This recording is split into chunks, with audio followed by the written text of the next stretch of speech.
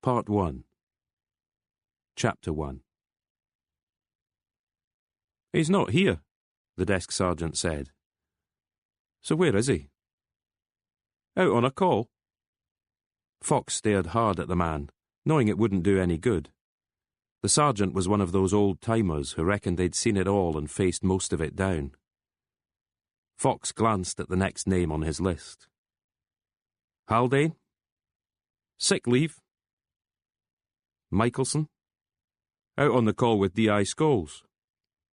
Tony Kay was standing just behind Fox's left shoulder. An instant before the words were out of his mouth, Fox knew what his colleague was going to say. "This is taking the piss." Fox turned to give Kay a look. News would now travel through the station. Job done. The complaints had come to town, found no one home, and had let their annoyance show. The desk sergeant shifted his weight from one foot to the other, trying not to seem too satisfied at this turn of events. Fox took a moment to study his surroundings. The notices pinned to the walls were the usual stuff. It was a modern police station, meaning it could just as easily have been the reception area of a doctor's surgery or DSS office, as long as you disregarded the sign warning that the alert status had been lifted from low to moderate. Nothing to do with Fox and his men. There'd been reports of a blast in woodland outside Lockerbie. Kids, probably, and a good long way from Kirkcaldy. Nevertheless, every police station in the country would have been notified. The button on the counter had a handwritten sign next to it saying, "Press for attention," which was what Fox had done 3 or 4 minutes ago. There was a two-way mirror behind the counter, and the desk sergeant had almost certainly been watching the 3 arrivals: Inspector Malcolm Fox, Sergeant Tony Kay, and Constable Joe Naismith. The station had been told they were coming. Interviews had been arranged with D.I. Scholes and DS's Haldane and Michelson. "Think this is the first time we've had this stunt pulled on us?" Kay was asking the desk sergeant. "Maybe we'll start the interviews with you instead." Fox flipped to the second sheet of paper in his folder. "How about your boss, Superintendent McKeithley?" "She's not in yet." Kay made show of checking his watch. "Meeting at HQ," the desk sergeant explained. Joe Naismith, standing to Fox's right, seemed more interested in the leaflets on the counter. Fox liked that. It spoke of easy confidence, the confidence that these officers would be interviewed, that delaying tactics were nothing new to the complaints. The complaints. The term was already outdated, even though Fox and his team couldn't help using it, at least among themselves. Complaints and conduct had been their official title until recently. Now they were supposed to be professional ethics and standards. Next year they'd be something else again. The names standards and values had been mooted, to nobody's liking. They were the complaints, the cops who investigated other cops, which is why those other cops were never happy to see them, and seldom entirely cooperative. "HQ means Glenrothes," Fox checked with the desk sergeant. "That's right." "How long to drive there? 20 minutes? "Provided you don't get lost." The phone on the desk behind the sergeant started to ring. "You can always wait," he said, turning to lift the receiver, keeping his back to Fox as he started a muffled conversation. Joe Naismith was holding a pamphlet about home security. He plonked himself on one of the chairs by the window and started reading. Fox and Kay shared a look. "What do you reckon?"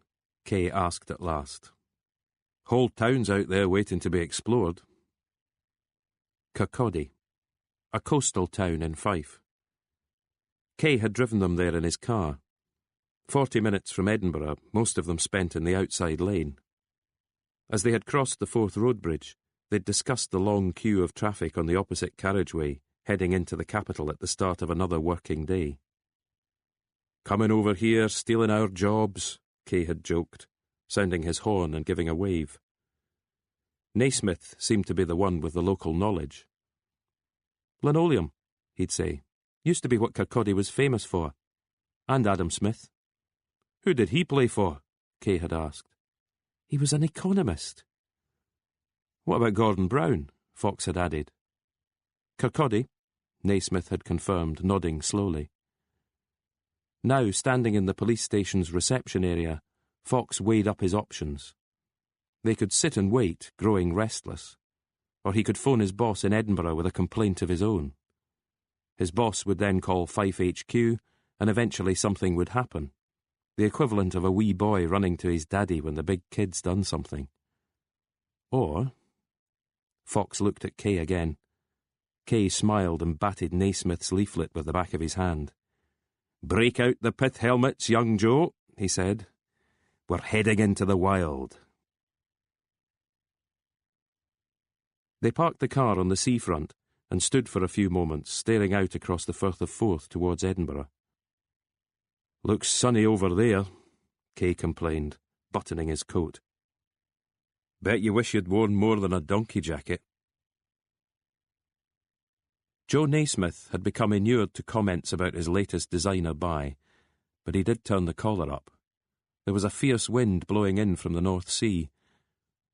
The water was choppy, and puddles along the promenade offered evidence that the tide was prone to break over the sea wall. The gulls overhead looked to be working hard at staying airborne. There was something odd about the design of this waterfront. Almost no use had been made of it. Buildings tended to face away from the view and towards the town centre. Fox had noted this elsewhere in Scotland. From Fort William to Dundee, the planners seemed to deny the existence of any shoreline. He'd never understood it, but doubted Kay and Naismith would be able to help. Joe Naismith's suggestion had been a beach walk, but Tony Kay was already heading for one of the wynds leading uphill towards Kirkcaldy's shops and cafes, leaving Naismith to dig out 85 pence in change for the parking. The narrow main street had roadworks on it. Kay crossed to the other side and kept climbing. "Where's he going?" Naismith complained. "Tony has a nose," Fox explained. "Not just any old cafe will do." Kay had stopped at a doorway, made sure they could see him, then headed inside. The pancake place was light and spacious and not too busy. They took a corner table and tried to look like reg hat of low-fat spread. Fox had brought the folder with him. "Don't want you getting too comfortable," he said, emptying its contents onto the table. "While the tea's cooling, you can be refreshing your memories." "Is it worth the risk?" Tony Kay asked. "What risk?" "A smear of butter on the cover sheet. Won't look exactly professional when we're doing the interviews." "I'm feeling reckless today," Fox countered. "I'll take a chance." With a sigh from Kay, the three men started reading. Paul Carter was the reason they'd come to Fife. Carter held the rank of detective constable and had been a cop for 15 years. Of those newspaper reports in front of him, there were photos of Paul Carter leaving court at the end of a day's testimony. Pudding bowl haircut, face pitted by acne, giving the photographer a hard stare. It was 4 days since the guilty verdict had been delivered, along with the sheriff's comment that Detective Constable Carter's own colleagues seemed either willfully stupid or willfully complicit, meaning they'd known for years Carter was a bad cop, but they'd protected him, lied for him, maybe even attempted to falsify witness statements and put pressure on witnesses not to come forward. All of which had brought the complaints to town. Fife Constabulary needed to know, and in order to reassure the public, and, more importantly, the media, that the investigation would be rigorous, they had asked a neighbouring force to run the inquiry. Fox had been given a copy of Fife Constabulary's suspension policy and suspension process considerations, along with the Chief Constable's written report outlining why the 3 officers under investigation were still at work, this being in the best interests of the force. Fox took a sip of tea and skimmed another page of notes. Almost every sentence had been underlined or highlighted. The margins were filled with his own scribbled queries, concerns, and exclamation marks. He knew most of it by heart, could stand up and recite it to the cafe's customers. Maybe they were gossiping about it anyway. In a town this size, Sides would have been taken, opinions rigidly formed. Carter was a slimeball, a sleazebag, a predator, or he'd been stitched up by a low-life junkie in a couple of cheap dates. Where was the harm in anything he'd done? And what had he done anyway? Not much, except bring his police force into disrepute. "Reminds me a bit of Colin Balfour," Tony Kay said. "Remember him?" Fox nodded. Edinburgh cop who liked to visit the cells if women were being held overnight. The prosecution against him had faltered, but an internal inquiry had seen him kicked off the force anyway. "Interesting that the uncle's the one who spoke up," Naismith commented, drawing them back to the current case. "But only after he retired from the force," Fox added. "Even so, must have stirred up the family a bit." "Could be some history there," Kay offered. "Bad blood." "Could be," Naismith agreed. Kay slapped a hand down on the pile of papers in front of him. "So, where does any of this get us? How many days are we going to be shuttling backwards and forwards?" "As many as it takes. Might only be a week or two." Kay rolled his eyes. "Just so Fife Constabulary can say they've got one bad apple and not a whole cider factory." "Do they make cider in factories?" Naismith asked. "Where do you think they make it?" Fox didn't bother joining in. He was wondering again about the main player, Paul Carter. There was no use trying to interview the man, even though he was available. He'd been found guilty, held in custody, but had yet to receive a sentence. The sheriff was deliberating. Fox reckoned Carter would go to jail. Couple of years and maybe a listing on the sex offenders register.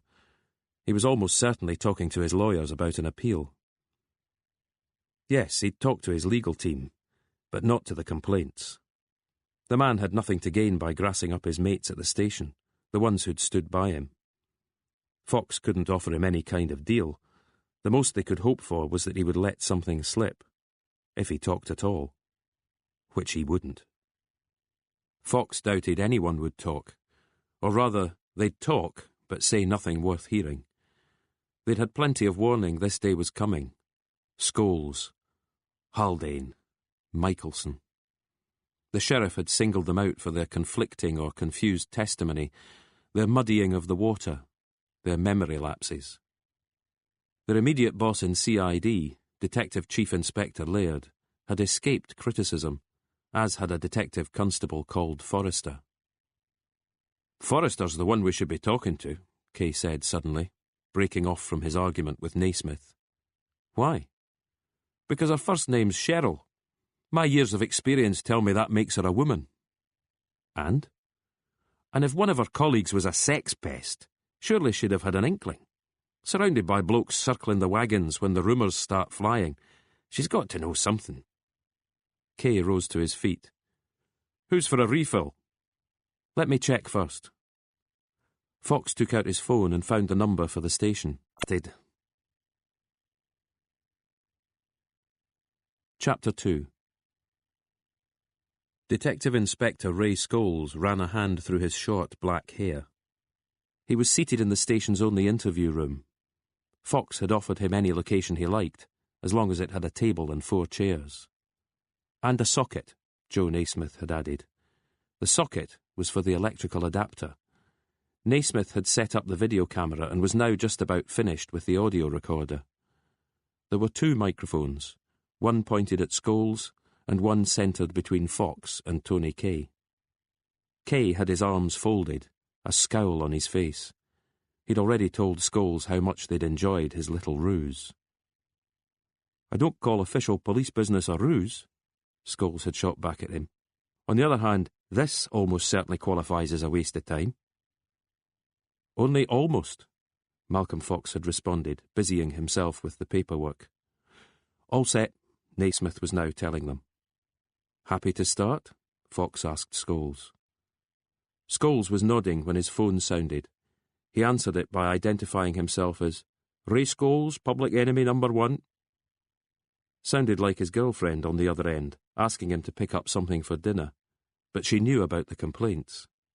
"Yeah, they're here," Scholes drawled, eyes on Fox. Fox drew a finger across his throat. but Scholes was in no hurry. When he eventually ended the call, Fox asked if the phone could be switched off. Scholes shook his head. Never know when something important's going to crop up. How long before it rings again? Fox asked. Will it be her every time, or have you split the task between your friends? Fox looked towards Tony Kay. What is it usually? 5 minutes or 10? 10, Kay stated definitively. Fox turned his attention back to Ray Scholes. I doubt there's anything you can do that hasn't been tried 100 times. So why not just switch the phone off? Scholes managed a bit of a smile as he complied, Fox thanking him with a nod. Was D.C. Carter a good cop, in your opinion? Fox then asked. Still is. We both know he's not coming back. How come you hate cops so much? Fox stared at the man across the desk. Scholes was in his mid-30s, but looked younger. A freckled face and milky blue eyes. An odd image flashed up in Fox's memory, a big bag of marbles he'd owned as a boy. His favourite had been a pale blue one, its flaws only visible when you peered at it, turning it slowly between your fingers. That's an original question, Tony Kay was answering Scholes. I doubt we're asked that more than a few dozen times a month. I just don't know why you'd want to punish everyone who's ever worked with Paul. Not everyone, Fox corrected him. Just the names mentioned by the sheriff. Scholes snorted. Call that a sheriff? Ask anyone on the force. Colin Cardonald's just the man to stick the knife in. Number of cases where he's tried everything possible to swing it the defendant's way. There's always one, Kay conceded. Was there any history between Sheriff Cardonald and D.C. Carter? Fox asked. A bit. And between the judge and yourself? Fox waited, but no answer came. Are you saying that Sheriff Cardonald singled out certain names because of a grudge? No comment. A complaint was made about Paul Carter almost a year back, wasn't it? His own uncle said Carter had admitted taking advantage of a woman. The claim was investigated. Fox made show of looking for the relevant page in his notes. Nothing ever came of it, Scholes stated. Not straight away. Not until Teresa Collins decided she'd had enough. Fox paused. Did you know Carter's uncle? He was a cop. That's a yes, then. Why do you think he said what he said? Scholes shrugged. Yet another grudge? And the 3 women, the original complainant plus the 2 who came forward later. More grudges. A lot of grudges piling up against your friend, the good cop Paul Carter. Fox leaned back in his chair, feigning interest in some of the pages of text. The newspaper cuttings were in full view on the desk. Kay and Naismith knew that silence was useful sometimes, and that when Fox leaned back like that, it wasn't because he'd run out of questions. Naismith checked the equipment. Kay studied his wristwatch. Is that the starters finished then? Scholes asked eventually. Are we moving on to the meat and veg? Meat and veg? Where you tried taking me down with Paul. Where you make out I lied in court. Tried putting the fear on the witnesses. Teresa Collins states that you were in the car with Carter when he pulled up beside her and told her he'd be coming to her house later that day for sex. I wasn't. When she made her complaint, you phoned her and tried to get her to withdraw it. No. Her mobile phone had your number in it, date, time, and duration of call. As I said in court, it was a mistake. How long did the call last?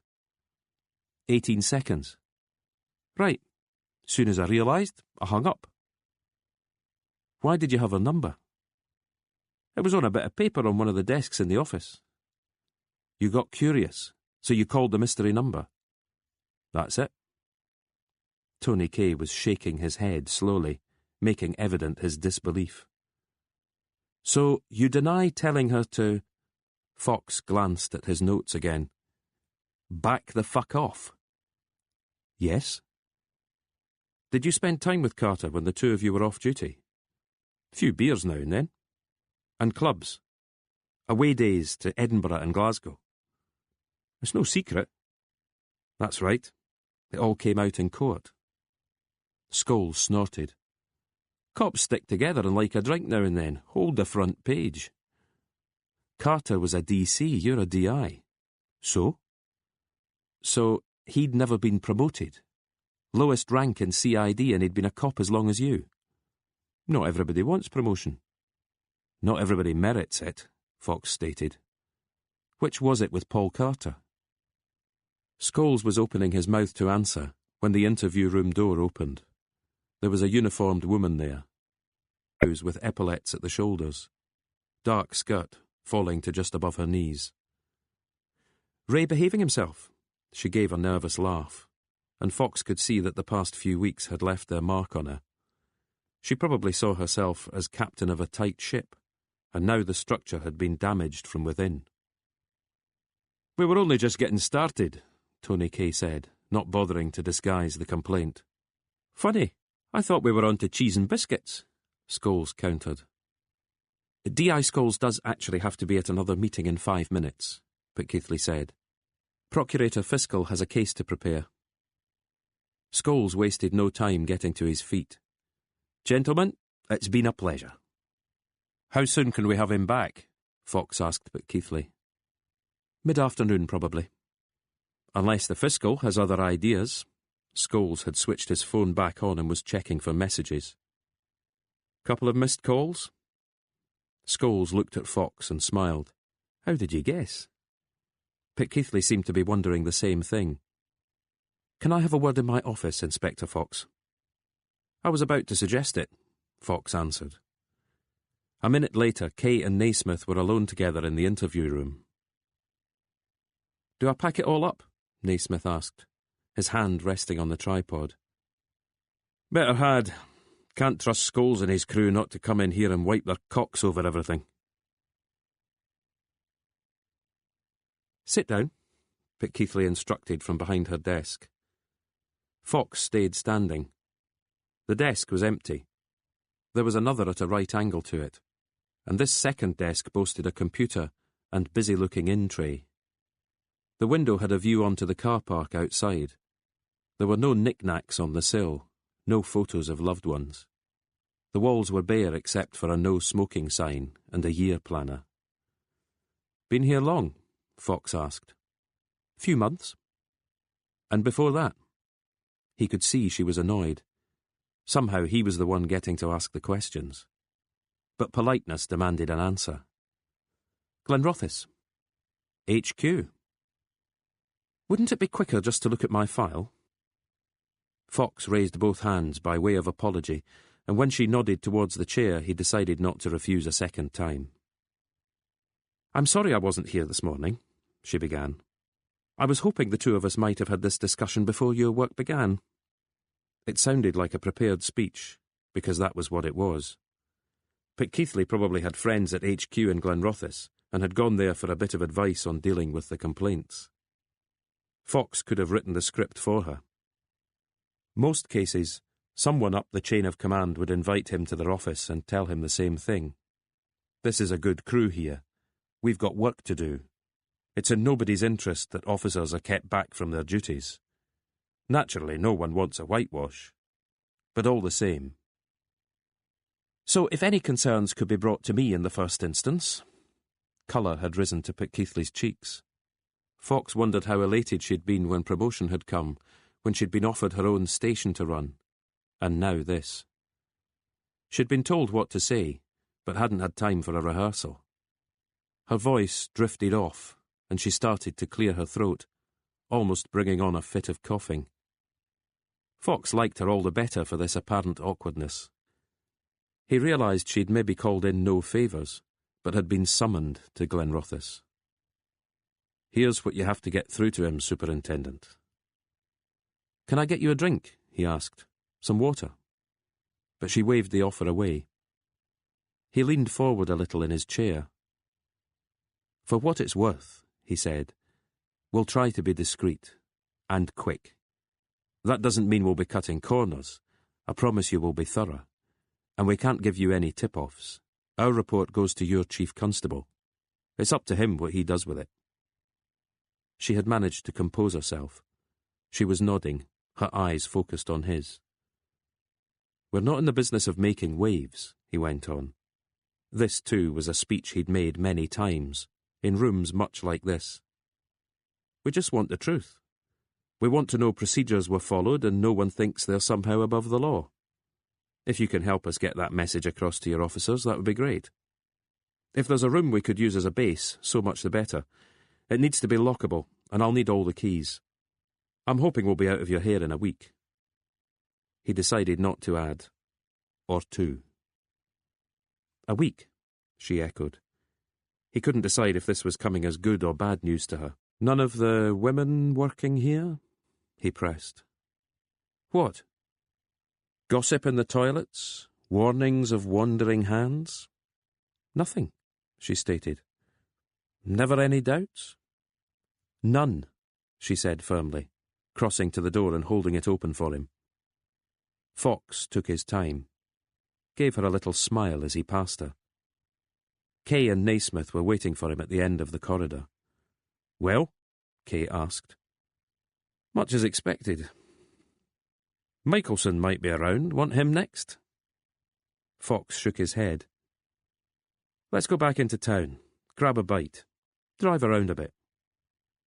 "Just to get a feel for the place," Kay guessed. "Just to get a feel for the place," Fox confirmed. Chapter 3. Kirkcaldy boasted a railway station, a football club, a museum and art gallery, and a college named after Adam Smith. There were streets of solid, prosperous-looking Victorian villas, some of which had been turned into offices and businesses. Further out were housing schemes, some of them so recent there were still plots waiting to be sold. A couple of parks, at least 2 high schools, and some 1960s high-rises. See people who should be at work this time of day. Scroungers and the walking wounded, coffin dodgers, jakies and asbos. Joe Naismith had started humming the tune to What a Wonderful World. "Every car we've passed," Kay went on, undeterred. "The driver's either a drug dealer or he's hot-wired it. The pavements need hosing down and so do half the kids. Tells you all you need to know about a place when the biggest shop seems to be called Rejects." He paused for effect. "And you're telling me you like it?" "You're seeing what you want to see, Tony, and then letting your imagination run riot." Kay turned to Naismith. "And as for you, you weren't even born when that song came out, so you can shut it." "My mum had the record. Well, the cassette, anyway. Or maybe the CD." Kay was looking at Fox again. "Can we please go back and ask our questions, get whatever answers they want to dump on us, and then vamoose the hell out of here?" "When did CDs start appearing?" Naismith asked. Kay punched him on the shoulder. "What's that for?" "Cruelty to my gearbox. Have you ever even driven a car before?" "OK," Fox said, "you win. Joe, take us back to the station." "Left or right at the next junction?" "Enough's enough," Tony Kay said, making to open the glove box. "I'm plugging in the sat-nav." Detective Sergeant Gary Michelson had grown up in Greenock, but lived in Fife since the age of 18. He'd attended Adam Smith College, then done his police training at Tullyallen. He was 3 years younger than Ray Scholes, married, and had 2 daughters. "Scholes here good?" Fox had asked him. "Not bad." Michelson was happy to talk about Fife and Greenock and family, but when the subject turned to Detective Constable Paul Carter, he offered as little as Scholes before him. "If I didn't know better, it suggests otherwise. Not much I can do about that. But there was a bit of personal history between Carter and Ms. Collins. You can't have been unaware of it." "She says there was a history. Neighbours saw him coming and going.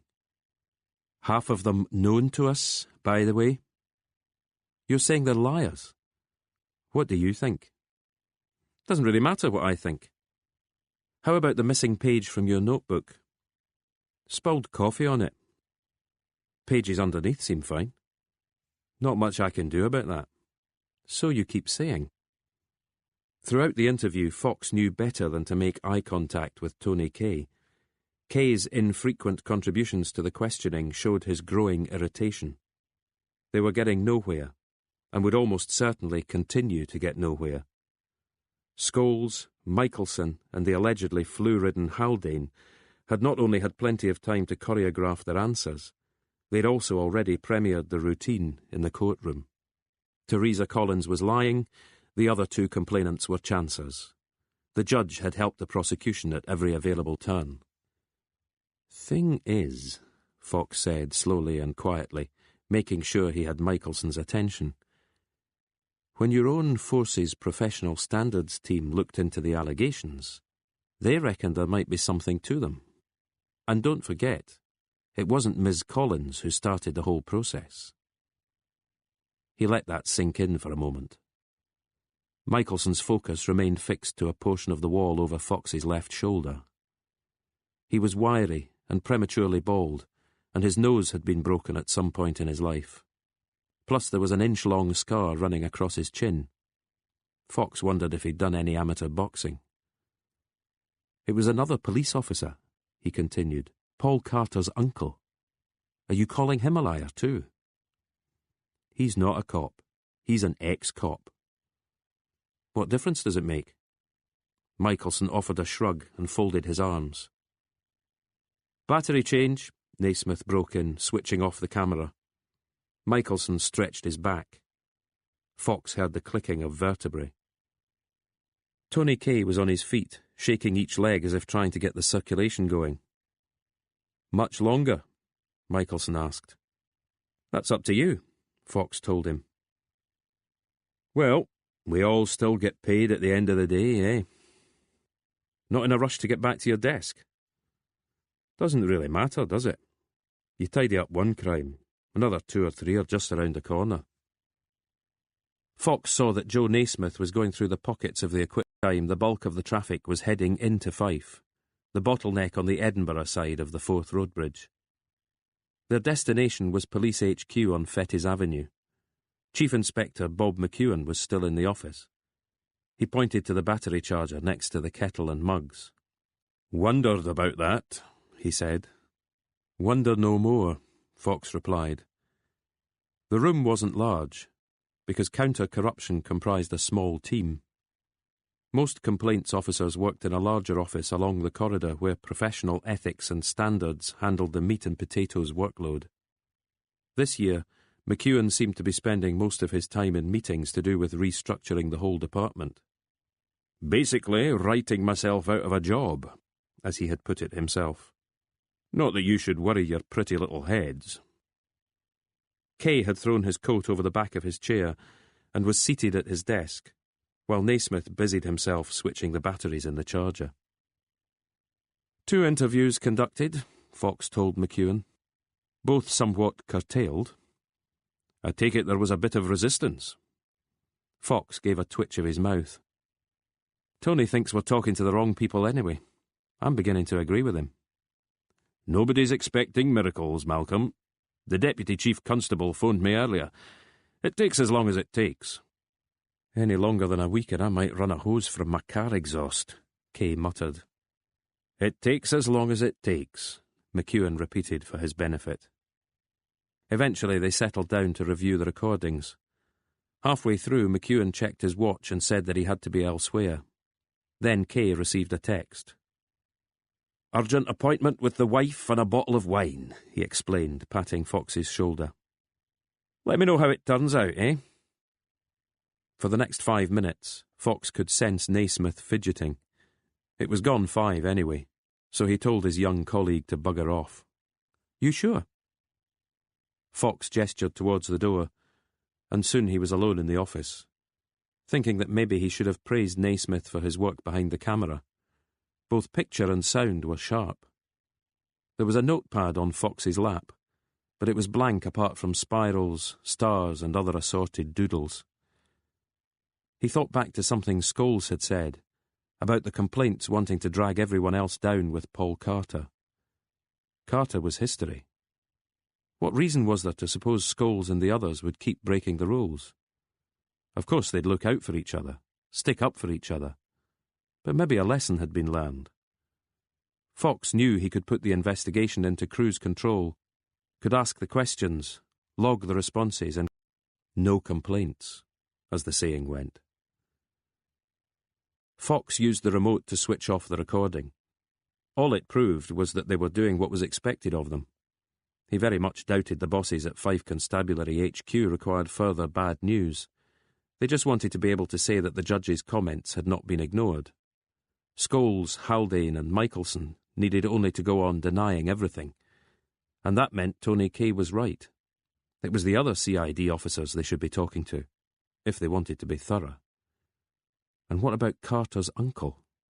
Shouldn't they also get his side of the story? Fox was intrigued about the man's motive. His evidence in court had been brief but effective. The way he told it, his nephew had paid him a visit one afternoon after a few drinks. He'd been garrulous, talking about the ways in which policing had changed since his uncle's day. Not so many corners could be cut, and there were fewer fringe benefits. But there's one perk I get that maybe you and my dad never did. Fox was reminded that he hadn't spoken to his own father in a couple of days. His sister and he took it in turns to visit. She was probably at the care home right now. The staff liked you to avoid mealtimes, and by mid-evening a lot of the clients, as staff insisted on calling them, were being readied for bed. He walked over to the windows and stared out at the darkening city. Was Edinburgh 10 times the size of Kirkcaldy? Bigger, surely. Back at his desk, he switched on his computer and sat down to do a search. Just under an hour later, he was in his car and heading for his home in Oxgangs. There was a supermarket almost on his doorstep, and he stopped long enough to grab a microwave curry and a bottle of apple ties, plus the evening paper.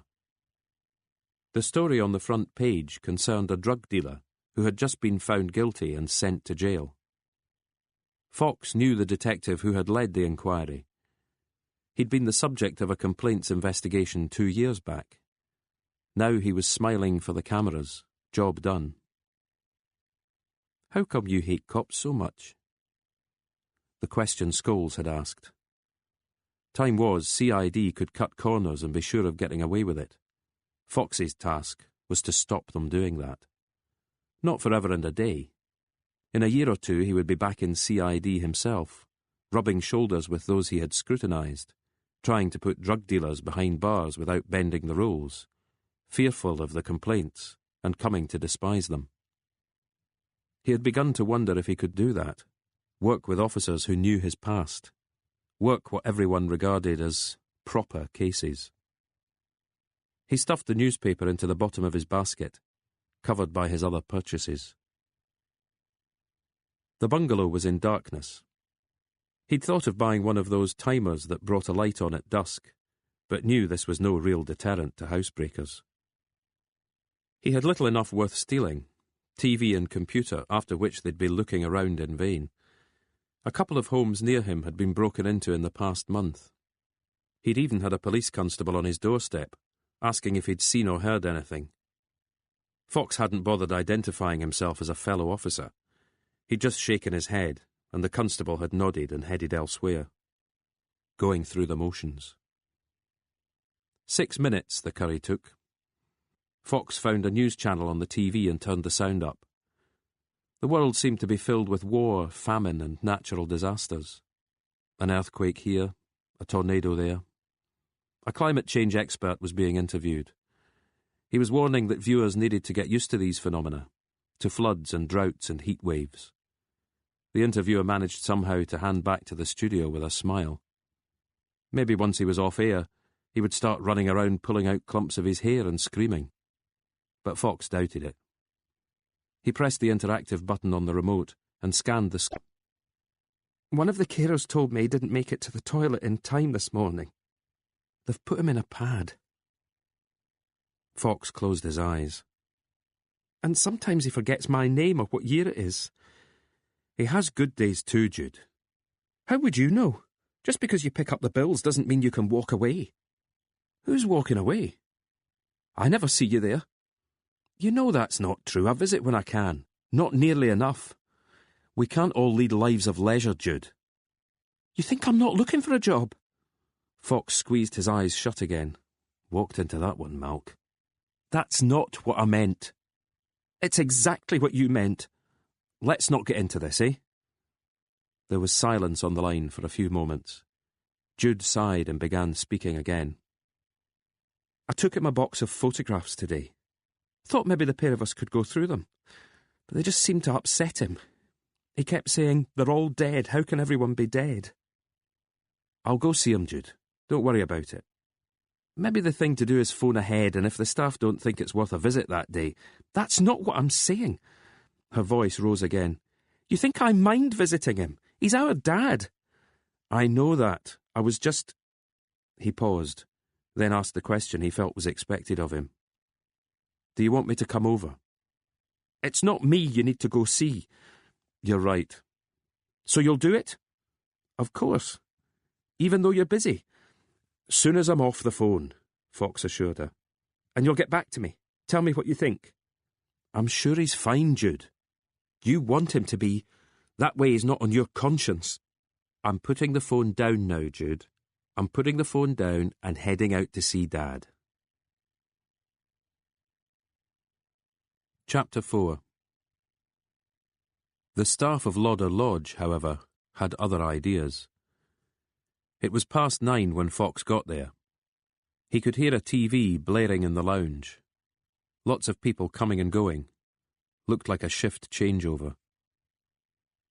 Your father's in bed, Fox was told. He'll be asleep. Then I won't wake him. I just want to see him for a minute. We try not to disturb clients once they're in bed. Didn't he used to stay up for the 10 o'clock news? That was then. Is he on any new medication? Anything I don't know about? The woman took a moment to weigh up whether an accusation was being made, then gave a resigned sigh. Just a minute, you say? Fox nodded, and she nodded back. Anything for a quiet life. Mitch Fox's room was in a new annex to the side of the original Victorian property. Fox walked past a room that had, until a couple of months back, been home to Mrs. Sanderson. Mrs. Sanderson and Fox's father had become firm friends during their time in Lauder Lodge. Fox had helped Mitch attend her funeral. No more than a dozen people in the crematorium chapel. No one had come from her family, because no family had been traced. There was a new name next to the door of her old room, D. Nesbitt. Fox got the feeling that if he peeled away that sticker, there'd be another underneath, bearing Mrs. Sanderson's name, and maybe another beneath that.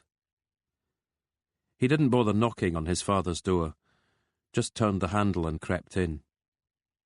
The curtains were closed, and the light was off, but there was a good amount of illumination from the street lamp outside. Fox could make out his father's form under the duvet. He had almost reached the bedside chair when a dry voice asked what time it was. 20 past, Fox told his father. 20 past what? 9. So what brings you here then? Mitch Fox turned on the lamp and started to sit up. His son moved forward to help him. Has something happened? Jude was a bit worried. Fox opened the lid of the box and lifted out a handful of snaps. Some had writing on the back. Names, dates, places. But there were question marks too. Lots of question marks. And something that looked like a tear stain. Fox rubbed a finger across it, then turned the photo over. His mother dandled a child on either knee. She was seated on the edge of a rockery. This one only goes back 30 years, Fox said, holding the photo up for his father to see. Mitch peered at it. Blackpool, maybe, he said. You and Jude. And Mum. Mitch Fox nodded slowly. Any water there? He asked. Fox looked, but there was no jug on the bedside cabinet. Get me some, will you? Fox went into the adjoining bathroom. The jug was there, along with a plastic tumbler. He reckoned the staff didn't want Mitchell Fox guzzling water at night, not if it meant trouble in the morning. The pack of incontinence pads sat in full view next to the sink. Fox filled jug and tumbler both and took them through. Good lad, his father said. A few drops dribbled from his chin as he drank, but he needed no help placing the drained tumbler next to him by the bed. You'll tell Jude not to worry. Sure. Fox sat down again. And you'll manage to do it without falling out? I'll try my best. Takes two to make an argument.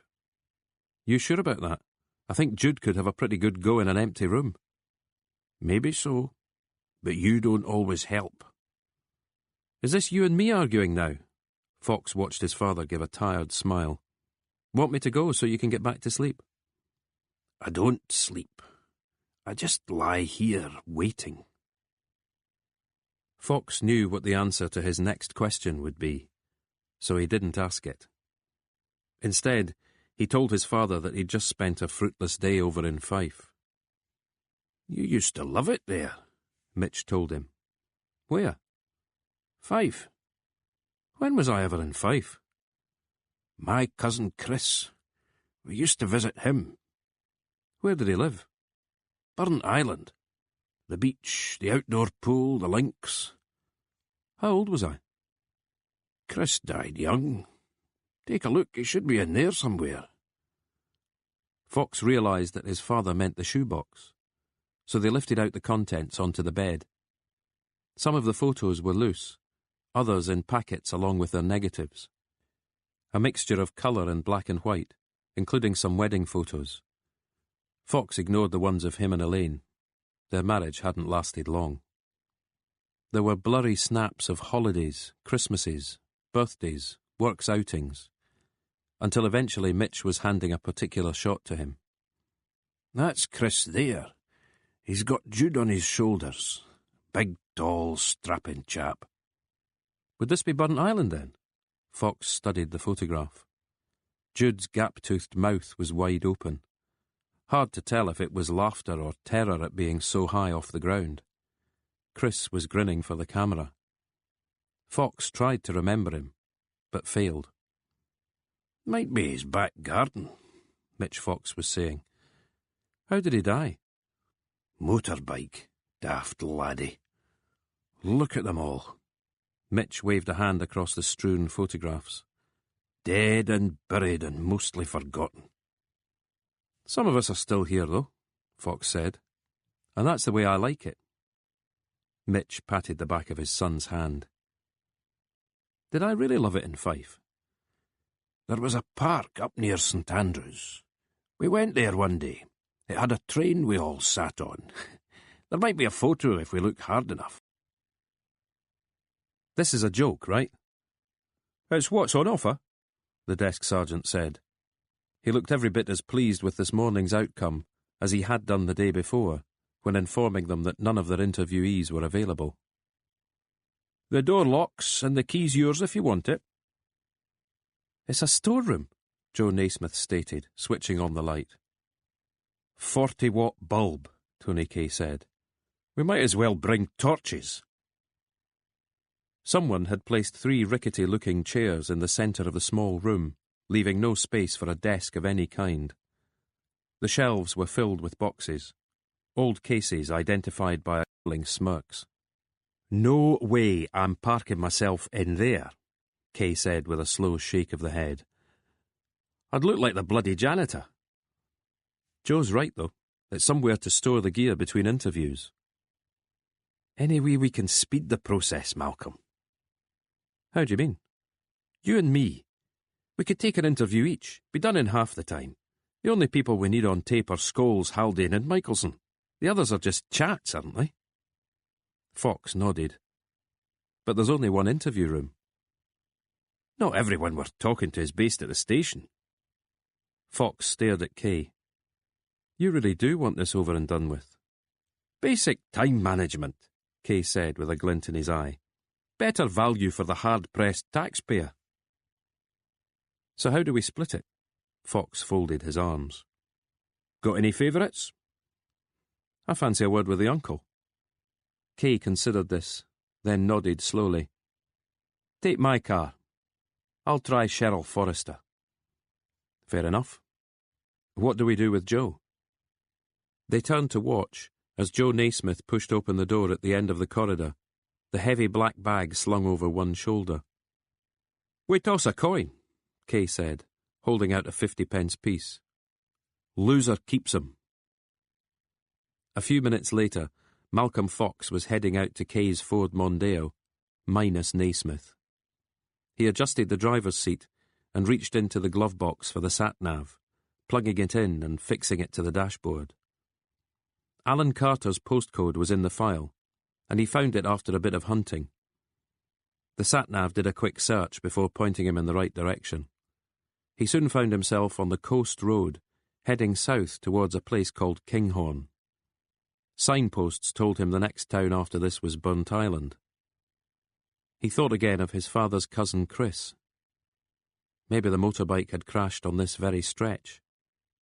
It was the kind of drive he reckoned bikers would relish, winding gently and with the sea to one side, steep hillside to the other. Was that a seal's head bobbing in the water? He slowed the car a little. The driver behind flashed his lights, then overtook with a blast of his horn. Yeah, Fox muttered, glancing at the sat-nav. His destination was close by. He passed a caravan site and signalled to take the next road on the right. It was a steep track, rutted and throwing up clouds of dust behind him. He knew he daren't ding Kay's pride and joy, so ended up in first gear, doing 5 miles an hour. The climb continued. According to the sat-nav, he was nowhere, had passed his destination. He stopped the car and got out. He had a fine view down towards the shoreline, rows of caravans to his left, and a hotel to his right. He looked at the address he had for Alan Carter, Gallow Hill Cottage. The road was about to disappear into woodland. Something caught Fox's eye. A wisp of smoke from above the tree line. He got back behind the steering wheel and eased the gear lever forward. The cottage sat near the top of the rise, just as the track came to an end at a gate leading to fields. A few sheep were scattered around. Noiseless crows glided between the trees. The wind was biting, though the sun had broken from behind a bank of cloud. Smoke continued to drift up from the cottage's chimney. There was an olive-green Land Rover parked off to one side, next to a large, neat pile of split logs. The door of the cottage rattled open. The man who filled the doorway was almost a parody of the big, jolly policeman. Alan Carter's face was ruddy, cheeks and nose crisscrossed with thin red veins. His eyes sparkled, and his pale yellow cardigan was stretched to the limit of its buttons. The check shirt beneath was open at the collar, allowing copious grey chest hair to breathe. Though almost completely bald, he retained bushy sideburns, which almost met at one of his chins. "I knew I'd be getting a visit," Carter bellowed, one pudgy hand resting on the doorframe. "Should have made an appointment, though. I seem to be busier these days than ever." Fox was standing in front of him now, and the two men shook hands. "You're not in the craft, then?" Carter asked. "No. Time was most coppers you met were masons. In you come then, lad." Inspector Fox. Rubber Sole Brigade. That what they still call you? That or the complaints. And doubtless worse things too behind your back. Or to our faces. Will it be a mug of tea or something stronger? Carter nodded towards a bottle of whisky on a shelf. Tea'll do the job. Bit early in the day for the crater, maybe? Carter agreed. I won't be a minute. He headed for the kitchen. Fox could hear him pouring water into a kettle. His voice boomed down the hallway. "When I read Cardonnell's summing up, I knew there'd have to be an inquiry. You're not local, though. A local might have known the name Jimmy Nicol, on top of which, your car's from Edinburgh. Carter was back in the room now, looking pleased with himself. The registration, Fox guessed. The dealer's sticker in the back window, Carter corrected him. Take a seat, laddie. He gestured to one of the two armchairs. Milk and sugar? Just milk. Are you still in security, Mr. Carter? Is this you showing me you've done your research? Carter smiled. The company's still mine. What exactly does the company do? Doorman for bars and clubs, security guards, protection for visiting dignitaries. Do a lot of dignitaries pass through Kirkcaldy? They did when Gordon Brown was PM, and they still like to play golf at St Andrews. Carter left the room to fetch their drinks, and Fox crossed to the window. There was a dining table there, piled high with paperwork and magazines. The paperwork had been stuffed into folders. A map of Fife lay open, locations circled in black ink. The magazines seemed to date back to the 1980s, and when Fox lifted one of them, he saw that there was a newspaper beneath it. The date on the newspaper was Monday, 29th April, 1985. You'll have me pegged as a hoarder, Carter said, carrying a tray into the room. He placed it on a corner of the table and poured out tea for the both of them. Half a dozen shortbread fingers had been emptied onto a patterned plate. And a bachelor? Fox guessed. Your research has let you down. My wife ran off with somebody 2 decades back, the same number of years younger than me at the time. Making her a cradle snatcher? Carter wagged a finger. I'm 62. Jessica was 40, and the wee shitebag 21. Nobody else since? Christ, man, is this a complaint? Mine aren't much better. You've been retired 15 years. I've been out of the force that long. Your brother was a cop, same time as you. A year shy of retirement when his heart gave out. Was that around the time your nephew joined the police? Alan Carter nodded. Maybe it was why he joined up. He never seemed to have a gift for it. What's the word I'm looking for? Vocation? Aye. That's what Paul never had. You weren't keen on him following the family tradition? Alan Carter was silent for a moment. Then he leaned forward as best he could, resting the mug on one knee. Paul was never a good son. He ran his mother ragged until the cancer took her. After that it was his dad's turn. At the funeral, all he seemed interested in was how much the house was worth and how much effort it was going to take to get the place emptied. The two of you weren't exactly friendly then. Yet he came to see you. I think he'd been partying all night. It was just past noon. How he got the car up here without smashing it. Carter stared into the fire. He wanted to do a bit of bragging. But he was maudlin too. You know the way drink can sometimes take us. One of the reasons I don't do it. Fox took a swig of tea. It was dark and strong, coating his tongue and the back of his throat. He came here to show off. Said he was a better cop than any of us. He owned Kirkcaldy, and I needn't go thinking I did, even if I could hide behind an army of bouncers. I get the feeling this is verbatim. Got to have a good memory. Whenever I was called to give evidence, always knew it by heart. One way to impress a jury. So, eventually he told you about Teresa Collins? Aye. Carter nodded to himself, still watching the fire spit and crackle. Hers was the only name. But nothing about them bending the rules? No. And you hadn't heard rumours to that effect? I'd say you've got your work cut out there. Fox sounded as if he were in complete agreement. The force is going to want to move on. I'd think so. Fox shifted in his chair, hearing it creak beneath him. Can I ask you something else about your nephew? Fire away. Well, it's one thing to disapprove of what he said he did, But quite another to take it further. Carter pursed his lips. I didn't do anything about it, not straight away. But lying in bed at night, I'd be thinking of Tommy, Paul's dad. A good man. A really good man. And Paul's mum, too. Such a lovely woman.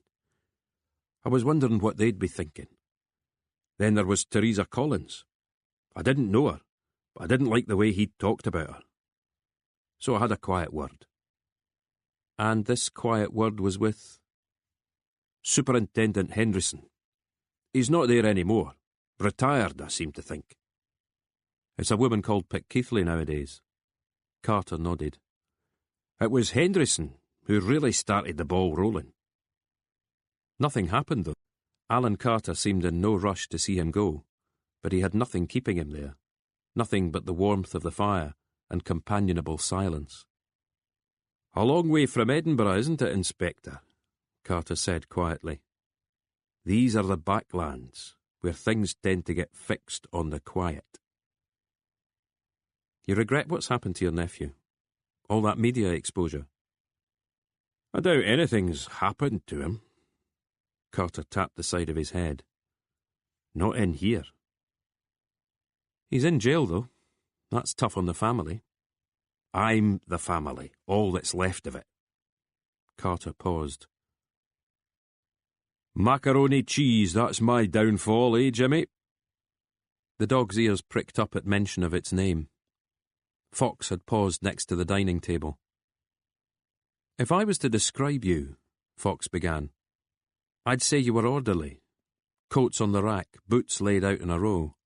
Biscuits need to go on a plate, not served straight from the packet. And that makes me wonder about this. He waved his hand across the table. It's not just hoarding, is it? There's some sort of pattern to it.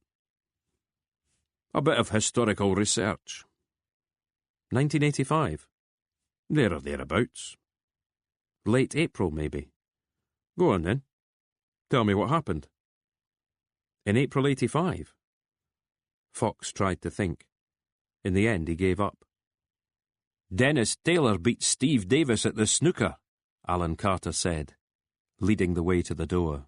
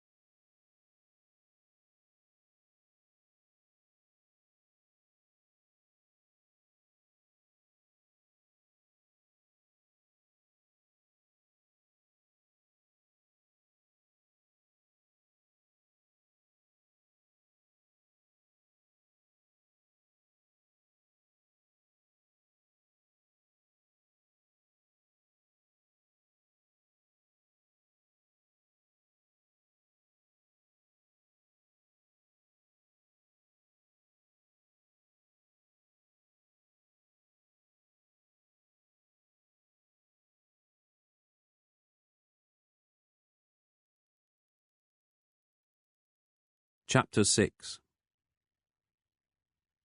Detective Constable Cheryl Forrester liked to ask questions. Questions like, how long have you been in the complaints? Is there a selection process? How many of you work there? Is it for life or some kind of fixed term? Why is it your detective grade but not called detectives? What's been your most shocking case? What's the nightlife like in Edinburgh? It's only a train ride away, you know, Joe Naismith told her. Oh, I've been there plenty times. Then you probably know the nightlife better than we do, Tony Kay said. But I mean the places locals go. DC Forrester, we're not really here to pass along tourist tips. I like the voodoo rooms, Naismith interrupted. He saw the look on his colleague's face and swallowed back a further comment. The problem was, Forrester's enthusiasm was almost infectious. The description bubbly might have been coined for her. She had curly brown hair, tanned skin, and a rounded face with freckles and large brown eyes. She had been in the force for 6 years, the last 2 in CID. Right at the start, she'd told them she was too busy for a boyfriend. I'm sure plenty have tried, Kay had stated, intending to bring Paul Carter's name into play. But she had steered the conversation in another direction by asking Naismith if the complaints worked 9 to 5, to which he'd responded by telling her about their surveillance van and how an operation could last anything up to a year. A year of your life? Better be a result at the end of it. And so it went, until Kay finally rapped his knuckles against the table. They were in the interview room again, but without the recording equipment. Forrester, sensing she was somehow worthy of censure, set her mouth tight and clasped her hands together in front of her. As you know, Tony Kay began, certain allegations have been levelled at several of your colleagues. Would you care to tell us what you think of them? The allegations or the colleagues? Why not both? Forrester puffed out her cheeks. I was shocked when I heard. I think everyone was. I'd worked with DC Carter for almost 18 months and he'd never struck me as being like that. You've been out on calls with him? Yes. In the car with him? Yes. And he's never said anything? Never asked you to wait while he popped into a house or a flat? Not like that, no.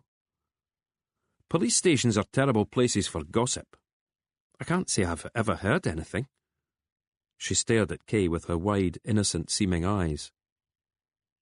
Your colleagues in CID, Scholes, Haldane, Michelson. What about them? When the Carter investigation started, they must have talked about it. I suppose so. Did anything strike you? Maybe they went into a huddle. She gave a look of concentration, then shook her head slowly but with certainty. Did you ever feel left out? Maybe they headed off to the pub together. We have nights at the pub, yes. You must have discussed the case. Yes, but not how to tamper with evidence. The time Michelson spilled coffee on his notebook, did you see that? No. And you never saw Teresa Collins? Never heard Carter on the phone to her? No. How come you weren't called as a witness at the trial? Sounds to me like you could have done Carter a power of good. I don't really know. I mean, all I could have said is what I've just told you. Carter never came on to you. There was silence in the room. Forrester looked down at her hands and then up again. Never, she stated. And that's the truth, not just something you've been told to say. It's the truth. Bring me a Bible and I'll swear on it. If we can't find a Bible, Naismith interrupted, would a cocktail list suffice? Cheryl Forrester laughed, showing perfect pearly teeth. At the end of the interview, Naismith said he'd walk her back to CID. It's not like she's going to get mugged, Kay chided his colleague. But Naismith ignored him. Kay decided to wander outside for some air. In the car park, a hovering gull just missed him, splattering an MG's windscreen instead. There was no sign of the Mondeo, and no sign of Fox. Kay took out his mobile and checked for messages. He had 3, one of them from Malcolm. Back inside the station, he kept his finger on the bell until the desk sergeant arrived with the same welcoming black look as ever. "I'll take DCI Laird if he's around," Kay said. "I'm not sure he is." "OK, never mind." Kay headed for the corridor and climbed the stairs to the next floor. CID comprised several offices here. Cheryl Forrester was in one of them, while Naismith stood in the doorway, arms folded, one foot crossed over the other, talking to her. Kay gave him a dig in the back as he passed, then pushed open the door to the large open-plan office further on. Scholes and Michelson looked up from their desks. Scholes was on the phone, Michelson navigating his computer screen with a mouse. Another man, slightly older than the other two, stood in the centre of the room. He had dispensed with his suit jacket, and his shirt sleeves were rolled up. He had waxy olive skin, hair that was grey at the temples, and bags under his eyes. He was reading from a sheaf of papers.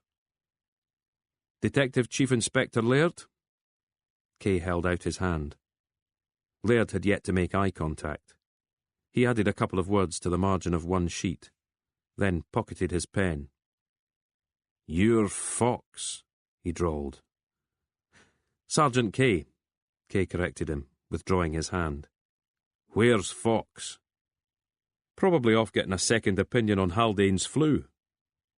"Well now," Laird deigned to meet Kay's eyes at last. "You're a cheeky little bastard, aren't you?" "Depends on the situation, sir." Kay sensed that he was standing in front of a man who believed in the troops under his command and would defend them to the bitter end. Forrester hadn't been helpful, because there was nothing for her to be helpful with. But Laird was another matter entirely. He would give them nothing, because that was all they deserved. It was there in his tone, his manner, his way of standing, feet planted widely apart. Kay had encountered the type plenty of times. They could be dismantled, but it took time and effort. Weeks of time.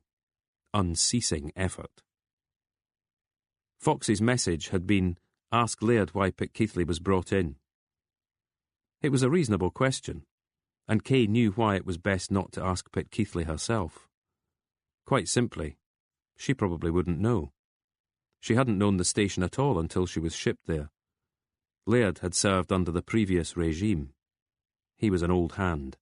If there was a story worth telling, Laird might be the one to tell it. But a few seconds spent in the man's company told Kay this wasn't going to happen. "My boss," he said, "had something he wanted me to ask you." "Spit it out, then." But Kay just shook his head. "I don't think I will." Then he turned and walked away. Halfway down the corridor, he grabbed Naismith by the back of his collar and took him with him. Chapter 7. The Mondeo's parking space had been taken by an idling Astra. In fact, the only bay left was the one marked Superintendent, so that was where Fox ended up. As he made for the station entrance, he gave the Astra's driver a look. The face was familiar. "About bloody time," Tony Kay said, emerging from the station with Naismith in tow. "Got your text, but I didn't reckon I was going to get any joy from Laird." The two men watching as the car shot away, modified exhaust roaring. "You sure?" Fox gave him a cold stare. "OK," Kay conceded. "You're sure." Fox took out his phone and called the Procurator Fiscal's office. He was passed between extensions and offices until he found someone with the answers he needed. Paul Carter had been released on bail at 8:15 a.m., pending the sheriff's decision on sentencing. "Cells are jam-packed," Fox was told. "Sheriff Cardonald reckoned he was one of the safer bets. Restricted movements. He's not allowed within range of the 3 women." "Who posted the bail?" "It wasn't a huge amount." "And this was the sheriff's idea, Colin Cardonald?" "I suppose so." "The judge who doesn't like cops?" "Steady on." But Fox had ended the call. "He's out," he confirmed, for Kay and Naismith's benefit. "Want to bring him in for a chat?" Naismith asked. Fox shook his head. Hell was he doing here? Kay added. Catching up with his pals, Fox guessed, turning to look at the station's first-floor windows. Ray Scholes stood in one of them, a mug in his hand. He toasted Fox with it before turning away. Doesn't change anything, Tony Kay stated. No, Fox agreed. And you still haven't told us how you got on with the uncle. Good guy, Fox paused. I liked him. Not half as much as Joe here likes D.C. Forrester. Kay looked around the car park. Where's my Mondeo? I had to take Keithley's spot. Best move it then, eh? Kay held out his hand for the key. Better still, Fox said. Let's jump in and grab a spot of lunch. My shout. Kay stared at him. What's the catch? Fox's mouth twitched. A wee cruise around town first. With an eye to spotting a silver Astra, Kay guessed. Fox handed him the key. After a fruitless half hour, they ended up back at the pancake place. Since Fox was paying, Kay ordered soup and the fish mornay pancake. The same table as before was available, so they'd taken it. Where does Carter live? Joe Naismith asked. Dunnekere Estate, Fox told him. We drove through it yesterday. We drove through a lot of estates yesterday. Semis, Pebble Dash and satellite dishes. You're not narrowing it down. We could go there, Kay suggested. See how he likes having us parked outside for an hour or two. To what end? Fox asked. Getting his back up. Could we maybe set up the surveillance van, bug his phone and computer? Naismith looked interested. We'd need permission from HQ, Fox stated, and they won't give it. Why not? Naismith asked with a frown. Because we're here for Scholes, Haldane and Michelson. Carter's out with our remit. Well, what about bugging their phones? Naismith suggested. Fox looked at him. Surveillance is a whole new game, Joe. I doubt anyone at HQ thinks them big enough fish to merit it. Plus, we're not from here. It would have to be a Fife operation, local complaints. Naismith considered this for a moment, then went back to eating his Scotch broth. Fox's phone started ringing, and he answered. It was Superintendent Isabel Pitt-Keithley. Paul Carter's no longer in custody, she told him. I know. Seems the sheriff has a little bit of faith in him. Yes. If he decides to appeal, the allegations against my officers may well be challenged in court. Not my concern, Superintendent. What do you mean? I'm not working for the courts or the prosecution. Your bosses in Glenrothes tell me what to do, and so far they've not said anything about dropping the inquiry. Fox paused. Have you spoken with Carter? Of course not. He was outside the station an hour ago. I didn't know that. Scholes knew. Maybe you should ask why he kept it to himself. I'm not long back from HQ. You seem to spend a lot of time there. Updating them in person? She ignored this. So you've not finished here yet? Not nearly. I'll see you later then. And Inspector? Yes, Superintendent? Don't ever park that car in my space again. The afternoon comprised a wasted session in the interview room with DCI Peter Laird. There was nothing unusual about Superintendent Henderson's retirement. It had been his time, that was all. And a visit to the home of the sickly D.S. Haldane. They found Haldane sprawled on the sofa in his living room, a duvet swamping him, and a visiting mother doling out tea, cold remedies and seasoned advice. Can't this wait till he's better? She had chided the three intruders. It had eventually been agreed that Haldane would make himself available at the station in a day or two, so that a proper interview could take place. What now? Kay asked afterwards as they climbed into the car. Dunnekere Estate, Fox said. Kay gave a little smile, as if he'd known this answer might be coming. Their destination was on the other side of town, and traffic was slow. School's coming out, Naismith commented, watching uniformed pupils tramping along the pavement. You're a regular Hercule Poirot, Kay muttered. Eventually they turned into Carter's Street. "That house there," Fox stated. "The one with the silver Astra in the drive," Kay commented. "Hercule Poirot and Sherlock Holmes." "Whose is the other car?" Naismith asked. Fox supplied the answer. "Belongs to Ray Scholes." "You sure?" "If that's him coming out of the house." And so it was. A brief hug between the two men. Kay's way of insisting that they have a drink at Minter's before going their separate ways was to drive directly to the pub and park outside it. "My treat," he said, ordering a pint for himself, a half for Naismith, and a big tom for Fox. From experience, the barman knew Naismith's half was a joke and began pouring 2 pints of Caledonian 80. They took their drinks to a table, and Kay asked Fox how long it had been since he'd allowed himself a proper drink. "I've stopped counting." "Aye, right." Kay wiped a line of foam from his top lip. "You know," Joe Naismith commented, "surveillance isn't a bad idea." "Hey," Kay warned him with a wagging finger, "we're off duty here." "I'm just saying, it's how we'd normally build a case." "I thought I'd already explained," Fox began. Naismith nodded. "But, correct me if I'm wrong, we're going to get nowhere otherwise. Say we asked Bob McEwen for permission, set everything up without letting anyone in Fife know. Then, when we get something—" "If we get something," Fox corrected him. "OK, if we get something. And it's a big if," Kay added. "Yes, but what we'd then do is present it to Fife HQ as a fait accompli." "The boy's losing me with all these big words," Kay complained to Fox.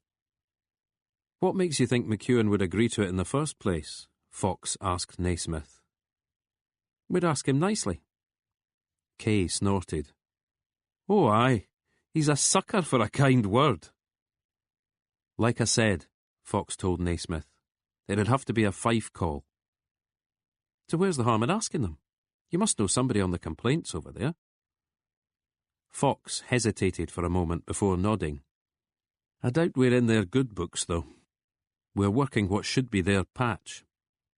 "But you do know somebody," Naismith persisted. "Yes," Fox conceded, turning to look at Kay. Kay shrugged. "Can't see it working." "Why not?" "Surveillance operation needs the OK from upstairs. Haven't we been saying all along that Glenrothes doesn't necessarily want us finding anything?" "But if they deny their own complaints department," Naismith argued, "that looks bad too." Kay's eyes were still on Malcolm Fox. "What do you say, Foxy?" "It's a protocol minefield." "First step might not blow us up, though." "Home phones and mobiles," Naismith added. "But you did go see Dad." "Last night, as promised. He was back to himself by the time I got there." "Oh?" "We took a look through some of those photographs." "They didn't upset him?" "Not so much, no." "Maybe it's me, then. Is that what you're getting at? You think I'm overreacting?" "No, Jude, I'm sure you're not, and I saw the pack of pads in the bathroom." "If he starts wetting himself, they're going to kick him out." "I doubt that." "They'll want him home with one of us." "Listen, Jude. It can't be me, Malcolm. How am I supposed to cope?" "They're not going to get rid of him." "Why? Because you keep coughing up for his bed and board. That's fine as long as he's not a bother to them." "Would it put your mind at rest if we went to see them?" "You do it. They hate me." "No, they don't." "They treat me like dirt. You don't see it because you're the one waving the checkbook. That's all right, though, isn't it? You'll be the one getting the lion's share of his will. It's you he likes, the one he's always talking about when I'm there. Never me. I just fetch and carry like one of the fucking staff." "Listen to yourself, Jude." But instead it was Fox who listened. Listened to his sister as her complaints lengthened and intensified. He pictured the photograph of her as a small girl, atop Chris's shoulders, bursting with carefree energy, now distilled to this: sometimes you have to draw a line. Fox watched himself lower the telephone receiver back onto its charger, As the connection was made, the line went dead. He drew in his bottom lip, staring at the machine, wondering if it would ring. Jude enraged on the other end. But it didn't, so he made himself some tea, considering whether there was anything he could have said to her to make things better, offered to visit his father more often, arranged for the three of them to go to lunch some weekend. It's you he likes, I just fetch and carry. With a sigh, he went over to his computer and switched it on. One stand at, of all things, a Standards of Conduct conference at Tullyallen Police College. Not quite 4. You look just the same. He took a step back, the better to judge the truth of this. Her name was Evelyn Mills, much the same age as Fox, but wearing the years lightly. She'd been married at the time of their fling, and by the ring on her left hand she still was. They were standing on the seafront in Kirkcaldy. There had been a heavy shower earlier, but it had blown over. Thick gobbets of cloud glided overhead. There were a couple of cargo ships on the horizon. Fox took it in, while waiting to see if she had any comment to make about his own appearance. "Still in the complaints, then?" she asked instead. He stuffed his hands into his pockets and gave a shrug. "And you too?" She seemed to be studying him intently. Then she linked arms with him and they started walking in silence. "Good result for you," Fox offered eventually. "Paul Carter, I mean." "Wasn't really us, though, was it? It was down to the witnesses. Even then, different day, different courtroom. Could have swung the other way." "All the same," he persisted. "All the same. We're so good at what we do, you have to be hauled here from the bustling metropolis." "Arm's length, Evelyn. This way no one can accuse you of looking out for your own." "You think we'd do that?" "It wouldn't be me pointing the finger." He paused. "If it's any consolation." "I'm not looking for consolation, Malcolm." With her free hand she gave his forearm a squeeze, and he knew she was offering herself as ally rather than foe. "Carter is walking the streets," Fox said. "Did you know that?" She nodded. They were making towards the dock at the Esplanade's northern end. There was a solitary fishing boat moored there, but no sign of life apart from some fierce-looking gulls. "We're thinking it might be nice to hear what he says to Scholes and the others." "Oh?" "Home and mobile phones." "Of 4 detectives?" 3. Carter's appeal, if he starts one, would have a field day if we eavesdropped on him. "I'm not sure we can stretch to it, Malcolm." "Manpower or resources?" She exhaled noisily. "Both, if I'm being honest. Basically, you're looking at Fife's complaints department. I'm it. I mean, I can always requisition a few bodies in an emergency." "Is that what you did when Alan Carter made the original complaint?" She nodded, pushing some hair back from her face. "Scholes is the one Carter's close to. If I was going to look at anybody, it would be him." "We saw him leaving Carter's house yesterday." "You mean the surveillance is up and running?" Fox shook his head again. "We were just passing." Her eyes narrowed. "Passing through the Dunakeer estate?" "In a manner of speaking." She scrutinised his face, then gave a short laugh. "God, the things we do," she said. He wasn't sure if she meant their job or was thinking back to that night in Tullyallen. Best, he felt, not to risk asking. "You know I'd need to go to my boss," she said after a moment's thought. "And he'd have to go to his boss." Fox nodded. "And I'm allowed to tell them it's your idea?" He nodded again. "All this, just to prove whether or not some colleagues stuck up for one of their own?" "Perjuring themselves in the process," Fox reminded her. She ran her finger down the bridge of her nose, a nose Fox suddenly remembered kissing. She'd had a lot to drink at the bar that night. He'd been the sober one, the one who should have seen her only as far as her bedroom door. but she'd had a kettle in her room, and sachets of instant coffee, and a narrow single bed. "What do you think?" he asked her now. "I think it's freezing out here." "Whatever your answer is, thanks for meeting with me." This time she patted his arm, and they turned to walk back to her car. Having reached it in silence, she asked him where he had parked. He nodded in the vague direction of the town centre. She unlocked her car and got in. It was an Alfa Romeo with a dark blue interior. Fox closed the door for her and watched her start the ignition. The window slid downwards and she peered up at him. "I was at Fetty's a few months back, running an errand. I considered knocking on your door." "You should have." She released the brake, gave him a wave, and was gone. Fox stayed where he was until he couldn't see the car any more, then crossed the street and headed for the cafe in the Market shopping centre. Kay and Naismith were waiting there, drinking coffee and reading their chosen newspapers. Guardian for Naismith, Daily Record for Kay. "Don't order anything," Kay warned Fox. "Not a patch on the other place." Closer to the car, though, Fox reminded him. Kay's eyes were fixed on him, awaiting his report. "It's a maybe," he obliged, squeezing into the booth. Kay's nostrils flared and he leaned over to sniff Fox's coat.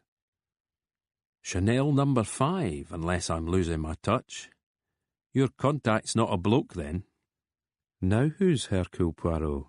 Joe Naismith muttered, not bothering to look up from his reading. Not the interview room. Teresa Collins had been insistent. In fact, nowhere near that stinking place, which was why Fox had suggested her home. It was the upper story of a maisonette in Galatown. Gary Michelson had hinted it might not be the town's most salubrious area. Actually, it looked all right to Fox. There were plenty worse in Edinburgh. Terraced and semi-detached houses, many of them split. Pebble-dashed walls and plenty of satellite dishes.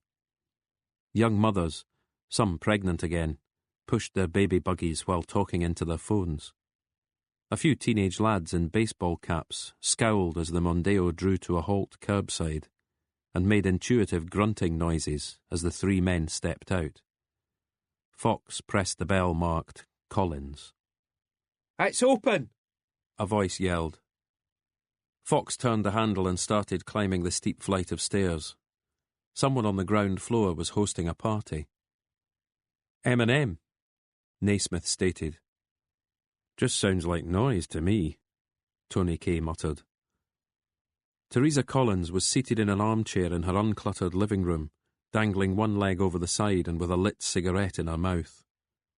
She wore black lycra leggings and a purple T-shirt with the words "Porn Star" picked out in diamante. "No need to spruce yourself up on our account," Kay told her, examining a 3D poster of Beyoncé above the fireplace. The music from downstairs was causing the window... "Everybody needs good neighbours, eh?" Kay announced, thumping the floor with the heel of his shoe. "They're all right." The foot hanging over the arm of the chair was keeping time, while Collins's other knee pumped furiously. "Few uppers to counteract the methadone?" Fox guessed. "You won't find anything that's not prescribed," she snapped back. "We're not looking for anything. As I said on the phone, it's Carter's colleagues we're checking." "So you say." "It'd be nice if you believed me." She looked like she was having trouble focusing on him. "Go ahead, then," she said at last. "Ask me the same bloody questions. He's going down, so you lot keep persecuting me till I go off my head or do myself in." Fox didn't answer for a moment. "You know there are charities that can help. Numbers you can phone." "Rape crisis, all that lot." She shook her head determinedly. "I just want left alone." She exhaled a plume of smoke and brushed flecks of ash from her T-shirt. "Now he's inside, that's all I'm asking." "What if he's not inside?" As soon as the words were out of Naismith's mouth, he knew he'd made a mistake. The combined glower from Fox and Kay intimated as much. You mean he's out? The pale eyes in the paler face had widened.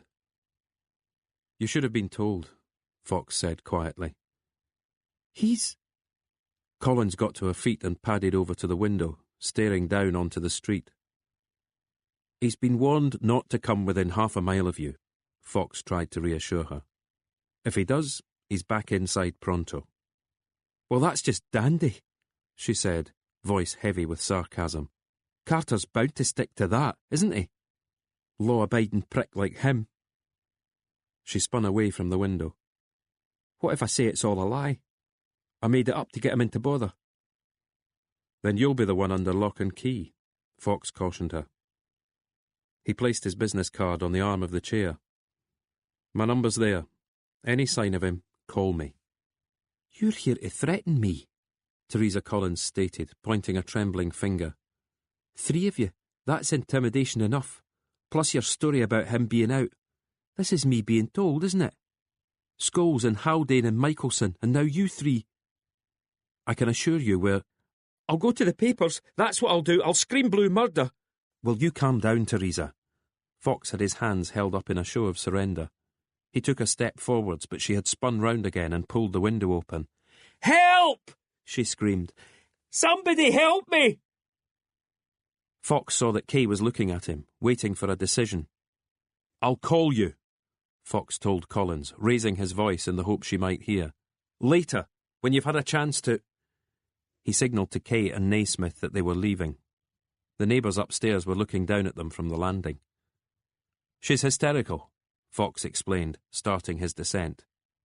Nobody from the ground floor party had heard, or if they had, they couldn't be bothered to do anything about it. But the kids were outside on the pavement, facing Fox and his colleagues as they emerged. Fox had his warrant card out for them to see. Back off, he told them. Yous have raped her, one voice said accusingly. She's just upset. Aye, and who did that, eh? Yous did. For Christ's sake, Tony Kay burst out. Look at my car. The contents of a waste bin had been tipped over the bonnet and windscreen. Fast food cartons, cigarette butts, crushed beer cans, and what looked like the remains of a dead pigeon. Car wash down the road, only £3, one of the gang suggested. 5 if you tell them you're a pig, another added. There was laughter, for which Fox was grateful. The situation was being defused, and Teresa Collins had stopped yelling and closed her window. Tony Kay, however, looked furious. He lunged at the youths, Fox hauling him back by his arm. Easy, Tony, easy. Let's just get out of here, eh? But mobile phone will take longer. First things we'll have access to are numbers called and calls received. She broke off. You know all this already. True. He heard her give a short sigh. It'll be end of play today for the landline. Sometime tomorrow for everything else. Unlikely Scholes would bother emailing Carter, so I was going to skip the keystroke surveillance. Fine by me. And thanks again, Evelyn. It's what neglected friends are for, right? Right. Just one thing, though. Scholes isn't an idiot. Might explain why he went to Carter's house. It keeps their conversation private. Care to share the secret of your success? No. Just her name, then? Plus, Naismith added, turning towards his colleagues, whatever it was you thought she shouldn't be saying over a non-secure line. He jumped as someone thumped on the door, pushing it open. Superintendent Keithley stood there, face like thunder. Would I be right in thinking the 3 of you just paid Teresa Collins a visit? Fox rose to his feet. She's made a complaint, he guessed. In a manner of speaking. They found your name on a business card on her chair, when they went in with the stretcher. She saw immediately the effect her words had had, and kept quiet for a moment, the better to savour the discomfort on the 3 faces. A passer-by saw her at her window smearing blood on it from her wrists.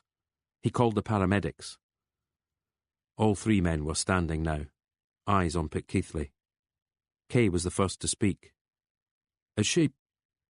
She's in hospital. Wounds don't look too bad. Question is, what drove her to it? From the look of you, I'd say I've got my answer. She was hysterical, Naismith blurted out. We left her to it. Having calmed her down first, obviously, but Keithley said, twisting the knife. I mean, this is a woman who's had a traumatic experience, fragile enough to begin with, and with a history of drug use. I'm assuming you didn't just walk away. We don't answer to you, Fox stated, regaining a little of his composure. You might have to, though. We'll make our report. And will there be conferring beforehand? This question came from DCI Peter Laird, who had just arrived at Keithley's shoulder. Fox sensed that there were other spectators in the corridor. He pushed past Keithley and saw that he was right. Laird wasn't bothering to suppress his pleasure at this turn of events. I mean, Laird went on, folding his arms, you'll want to make sure you've got your stories straight. She's going to be all right, though, Joe Naismith was asking Keithley. Bit late to be showing concern, she answered him. Fox got right into her face. Enough, he said. Then to Kay and Naismith, we're out of here. Going so soon? Laird was waving with the fingers of one hand as they stalked down the corridor. I'll need those statements, Keithley called after them. As Fox pushed open the door to the outside world, he saw Scholes hurrying in from the car park. Looks like I missed the fun, he said with a grin. Fox ignored him, but Kay gave him a shoulder charge that almost felled him.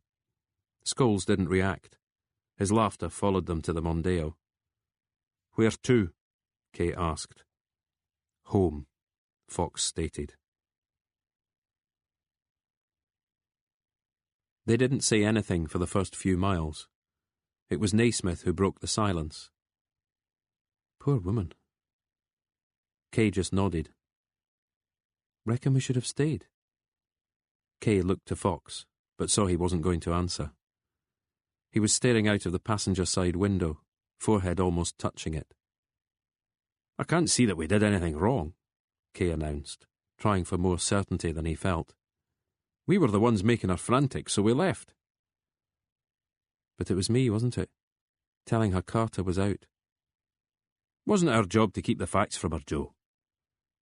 You sound, Fox interrupted, as if you've already got your report off pat. It was her way of crying out for help, Kay persisted. We've all seen them. I haven't, Naismith corrected him. You know the type, though. If she'd really wanted to top herself, she wouldn't have stood at the window like that, showing all and sundry what she'd done. What if nobody had been passing, though? Then she'd have phoned herself an ambulance. Like I say, it happens. I can't help thinking. Then don't think, Kay snapped at Naismith.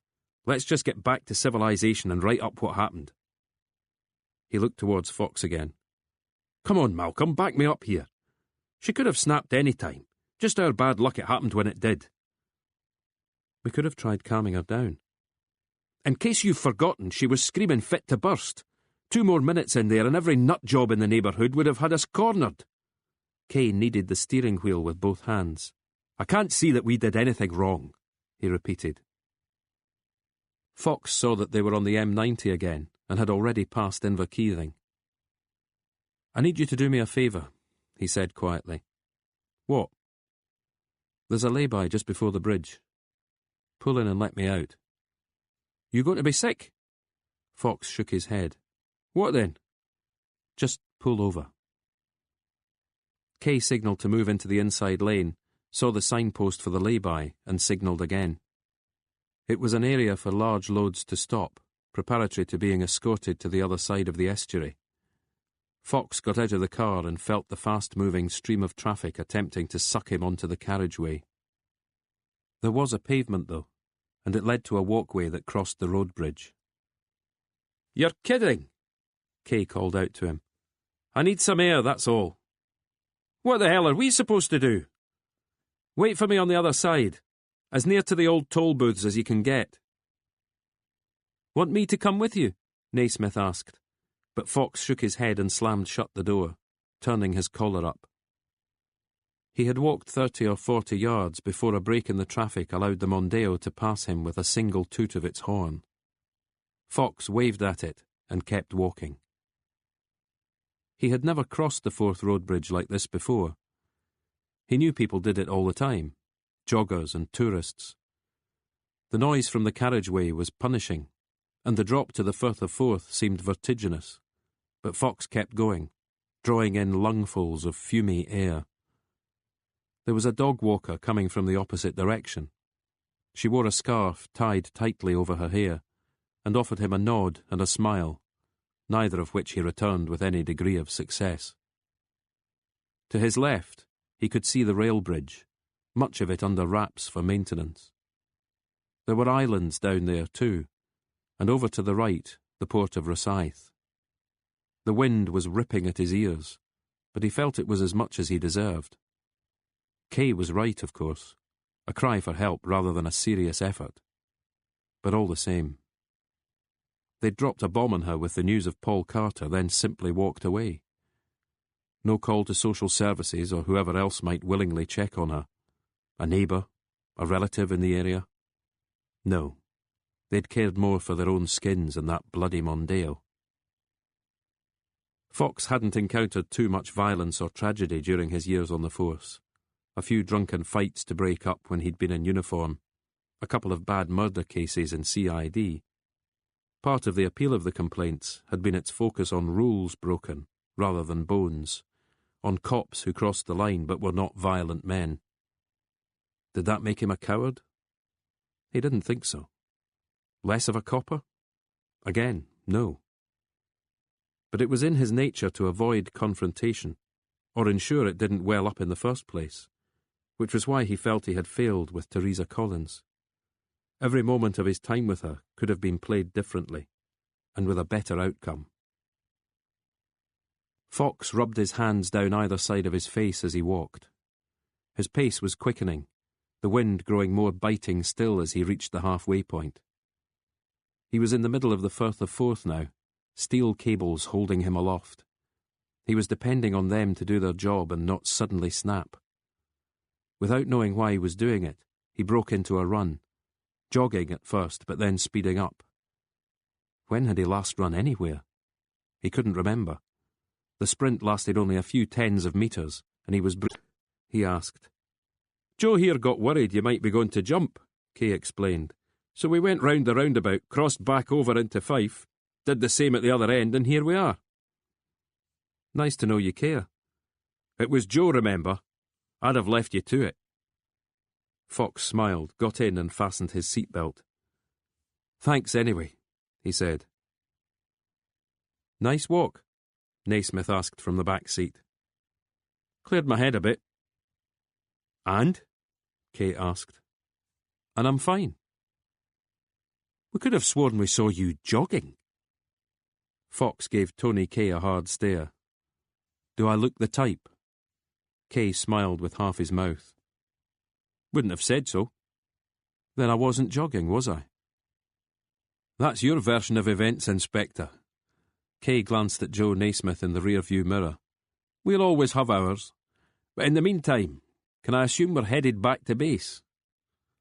"Unless you want to visit a car wash first." Fox watched Kay shake his head. "OK then. Let's see if the news gets to Bob McEwen before we do." Chapter 10. "Well now," McEwen said as they walked into the office. He was leaning with the small of his back against Fox's desk, hands in his pockets. "You've heard then? Deputy Chief Constable of Fife Constabulary, the very man who asked for our help in the first place." "But he's pleased with the rest of our progress," Kay commented. "Not the place for wisecracks, Sergeant Kay," McEwen snapped back. "Suppose one of you tells me what in God's name happened." "We went to interview her at her home," Fox began. "She learned Carter was no longer in custody and threw a wobbly.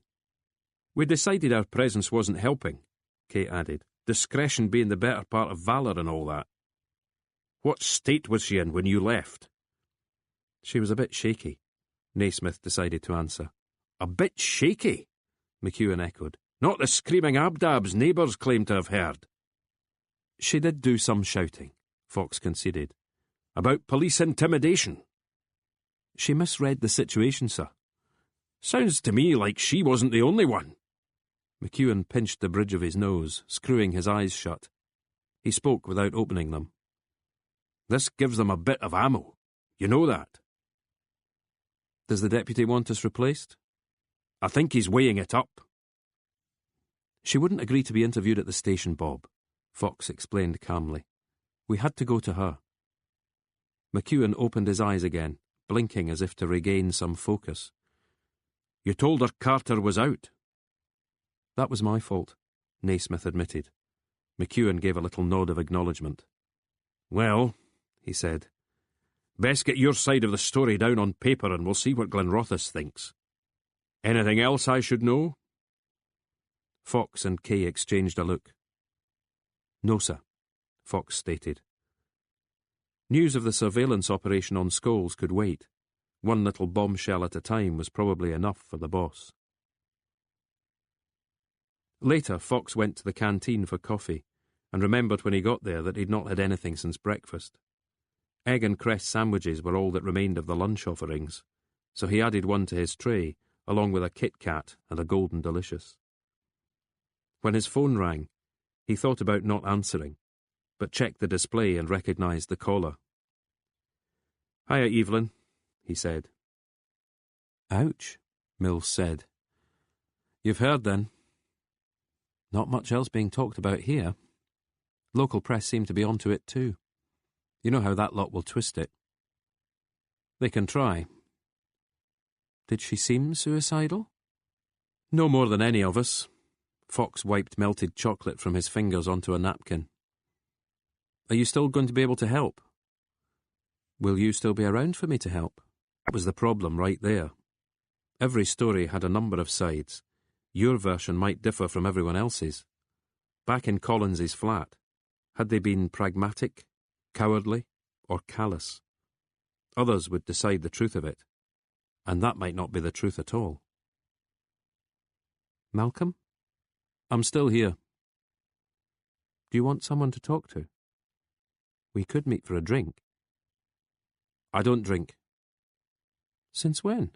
She sounded genuinely surprised. "Long before I met you." "I must have forgotten." She paused. "We could still meet, though." "Another time, eh?" Fox thanked her and ended the call, then started rolling the apple across the table, from left hand to right and back again. Nobody suggested a trip to Minter's after work, but as they left the office, Naismith did something out of the ordinary. Reached out his hand for Fox and Kay to shake. Only afterwards did Fox see it as a reinforcement of the notion that they comprised a team. He drove his Volvo out of the car park and headed for home. He'd almost reached Oxgangs when he found himself turning towards the ring road instead. It was rush hour busy, but he wasn't in a hurry, not now that he had made up his mind. He followed the signs for the Fourth Road Bridge, perhaps what use Teresa would be to him asleep. But eventually she said she would check. He thanked her and watched her go. Behind him, a row of half a dozen hard plastic chairs sat next to the ward's swing doors. A young man had been sitting there, busy texting with his thumb. He was on his feet now, crossing to the dispenser on the wall opposite and treating himself to some of the antibacterial hand foam. "Can't be too careful," he said, rubbing his palms together. "True," Fox agreed. "Police," the young man guessed. "And you are—" "You look like police, and I pride myself on knowing most of the CID faces around here. Edinburgh, is it? Professional standards? Heard you were in town." He was doing something with his phone's screen. When he held it out in front of him, Fox realised it doubled as a recording device. The sandy-haired young man in the black anorak was a reporter. "If you don't mind me asking, were you at Teresa Collins's flat earlier today?" Fox stood his ground, saying nothing. "I've got descriptions of 3 plainclothes police officers." The journalist looked him up and down. "You're a dead ringer for one of them. Inspector Malcolm Fox?" As hard as he tried, something in Fox's expression must have changed. The journalist gave a lopsided smile. "A few stitches. We'll just keep her the one night. Psychological services will assess her in the morning." After which Fox knew she'd either be sent home or transferred elsewhere. "If you wait 20 minutes, the nurse added, she may well drift off." Fox glanced in Jameson's direction. You know he's a reporter. She followed his look, then nodded. What's he been asking you? I've not told him anything. Can't security kick him off the ward? She turned her attention back to Fox. He's not been a nuisance. Has he asked to speak to her? He's been told it's not going to happen. So why is he still here? The nurse's tone grew cooler. Why don't you ask him? Now, if you'll excuse me. She brushed past him and returned to her desk, where a phone was ringing. Fox stood there a further 30 seconds or so. Jameson was back in his chair, busy texting. He looked up as Fox approached. What are you expecting to get from her? Fox asked. That's the very question I was about to put to you, Inspector. Not another one, the nurse was complaining into the receiver. When she saw that they were watching her, she turned away, cupping a hand over the handset. Jameson had been about to push his phone's mic in Fox's direction again, but he lowered his arm instead. Then he turned and started to leave. Fox stayed where he was. The nurse was ending the call, shaking her head slowly. What's up? Fox asked. A man's just tried to do away with himself, she answered. Might not pull through. Hopefully not a normal night, Fox offered. She puffed out her cheeks and exhaled. 2 a year would be more like it. She noticed Jameson's absence. Has he gone? I think you did that. She rolled her eyes. He'll be down at A&E if I know Brian. Sounds like you do know him. Used to go out with a friend of mine. Who does he work for? All sorts. What is it he calls himself? A stringer. That's it. Her phone was ringing again. She made an exasperated sound and picked the receiver up. Fox considered his options, gave a little bow in her direction, and headed for the lifts. Downstairs, he got a plastic bottle of iron brew from the vending machine. No sugar tomorrow, he promised himself, heading outside. The sky overhead was black. Fox knew there was nothing for him to do now but drive home. He wondered if the budget for the investigation might stretch to a local hotel room. He'd spotted a place behind the railway station, not far from the park and the football ground. It would save the commute next morning, but then what would he do with himself the rest of tonight? Italian restaurant, maybe a pub. There were some ambulances parked up outside the hospital entrance. A couple of green-uniformed paramedics were shooing Brian Jameson away. The reporter held up his hands in surrender and turned away, pressing his phone to his ear. All I know is he tried blowing his brains out. Can't have been much of a shot because he was still alive on the way here. Not so sure now, though. Jameson saw that he was about to pass Malcolm Fox. Hang on a sec, he said into the phone. It seemed he was about to share the news, but Fox stopped him. I heard, he said. Hellish thing. Jameson was shaking his head. His eyes were wide and unblinking, brain racing. Many guns in Kirkcaldy? Fox asked. Might have been a farmer. They keep guns, don't they? He saw that Fox was looking at him. It was outside town, he explained. Somewhere off the Burnt Island Road. Fox tried to stop himself looking interested. Got a name for the victim? Jameson shook his head and glanced back towards the paramedics. I'll get one, though. He offered Fox the same self-confident smile as before. Just you watch me. Fox did watch him. Watched him make for the doors to the hospital, the phone to his ear again. Only when he had disappeared inside did Fox walk quickly towards his own car.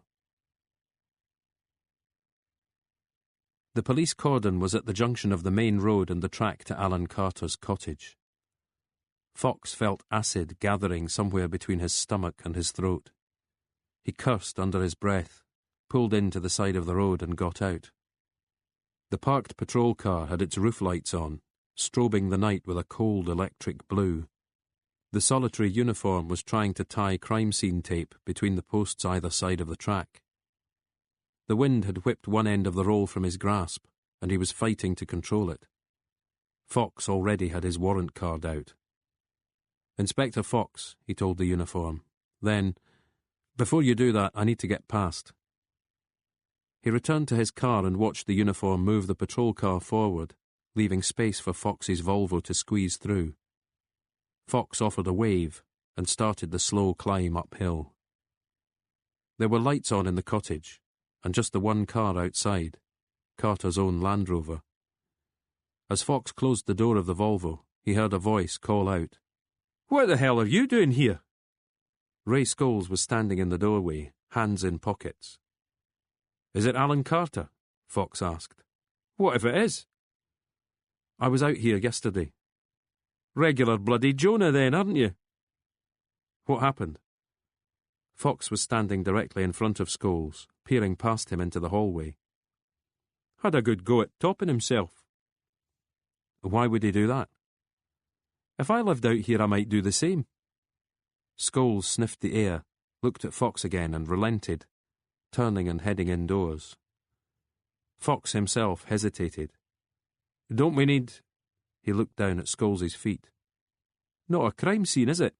Scholes answered, walking into the living room. "Cordon's just to stop weirdos drifting up here for a gawp. Thing I'm wondering is, what are we going to do about the dog?" Fox had reached the doorway of the living room. The fire had been reduced to a few embers. To the left of it, Jimmy Nicol lay panting in his basket, eyes open just a fraction. Fox crouched down and stroked the old dog's head and back. "No note," Scholes commented, popping a strip of chewing gum into his mouth. "Not that I can see, anyway." He waved a hand across the dining table. "Hard to tell with all this mess." Mess. Papers strewn everywhere, removed from their folders. Crumpled, some torn into strips, others swept to the floor. Those left on the table were spotted with blood, a darker pool where Carter had been seated on his chair. "Gun?" Fox said quietly, his mouth dry. Scholes nodded towards the table. It was half hidden beneath a magazine. Looked to Fox's untrained eye like an old-style revolver. "How was he when you spoke to him?" Scholes asked. "He seemed fine." "Until you came calling, eh?" Fox ignored this. "Who found him?" "Pal of his. Makes the regular walk from Kinghorn. They neck a few glasses of whiskey and off he toddles. Only today he comes waltzing in and finds this. Poor old bastard." Fox wanted to sit down but couldn't. He didn't know why. It just felt wrong. Scholes's phone rang. He listened for a moment, gave a grunt, then ended the call. "Died in the ambulance," he said. The two men fell silent. The only sound was the dog's laboured breathing. "The pair of you talked about Paul?" Scholes asked eventually. Fox ignored the question. "Where's this pal now?" "Michelson's running him home." Scholes checked his watch. "Wish he'd hurry up. There's a beer waiting for me in the pub." "You knew Alan Carter. Doesn't it bother you?" Scholes continued chewing the gum as he met Fox's eyes. "It bothers me," he said. "What is it you want to see? Wailing and gnashing of teeth? Should I be waving my fist at the skies?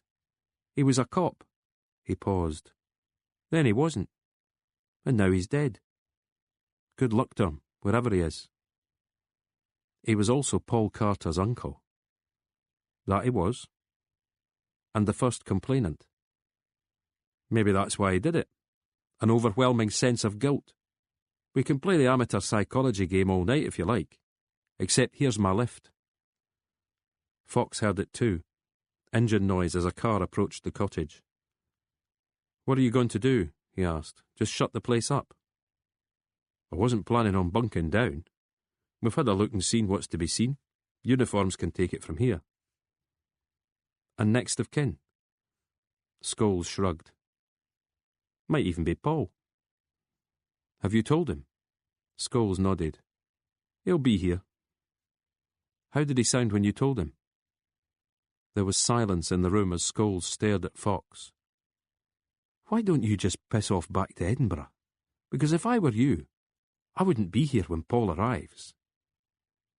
"But you're not staying. I thought he was your mate." Scholes cocked his head, having obviously just thought of something. Hang on a sec. What are you doing here in the first place? That's none of your business. Is that right? Scholes raised an eyebrow. I'll make sure to put that in the report. He paused. Underlined. In bold. Gary Michelson was standing on the threshold of the room glaring at Fox. Thought there was a bad smell, he said. Then to Scholes. What are you doing letting him tramp all over a crime scene? A what? Carter's pal says he'd never have done himself in. Says they'd talked about it. What they'd do if they ever got cancer or something. Carter told the guy he'd cling on for dear life. Something changed his mind, Scholes speculated. And there's another thing. Pal says he'd have known if Carter owned a gun. Something else they talked about. Shooting the seagulls for the noise they made. Michelson looked towards the basket. What are we doing about the dog? You want it? Scholes asked. Do we even know its name? Jimmy Nicol, Fox said. He's called Jimmy Nicol. The dog's ears pricked up. Jimmy Nicol, Scholes echoed, folding his arms. Owner might have done the decent thing in taking you with him, eh, Jimmy? Then to Michelson. We ready for the off? Fox was torn between staying and going, but Scholes was not going to give him the choice. Out, out, out, he said. The dog, Fox remonstrated. You want it? No, but... Leave it to the professionals, then. They emerged to blue flashing lights, another patrol car with an unmarked van behind it. It's all yours, Scholes called to the driver at the front. But there was manoeuvring to be done, too many vehicles in a tight space. Someone had the idea of unlocking the gate to the neighbouring field. A bit of reversing, a 3-point turn, and they were on their way. Scholes and Michelson had made sure Fox's Volvo was in front. As they approached the main road, the same constable as before undid the cordon to let them through.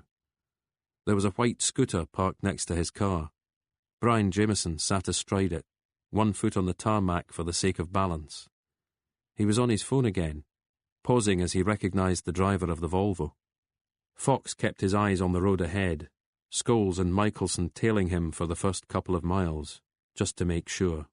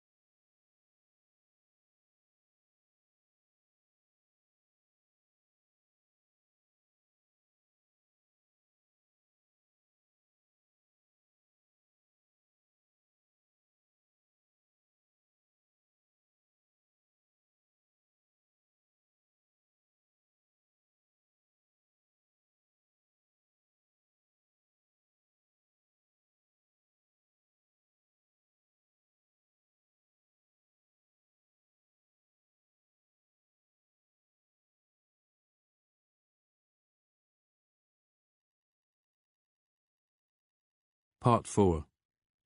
Chapter 11. "A right little Jonah." Fox gave Tony Kay a look. That's what Scholes said too. It was the following morning and they were back in Kirkcaldy. They'd ruled out ever using the storeroom again, so had commandeered the interview room. "We'll be needing it all day," Fox had informed the desk sergeant. The man had put up no resistance, just nodded and gone back to his paperwork. Fox had wondered about that. No gloating over Teresa Collins? No, he'd said out loud once seated in the interview room. The man's in mourning. No, Joe Naismith had echoed, arriving with a spare chair from the storeroom. Never mind, Fox had said. Kay had been out to a cafe and fetched them cardboard beakers of coffee. Fox had phoned him the previous night to tell him about Alan Carter. Coincidence? Kay had asked, getting right to the heart of it. Got to be coincidence, Naismith said now, prizing the top from his cup and adding a couple of thimble-sized cartons of milk. I don't know, Fox countered. Scholes said something last night about guilt. Maybe he got wind that his nephew was out and might be lodging an appeal. So he went and stuck a pistol to his head, Kay said, his tone one of disbelief. Revolver, Fox corrected him. Must be more to it than that, Malcolm. Or less, Naismith added. You didn't tape your interview with him, did you? Kay was asking Fox. Wasn't as formal as an interview. But the answer's no. Reckon it might take some heat off. With this to occupy them, maybe Teresa Collins will stop being the headline. Maybe. Nobody's spoken to you. Fox shook his head. Far as I know, we're still on the case. Such as it is. Fox allowed the point with a shrug of his shoulders. So what are we doing today? Naismith asked. Good question. Kay scratched his head. Foxy?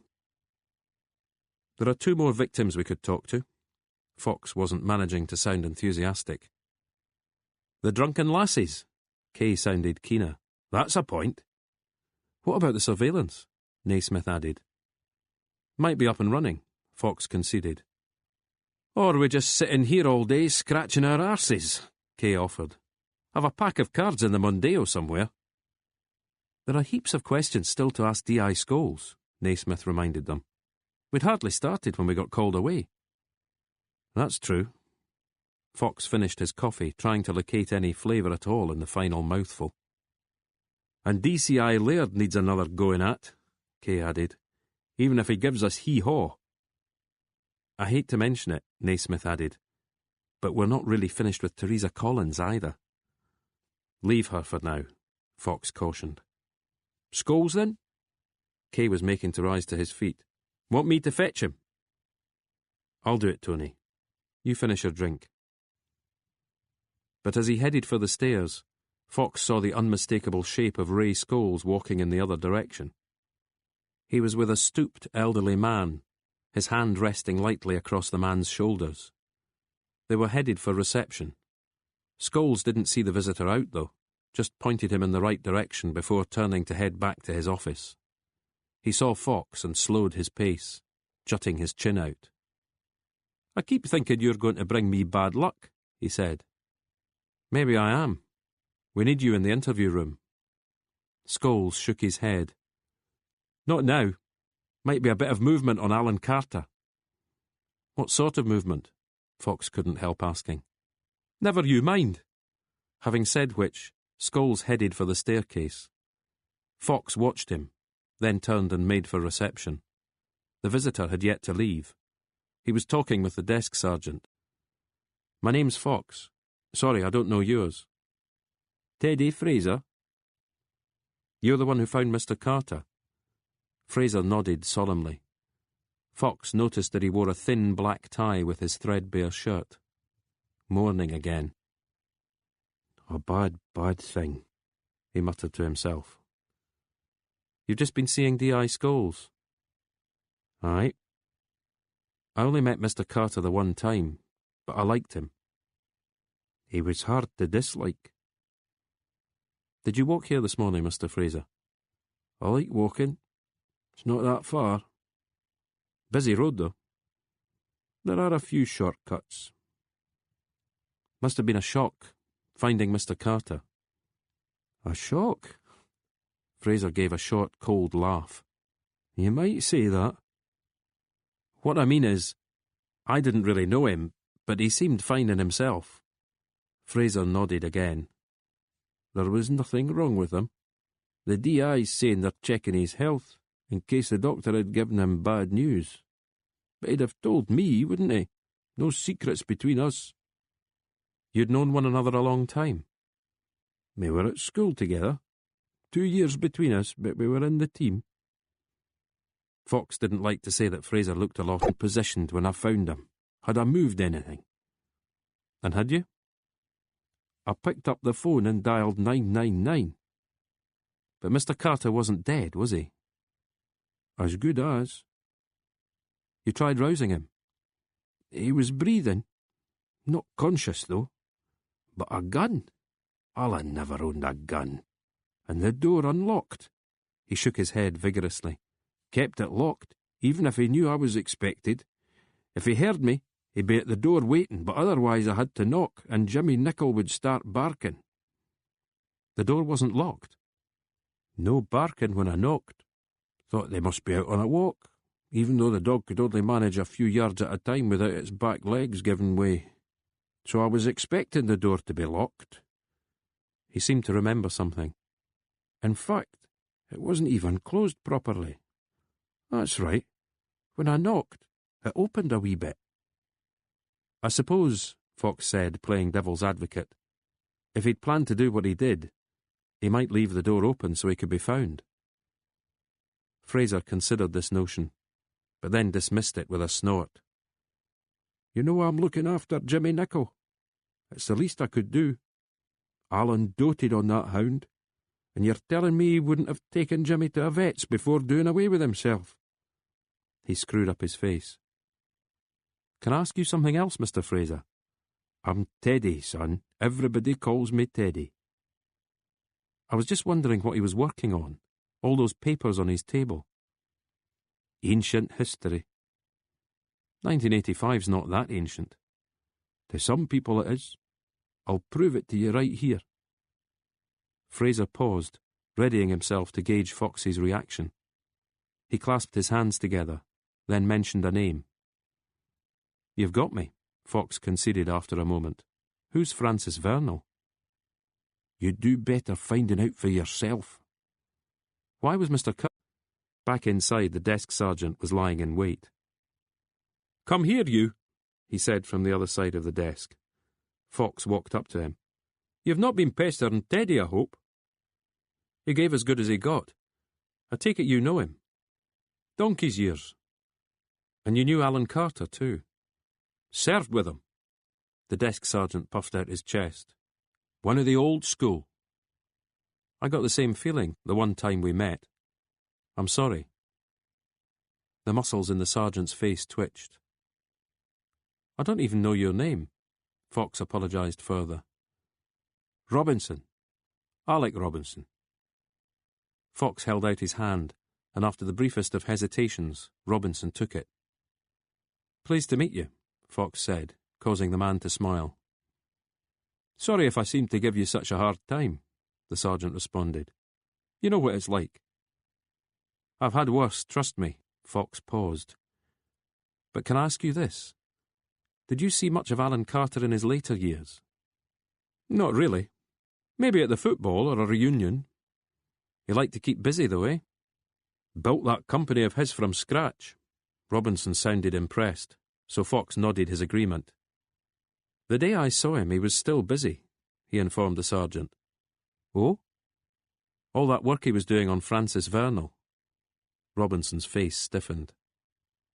Care to shed some light?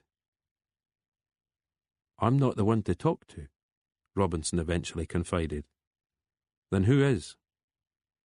These days? Robinson pondered his answer. Probably no one. Back in the interview room, Fox pointed at Joe Naismith. I need you to do something for me. Got a laptop with you? No. Well, there must be a spare computer somewhere around here. What is it you need? An internet search. My phone can do that. Can it print, though? When Naismith shook his head, Fox told him that only a computer would do. What am I searching for? Francis Vernal. You mean the lawyer? Tony Kay said. Fox turned towards him. Died in a car smash back in the 80s. Go on. Kay gave a shrug. I was only a kid. He paused. Come to think of it, didn't he shoot himself? Before or after he crashed the car? Kay shrugged again, and Fox turned his attention back to Naismith, who took the hint and started to leave. What's this about? Kay asked as the door closed behind Naismith. Something Alan Carter was working on. And what's that got to do with us? Maybe nothing. Maybe nothing? I thought you were bringing us back Ray Scholes. Joe got the camera ready and everything. Fox noticed the tripod for the first time. The audio recorder was on the table, flanked by microphones. He says he's busy. Whoopee for him. Let us all take a holiday until he deigns to grace us with his presence. The two women, Fox said. Why don't you go talk to them? You trying to get rid of me? I thought you were keen. I suppose it beats sitting here watching the cogs whir inside that head of yours. Well then. But first you need to tell me what's going on. Trying to pin Ray Scholes down? I won't be slacking. OK. Kay nodded slowly. But we'll miss you, you know that. Hell, we might even send you a postcard. Chapter 12. It wasn't Fox's fault that Evelyn Mills wasn't answering her phone. The same was true of Bob McEwen, while Ray Scholes had gone AWOL. Fox found himself back in the police station's reception area, staring at one of the notices on the wall. It was an advert for a local cab company.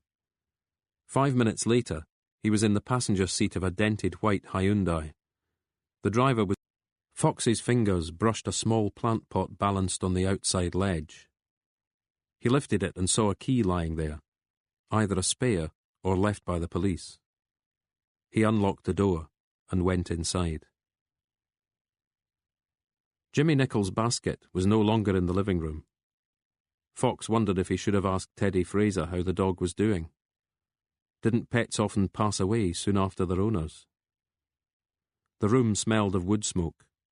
The remains of a charred log sat in the grate, a fine layer of ash coating the top of the mantelpiece. Fox started leafing through the paperwork on the table. Sure enough, the news clippings related to the life and death of Francis Vernal. One lengthy story was headlined, "The Inner Turmoil of the Activist Patriot." It looked to Fox as though the media at the time had soon switched their focus from eulogies to something meatier, the dead man's private life. There was a blurry photo of his attractive wife, and mention of Vernal's heavy drinking lifestyle and string of affairs. The same photo of the lawyer had been picked up by several newspapers. He was addressing a Scottish National Party rally. It was outside a factory earmarked for closure. Vernal was in full flow, one hand bunched into a fist, mouth open. A heavy drinker and smoker, he had also been prone to bouts of depression. His beloved nationalists seemed to have stalled in the polls, and Vernal's dream of a socialist Scots republic looked destined to remain unrealised in his lifetime. Fox sifted through the newsprint. Some passages had been underlined. Alan Carter's handwritten notes were almost indecipherable. There were screeds of them. No sign of a computer or laptop, meaning nothing had been typed. Fox was wondering who had given him the job, and why.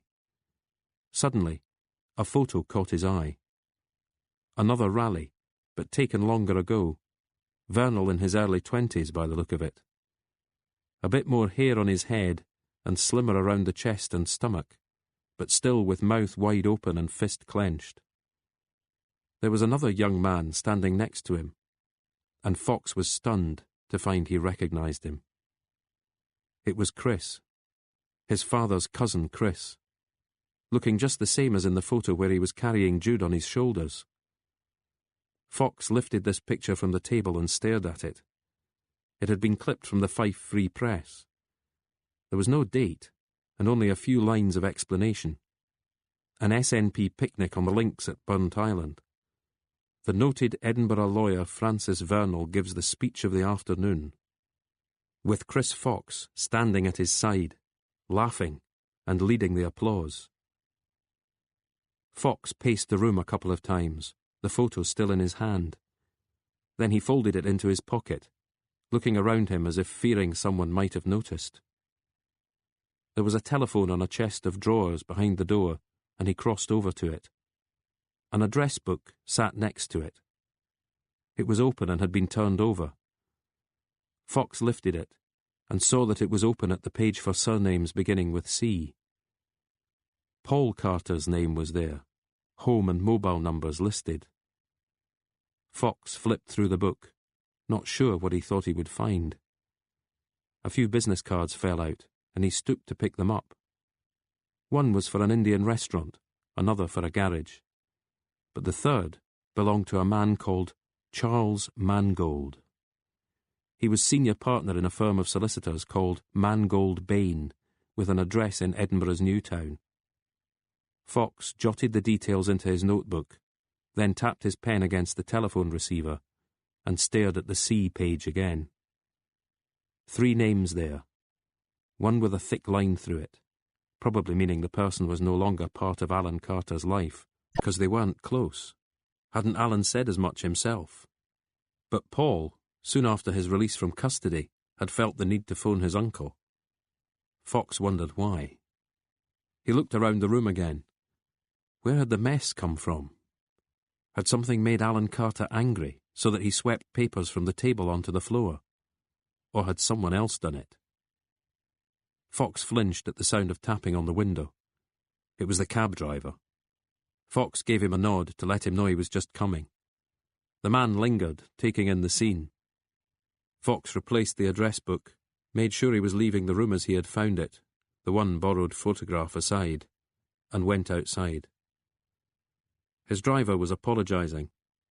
"No skin off my nose, but the meter's up to 30 quid. "It's fine," Fox told him. He locked the front door of the cottage and slid the key under the flower pot. "Back to where we started?" the driver asked. "Back to where we started," Fox agreed, getting into the passenger seat. Calls to and from Ray Scholl's home phone were now being logged and recorded. The news came in a text message from Evelyn Mills. The network provider for his mobile phone had also been contacted, and they would soon have access to information about calls made and received. But no access to the he conceded. "And how do you know about this call anyway?" "I dialed 1471. "From the deceased's home? And what in hell took you there, Inspector?" Fox didn't really have an answer to that, so he stayed silent. "This is way past your remit," Keithley said quietly. There was a rap on the door and D.S. Michelson stuck his head into the room. He had his mouth open to say something, but stopped when he saw Keithley had company. "I'll come back," he offered. "What is it, Gary?" Michelson seemed to be weighing up his options, but he was too excited not to spit it out. "The thing is, Alan Carter can't be dead, ma'am." Keithley looked at him. "What?" "He can't be dead." "Why not?"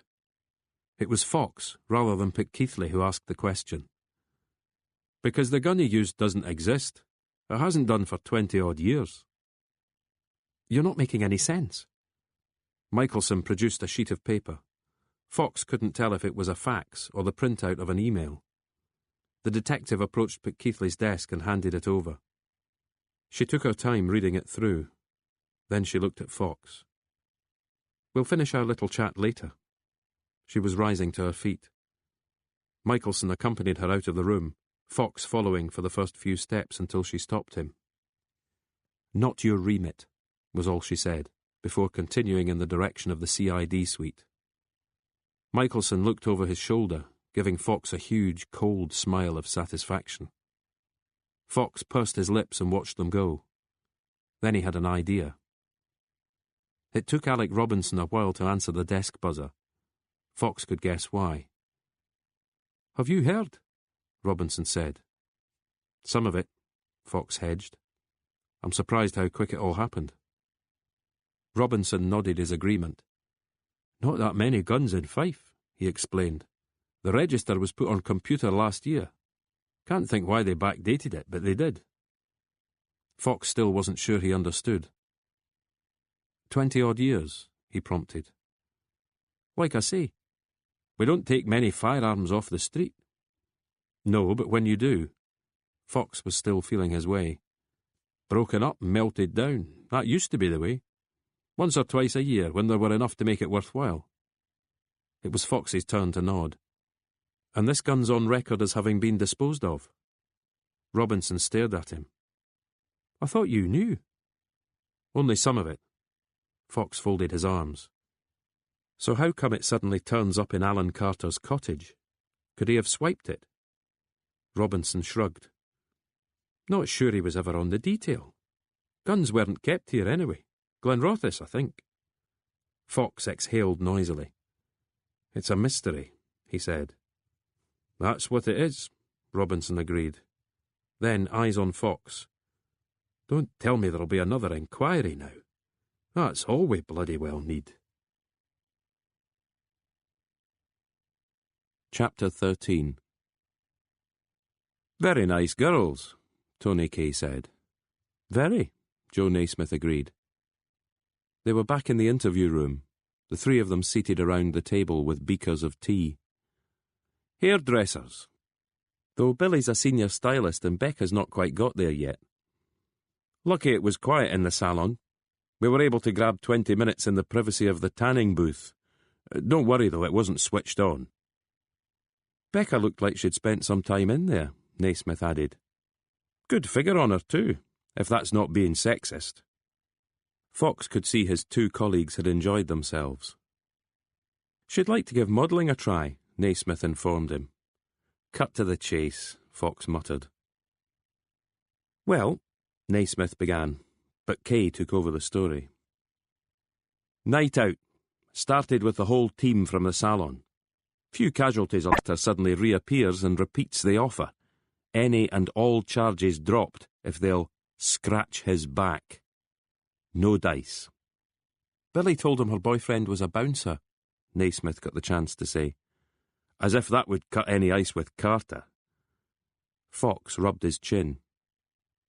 "Carter's uncle ran a security company," he commented. "So?" Fox shrugged. "Just wondering." "We can always visit the girls again and ask." Kay glanced at Naismith, who didn't look entirely opposed to the idea. "Anyway, that's about it. In the morning, they were released without charge. No sign of Carter." "But they didn't make a complaint?" "Not until they read about Teresa Collins." Kay paused. "How is she, by the way? Any news?" "I've not checked. Been some developments here." He filled them in. Naismith seemed the more interested of the two, asking questions and getting Fox to repeat bits, the better to understand them. Kay looked glum throughout. "What?" Fox eventually asked him. "I hate to side with Keithley, but she's got a point. What has any of this to do with us?" "Paul Carter comes riding back into town and a day later his uncle has topped himself. You don't think there's anything to that?" "Well, whether there is or there isn't. We're here to investigate 3 officers, none of whom happens to be Paul Carter. We report our findings and then we get to go home." "So the gun," Joe Naismith was saying to himself, "was meant to be destroyed but obviously wasn't. They must keep records of these things." Kay stretched out his arms in mock supplication.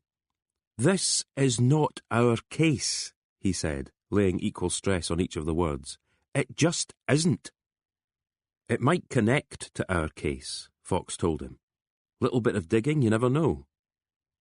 "Did Alan Carter work on the disposal team?" Naismith asked.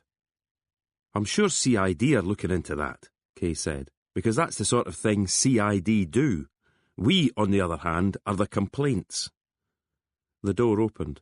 Fox was about to remonstrate, but saw that it was Superintendent Keithley. "I need a word," she said, pointing in Fox's direction. Then to Kay and Naismith. Either of you two see or speak to Alan Carter before he died? Nor after he died, Kay said, with a shake of his head. She gave him a hard look. Then it's just you, she told Fox. My office, unless you'd rather do it here.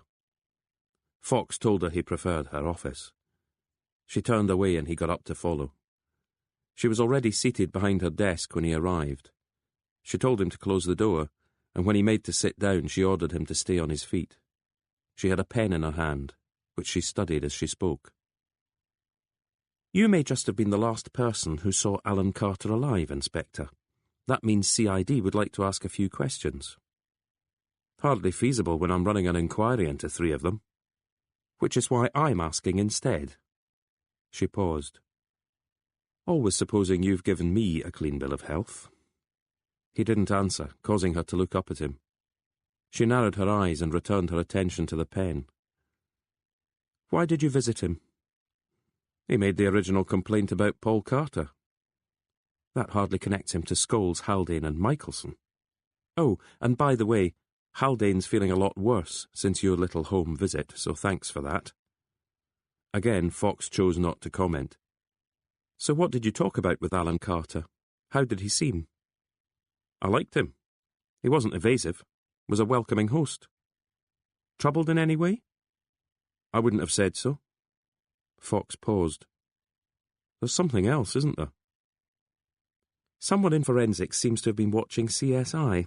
She was the one who traced the revolver, and she's got a few concerns about the prints. The prints on the gun. Don't get too excited, just a couple of anomalies.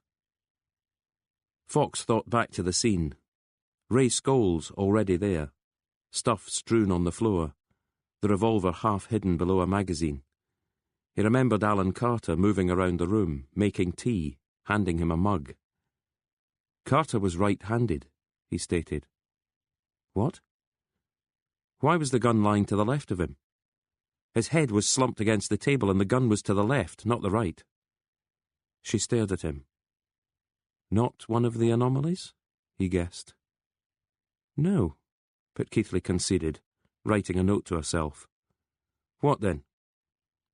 Alan Carter's prints are on the gun. No one else's. There's a good thumbprint slap bang in the middle of the grip. Fox made show of holding a revolver. His thumb was high up on the grip. He tried bringing it lower down, but it felt awkward. And a partial fingerprint halfway along the barrel, but Keithley added, tossing the pen onto the desk and folding her arms. No prints anywhere else. You're sure he didn't seem worried about anything? Fox shook his head. But then he probably didn't know at that point that his nephew had been released from custody. Let's not get carried away, Malcolm. The use of his first name came as a jolt to him. She needed him. She needed him on her side. You have to bring Paul Carter in, he said quietly. I can't do that. No, not to his own police station, not to be interviewed by his own friends. I can ask the questions, Fox offered. She shook her head. You're the complaints. This is something else. When he looked at her, she met his eyes. There's no proof Alan Carter didn't pull the trigger, she said quietly. But all the same, anomalies, she repeated. Carter ran a security company. He might have made enemies. On top of which he was doing some research into an old case. Here's what I already discovered about the place. It was a newspaper report about a Yugoslav Secret Service agent sent to Kirkcaldy in 1988 to assassinate a Croatian dissident. The story was back in the news because the assassination had failed, the gunman had been jailed, and he now claimed he had information about the murder of Swedish Prime Minister Olof Palme. Fox read the piece aloud for Tony Kay's benefit. Unbelievable, was Kay's only comment, before turning the hi-fi on. Alex Harvey again, Naismith complained. The sensational Alex Harvey, Kay corrected him, drumming his fingers against the steering wheel. Part and parcel of your musical education, young Joseph. Terrorists and bampots, eh? Naismith offered, eyes fixed on Malcolm Fox. We never seem to be rid of them. We never do, Fox agreed, reading the article a second time. They decided to have one drink at Minter's. It was mid-afternoon and the place was dead. Fox went outside and called the offices of Mangold Bain. "I'm afraid Mr. Mangold's appointments diary is full," he was told. "My name's Fox. I'm an inspector with Lothian and Borders Police. If that doesn't clear me some space today, tell him it concerns Alan Carter." Quite four. He nodded, to let them know they were off the hook. "That calls for another drink," Kay said, draining his glass. "And it's your shout, Joseph." Naismith rose from the table and asked Fox if he wanted another Big Tom. Fox shook his head. "Somewhere else to go," he said, glancing at the TV above the bar. The local newsreader was telling viewers that there was no further information on the explosion in the woods outside Lockerbie. "Some sick sod's idea of a practical joke," Kay muttered. "Unless you think the Yugoslavs are back, Joe." Half an hour later, Fox was at Lauder Lodge. When he opened the door to his father's room, he saw that Mitch had a visitor. There was a half bottle of Bell's open on the mantelpiece.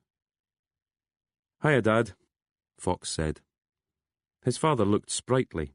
He was dressed, and his eyes sparkled. "Malcolm," Mitch said with a nod towards the visitor. "You remember Sandy?" Malcolm shook Sandy Cameron's hand. The three of them had attended Hearts games together when Malcolm had been a boy. His father always keen to remind him that Sandy had almost become a professional back in the day. Years later, the two men had played indoor bowls for a team in the local league. "Decent measure," Fox noted, watching Cameron switch his tumbler to his left hand so he could shake with the right. "Whisky shandy," Cameron explained, angling his head towards a bottle of Bar's lemonade on the floor, next to the chair. "Don't know how you can bear to dilute it," Mitch Fox said, draining his own glass. "Maybe you should learn, Dad," Malcolm chided him. He dragged another chair over and joined them. "How are you, Mr. Cameron?" "Can't complain, son." "Sandy was just reminiscing about the ice rink," Mitch confided. Fox reckoned they'd be stories he had heard half a dozen times or more. "A hell of a skater you were, Sandy. Could have turned pro." His father's voice rose a little in surprise. "It's Chris, isn't it?" "Looks like," Fox agreed. Mitch had handed the photo across to his old friend. "Francis Vernal," Cameron confirmed. "And who did you say the other fellow was?" "Cousin of mine," Mitch explained. "Chris, his name was. Died young in a bike crash." "How come he knew Vernal?" Fox asked. "Chris was a shop steward at the dockyard." "And an SNP man?" "That too. I saw Vernal speak once," Cameron added. "At a miners' institute somewhere. Lasswade, maybe.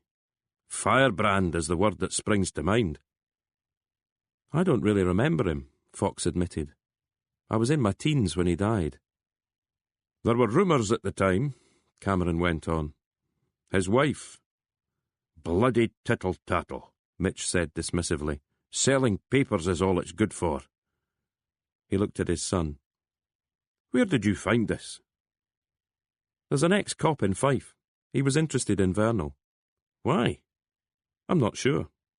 Fox thought for a moment. "What year did Chris die?" It was his father's turn to think. 75, 76. Late on in 70. The complaints isn't for life, then. I think Malcolm would like it better if it was." "What's that supposed to mean?" Fox couldn't keep the irritation out of his voice. "You were never happy there," his father told him. "Says who?" "You'll be a bit rusty then," Cameron chipped in, "when you have to go back to the detective work." "What I do now is detective work." "It's not the same, though, is it?" his father continued. "It's exactly the same." His father just shook his head slowly. Silence descended on the room for a moment. "Firebrand," Cameron eventually repeated. He seemed to be thinking back to Francis Vernal's speech. The hairs went up on your arms. If he'd been asking you to advance on the enemy lines, you'd have done it, armed or not. I saw him on the James Connolly March one year, Mitch added. Not something I usually paid attention to, but a pal wanted to go to the rally. Leith Links, I think it was. Francis Vernal got up to speak, and you're right, Sandy, he had the gift. Not saying I agreed with him, but I listened. People used to compare him to Jimmy Reed, Cameron mused. I thought he was better. There was none of the comrades stuff. It seemed a lost cause back then, though, didn't it? Fox added, relieved that he was no longer the focus of attention. Nationalism, I mean. They were strange times, Mitch said. A lot of anger. Things getting blown up. He had poured himself another whisky, the bottle pretty well empty now. I was always Labour, but I remember your mum getting on her high horse about the SNP. They used to recruit outside folk concerts. Same thing at the Picture House when Braveheart was playing, Cameron added. Malcolm was never political, though, Mitch Fox said. Maybe worried about sticking his head above the parapet, or at least above his homework books. Fox was staring at his father's whisky. Dash of water with that? He asked. Dash of water be damned. The new club was hard to find. The edifice Fox had always assumed it to be turned out to belong to the Royal Overseas League instead. A woman in reception pointed him back along Princes Street. The evening was turning blustery. A set of tram lines had been laid, but there was now yet another delay as the contractors bickered with the council about payment. Workers were queuing at bus stops, keen to get home. It didn't help Fox's cause that few of the shops on Princes Street had numbers. It was 86 that he was after, but he missed it again and had to retrace his steps. Eventually, next to a cash machine, he saw an anonymous varnished wooden door. There was a small window above it, and he could just about make out the name etched there. He rang the bell and was eventually admitted. He had been expecting small, stuffy Georgian-style rooms, but the interior was vast and modern. A uniformed porter told him he was expected and led him up a further flight of stairs. A few elderly gentlemen wandered around, or could be glimpsed poring over newspapers in armchairs. Fox had thought his destination would be some lounge or bar, but in fact it was a well-appointed meeting room. Charles Mangold was seated at a large circular table, a carafe of water in front of him. "Thank you, Eddie," he said to the porter, who bowed and left them to it. Mangold had risen and was shaking Fox's hand. "Charles Mangold," he said, introducing himself. "Inspector Fox, is it?" "It is." "Mind if I see some proof?" Fox pulled out his warrant card. "Can't be too careful these days, I'm afraid." Mangold handed back the wallet and gestured for him to take a seat. "I forgot to ask Eddie to fetch us some drinks." "Water's fine, sir." Mangold poured them a glass apiece while Fox studied him. Portly, early 60s, bald and bespectacled. He wore a dark three-piece suit, pale lemon shirt with gold cufflinks, and a tie of maroon and blue striped diagonals. His confident air was edging towards smugness, or maybe entitlement was the word. "Been here before?" he asked. "First time." "Most other clubs have closed their doors, but somehow this place soldiers on." He took a sip of water. "I'm sorry I can't offer you very much time, Inspector. As my secretary may have said, you have another meeting at past." "Yes," Mangold said, glancing at his watch. "Did you know Alan Carter was dead, Mr. Mangold?" The lawyer froze for a second. "Dead?" "Put a gun to his head yesterday evening." "Good God!" Mangold stared at one of the wood-panelled walls. "How did you know him?" "He was doing some work for me." "On Francis Vernal?" "Yes." Had you known Mr. Carter long? Mangold agreed. You reckon there was a cover-up of some kind?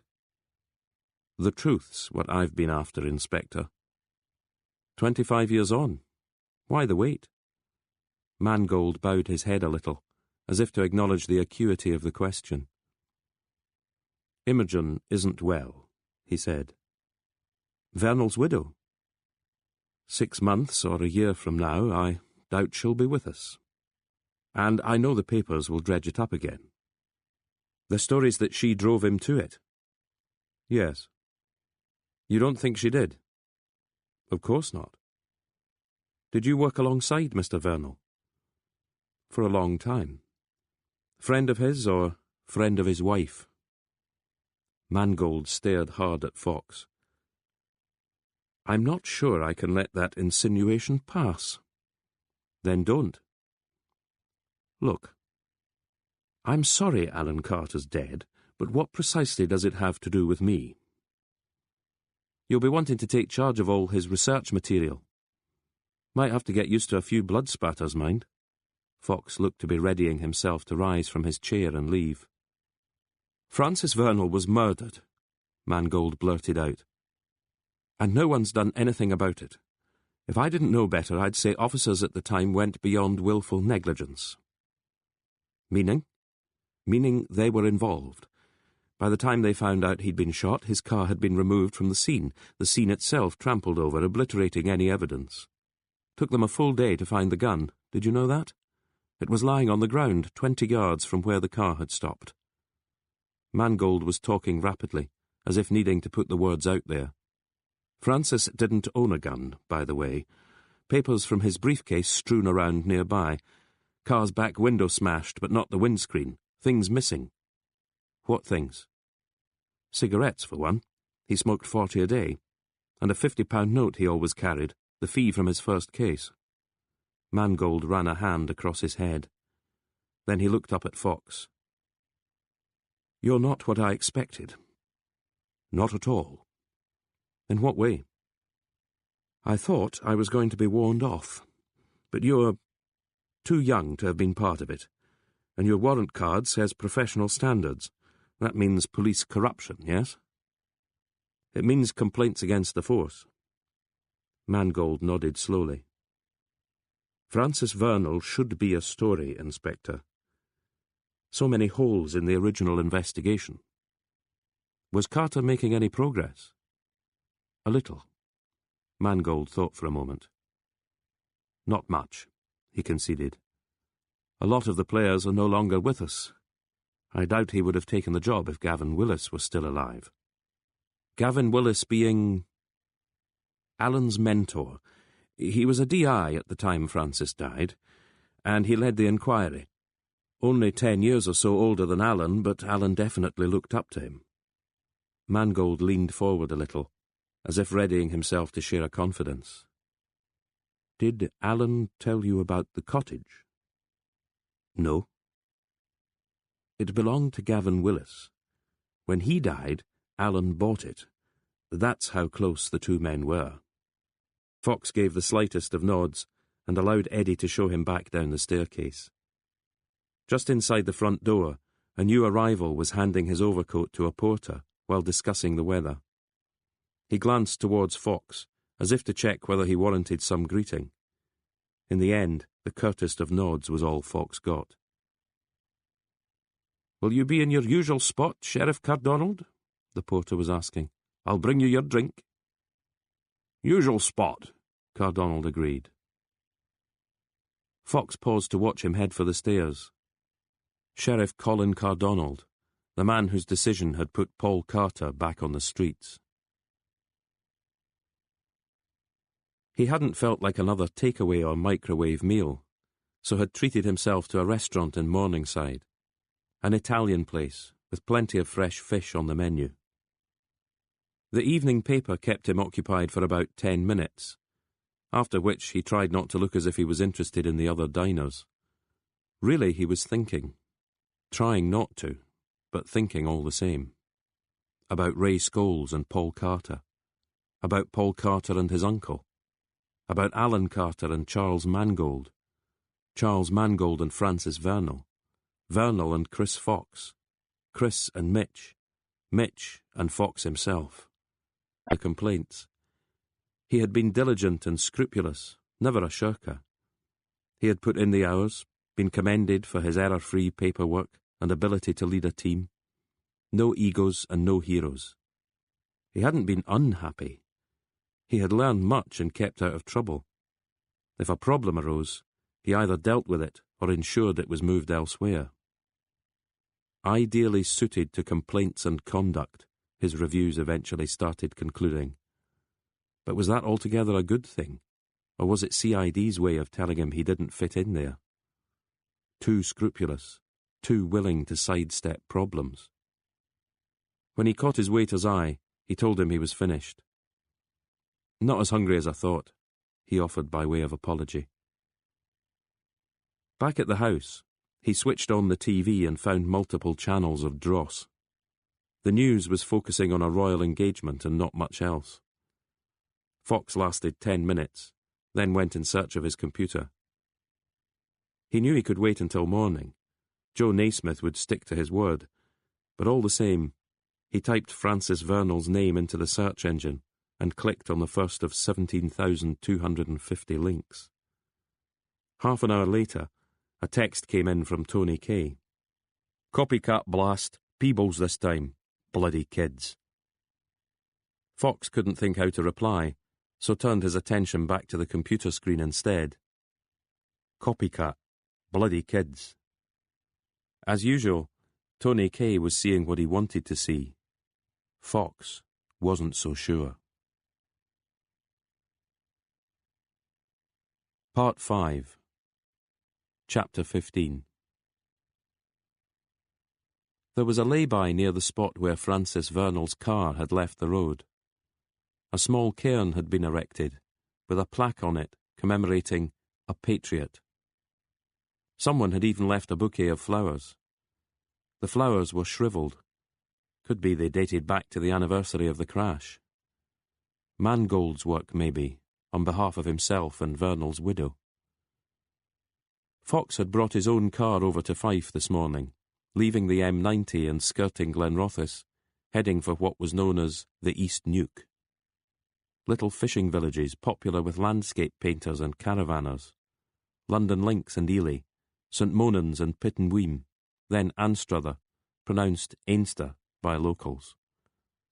Francis Vernal had died on a stretch of the B9131, north of Anstruther. He didn't play golf, but had a weekend place on the outskirts of St Andrews. Nobody was sure why he hadn't stuck to the A915, a quicker route. The only theory was a picturesque detour. Once you headed away from the coast, it was all farmland and forestry. No way to tell which particular tree his car had collided with. Another theory, mud left on the roadway by tractors had caused the car to skid. Fine, Fox could accept that. But something had happened afterwards. Not everyone who smashed their car then felt compelled to reach for a handgun. Had Vernal's lifestyle caught up with him? Stress, a rocky marriage, too much drink? The drink makes him swerve off the road. Maybe he wants to end it all. But he's still alive afterwards, so he reaches into the glove box for the revolver. A revolver. Same sort of gun used by Alan Carter. By him, or on him. Fox ran his fingers over the memorial. Kids down the years had scratched their names into it. A couple of souped-up cars had flown past him a few miles back, stereos blaring, maybe driven by Cambo or Ali, Desi or Pug. Straightening up, he breathed deeply. Not a bad spot. Peaceful. The drone of distant farm machinery, the half-hearted cawing of a few crows. He could smell freshly turned earth.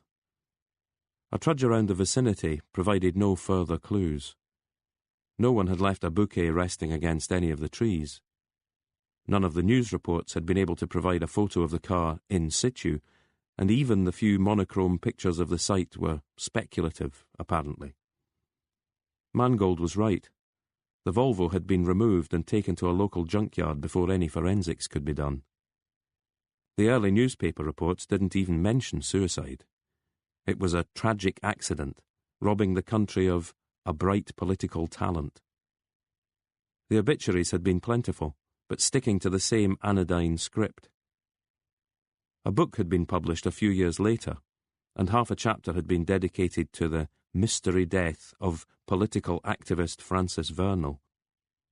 The book had been a short compendium of unsolved Scottish crimes, but it produced no new evidence. Instead, its author had posed questions, the same questions Fox had been asking himself throughout his online reading of the previous evening. He'd printed out quite a lot of it, finishing one ink cartridge and replacing it with a spare. Back at his car, he lifted the heavy folder from the passenger seat and considered opening it. But then his phone buzzed, meaning he had a text message. It was from Tony Kay, he ordered. Fox muttered an apology and closed the door again. Kay and Naismith were coming along the corridor towards him. "Might have warned me," Fox growled. "I just did," Kay responded. Sure enough, Fox had another text message. "I are a no-no." "Thanks," Fox said, stuffing the phone back into his pocket. "So, what's going on?" "You should see CID," Naismith interrupted. "They're going mental." "It would be nice if someone told me why." "Some spotty little reporter," Tony Kay obliged. "There's a petrol station on Kinghorn Road and he went there to fill up his putt-putt." "And," Naismith butted in again, "he asks the attendant if he saw anything the night Alan Carter died. Turns out the guy did." "Paul Carter," Kay added. "He saw Paul Carter. Looking agitated. Stopped his car at the pumps, got out but didn't do anything about filling it. Pacing up and down. Looking at his phone. Punching the buttons but not seeming to get an answer." "We already know Paul Carter phoned his uncle," Fox felt it necessary to state. "But he was heading for the cottage," Naismith stressed. "So half an hour ago it was a clear case of suicide, and now the nephew's a murder suspect." Fox's stare moved from Kay to Naismith and back again. "He's going to go to jail," Kay argued, "in no small part because of his uncle." "If nothing else," Naismith added, "it probably means he went to the cottage. Whatever they talked about, it ended with a gunshot and a corpse." They heard footsteps. 2 men and a woman had come through the swing doors, led by Sergeant Alec Robinson. Robinson was stony-faced. The new arrivals took the measure of Fox, Kay and Naismith, then knocked on the interview room door and went in. Robinson avoided eye contact with Fox as he headed back to his desk. "Glenrothes?" Kay speculated. "Aye," Fox said. A minute later, the same 3 officers were leading Paul Carter out. He saw Fox and his colleagues and came to a stop. "I'm being stitched up here," he snarled. "I never did nothing." The 2 male officers gripped him by either forearm and led him away. "Hands off me!" The woman offered a glance back in Fox's direction as she followed them. "Know her?" Kay asked, his mouth close to Fox's left ear. "Name's Evelyn Mills," Fox admitted. "She's complaints, same as us." "And she wears Chanel." But Keithley was standing in the doorway of the interview room. The look she gave Fox told him it had been her decision to bring Glenrothes in. He nodded, to let her know he'd have done the same. "What does he say?" he asked. "Got a call from his uncle's number. Caller hung up. Another call, same thing happened." She folded her arms. "Wondered what was going on, decided to go ask him in person, but got halfway and changed his mind." "Maybe that's what happened then." "Maybe." "You don't sound convinced." She glowered at him and decided against answering. Fox, Kay and Naismith watched her stride down the corridor away from them. "Home sweet home," Kay said, making to enter the interview room. "I'm not sure what this means for the surveillance," she told him. "Me neither. If we catch Carter talking to Scholes and owning up to something." "Might be inadmissible," Fox concurred. "I've got the Procurator Fiscal's office working on the pros and cons, but knowing them it'll take a while." She paused. Might be safer just to pull the plug. On the other hand, Fox reasoned, the tap is on Scholes' phone, not Carter's, and Scholes isn't the one CID have in their sights. It was Fox's turn to pause. How's it looking for Carter? His superintendent tells us you were the one who came up with the left-hand, right-hand, told otherwise.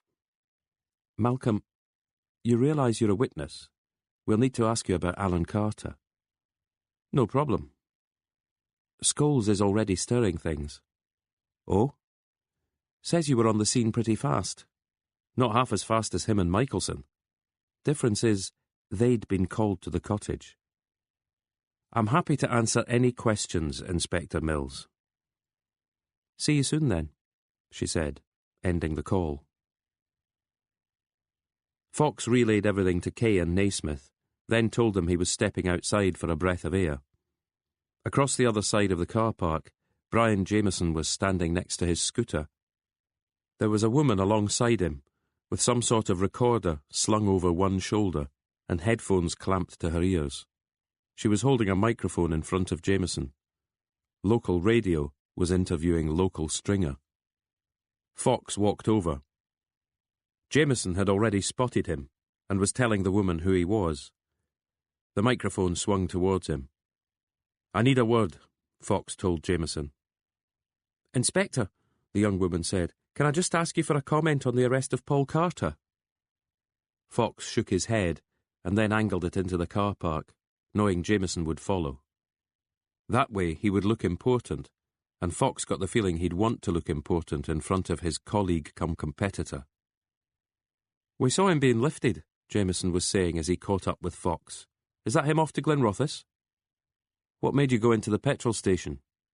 Pit stop. After you left the scene, I was there the best part of 2 hours. Needed a caffeine hit. The attendant knew Paul Carter. Jameson shook his head. It was the car he described rather than the man. So you can't be sure it actually was Carter? Jameson stared at him. The forecourt's covered by CCTV. I had to wait for the garage owner to OK me seeing the playback. That's why I didn't come forward sooner. No doubt about it, Inspector. It's Paul Carter caught on camera. And he drives off afterwards. Yes. Still heading towards the cottage. Is he saying it's coincidence? He's saying he did a U-turn. Jameson was thoughtful. Camera only covers the pumps. He had moved ahead of Fox, so he was facing him. Funny, isn't it? What? Paul Carter. So close by his uncle's place the night the uncle decides to do away with himself. And who are the first two officers on the scene? Paul Carter's best buddies. Fox kept his face a blank.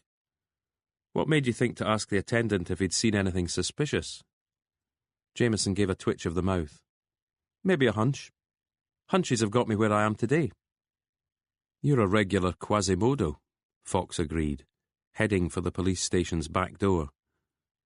Waiting for him on the other side stood Ray Scholes, hands in pockets, feet apart. You know who he is? Scholes cautioned. Fox agreed that he did. Had you given him anything? No. Best keep it like that.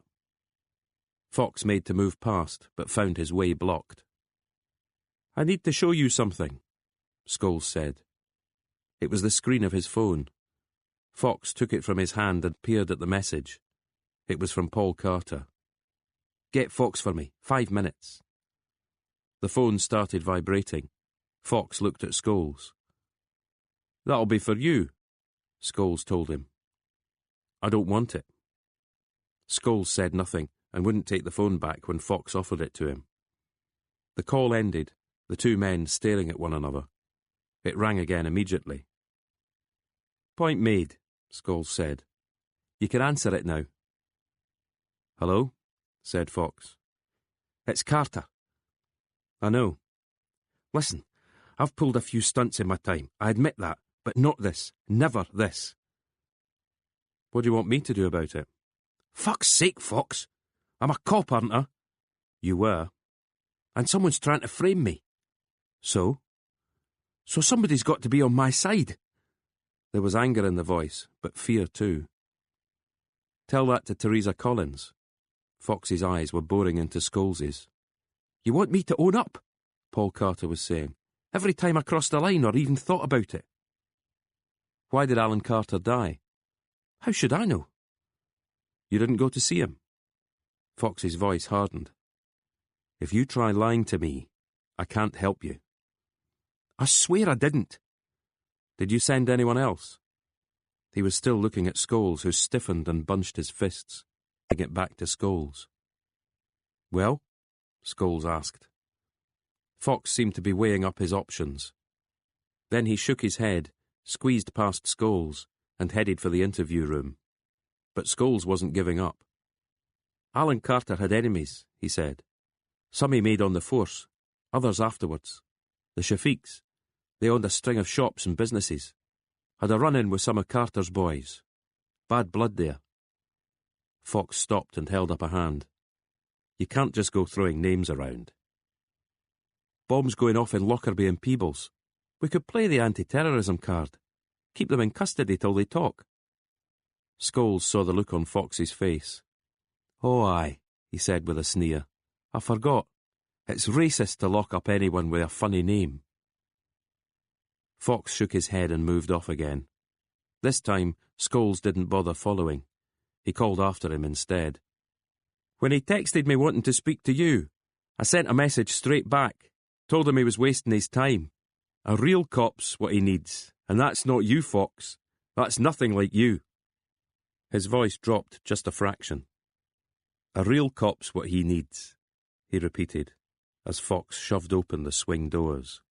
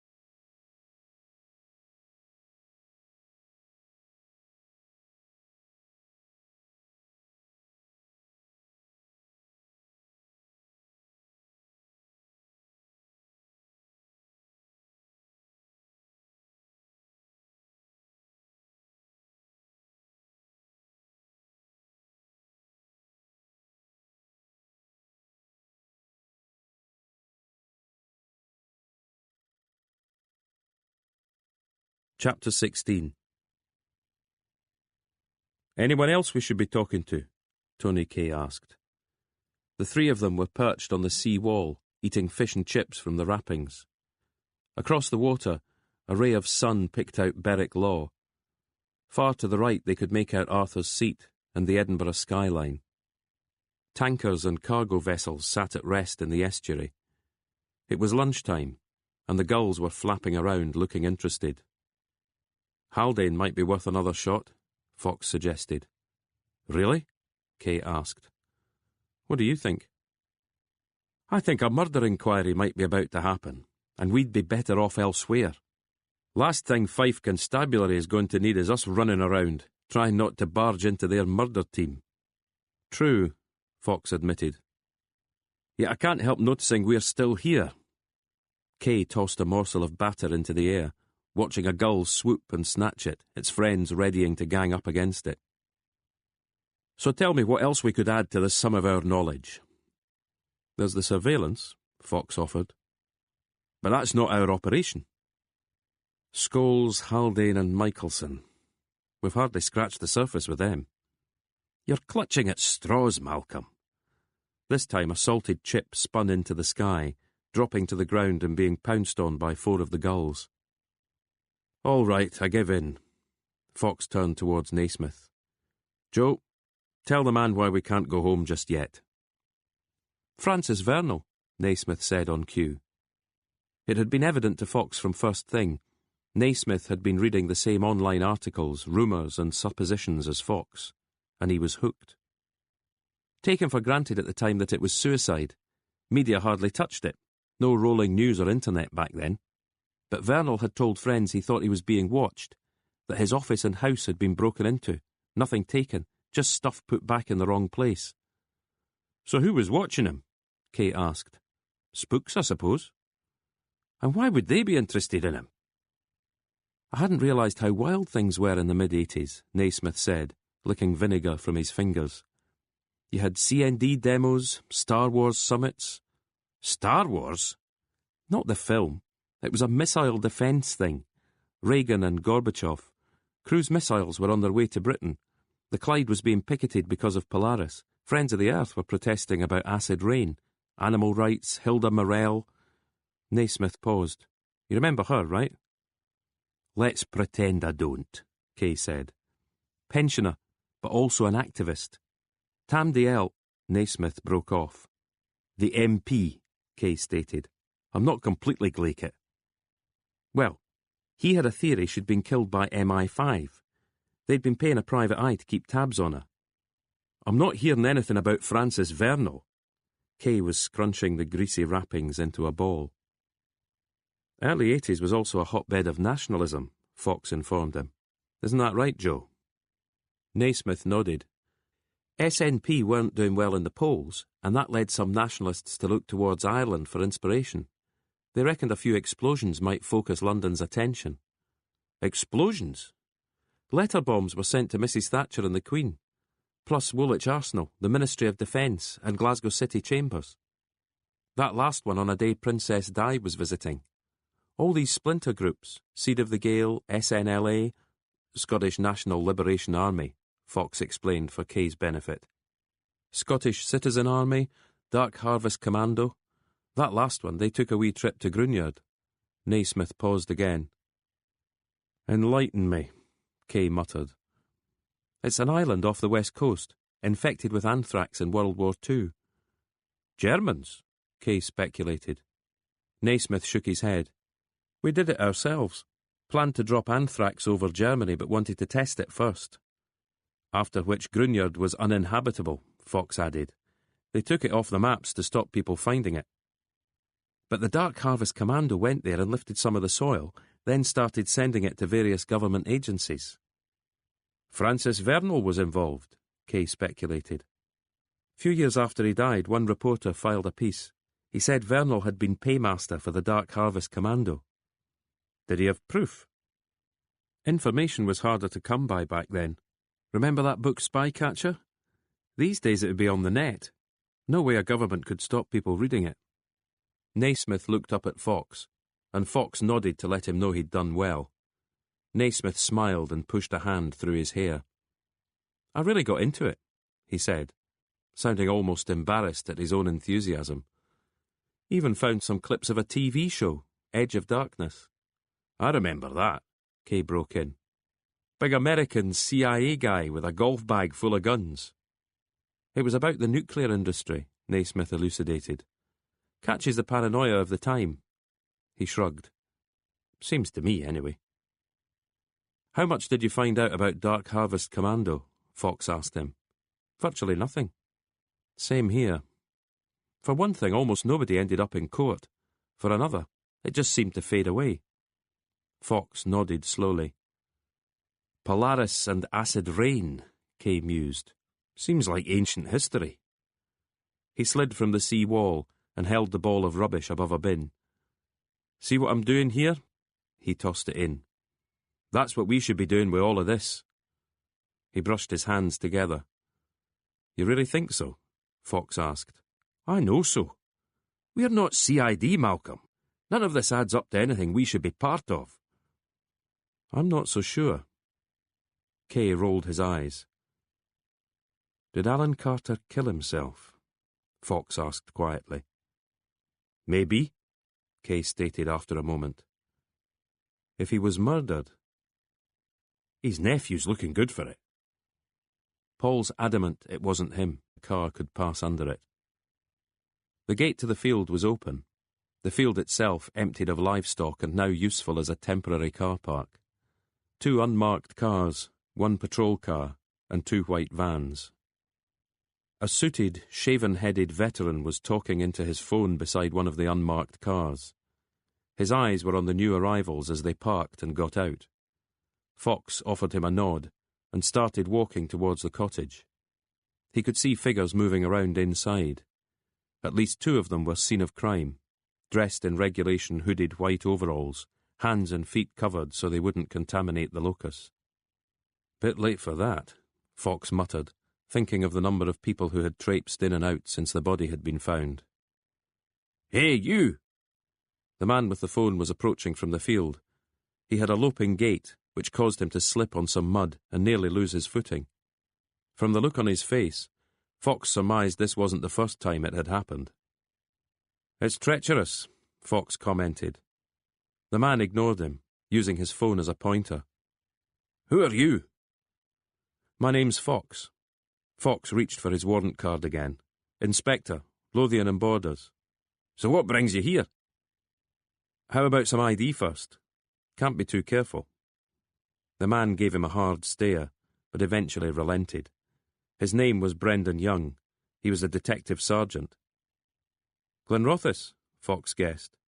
"Dunfermline." "You in charge?" "DI's inside."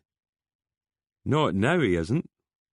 The man who stepped from the cottage was 6'3" and as broad as a rugby player, jet black hair combed straight forward and small, piercing eyes. "I'm DI Cash." "They're Lothian and Borders," Young informed him. "But lost, gentlemen?" Cash asked. "I was out here a few days ago," Fox began to explain, interviewing Alan Carter about his nephew. "You're the complaints." "Kirkcaldy CID didn't tell you," he guessed. "They didn't." "Well, you know what it's like. This is their patch. Don't expect any favours." "I might say the same thing." Fox gave another twitch of the mouth, nearing a smile this time. "You'll give us a statement about the deceased?" Cash asked. "Whenever you're ready for it." "How often did you meet him?" "Just the once." "What did you think? Good guy?" Fox nodded. "Wouldn't want to get on the wrong side of him, though." "Oh?" "Seems to me he didn't suffer fools, or family, gladly. Plus he ran a security firm." Fox slipped his hands into his pockets. "I was here again afterwards," he went on, "not long after the body was discovered.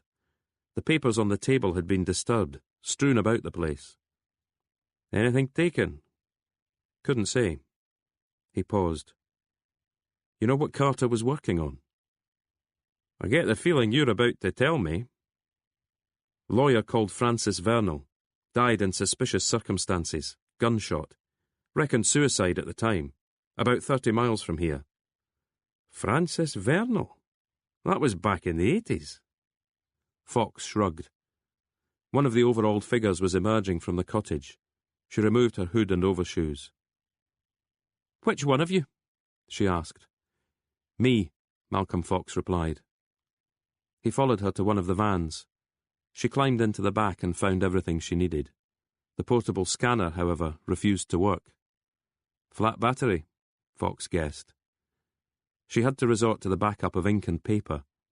The result was signed by both of them, after which she handed Fox a wet wipe for his fingers.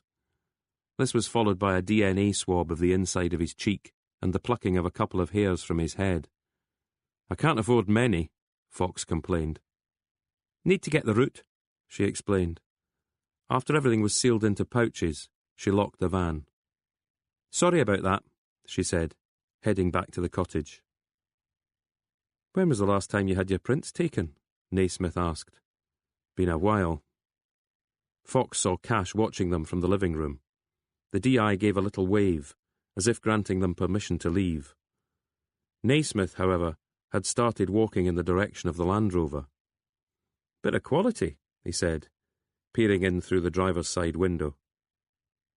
"Mind you don't leave any prints," Fox warned him. Naismith took a step back and looked around. "Question for you," he said. "Why leave your car out here when you've got a garage?" But there was no easy way in.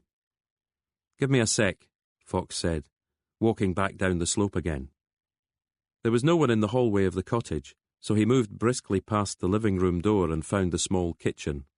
Keys hung from a row of hooks to the left of the sink. He ran an eye along them and chose the likeliest candidates. As he was turning to leave, he saw Cash emerge from the living room. "What are you doing there?" "Looking for you."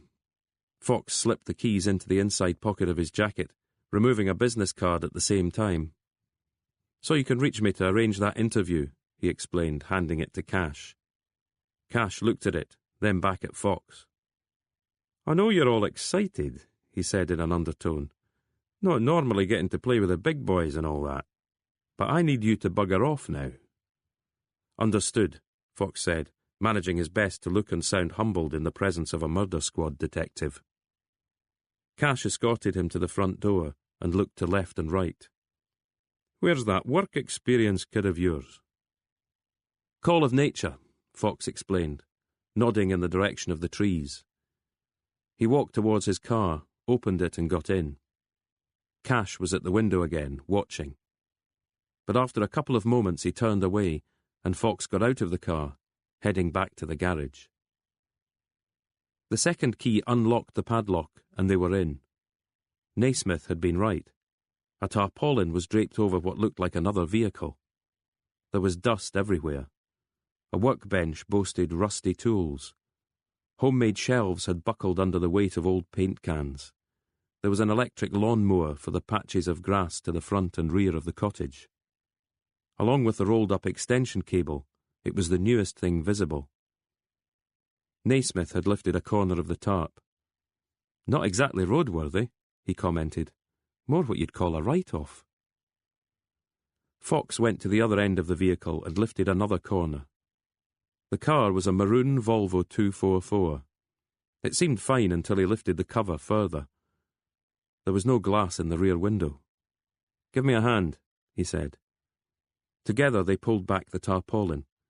The front of the car was wrecked, its engine exposed, grille and bonnet missing. "Tell me it isn't," Naismith said, in a voice just above a whisper. But Fox was in no doubt at all. Vernal's car, the one that had been taken to the scrapyard. Fox tried the passenger side door, but it was jammed shut from the force of impact. The car's interior didn't look as though it had been touched in quarter of a century. There were bits up squeezing through the gap. "What now?" he asked from the back seat. "Is there anything that might interest us?"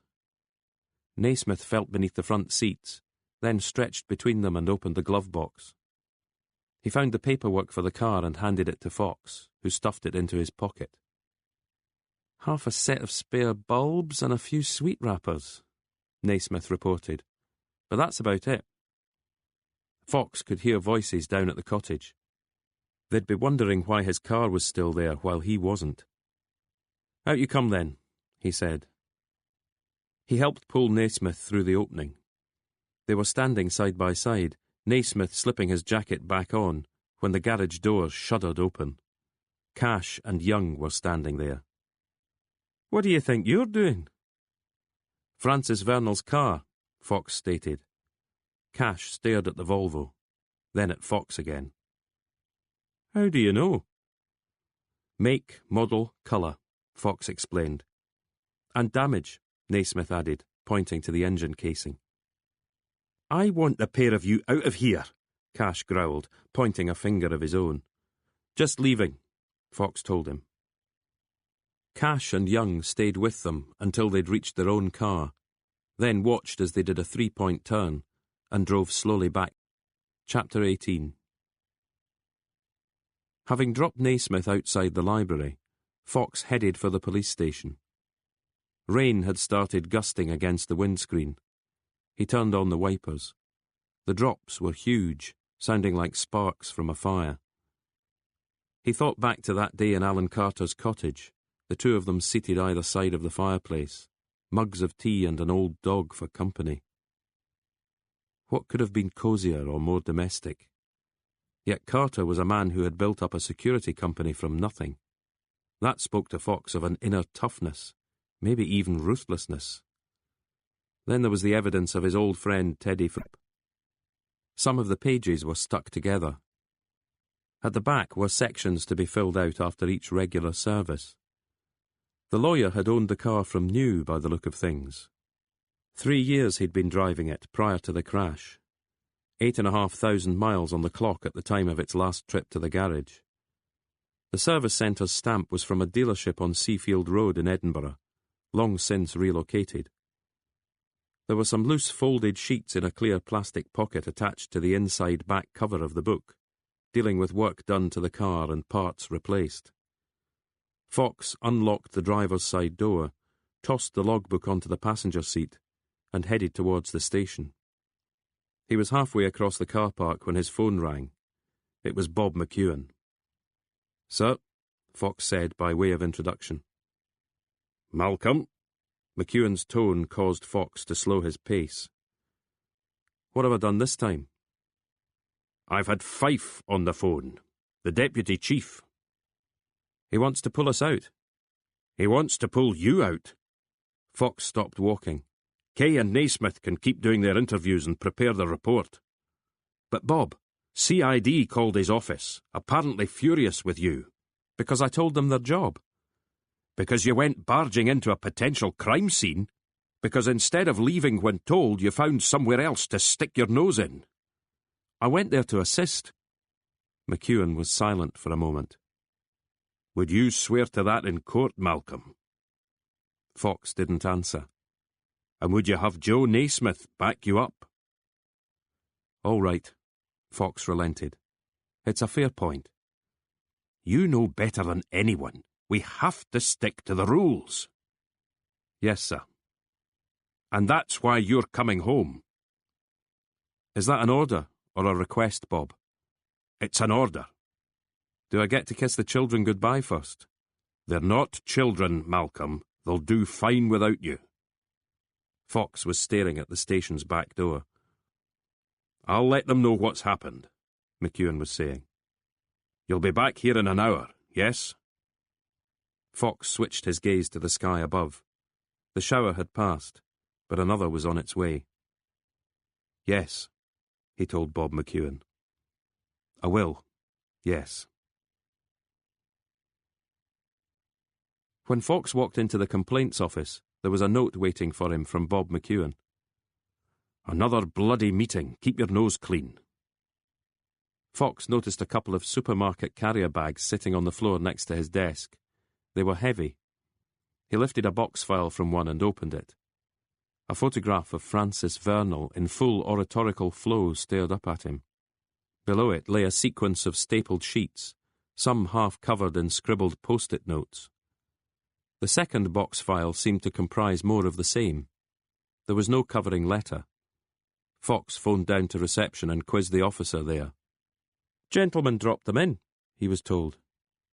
"Give me a description." There was a thoughtful pause. "Just a gentleman." "And he gave my name." "He gave your name." Fox ended the call and made another, to Mangold Bain. The secretary put him through to Charles Mangold. He realised how similar the two scenes might eventually be. Alan Carter's table, piled high with paperwork, and now his. With a tightening of the mouth, he got to work. Alan Carter had, on the face of it, done a lot of work. He had sourced copies of The Scotsman for the whole of April and May 1985, really to prove only that almost no attention had been paid to the lawyer's death. Fox found himself lost in these newspapers. There was an advert for a computer shop he remembered visiting. The advert was for an ICL personal computer with a price tag of almost £4,000. A poll showed support for the SNP stubbornly fixed at 15% of the Scottish population. A flooded colliery was to be closed, and there were fears the Trustee Savings Bank might move its HQ south of the border. Joe Naismith had mentioned Hilda Morell, and though she had died the previous year, she made it into the newspaper too. The MP Tam Dael was insisting she had been killed by British intelligence, and Home Secretary Leon Britton was to be quizzed on the matter. Fox was surprised by how little of this he remembered. He would have been in his hires year at Boroughmuir, confident that a university or college place awaited him. Rumours could be contained. Even news could be contained. Few enough Woodwards and Bernsteins in the Scottish media at the best of times. Fox could imagine a newspaper editor balking at reporting details of a suicide. There was the family to consider, and maybe you'd liked the guy, respected him. What good did it do tarnishing his name by letting strangers know how he'd died? A patriot. Opening the second box, Fox felt his eyebrows raise a little. Photocopies of the original police notes on the case, along with autopsy details and pictures. Someone had been into the vaults to retrieve this lot, which Alan Carter... Chapter 19. "I have to tell you," Kay said as Fox approached the table, "you're in danger of becoming a local hero in Kirkcaldy." "How's that?" Fox asked, settling into his seat. "They don't like the murder squad muscling in, and so far you're the only one who's managed to put those particular noses out of joint." "Is it a murder yet?" Kay shook his head as he took a sip of beer. "Suspicious death," he confirmed. Joe Naismith returned from the bar with Fox's spiced tomato juice. "Thanks, Joe," Fox said. "How did you get on at the library?" 8 scrapyards in Fife, 6 of them still going." "Did you manage to call all 6? "Yes." "Get lucky?" "Not exactly. One guy I spoke with reckons the job would have gone to Barron's Wrecking." "Can I assume that's one of the 2 firms no longer in business?" Naismith nodded. "The scrapyard's now a housing estate." "And Mr. Barron?" "That's the good news. When he sold up, he got one of the new builds as part of the deal." "He lives on the estate?" "It's not really an estate. 6 executive homes." "He's still there?" "I've not managed to speak to him yet, but I will." "Good lad." Fox realised Kay was giving him a look not too far removed from pity. "Wild goose chase," Kay duly commented. "How about you, Tony? Anything to report?" Kay considered his response while he swilled another mouthful of beer. Then he smacked his lips and said, "Not much." Fox waited for more and Kay obliged. "Incident room's been set up in the main CID office, meaning Scholes and Michelson have been shunted out." "Haldane's still off sick?" Kay nodded. "DCI Laird has decided that CID should take up residence in the interview room, leaving Joe and me homeless." "Have you talked to Keithley about it?" "She wasn't exactly sympathetic." Kay paused. "There is one thing." "What?" Fox asked. The surveillance, Kay replied. With you kicked into touch, shouldn't you hook me up with Coco Chanel? Jo and me need to know what she's hearing from those phone taps. I'll check with her, Fox said. Kay nodded slowly. And what about you, Foxy?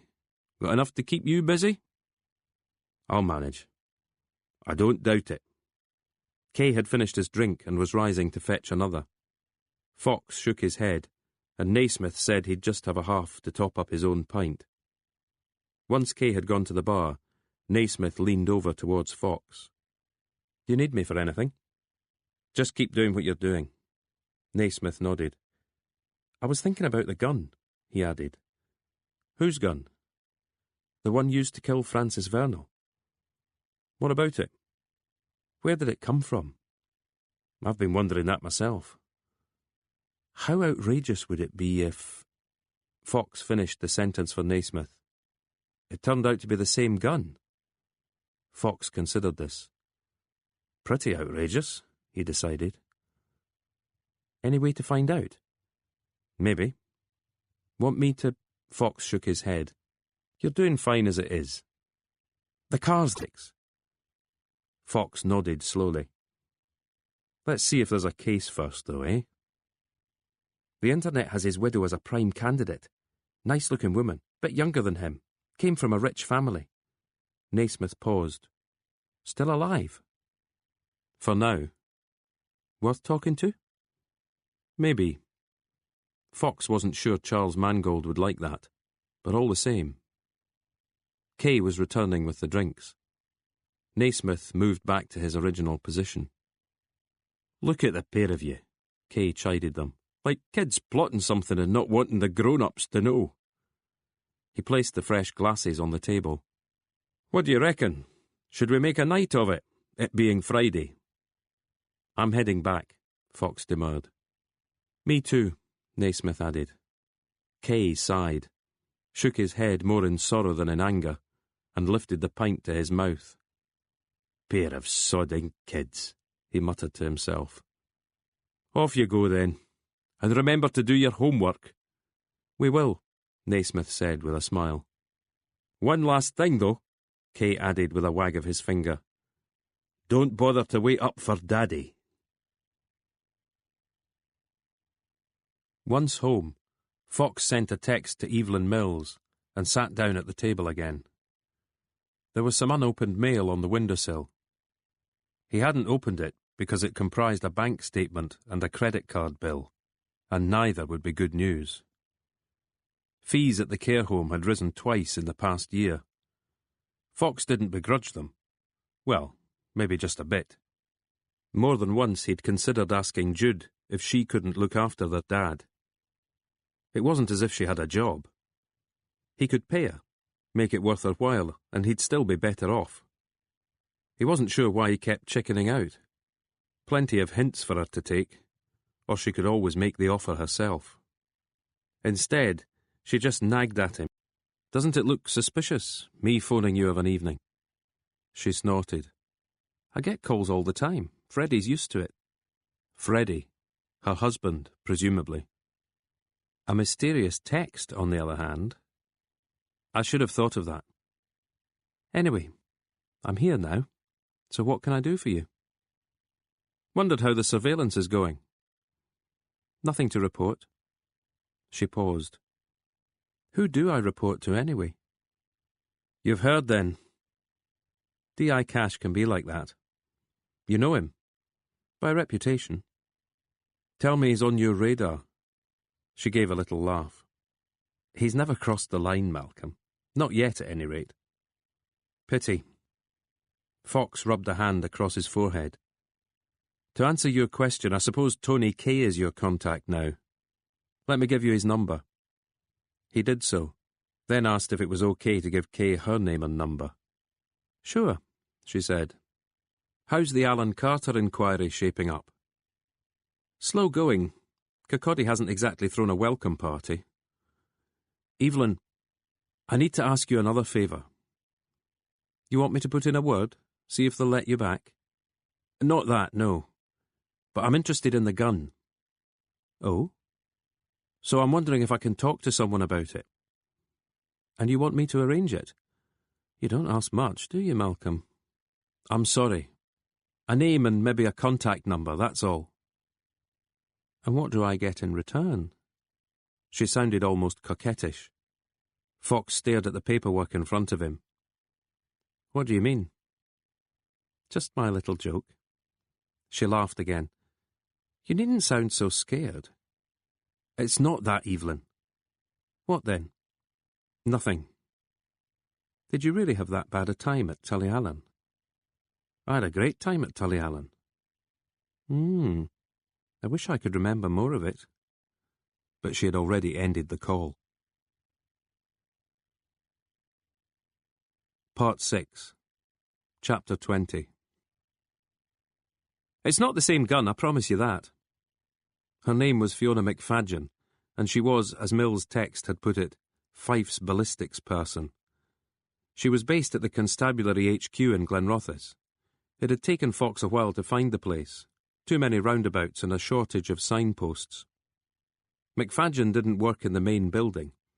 Fox had been directed to a squat brick structure behind the petrol pumps.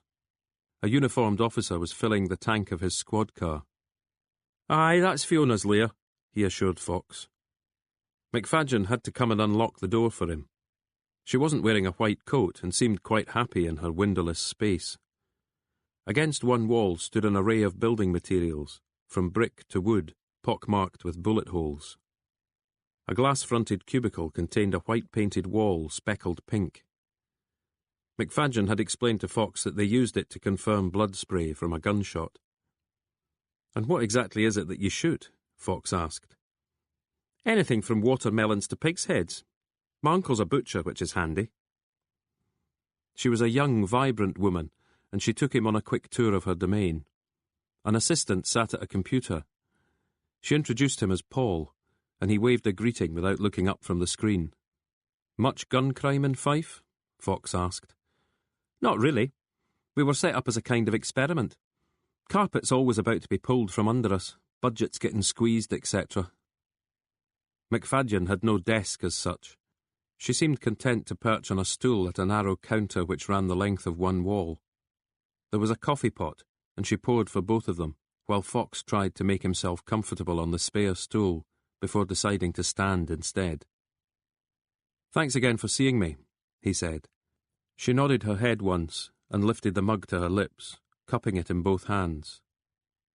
How can you be so sure about the guns? Fox then asked. The coffee was too bitter, but he took another sip anyway, so as not to give offence. Serial numbers for a start, she said. Paul had some free time last year, so he computerised all the old records. She showed Fox the printout. This is the gun Francis Vernal used. 4-inch barrel rather than 6-inch. Same calibre bullet, but 6 chambers rather than 5. A second printed sheet was passed to Fox.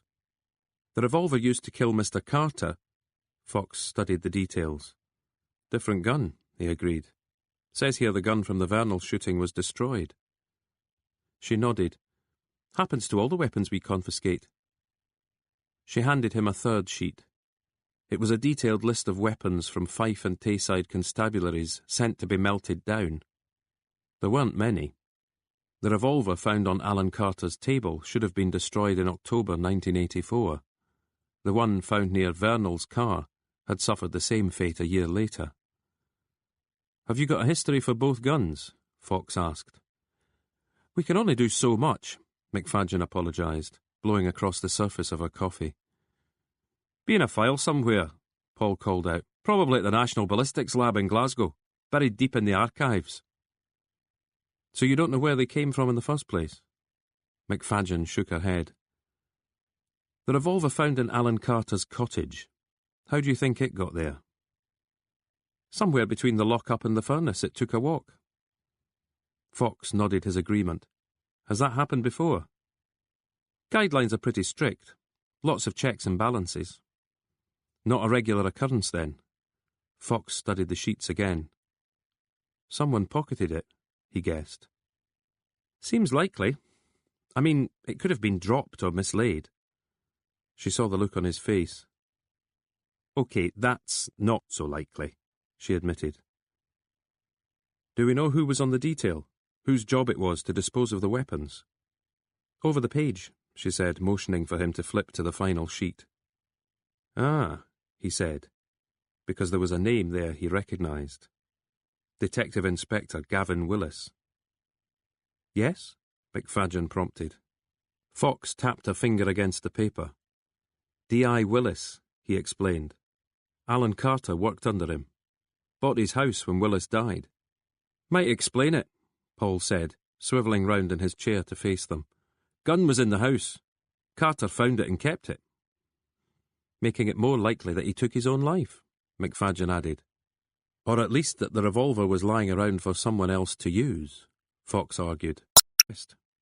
Nothing so far, Paul interrupted. Nothing so far, McFadgen confirmed. Fox blew air from his cheeks. What do you make of it? I'm not really sure, she confided. Paul's theory is that the gun had been taken to the cottage, used to kill the victim, and then his prints pressed to it in a half-baked attempt to make it look like suicide. She paused. But, Fox prompted. But, you've just given us reason to believe the gun may have been in the cottage all along. Alan Carter might have had cause to be fearful, Fox stated. Maybe he kept the revolver close by. That doesn't work, Paul said, rising from his chair and pouring himself more coffee. Victim was seated at the table. From the spray pattern, we know that's where he was when he was shot. If someone's taken your gun from you and is pointing it at you, you're not likely to stay seated with your back to them, Fox agreed. He thought for a moment. What if someone has the gun pointed at you and tells you to sit down? They want something from you, something that's already on the table. Paul considered this and nodded slowly. You find it for them, and they then shoot you. Or you refuse and they shoot you anyway, McFadgen added. The room was silent for a moment. So, Fox asked, was the revolver there all along, or did someone bring it with them? I no see idea looking at the victim's nephew, McFadgen commented. He would have known the cottage, and might have known where the revolver was kept. The two men weren't exactly close, Fox argued. If there was a gun on the premises, Carter kept it secret even from his oldest and closest friend. And what about the missing cloth? Killer took it with him, Paul suggested. If there was a killer, McFadgen cautioned. If there was a killer, her assistant agreed. Then he turned towards Fox. One other thing. Fiona's quite right when she says not many guns go astray. These days, I'd say none at all. But back then, Fox prompted. A few of the guns that turned up in police custody began life with the army. Back in the 70s, a lot of stuff, explosives included, went AWOL from barracks up and down the land, most of it destined for the Troubles. Northern Ireland. The paramilitaries needed weapons. They were being stolen to order. What's your point? Paul shrugged. That revolver could have been destined for Belfast. Ulster wasn't the only place with terrorists, Fox informed him. We had our fair share on the mainland too. He was thinking of the Scottish National Liberation Army and letter bombs in Downing Street, the Dark Harvest Commando with their anthrax spores, and their possible paymaster, Francis Vernal. You've got a point, Paul said. He went to a filing cabinet, pulled open a drawer and started searching. McFadgen gave Fox an indulgent smile. He nodded his agreement. Paul was good at his job. A minute later he'd found the relevant file and was handing a photograph to Fox. It showed a desk in a police station. Laid out for the media's attention was an array of firearms.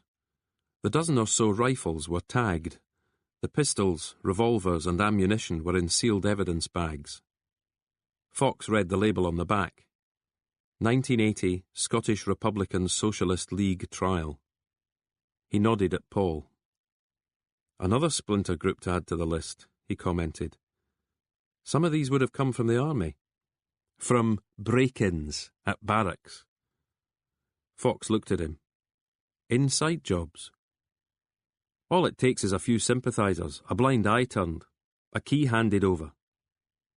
I'm seeing shotgun cartridges, but no shotguns, Fox said, handing the photograph to McFadgen. Par for the course, she explained. No one's saying these groups had high IQs. Not even the leadership. We caught them, didn't we? She brandished the photo as proof. While Paul placed the photograph back in its file, Fox rubbed at his jaw with the palm of his hand. Can I ask you something else? Fire away, if you'll pardon the expression. He gave her a smile. Do you have a theory about these explosions? McFadgen gestured towards Paul's computer. Paul's been doing a bit of work on that. Plastic containers filled with bits of metal. Screws, washers, stuff you can find in any DIY store. Detonation sent the whole lot flying a distance of 30 metres. Probably not kids, then. Not unless they've been reading the anarchist cookbook, Paul said. They've not perfected it yet, though, McFadgen added, folding her arms. But they're getting better, her colleague cautioned. McFadgen nodded her agreement, looking pensive. They're getting better, she said. And once they're satisfied, Fox asked. Then it won't be trees they'll be targeting, McFadgen said.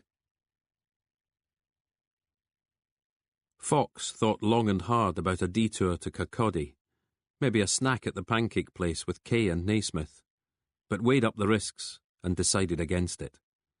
Instead, he drove back to Edinburgh, stopping for petrol and a burger. He had called ahead, but Charles Mangold was busy until 2. At 1:30, Fox was parked outside the Newtown headquarters of Mangold Bain. The offices were on the ground floor of a steep sloping Georgian terrace, looking directly onto Queen Street Gardens. The receptionist smiled and asked him to take a seat. There was a copy of the Financial Times on the coffee table, along with the latest property guides and a golfing magazine. When a taxi drew up outside, Fox got to his feet and watched Mangold get out. His face was reddened by alcohol.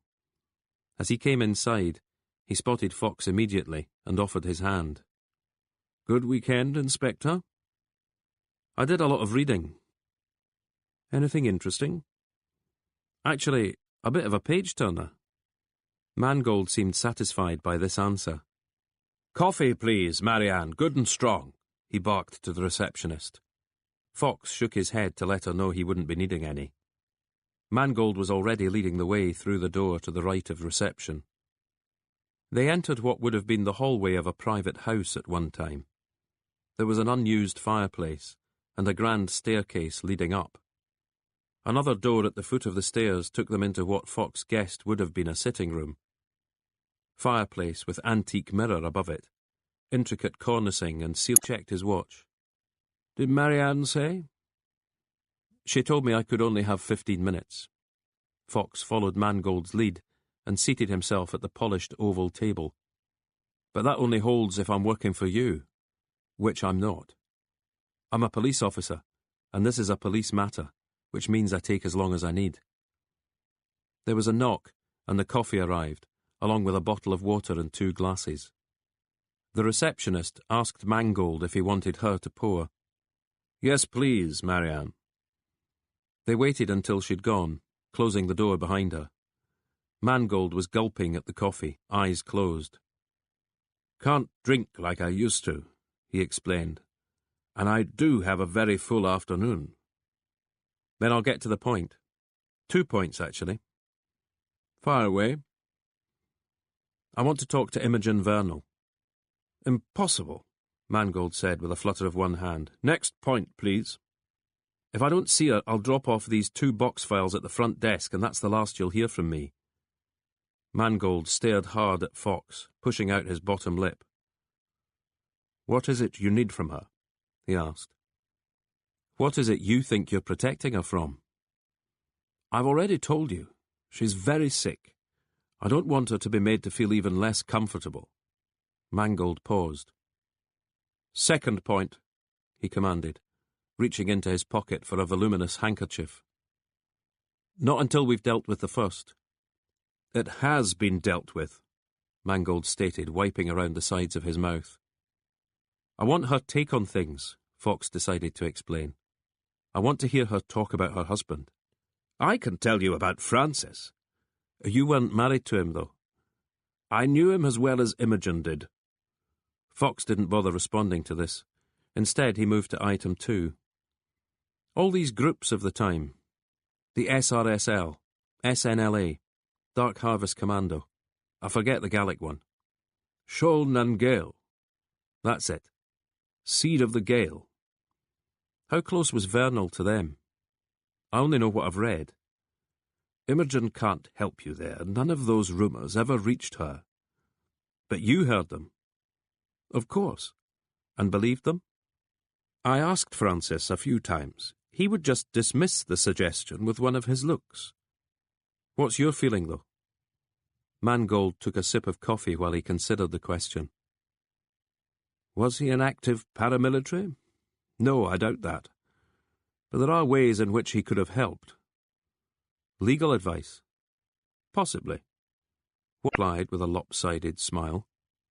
He stared into the bottom of his cup. I really do need to stop drinking at lunchtime. I'll feel bloody awful later on. He glanced up at Fox. Are we finished here, Inspector? Not quite. Did you ever hear names?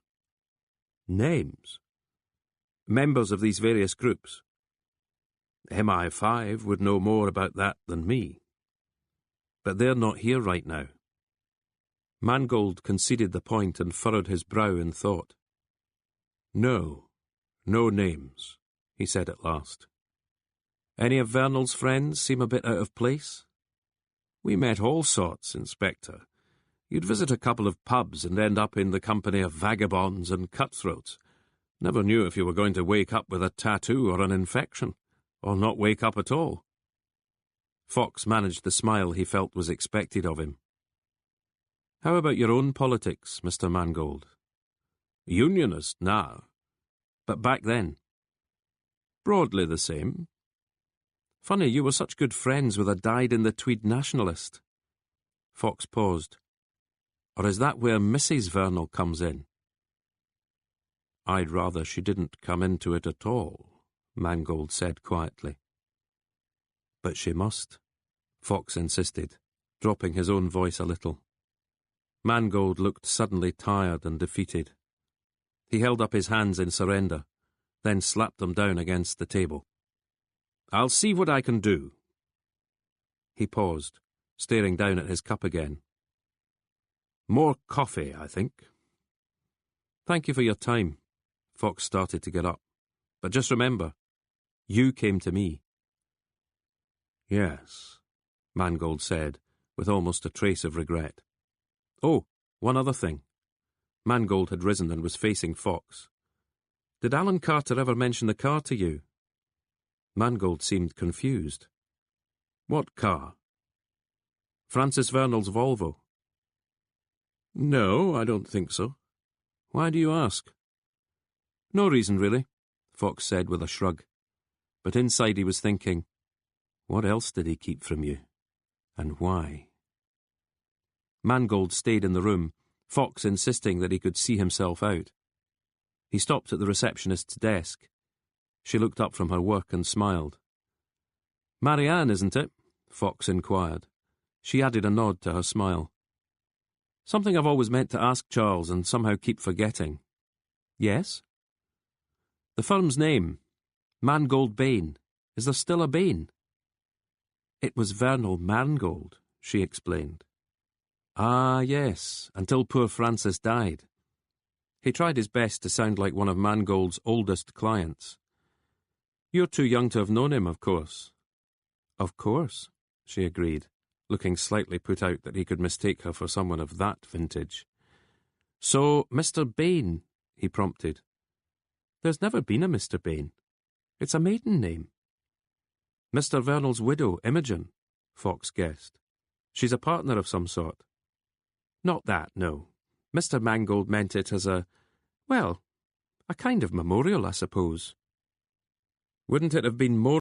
Just don't ask me what that means. Fox had sent texts to both Tony Kay and Joe Naismith and was waiting to hear back from them. He had thought about visiting the Central Library, digging into its newspaper archive. He had cuttings from the Scotsman but not from the Herald or any other Scottish paper of the time. He doubted he would find anything. The media had soon lost whatever interest it had had in the story. When the office door opened, Fox saw that the chief constable was leading a visitor inside. The chief's name was Jim Byers. He was in full uniform, peaked cap included, which meant he was on his way to a meeting, or else was out to impress someone. The visitor was a man in his late 40s with a tanned face, square jaw and greying hair. He wore a three-piece suit and what looked like a silk tie. A handkerchief was visible in his breast pocket. "Ah, Malcolm," the chief constable said. Then, for the guest's benefit, "This is Professional Standards, PSU." "The rubber heels," the visitor said with a slight smile. His accent was English. The hand he held out for Fox to shake bore no rings. Fox had glanced in McEwen's direction. He could see that his boss was torn. It would be polite to end the call and greet the visitor, but he wanted Byers to know that he was earning his keep. He gave the chief a wave, then motioned that he would wrap up the call. Byers' gesture let him know this wasn't necessary. "Just giving DCI Jackson the tour," the chief explained to Fox. Then to Jackson, "Malcolm Fox is an inspector. Detective rank, but we don't use the term." "How's your workload?" Jackson asked Fox. "Manageable," Fox replied, wishing he had turned on his computer. His desk looked bare, half an inch of paperwork in the in-tray. Was Jackson something to do with the coming reorganization? Was he seeking posts that could be cut? He had that look to him, a brisk, hard-nosed bean counter. "Working in Fife, aren't you?" the chief asked, frowning as he realized how stupid the question sounded. "Not today, sir. The rest of my team are." Fox swallowed. There was no reason to suppose the chief constable would know he'd been kicked into touch. Even if he did know, it wasn't the sort of thing you wanted to advertise to a visitor. "What brings you here?" Fox asked Jackson instead. Byers got in first with the answer. "DCI Jackson is based at Special Branch, Anti-Terrorism." "Didn't know we had much of that in Edinburgh," Fox felt obliged to state. Jackson gave the same brief smile. "The blast in the forest outside Peebles?" Jackson sounded suddenly interested. It had to be Naismith. Had to be Joe Naismith who'd let it slip to McEwen. Fox made show of shrugging it off. "A very slight connection," he mooted. But Jackson was not to be deflected. "As in?" he prompted. "Someone Malcolm interviewed," McEwen obliged. "He was doing some research into a lawyer who got himself involved with Scottish separatists. Quarter of a century back," Fox stressed. The chief constable looked at Jackson. "Not quite the same as your Peebleshire bombers." "Not quite," Jackson admitted. His next question was aimed at Fox. "What happened to the lawyer?" "Died in a car crash," Fox stated. "Unlike the researcher," McEwen added. "He put a revolver to his head." "Dearie me," Jackson said. Then he gave Fox that same unnerving smile again. When Naismith called Fox's mobile an hour or so later, Fox was alone in the office, McEwen having left for yet another meeting elsewhere in the building. Before Naismith could say anything, Fox thanked him for telling McEwen all about Alan Carter and Francis Vernal. "He just asked me what I was up to," Naismith responded. "Well, thanks anyway. Now we've got Special Branch interested." Fox went on to explain the circumstances. "Could be a bonus," Naismith argued. "Can't you ask him if there's anything in the files on Vernal? Whether he really was being spied on? You think he'd tell me even if he knew? This was 20-odd years ago. Reckon the spooks have instant access?" "Maybe not," Naismith conceded. "But how else are we going to find out if they were keeping tabs on him?" "We aren't," Fox said eventually. There was silence on the line for a moment. "Want to hear what I've got?" Naismith asked. "What have you got?" "Barron. And no one came to the scrapyard asking for it. Willis slipped Mr. Barron an extra 20 and told him to say it had gone into the crusher. And Barron never bothered asking why. The way he put it was, when a cop tells you to do something, you do it. I'm not sure that's so true these days. Fox thought for a moment. Willis worked the firearms detail, he informed Naismith. Could have pocketed the revolver that was used on Alan Carter. Why, though? I'm still not sure. Did Barron remember anything else about the car? He didn't swipe anything from it. Nothing he's admitting to. Then that's that, Fox said, pacing the empty office. What do you want me to do next, Malcolm? Gavin Willis. I wouldn't mind knowing how and when he died. Maybe he's got some family left. I can check. Naismith sounded as if he was writing himself a note to that effect. Have you seen Tony? Fox asked. Told me he was taking Billy and Becca out for coffee. The hairdressers? Fox stopped by the window. He had a view towards the car park with Fettes College behind it. The pupils seemed to be heading home, a line of parental cars waiting to collect most of them. What's his thinking? Hormonal? Naismith guessed. Fox saw DCI Jackson being escorted to his car by the chief constable. Jackson had his own driver. Nice executive saloon, too. He got into the back, Byers closing the door for him. As the car pulled away, a window slid down. Jackson was staring up towards the complaints office.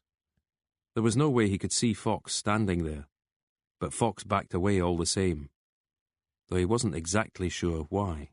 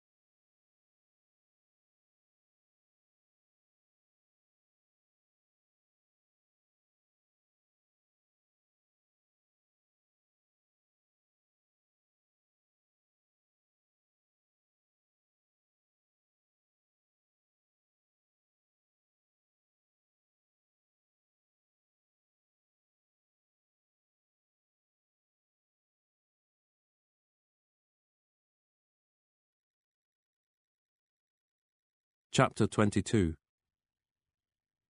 Francis Vernal's widow lived in a detached Victorian mansion house in the Grange district of the city. The narrow streets were devoid of traffic and pedestrians. Almost no homes were visible. They remained hidden, like their owners and those owners' wealth, behind high stone walls and solid wooden gates. Charles Mangold had been adamant that Fox could only visit if Mangold accompanied him. Fox had been just as adamant that this was a non-starter. Nevertheless, Mangold was waiting in an idling black taxi as Fox approached the driveway. As Fox got out of the car to announce his arrival at the intercom, Mangold emerged from the back of the cab. "I have to insist," the lawyer was saying. "Insist all you like." "What if Imogen wants me there?" "She can tell me that to my face. But you stay this side of the gates until she does." Mangold looked furious but said nothing. He spluttered his way back to the taxi, slamming the door after him.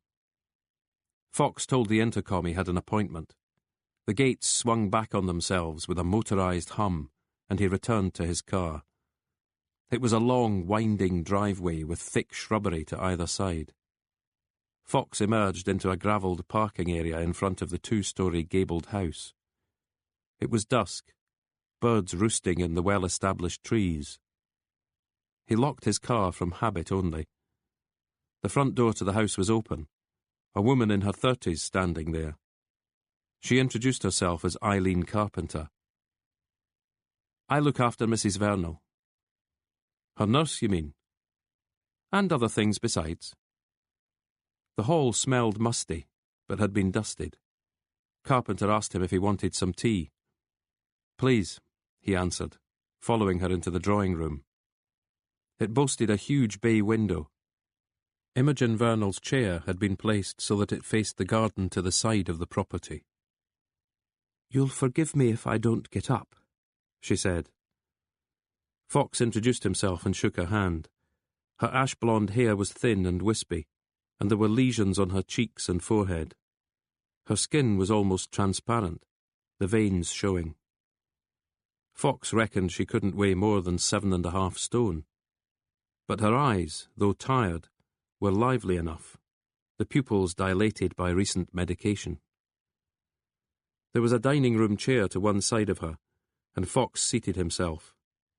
A book was open on the floor, a hardback copy of a Charles Dickens novel. Fox presumed one of Eileen Carpenter's tasks was to read to her employer. "Quite a house," Fox said. "Yes." "Did you live here with your husband?" "My parents bought it for us, a wedding gift." "Great parents." "Rich parents," she corrected him with a smile. There were framed photographs of her husband on the mantelpiece. One looked familiar, the orator in full flow, fist clenched as he addressed his audience. "I wish I'd heard him speak," Fox said truthfully. "I think I have some recordings." She paused and raised a finger. "No," she corrected herself. "I donated them to the National Library, along with his books and papers. People have done their PhDs on him, you know. When he died, an American senator wrote an obituary for the Washington Post." She nodded at the memory. "He was quite a character," Fox agreed. "In public." Her eyes narrowed a little. "Charles told me about you, Inspector. Such a pity about the other man, the one who passed away." She paused. "Is Charles outside the gates?" "Yes." "He's very protective." "Was he one of your lovers?" She took her time answering as if wondering how to respond. "You make me sound like a Jezebel." Her voice was becoming more noticeably Scottish. "It's just that he seems to have a great deal of affection for you." "He does," she agreed. "And there were always the rumours that your marriage had been stormy." "Stormy?" She considered the word. "Not a bad description." "How did the two of you meet?" "Manning the barricades." Not literally. Almost. A sit-in at the university. I think we were protesting against Vietnam. She seemed to be thinking back. Although it could have been apartheid or Rhodesia. He was already a lawyer, I was a student. We hit it off. Despite the age gap? My parents didn't approve at first, she conceded. Was Mr. Vernal a nationalist back then? He was a communist in his youth. Then it was the Labour Party. Nationalism came later. You shared his politics? She studied him.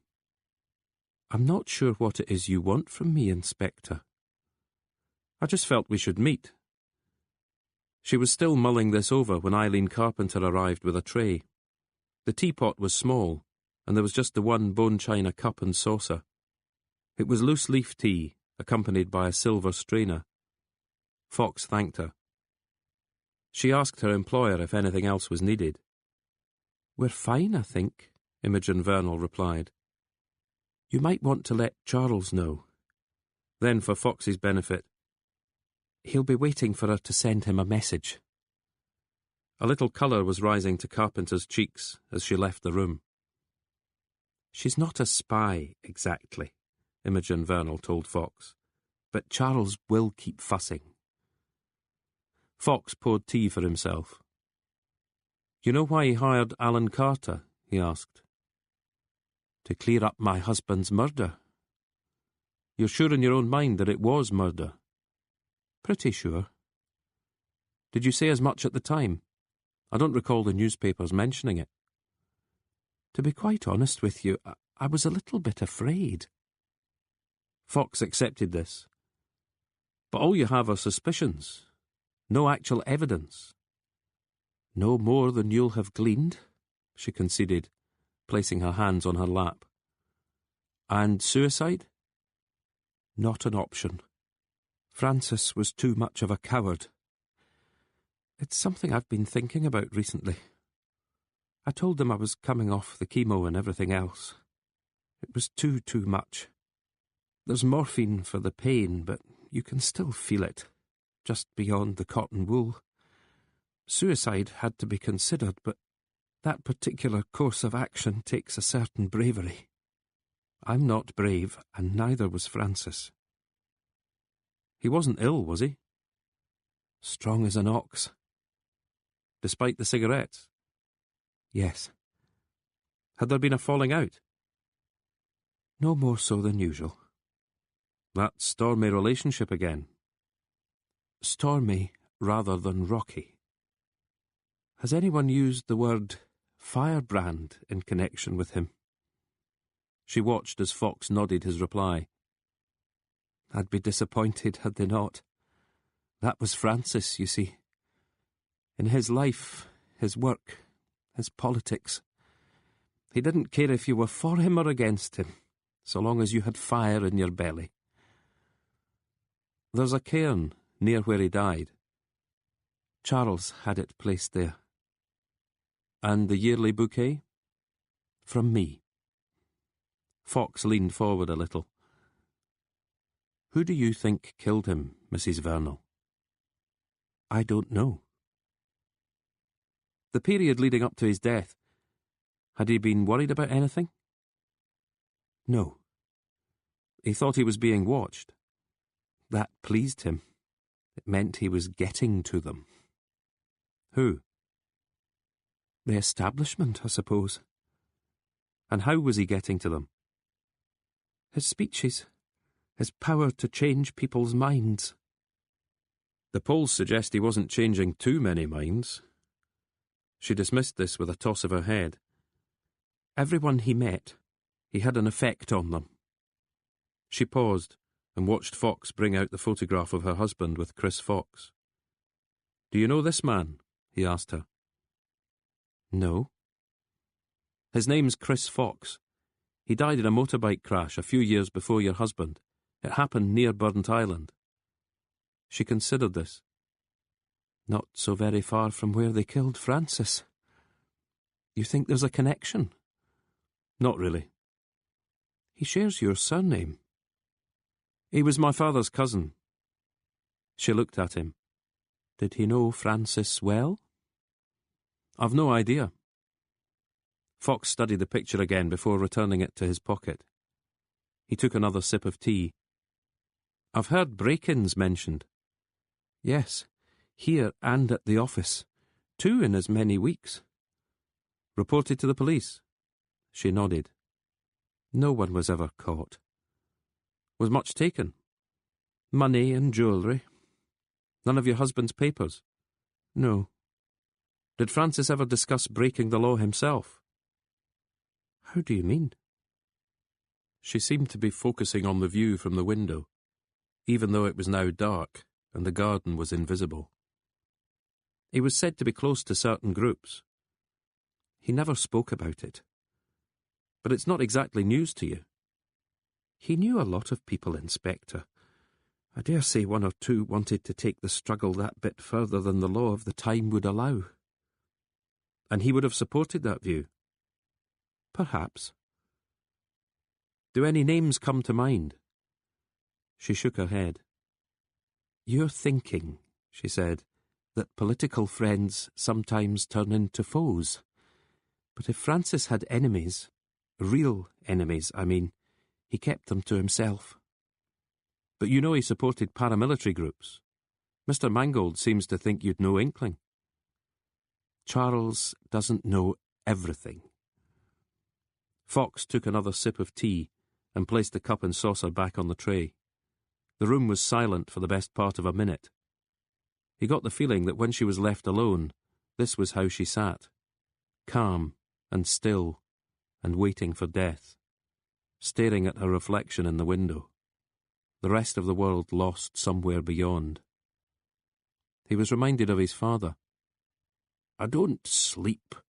I just lie here. Eventually he cleared his throat. What do you think he was doing on that particular road, he asked. Politically, you mean? He smiled at the error. No, the road between Anstruther and St. Andrews.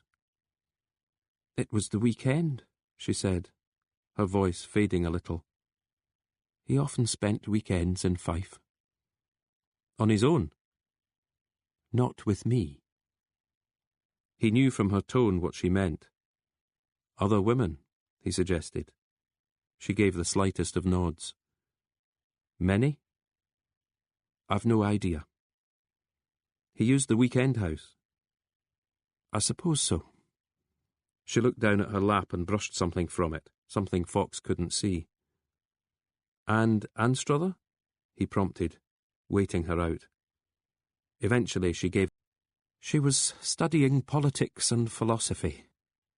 He gave a talk to the students and she met him afterwards. I suppose you'd call her a groupie. Her voice dropped almost to a whisper. I've not told anyone about her. Charles Mangold? She shook her head. So Alan Carter wouldn't have known either. I suppose Charles might have known, she said. He was Francis's friend, after all. Men sometimes talk to one another, don't they, when they're out drinking? Fox conceded that they did. The temperature in the room had dropped a few degrees. Have those letters, Mrs. Vernal. She nodded. I wondered whether you would ask. She reached down the side of her chair and produced them, still in their envelopes. They bore neither addresses nor stamps. Hand-delivered, then. Fox turned them over in his hands without opening them. You were prepared, he stated. Why am I the first person you've told? She smiled at him. You insisted on coming here alone, she explained. You stood up to Charles. That speaks to me of a certain something. A quality. You know something? You'll know better than I do. But take heed, Inspector. The man Charles employed ended up dead. You'd best be careful. Why do you think Mangold hired him in the first place? I thought I'd already answered that. Why do you think he did? To solve the mystery while you're both still alive to hear it. She considered this, then shook her head slowly. Perhaps. What other reason? Charles wants me to think less of Francis, so I'll think more of him. He wants to prove that your husband consorted with bombers as well as women. She gave a thin smile. Leading to my deathbed conversion. I recant and clasp Charles to my bosom, metaphorically speaking or otherwise. That sounds unlikely to me. Please don't misunderstand. Charles has been a good friend, loving and loyal, but not as reciprocal as he would like. No. And adding your maiden name to his law firm? Part of the wooing, she agreed. Should I feel flattered, do you think? Fox had no answer to that. As he left the vast and under-furnished drawing room, he could see her reflection in the window, just as she could see his. Fox lay in bed that night, thinking of Imogen Vernal. She had given up on the chemo, but hadn't given up on life. She still loved her husband. She was loved, in turn, by Charles Mangold.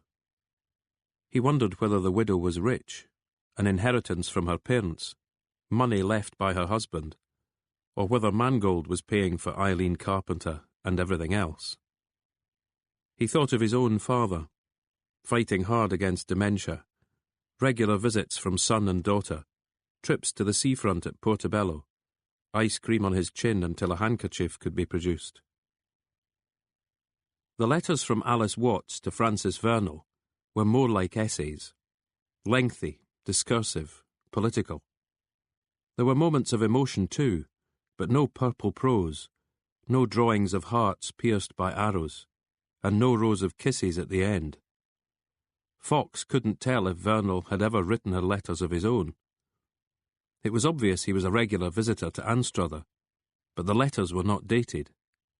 Judging by the few contemporary events she mentioned, they had to be from 1984 and 85. His phone was charging on the bedside cabinet. When it rang, he had to unplug it before answering. It was Evelyn Mills, calling him at 11 p.m. Evelyn? Did I wake you? What's up? There was silence on the line for a moment. Funny, isn't it? She eventually answered, her voice slightly nasal. You coming into my life again? Coming into my life right now, I mean. Fox realised she had been drinking.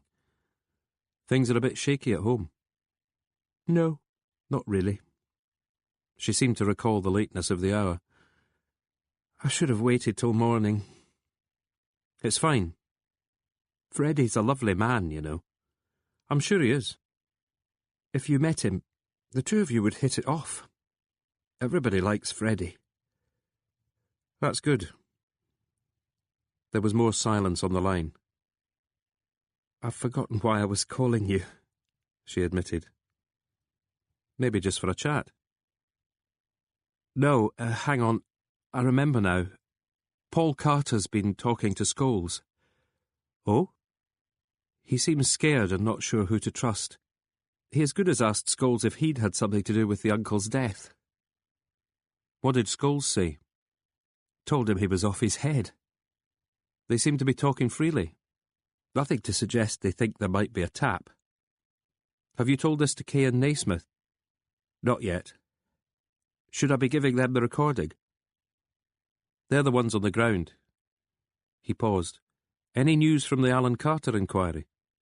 The wheels are turning. How close are they to charging the nephew? Nobody knows if we're even calling it a murder. The death is being treated as suspicious, Fox said, quoting the exact words the media would have been given. Advice is being taken from the Procurator Fiscal, Mills commented. Ever broke into a tired laugh. Maybe a glass or two of water before bed, Fox advised. That's what Freddie always says. The sigh she gave translated into a crackling on the line. Good night, Evelyn.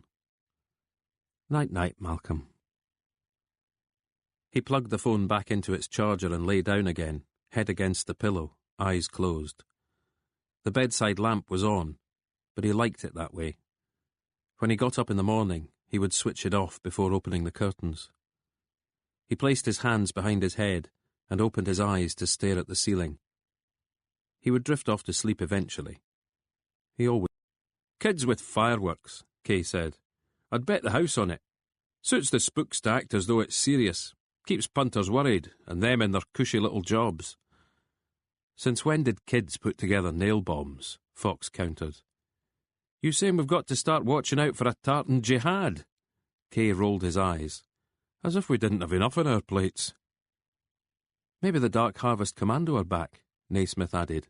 "Aye, you and Malcolm should paddle out to Anthrax Island, see if they're digging it up again." Kay shook his head slowly. "But in the meantime," Fox prompted. "Got a call from your pal Mills this morning," Kay obliged. "I've been wondering if one of the sons maybe held a grudge." "That was last year." "Well, I've offered it to Cash anyway." Naismith turned in his seat. "I did a quick check. The Shafiqs own a range of businesses all across Fife." Fox nodded and continued listening. "Your uncle had a few head cases on his books," Scholes was saying. "Tosh Garriach, Mel Stewart." "I know them," Carter said. "Then you'll know they've both done time. Short fuse merchants pumped up from bodybuilding and illegal supplements." "Uncle Alan had them working as doormen." "That's right." "And you're thinking they might have had a grievance?" "Not really," Scholes eventually admitted. "CID seem to think the only one around here with a motive is yours truly." "I'm doing my best, mate." "Look, Ray," Carter responded, "I can appreciate you might have thought you were doing me a favour." "Let me stop you right there, Paul. No way I had anything to do with this, so let's get that clear in our minds." "What about Gary or Mark?" Meaning Michelson and Haldane. "You're grasping at the wrong straws." "Sounds to me like you think I did it." "Nothing's for certain yet. The crime scene might look a bit wonky, but it's suicide until proven otherwise." "I didn't kill him, Ray." "That's what I'm saying." "Maybe it'd been nice," Naismith argued. "What do you think, Malcolm?" "He's pretty adamant he didn't top his uncle." "Aye," Kay retorted, "like he was adamant in court he didn't do anything to those women." "Speaking of which," Fox prompted. "I spoke to Billy and Becca again," Kay obliged. "Interesting that Scholes mentioned those two knuckle-draggers. Tosh Garriach happens to be Billy's current squeeze." Kay turned in his seat so he was facing Fox. "It was when you mentioned that Alan Carter's company employed doormen." "You thought you'd see if the two connected?" Fox nodded slowly. "And they do." "Coincidence, eh?" Kay said with a twitch of the mouth. "Alan Carter doesn't get on with his nephew. Makes a complaint about him. Nothing much comes of it until Teresa Collins changes her mind and Billy and Becca come forward. And Billy's boyfriend," Naismith added, "happens to work for the uncle." "So what's your thinking?" "Bit more digging required," Kay answered, "but I'm just beginning to see a glimmer of light." Paul Carter was set up by his uncle. If so, Naismith argued, even more reason to hold that grudge. Which puts him back in the frame for the murder. If it was murder, it was Naismith's turn to twist in his seat so he could make eye contact with Fox. What if Alan Carter wanted to get his nephew in even deeper shit? He's already decided to do away with himself. He phones Paul so it'll be on record as the last call he made, knowing Paul will then have some awkward questions to answer. "Been watching Midsummer Murders, Joe?" Kay asked with a snort. "It's a scenario," Fox conceded. Having finished his coffee, he pushed the plastic lid into the crushed cup. "Have you got anything for me about Gavin Willis?" "Not yet." "You could try asking Alec Robinson." "Who's he?" "The desk sergeant." "He looks at me like I've just nicked all his pens," Naismith complained. "Other person who might help is I was going to try talking to Teresa Collins again," he confided. "Neutral territory. Maybe a cafe or a pub. You know she's out of hospital." "The shrink gave her the all clear." "All I know is she's back home." You'll be sure to go easy on her. I can do the empathy thing, Kay stated. A nation rejoices, Malcolm Fox said. The geography of St Andrews defeated Fox. On paper it looked fine. A road led you into the town, after which there were a couple of main shopping streets parallel to one another. But he had an hour to explore the place on foot, and kept finding new angles. Philosophy, 1985. Date of birth? He'd shaken his head. Home address? Another shake. Term time she stayed in Anstruther. Year of entry? I'm not sure. Sorry. So there he was, exploring the town and finding himself intrigued by the way its disparate elements somehow didn't drive everyone slightly mad. He compared it to Edinburgh.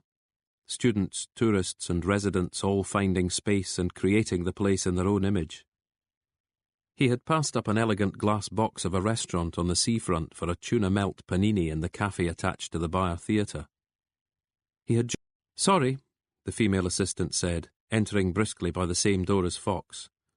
She returned to her own side of the desk, removing her coat and hanging it on a peg, then patting her hair back into place. Took quite a bit of digging. She had been carrying a large brown envelope. As Fox approached the counter, she pulled a few A4 sheets from it. This is what we have, she said. Alice Watts had been born in Glasgow in March 1965, making her 20 at the time of Vernal's death. She had enrolled at St Andrews in September 1983. There were 2 passport-sized matriculation photos of her, one from 1983 and the other from 84. She had changed dramatically inside a year, mousy and deferential looking in the first, tousle-haired and determined in the second. In her first year, she had stayed in a hall of residence. By second year, she was renting the Anstruther address. Bit of a hike, Fox commented as he read. But Anstruther's lovely, the female assistant argued. Her home address was a street with a Glasgow postcode. There was a phone number too.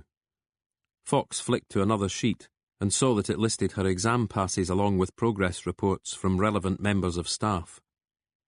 He would have called these reports glowing to begin with, but then Alice had wanted nothing more to do with her university.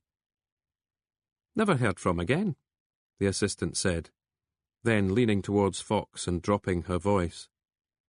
Has she been murdered? Fox stared at her and shook his head. What then? Her eyes had widened, eager for details. Her male colleague had stopped typing and was paying close attention. Fox kept his counsel, holding up the sheets. I'm taking these with me, he informed the assistant. All right? The originals need to stay here, she said, failing to hide her disappointment in him. I'll have to make you copies of them. Will that take long? A couple of minutes. Fox nodded his satisfaction with this, then noticed that she was holding out her hand, palm upwards. It's 30 pence per sheet, she informed him, unless you have a student card. The Anstruther address was a flat overlooking the harbour. So many day trippers were queuing at the fish and chip shop, they had spilled out onto the pavement. The woman who lived in the flat was an artist. She offered Fox some herbal tea but little else. She had bought the place from the previous owner, who had died of old age. Yes, it had been a rental property at one time, but she had no details. Mail sometimes arrived for people she'd never heard of, but she just threw it in the bin. She didn't recognise the name Alice Watts, and none of the old tenants had ever paid a visit. Fox made show of admiring her work. The walls were covered in vibrant paintings of fishing boats, harbours and coastlines, and left her to it, but only after she'd pressed a business card on him and informed him that she did commissions. I'll bear that in mind, he said, making good his escape. He considered a trip to Glasgow. It would take maybe 90 minutes, but made a few calls from his car instead. Eventually, someone got back to him from Govan police station. The officer had driven out to the address himself. It's an office block, he informed Fox. Offices? Fox frowned as he stared at Alice Watts's university details. How long has it been like that? It was a warehouse until 1982, renovated in 83. 1983, the year Watts had arrived at St Andrews. I must have the wrong address. Reckon so, the officer agreed. No housing in that street at all. Far as I can tell. Never has been. Fox thanked him and ended the call. He tried Alice Watts's home phone number again. The constant tone told him no such number existed. He held the two photos of Alice next to one another. A low sun had broken from behind the clouds, causing him to lower his windscreen visor. Even with the windows closed, he could smell batter and oil from the chippy. I've got a gun that shouldn't exist, and a student who's vanished without trace, he explained to the photographs. So I have to wonder, Alice, just who the hell are you? And where was she now? Chapter 24. Thanks for meeting me, Tony Kay said. The cafe was in a tired-looking shopping centre next to the bus station, all strip lighting and bargain bins. Teresa Collins had dark rings under her eyes, and he reckoned the stains on her clothes were blood from a few days earlier. He'd actually gone back to her street, sitting in the Mondeo for a time. Smears on her living room window. Blood again. He hadn't gone to see her, though. Instead, he had pushed a note through her door with his phone number and request, then waited for her to get back to him. I'm starving, she said, pushing the matted hair out of her eyes. There were faded homemade tattoos on the backs of her hands, and one wrist was bandaged, the other needing nothing more than a large sticking plaster. He pushed the menu towards her. Whatever you like, he said. She ordered a banana split and a mug of hot chocolate. I wanted to apologise about the other day, he said, once the order had been placed. And it's true about Paul Carter. He's been done for murder. Kay nodded, seeing little harm in the lie. So he won't be bothering you again? Poor man, she muttered. Paul, you mean? She shook her head. The one he killed. He could see she was itching for a cigarette. The pack was on the table. He knew they were headed in the vague direction of the football park. Town's seen better days, he speculated. Seen worse ones too. You've always lived here? I went to London once. Hated it. How long were you there for? Until the money ran out. Took me nearly 3 days to hitch home. The shops thinned out, many of them looking closed permanently. A few high-rises separated them from the seafront. She walked towards one of them, and in through a broken set of doors, stopping at the lift. Want to show you something, she told him. The lift jolted them upwards to the top floor. When they stepped out onto the wall, there was booze and shagging and then maybe a few slaps. Your mum didn't want you to see it. Collins shrugged. Either that, or she didn't want him starting on me. She paused, fixing him with a look. All the places he went, stories he told. He never brought me back a present. Not once. Men are right bastards, eh? Never met one that wasn't. That makes me a bastard, then. She didn't deny it, but tried lighting a fresh cigarette instead. He held his coat open to shelter the lighter's flame.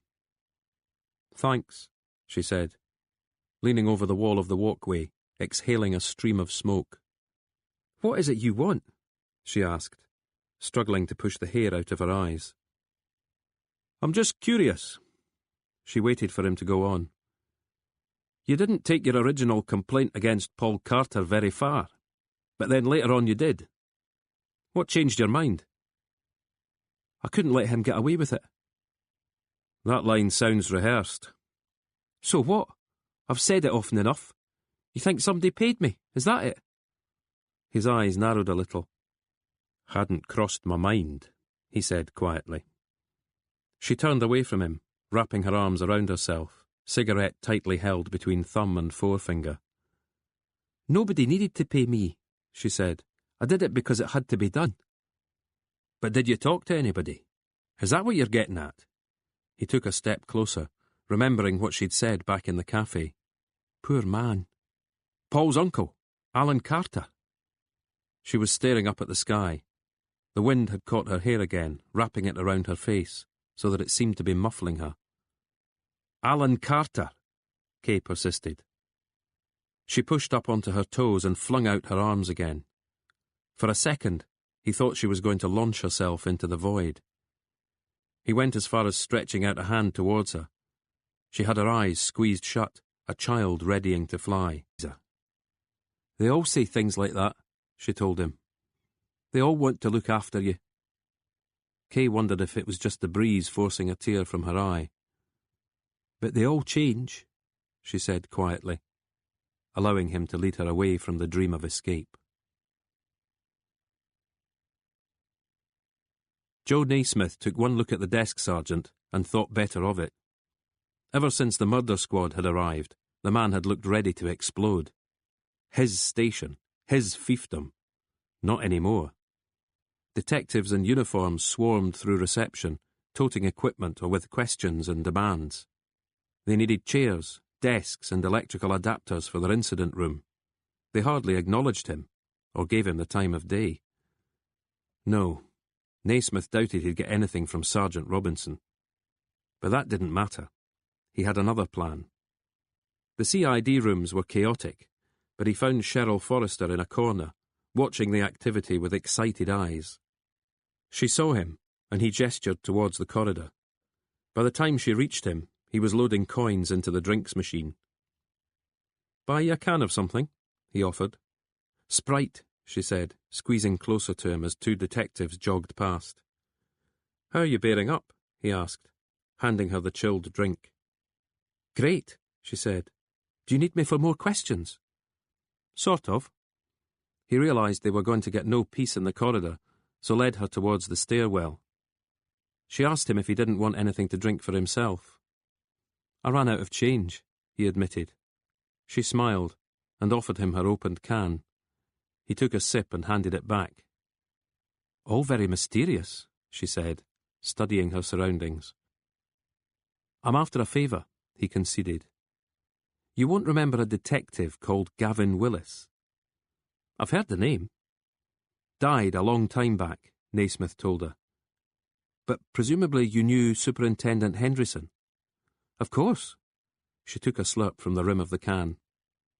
"I was wondering if there was any way of contacting him." "He's retired." "Does he never look in?" She shook her head. "Bit of a hike from Portugal." "He moved to Portugal?" "I think it was his wife's idea. He sends us a postcard now and then. Always makes sure to mention how warm the sea is." "Someone must have an address then, eh?" Forrester stared at him. "What's this all about?" "No idea," he dissembled. "I'm just running an errand for my boss." "I know that feeling." She paused and tilted her head a little to the side. "You doing anything this evening?" "Why?" "Just thought you could buy me a drink. Dinner too, if you like. I might have something for you by then." Naismith thought for a moment. "I'm not sure, Cheryl." "Because you're the complaints?" "Yes." "But I'm not under investigation, am I?" "You'll still figure in the final report." "So?" "It's an ethical thing. We'll be eating dinner, that's all. And I'll be giving you the address your boss needs." Naismith pretended to be weighing up the options. "OK then," he told her. "If you're not too busy." She was teasing him now. "Somewhere local?" he guessed. She shook her head again.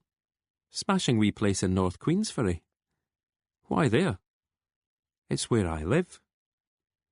"Is it now?" When she broke into a smile, he couldn't help smiling back. "Yeah," he said. "Yeah. Why the hell not?" Chapter 25. Professor John Martin, JDM to friends and colleagues, lived in a chic, new-build apartment block behind Edinburgh Zoo. Although the evening temperature had dropped, He was happy to allow Fox a few moments on the balcony. Cut. Classical music was playing, but just barely audible. It sounded modern and minimalist. The open-plan room boasted a wall of packed bookshelves and a cream leather suite. An archway led to a small kitchen of shining chrome and mahogany panelling. "Nice place," Fox commented. "Been here long?" "Couple of years." Martin had poured them both drinks, red wine for him, sparkling water for Fox. "We downsized when our offspring flew the nest." Martin swilled the wine around his glass and tested it with his nose. "I admit I'm intrigued. Tell me how you found me." Fox gave a shrug which he hoped looked modest. "I spent the weekend surfing online. Scottish militancy in the 1980s. Your name kept coming up.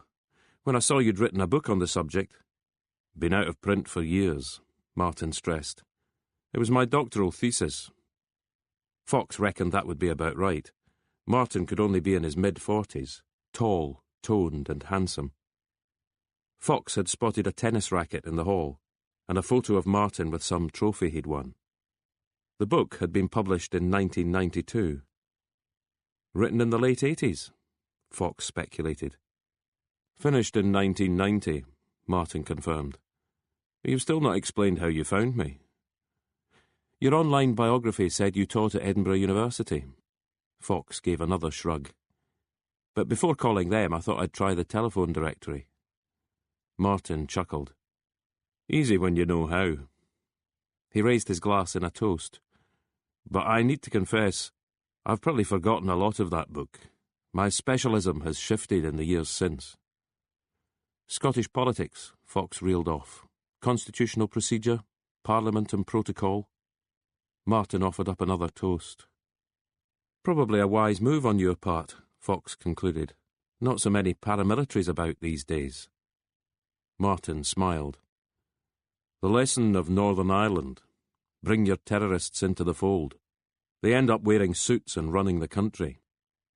"Does that hold for Scotland?" Martin considered this. "I'm not absolutely sure. The SNP polished up its act, got itself a leader with charisma to fit the rhetoric. Devolution provided a rostrum. No need for grievance. Plenty of grievances in the 80s. And in the 70s, Martin added, with roots stretching back much further." He paused. "I'm sure I can find you a spare copy of the magnum opus." "I've already ordered one," Fox confessed. "Ah, the internet again." "I think it's a review copy." "That gives it a certain rarity value. My publishers didn't do much in the way of promotion."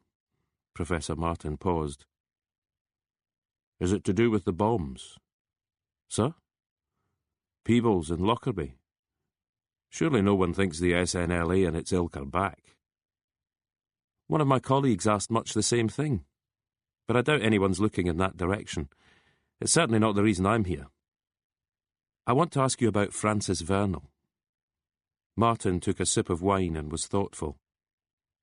"A man I wish I'd met," he eventually commented. "She says the papers made up all those stories about her being unfaithful." Martin's eyebrows lifted a little. "You've spoken to her?" He sounded intrigued and impressed. Another toast was made, this time with an empty glass. He went into the kitchen for a refill. Fox waited for him to return. "Did you turn up anything at all linking Vernal to these terrorist groups?" he asked. "He would doubtless have called them freedom fighters. Either that or the resistance." Martin went back to swirling his wine. "Anecdotal stuff only," he eventually admitted. "People would mention his name. There were minutes of meetings, usually in code, but easy enough to read. I think they often referred to him as Rumpole. From the TV show. A fellow lawyer, you see." Fox nodded his understanding. "So he attended meetings?" "Yes. Maybe even led those meetings. He was never mentioned as a leader. You've heard of Donald McIver?" Fox nodded. Another name gleaned from the internet. He's in Carstairs these days. Carstairs, the maximum security psychiatric facility. Which is why I failed to get an interview. McIver led the Dark Harvest Commando. He almost certainly knew Francis Vernal. Martin paused. Are you suggesting Vernal was killed by one of the groups he supported? I don't know. Or by some shadowy establishment conspiracy? Fox shrugged. He reckoned his home and office had been broken into, and his widow confirms it. Maybe he was being watched. And now you've just told me you think people spied on your work too. It went further, actually. My first publisher went bust. A second decided all of a sudden he didn't want the book. Had to go to a small left-wing press in the end. Pretty slapdash job they made of it too. You're really whetting my appetite, Fox joked. I just hope you didn't pay over the odds for your copy. Worth every penny, I'm sure. No guarantees, Inspector. Martin leaned back in his chair, arms resting over either wing. Any other names? Fox asked. One or two are probably still a bit cracked, living as hermits in the Western Isles and writing anarchist blogs. Most of them probably found that as they got older, they became the sort of person they'd previously despised. The establishment, in other words. These were bright people in the main. Even the ones scooping up handfuls of anthrax from Grunyard. Even them, Professor Martin said, sounding sleepy from all the wine. It's all changed now, though, hasn't it? Nationalism has entered the mainstream. If you ask me, they'll sweep the next election. A few years from now, we could be living in an independent European democracy. No Queen, no Westminster, no nuclear deterrent. That would have been impossible to predict a scant few years back. Never mind quarter of a century. Pretty much what the SNLA and all the others were fighting for, Fox concurred. Pretty much. Is there anyone I could try talking to about all of this, other than psychiatric patients and hermits? Do you know John Elliot? I don't think so. He's on TV all the time. News and current affairs. Never heard of him. He merits a mention in my book. What about Alice Watts? Who? Fox repeated the name, but it was clear Professor Martin had never heard of her. Fox showed him the 2 matriculation photos anyway. Martin blinked a couple of times as if trying to focus. Oh, yes, he said, suddenly animated. It's good to have a name for her at last. He got to his feet quite slowly, but managed to make it to the bookshelves without too much of a detour. Fox went with him, and watched as he plucked out a copy of his own book, No Mere Parcel of Rogues, How Dissent Turned Violent in Post-War Scotland. Catchy title, incidentally, Fox commented. A misquote from Burns. Martin had opened the book 2/3 of the way through, at a section comprising black and white photographs. He pointed to one of these. It filled half a page, and looked to Fox like a CND demo. Coolport, Martin confirmed. It was the handling and maintenance depot for Polaris warheads. Every week, a nuclear convoy would set out from there on its way by road to the Royal Ordnance Factory near Reading. That's a fair few 100 miles. I know, and by road. An accident, a hijacking. It boggles the mind, the risks they took. 10 demonstrators had been arrested that particular day, Sunday 7th of April, 1985, 3 weeks before Vernal's death. Martin's finger slid to the photo covering the bottom half of the page. Do you see your man? He asked. I see him, Fox said quietly. This second photo was of a protest outside a police station, inside which, presumably, were the 10 martyrs. One man, older than his neighbours, was at the centre of the shot, Francis Vernal. Next to him, in dungarees and a knitted hat, stood Alice Watts. Who's that she's linking arms with? Fox asked. He meant not Vernal, but the man to Alice's left. Tall, with long black hair, a bushy black beard and sunglasses. I wish I knew. What did you say the young lady's name was? Alice Watts, Fox repeated. Watts, Martin broke into a huge smile. "Bravo, Inspector. 20 years too late, but bravo anyway." "Enlighten me." "Another of the code names," Martin explained. "Steam." Fox held up a finger to interrupt the professor's flow. "Which particular group are we talking about?" he asked. "The DHC. Dark Harvest Commando." Martin nodded. "They were extreme even by extremist standards. The paramilitary wing of the Scottish Citizen Army. You've already mentioned the anthrax." "And Alice Watts was a member." Fox studied the photograph again. "I'd say so, yes." Martin paused.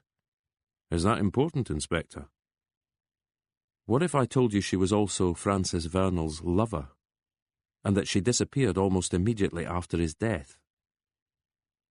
The professor was silent for a moment. He closed the book and pressed it to his chest. "I'd say," he said softly, "that a new edition of my book might be in prospect." "It gets better," Fox added, "because as far as I can work out, Alice Watts was never alive in the first place." That night, Fox watched TV with the sound muted and ignored one call from his sister and 2 from Evelyn Mills. He was wondering what it would be like to live next to a zoo, hearing and smelling the animals without ever seeing them, and what it would be like to be a student, choosing to live in a small place like Anstruther, or work in television news and current affairs, or be incarcerated in Carstairs, or be suspected of murder. When the credits rolled, he realised a film had been playing. He couldn't remember the first thing about it. Jude had sent him a text. "Go see Dad, it's your turn." She was right, of course. "And it isn't as if you've got anything better to do, Foxy," he told himself. "No mere parcel of rogues." A misquote from Burns, according to Professor Martin. Fox hadn't studied Burns since his school days. He reached for his laptop, fount of all knowledge, some of it even dependable. He would look up the line in question, and then maybe he'd also check a couple of names. Donald McIver, John Elliot. Bed straight after, he promised himself. Maybe with the window open an inch or two, allowing in the noises and scents of the night.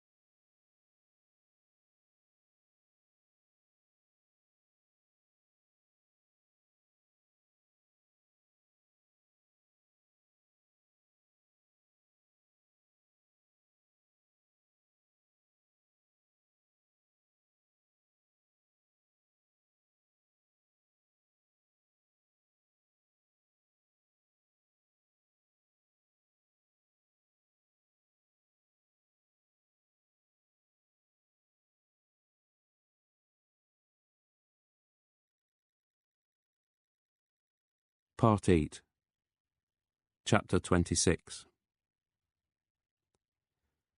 Fox woke up early and went to see his father.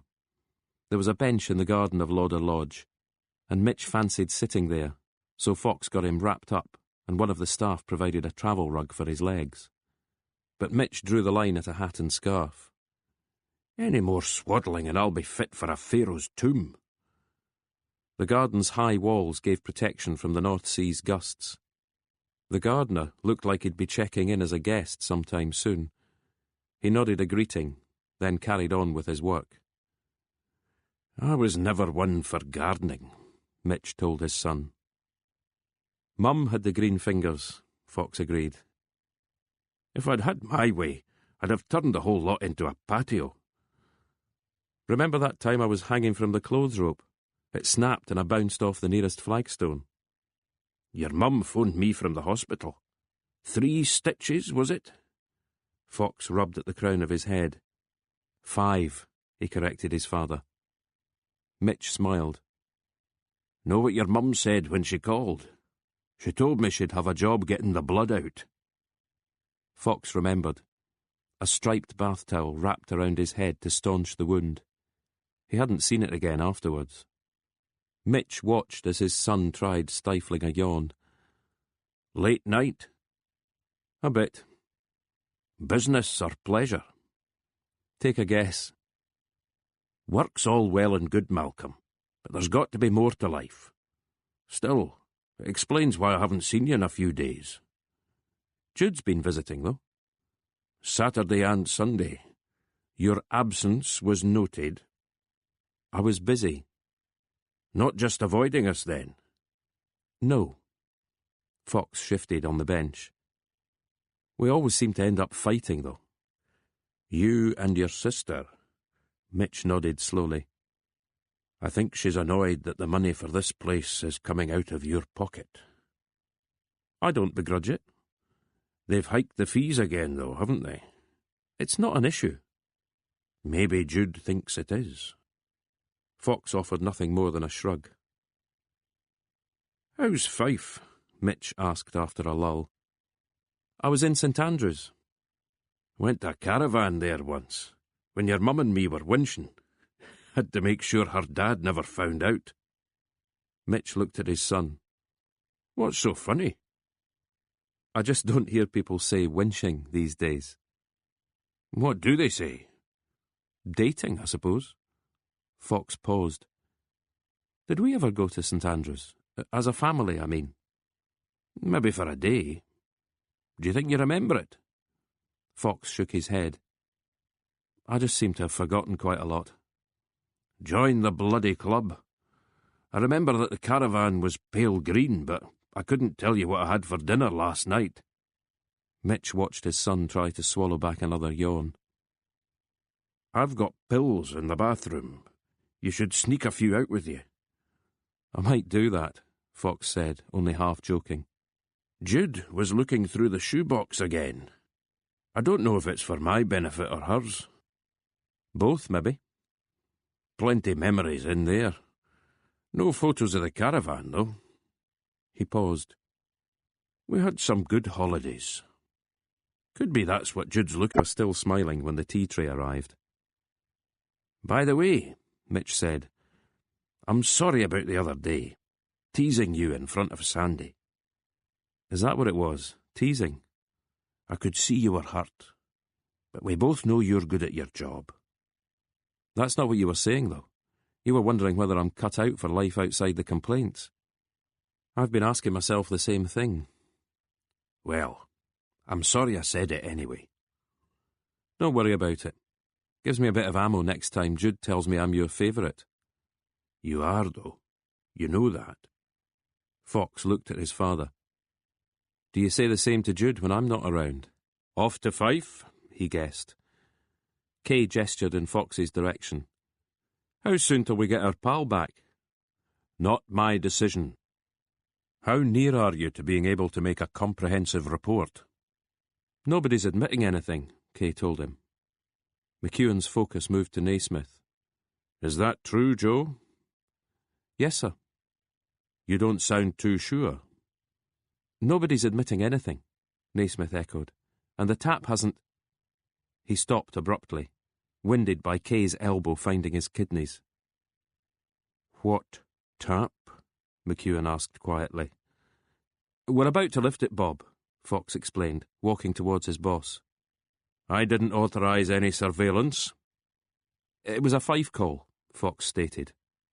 "I should still have been told." "Sorry about that." McEwen stabbed a finger towards Fox. "I don't like this, Malcolm." "Yes, sir." McEwen stared at him hard, then turned his attention back to Kay and Naismith. "Off you go, then." Kay didn't need telling twice, steering Naismith out of the door ahead of him. "What's going on, Malcolm?" McEwen asked. "Nothing." "Who's under surveillance?" "Scholes," Fox admitted. "But with Paul Carter a murder suspect, we're pulling it." "This is a simple enough procedure. 3 interviews, 3 reports." "These things have a way of growing, Bob. You know that yourself." There was a finger pointing at Fox again. "A simple enough procedure," McEwen repeated, laying equal stress on each word. "If that has somehow changed, I need to know the why and the what. Understood?" "Understood, sir." Fox knew he had only to bide his time. The 2 men settled at their desks and worked in silence. When Fox got up to make more coffee, McEwen refused his offer, which told Fox that he was still in the bad books. 45 minutes later, McEwen checked his watch and sighed, making to rise from his chair. Another planning meeting. "Got enough to keep you busy?" McEwen asked. "Always," Fox replied. McEwen found the paperwork, but then had to come back because he'd left his phone charging beside one of the sockets. When he'd left for a second time, Fox got up and went to the doorway, checking that the corridor was empty. He closed the door and returned to his desk, picking up the phone and placing a call to Portugal. When a woman answered, he told her he wanted to speak to Mr. Henderson. "Is that you, Andrew?" "My name's Fox. I'm phoning from Edinburgh." "Just a minute, then," she trilled. He could hear her placing the phone on a solid surface and then calling out for her husband. "Rab, you've a call from the old country." It was a few moments before anything happened. Fox was trying to visualise the scene. A view of a mirror-flat blue bay, perhaps. Wooden decking with recliner chairs. The retired superintendent in flip-flops and baggy shorts. Maybe there was a golf course nearby, and an expat golfing buddy called Andrew, whose voice sounded a bit like Fox's. "Robert Henderson," a voice said as the phone was picked up again. "Mr. Henderson, my name's Malcolm Fox. I'm an inspector at Lothian and Borders Police." "I know who you are." "Oh?" "But Keithley told me." "Did she now?" "She used to call me a lot when she first took over. Finding her feet, but not always able to locate the key to a cupboard or some requisition form." "And she's still in touch?"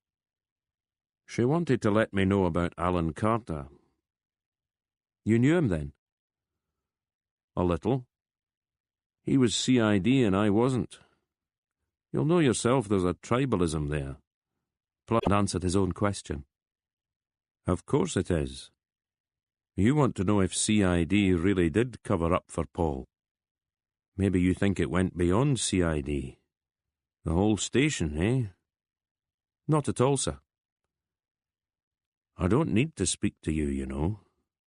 The voice was growing irritated. "I can put the phone down right now." Fox waited for Henderson to draw breath.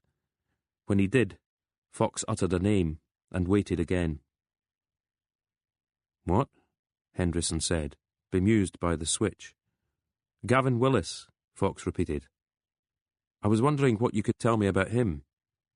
Nothing to be afraid of. He's been dead for years." "Why do you want to know?" "Simple curiosity. Alan Carter is dead and the 2 of them seem to have been very close." "What has any of that got to do with the complaints?" "It's a fair question, sir. Paul Carter's looking a likely candidate for his uncle's murder. I happen to be in a minority. I don't think he did it.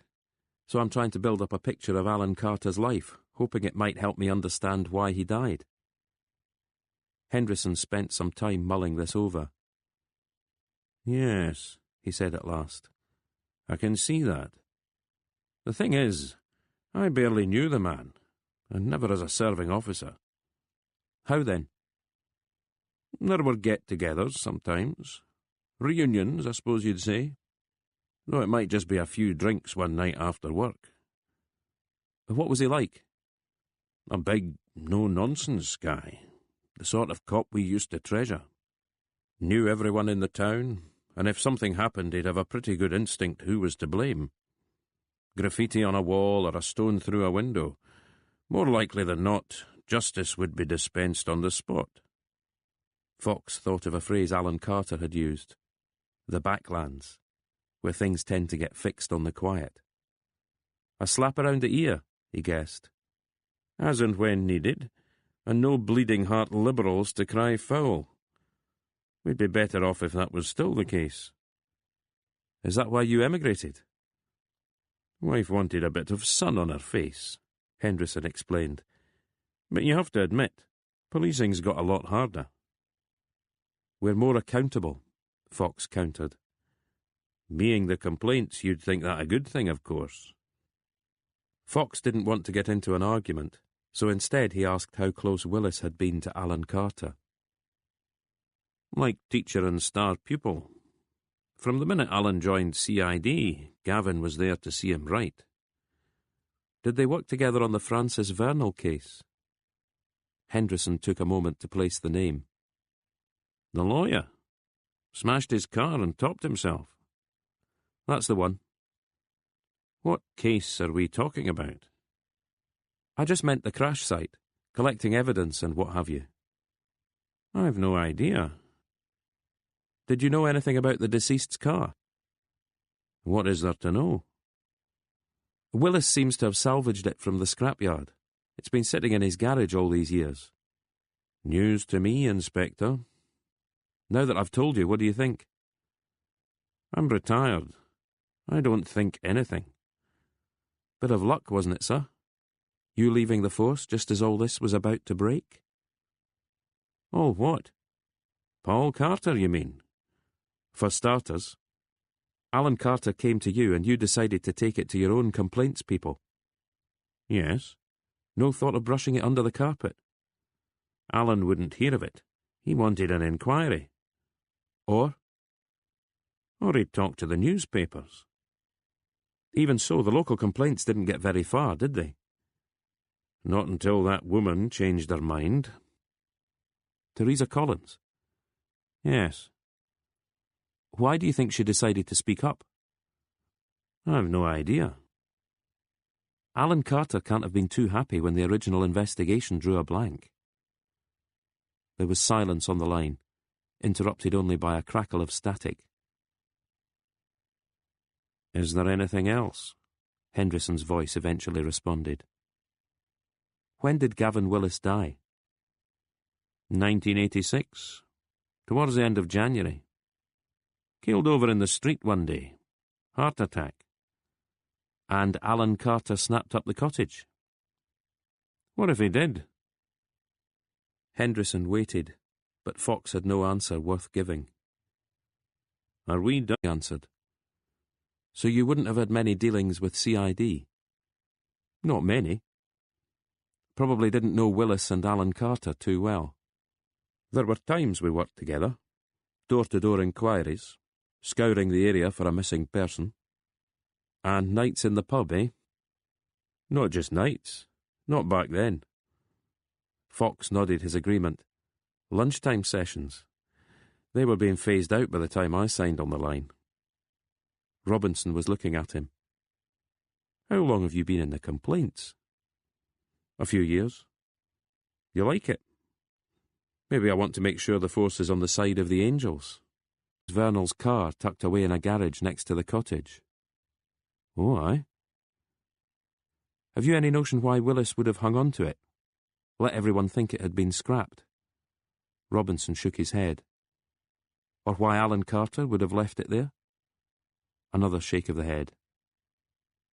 It's a mystery, then, Fox seemed to concede. But here's something else. The gun used to kill Alan Carter was part of a police haul that should have been destroyed back in the 80s, when Gavin Willis was on the detail. Oh, aye, Robinson repeated. You knew both men, and you know Alan's nephew. There's something I'm not seeing here, and I was hoping you could help. Gavin Willis was a tough customer, Robinson admitted. That much I sense. A rule-breaker too, from time to time. But back then that was the norm, more or less. I suppose it was. People were scared of Gavin Willis, but only if they deserved to be. If you kept your nose clean, there was no reason for him to be interested in you. He was Alan Carter's mentor. You think some of that rubbed off? Alan was a different generation. He wasn't just some sort of replica. But there were similarities. Fox thought for a moment. So maybe he made enemies? In the force and out of it. You mean his security firm? There was a bit of trouble with the Shafiqs last year. Scholes seems keen on reminding everyone about that. I also know Alan Carter hired people for their brawn rather than their brain. If a fight breaks out in a club, college degrees aren't the first thing you reach for. Alan Carter knew that. He joined the force straight from school, same as me. We learned on the job, Inspector, not from textbooks. Did Willis ever get into any trouble? Disciplinary hearings, that sort of thing? Robinson shook his head. What about Alan Carter? Nothing. Paul, on the other hand, a loose cannon from a family of cops, therefore protected. Ray Scholes kept him in the right, out of respect for his dad and uncle. Robinson had shifted a little in his seat, the better to face Malcolm Fox. You really think Paul didn't do it? I'm fighting the tide on that one. And your theory is that it all somehow ties to Gavin Willis? Maybe, if Gavin Willis saved that revolver from the furnace. And Francis Vernal? I don't know what happened there. Either lazy policing or pressure from upstairs. But the case should have been investigated, and wasn't. I doubt Gavin Willis would have reacted well if someone had told him to drop it. Maybe that's why he hung on to the car. Evidence on its way to being destroyed. But then he didn't do anything with it. And neither did Alan Carter. But Alan kept it there under the tarpaulin anyway. 1985, Inspector. Long time back. You really think you're going to make progress now? Would anyone care if I didn't? Robinson shook his head again. But they might if you did. He peered through the windscreen. You can drop me here. I'll walk the rest. You sure? Better that than the pair of us being seen together. Fox signalled and drew to a stop by the side of the road. Robinson undid his seatbelt and got out. Fox thought he might have some parting words, a helpful sentence or two, but he just closed the door and marched away, zipping up his jacket. Fox drummed his fingers against the steering wheel. You're nowhere, he told himself. When his phone rang, he answered it with a half-hearted, yes. Sounds like you've already heard, Evelyn Mills said.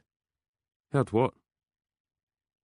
My boss has ordered us to second one this morning, arranging a drink together tonight. Carter and Scholes. And the other two. Haldane and Michelson. Yes. Whose idea was that? Paul Carter's. I think he wants reassurance that he still has a few pals. Sounded to me like the pressure's getting to him. What did Scholes say? He sounded pretty reluctant, but Carter kept on at him. She paused. Is it important? First time the four of them will have been together since the trial. That we know of. That we know of, he agreed. You wouldn't mind being a fly on the wall? Are you saying you'd steer clear? I doubt he'd give me the smell from his farts. No, tell a lie. In that one respect, he's being more than generous. Paul Carter's taking his mates out for a drink tonight. All of them? All of them. How do you know? It's the last thing we'll glean from the phone tap. You reckon we should be there? Pub's called the Wheat Sheaf. Why don't you check it out? See if there's any chance of us blending in. They know all our faces. There's always the dressing up box. Hat and scarf and a pair of glasses. Kay sounded doubtful. Joe's always been in the background. You and me have done all the talking. True. Holding up the window of the living room to deter gawpers. Fox got out and checked, but the door was padlocked, and there was no key beneath the flower pot on the windowsill. He walked to the garage. Judging by the outline under the tarpaulin, Francis Vernal's car was still there. He was starting down the slope again when he heard another vehicle approaching. Paul Carter parked his silver Astra directly behind the Volvo, blocking Fox in. "What are you doing here?" Carter asked, slamming shut his driver's side door. "Just came for a look," was all Fox could come up with. Carter said nothing to this. He took... No one, however, had washed the fine spray of blood from the window. Carter opened a drawer. It, too, had been emptied of paperwork, all those neatly kept household bills and bank statements. Carter slid it shut again and stood in the middle of the room, running a hand through his hair, scratching at his scalp. "When was the last time you were here?" Fox asked. "Night he died, after Ray phoned me. He wanted to be the one to break the news." "And before that?" "Months, maybe a year.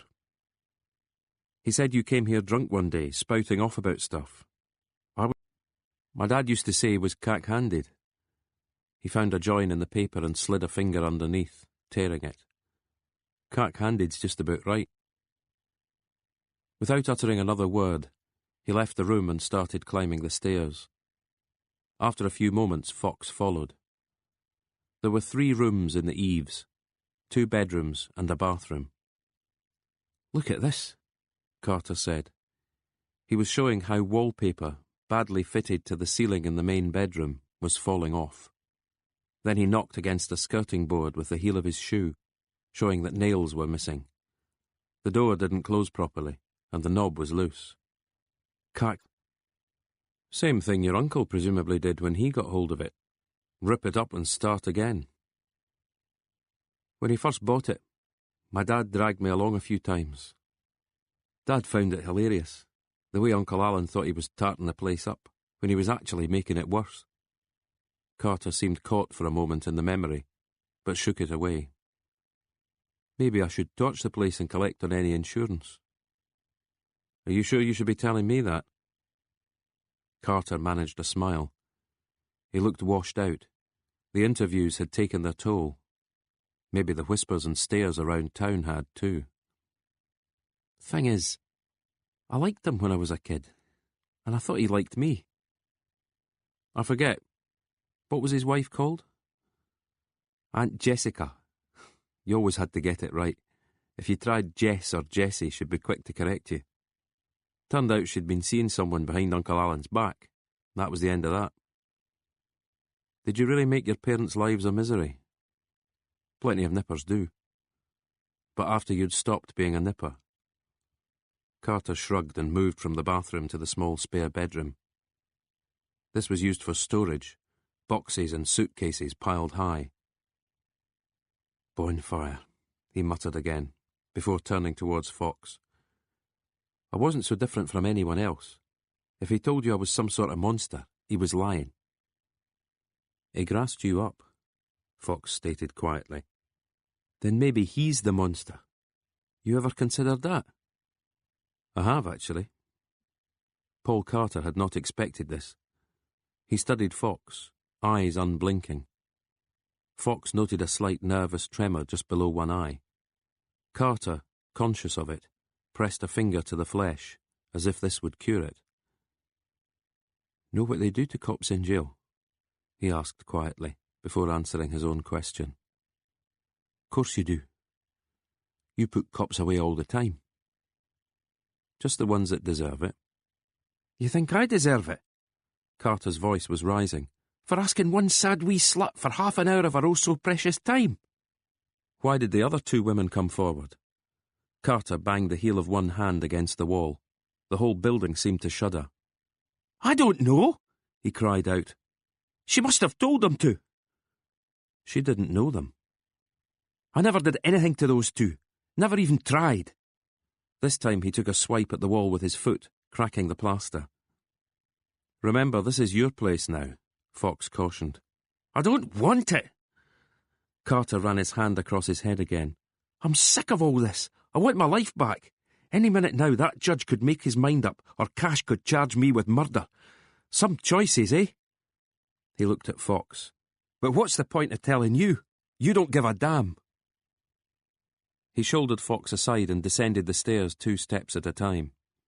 Fox waited a moment before following. By the time he reached the hallway, Carter had started the Astra's engine and was making an awkward 3-point turn. From the doorway, Fox watched the car head down the hill. The padlock hung loose. It wouldn't lock without the key. Paul Carter hadn't been bothered about that. The cottage was just another weight dragging him down, Fox said. He went back to the paperwork Charles Mangold had given him. There were trial reports from the early 80s, and this time the names would be real. There were photographs too, taken at police stations after the suspects had been arrested. A few bruised faces, cuts on lips and noses, swollen eyes. Donald McIver merited a few mentions, along with John Elliott. Wikipedia had a whole page on the broadcaster. When Fox saw his photograph, he realised that he had seen him present the Scottish News a few times. His Wikipedia entry stated that he had been involved in fringe politics as a student.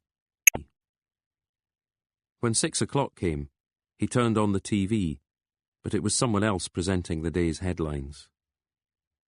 He went back to his desk for an hour, phoned his sister to tell her he'd visited Lauder Lodge, got into the usual argument with her, then ate a tin of tuna mashed with mayonnaise and mustard.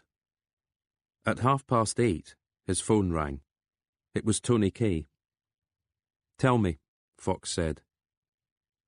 "They clocked him," Kay growled, meaning Joe Naismith had not been able to blend in at the wheat sheaf. Fox exhaled slowly and noisily. "Did he get anything?" "Place wasn't exactly mobbed, but they were at a table and he had to stick by the bar, a good 8 or 10 feet away." "So what happened?" "He says it was Haldane. Kept staring, then said something to the others. Scholes comes storming over and tells Joe to sod off. After that, there's silence in the bar. Everybody knows who Joe is, and Joe knows he's going to get hee-haw." "It was a long shot," Fox conceded. "I blame Joe, though." "Can I assume he's listening in?" "We're in the Mondeo, 50 yards downhill from the pub." "Any point tailing them?" "Not if we can't hear anything they're saying," Tony Kay suggested. "OK then, might as well get yourselves home, and thank Joe for trying." "Foxy says thanks for nothing," Fox heard Kay tell the hapless Naismith. "You're a cruel man, Tony Kay. Cruel, but fair, I think you'll find." Fox wished his colleague good night. Part 9. Chapter 28. John Elliott was filming a piece for later in the day.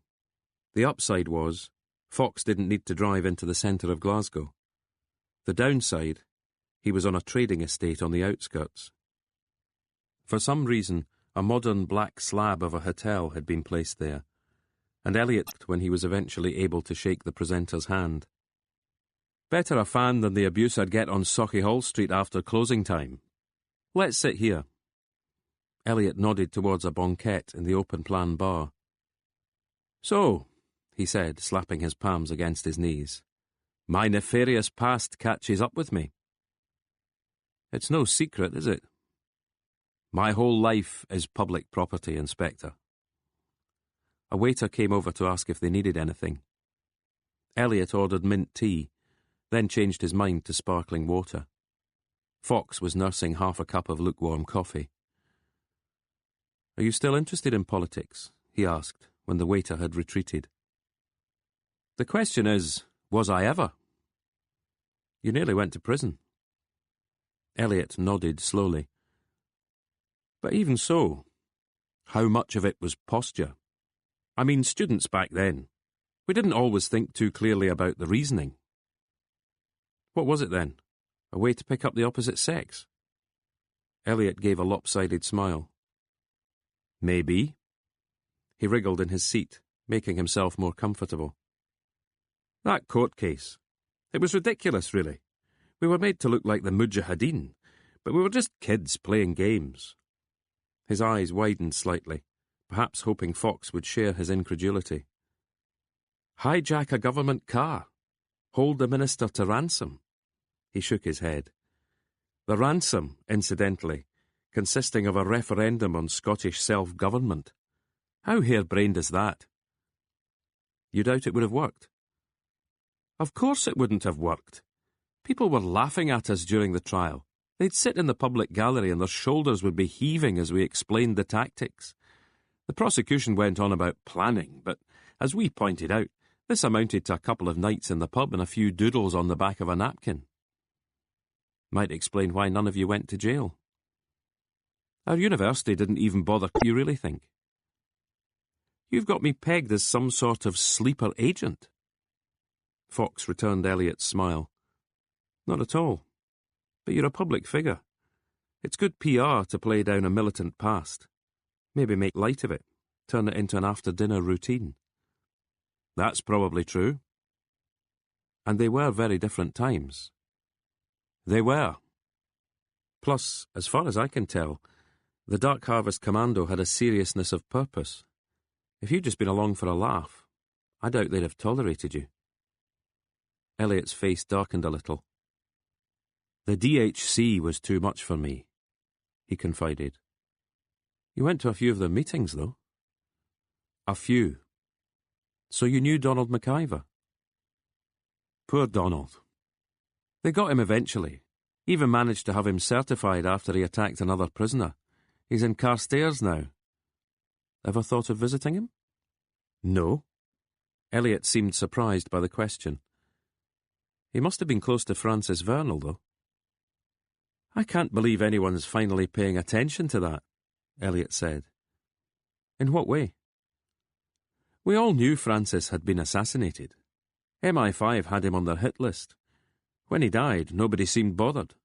No police investigation? I suppose not. Elliot remembered something.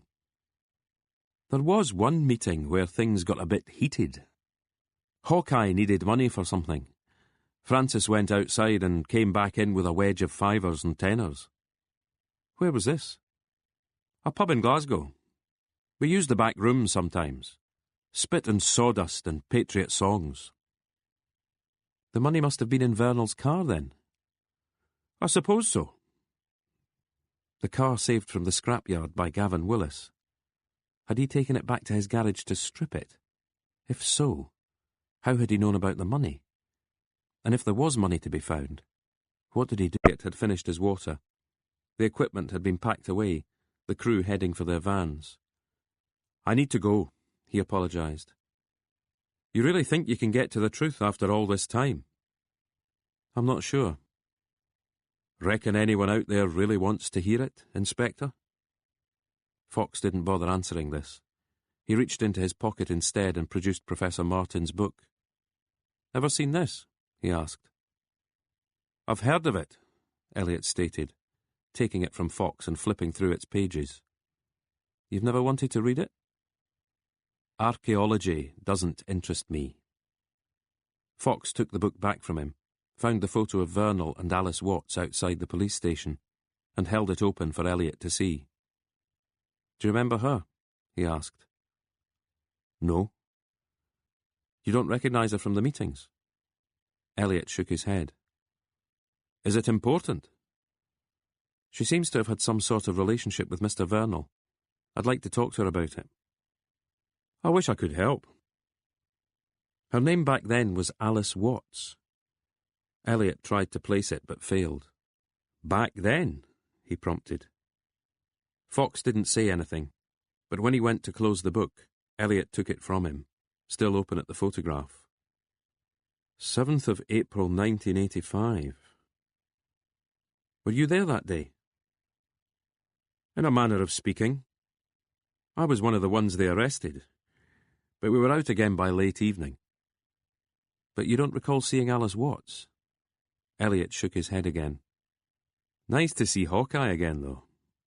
He turned the book towards Fox. That's him there, arm in arm with the young lady. Fox took the book back and studied the photo again. The man Professor Martin hadn't known, the one with long hair, beard and sunglasses. You're sure?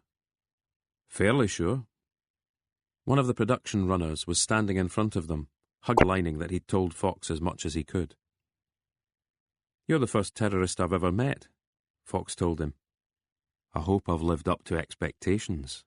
Elliot's voice had hardened. We're out hunting bombers right now. Wonder if they'll be hosting TV shows in a few years. You'll excuse me. He turned away and started to follow the assistant. Fox was only a step or two behind him. Did your side win? He asked.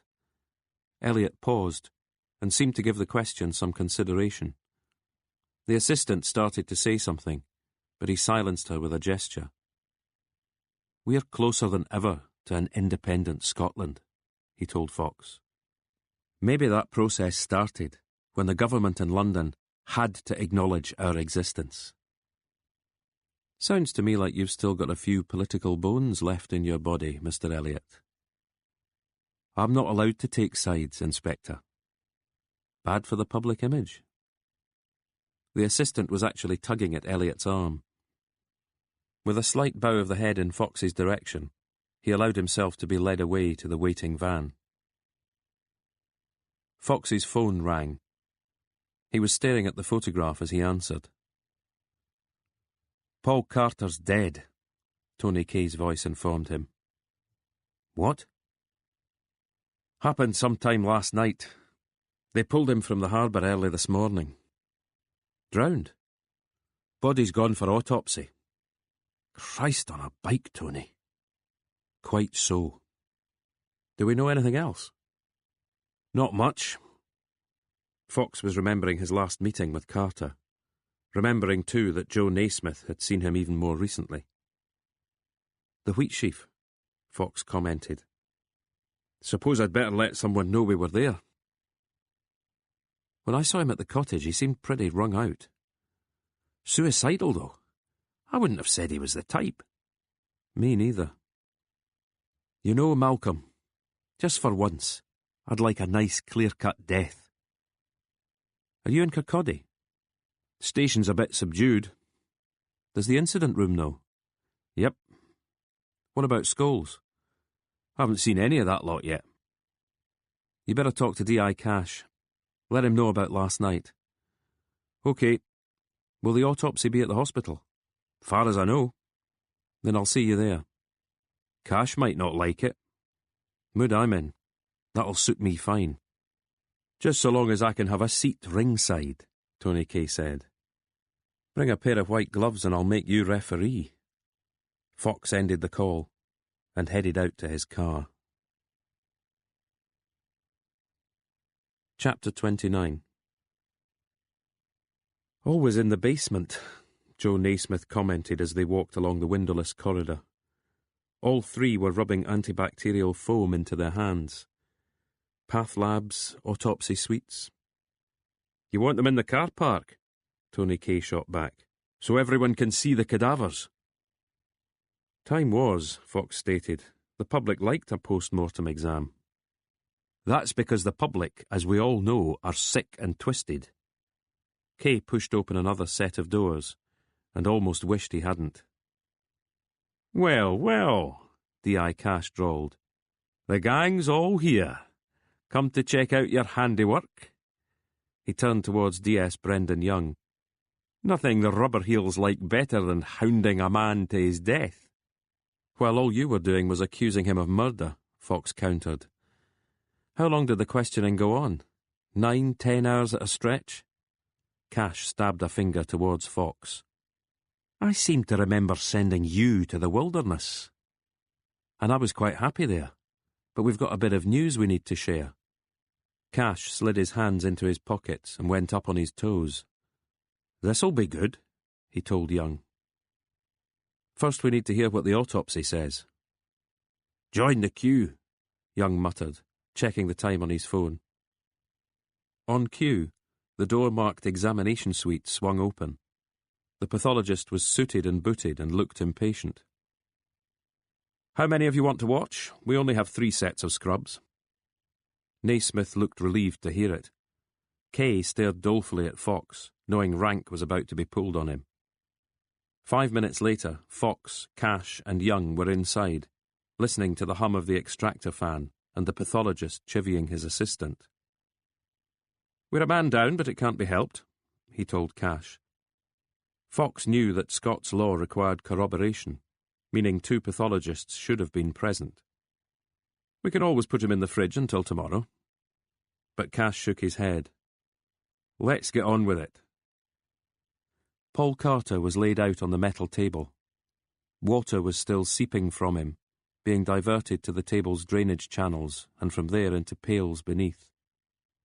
Fox could see that Carter's face was swollen. There was a brackish smell in the small, already claustrophobic room. Maybe he'd misjudged this. Fox hadn't been present at many autopsies. He was hoping he wouldn't keel over. Nor was Brendan Young looking too comfortable. The pathologist spoke into a microphone as the examination got underway. He pushed down on the chest, expelling a gurgling stream of water from the corpse's mouth. Fox's own mouth was dry, his heart pounding in his ears. The body had probably been in the water 8 to 10 hours, putting time of death at somewhere between 11 p.m. and 1 a.m. Core temperature was tested, and the eyeballs checked. Once the Y incision had been made and the rib cage prized open, the pathologist was able to examine the contents of the lungs.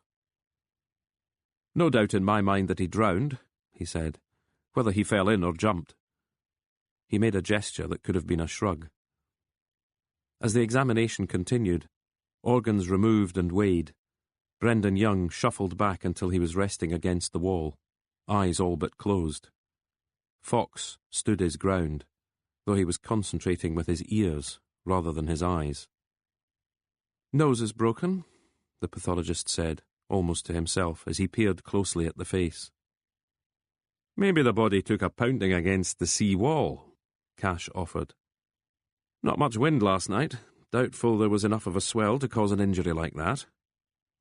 The pathologist moved to Carter's hands and arms. Tissue on the knuckles is scraped. Same goes for the tips of the fingers. He was in a fight, Fox speculated. Or fell to the ground, put his hands down instinctively and grazed them. Eventually the stomach was opened. Smell that? The pathologist asked, turning his attention to his audience. Booze, Cash said. Lager, I think. And spirits of some kind. The man bent down over the body and sniffed. Whiskey. So he's drunk and he goes walking down by the harbour. It's one scenario. Another would be a tussle of some kind. But he was alive when he went in the water, Fox asked. Almost definitely, the pathologist stated. Quarter of an hour later, they had taken off the protective clothing, splashed water on their hands and faces, and were back in the corridor, leaving the pathologist and his assistant to finish up. Spit it out, Cash told Fox. An unfortunate choice of words, since D.S. Young had just spent several minutes bent over the sink, attempting to hack some residual taste from the back of his throat. He looked pale and was still perspiring. When Naismith offered him a stick of gum, he snatched at it. Carter had a meeting in a local bar last night, Fox said. But before I tell you who with, I want a promise that me and my team won't be kept out in the cold. No promises, Cash said. Fox took his time considering this. He even turned his head to make eye contact with Kay. I need to know what you know first, Cash went on, his tone softening a little. The meeting was with Scholes, Haldane and Michelson, Fox conceded. Cash slid his hands into his pockets again. The habit was beginning to annoy Fox. It was as if the detective inspector had learned most of his moves from old gangster films. "How do you know that?" he asked. "We sent Naismith in to eavesdrop." "And how did you know about the meeting in the first place?" "Does it matter? The thing is, the four of them were out together last night. You're going to want to talk to them, and I want to hear what they've got to say." Cash was looking at Naismith. "What sort of time?" "It was just before 8 when they sat down with their drinks," Naismith obliged. "And when did they leave?" Naismith looked towards Tony Kay for help. "They clocked him," Kay told Cash. "By 10 past the hour we were on our way." Cash didn't say anything for a few moments, happy to bask in the complaint's inefficiency. "So your undercover surveillance lasted a maximum of 15 minutes?" He turned his attention to Fox and offered a gloating smile. "All right, you've had your fun," Fox said coldly. "The thing is, they'll know what sort of state Paul Carter was in and what time the session broke up." "That they will," Cash acknowledged with a nod. "So we need to talk to them." Cash stared at him. "No promises, remember?" Fox had had enough. He got right into Cash's face. "One thing you're forgetting. My report goes straight to your chief constable. That report's already going to make pretty interesting reading. The whole reason we're here is so your boss can show everyone how spick and span everything is. Last thing he wants is the media getting wind that obstacles were put in our way. Names will be named, Detective Inspector Cash." Fox paused. "I never did catch your first name. Better spell it out for me, just to be on the safe side." Cash made Fox wait, which was fine by Fox. He knew the man would climb down eventually. Eventually he held his hands up in a show of surrender. "Cooperation has always been my byword," he said, with a humourless half-smile. "We're all on the same side, after all, aren't we?" Fox maintained eye contact, their faces only inches apart. "Duly noted," he told the CID man. There was further news waiting for them at the station, news that changed everything. Cash mulled it over and decided he wanted all 3 of Paul Carter's colleagues in the same room at the same time. The interview room was too cramped, so he cleared the CID office. D.S. Young had been sent to fetch Scholes, Haldane and Michelson. "We've got recording equipment," Fox told Cash. The DI nodded his agreement, and Joe Naismith started setting everything up, video as well as audio. The 3 others, Cash, Fox and Kay, started moving desks, making a decent-sized space. 8 chairs were needed, 5 facing 3. Phones rang but went unanswered. Cash wiped sweat from his forehead with a voluminous white handkerchief.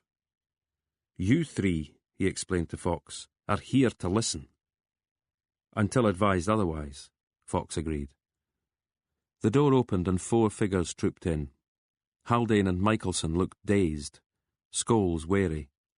D.S. Young pointed towards the 3 chairs. "What is this?" Scholes asked. "Got a few questions for you," Cash stated. Scholes took in the 3 complaints officers and nodded his understanding. "Next time you try a stunt like that," he said, eyes on Fox, but gesturing towards Naismith, "use someone old enough not to be asked for proof of age by the landlord." The colour rose to Joe Naismith's cheeks as he checked the gear. Scholes had turned to his colleagues. "It's because we were out with him last night," he told them. Then he sat down. There was silence in the room, until Naismith said, "OK." Cash took a deep breath and folded the wheat sheaf together. There wasn't an immediate answer. Haldane glanced in Scholes' direction. "Yes, D.S. Haldane?" Cash prompted him. We'd had a few words, Scholes admitted, preempting his colleague.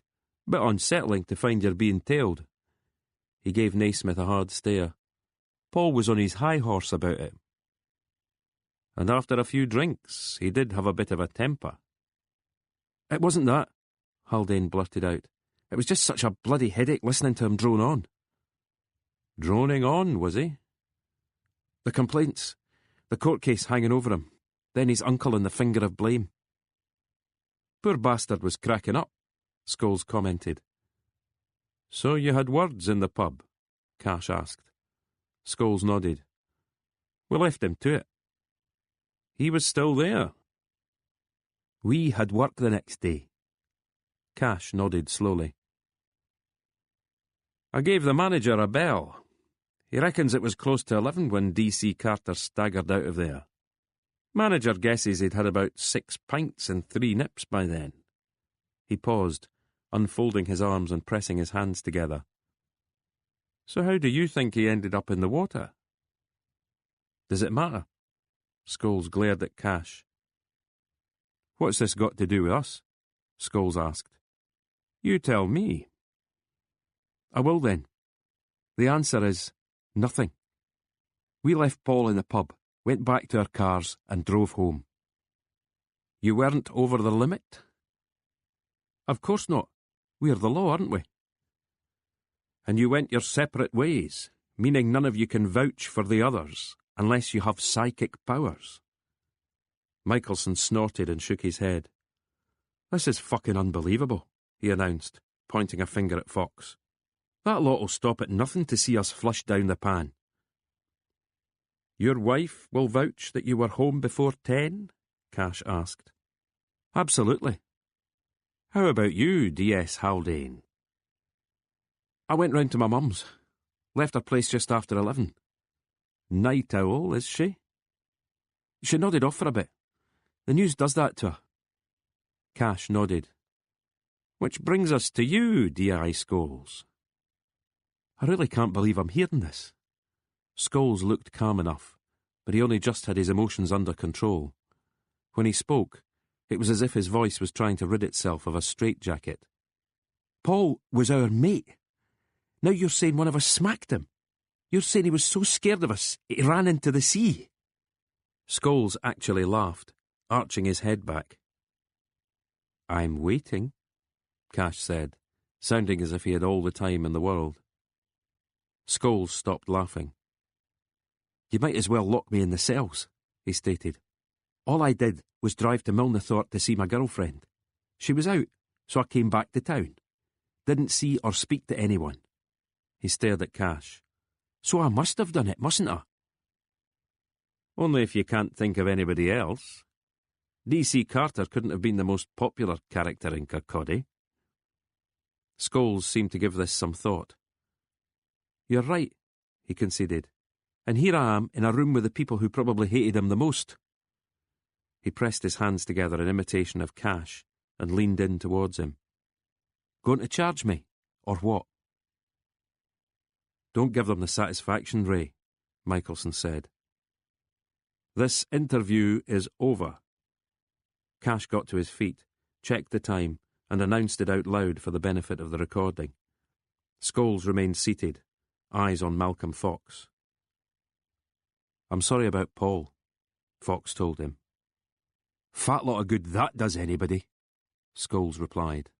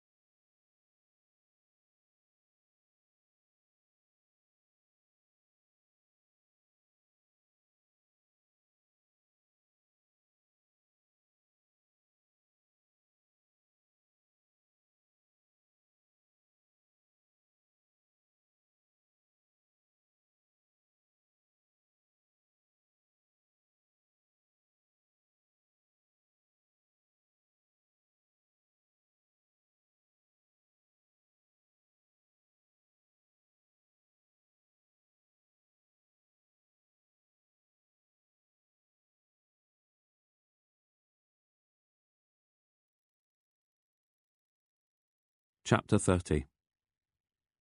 What about a line-up? Tony Kay asked Cash, once Scholes, Michelson and Haldane had departed. Maybe the witness got a good look. That's not the message we received, D.S. Young countered. Just 2 figures. He only marked them out as male because of their size and the way they moved. So we're only guessing that Paul Carter was the one being chased, Fox added. Cash gave him a look. Muddying the water seems to be your particular party trick, Fox. I call it keeping an open mind. Cash turned back to Brendan Young. Let's bring the witness in anyway. Need to get a proper statement from him. Not until your chief constable tells us that's what he wants us to do. You're not even supposed to be here. Cash jabbed a finger into Fox's unyielding chest. We handed you those 3 on a plate. Am I supposed to kiss your feet for that? A simple thank you would suffice. 6, Young broke in. You handed us 6 on a plate. That's right, Cash said with a nod.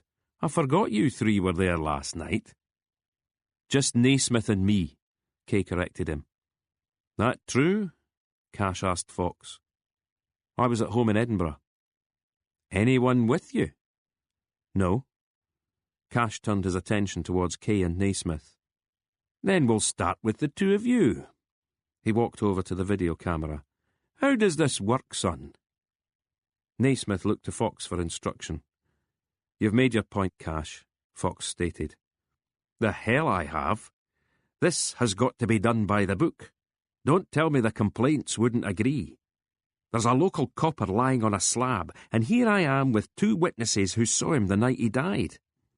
Cash gestured towards D.S. Young. Know how to operate this thing, Brendan? Can't be that hard, Young suggested. Cash turned back towards Fox. You still here? I might have to make a complaint, Inspector. Fox looked ready to stand his ground, but Kay gave a jerk of the head towards the door. I'll be outside, Fox said to nobody in particular. Best place for you, Brendan Young muttered in reply. Fox sat in his car for a while, drumming his fingers against the steering wheel and staring out of the windscreen without really seeing anything. He tried the radio, but couldn't find a station he liked. There were no messages on his phone. Eventually he got out and paced the car park. He thought of Paul Carter, lying in the chill gloom of the mortuary, his last moments. He had just reached the station's rear door as it swung open. Kay led the way, Joe Naismith behind him. Well? Fox asked.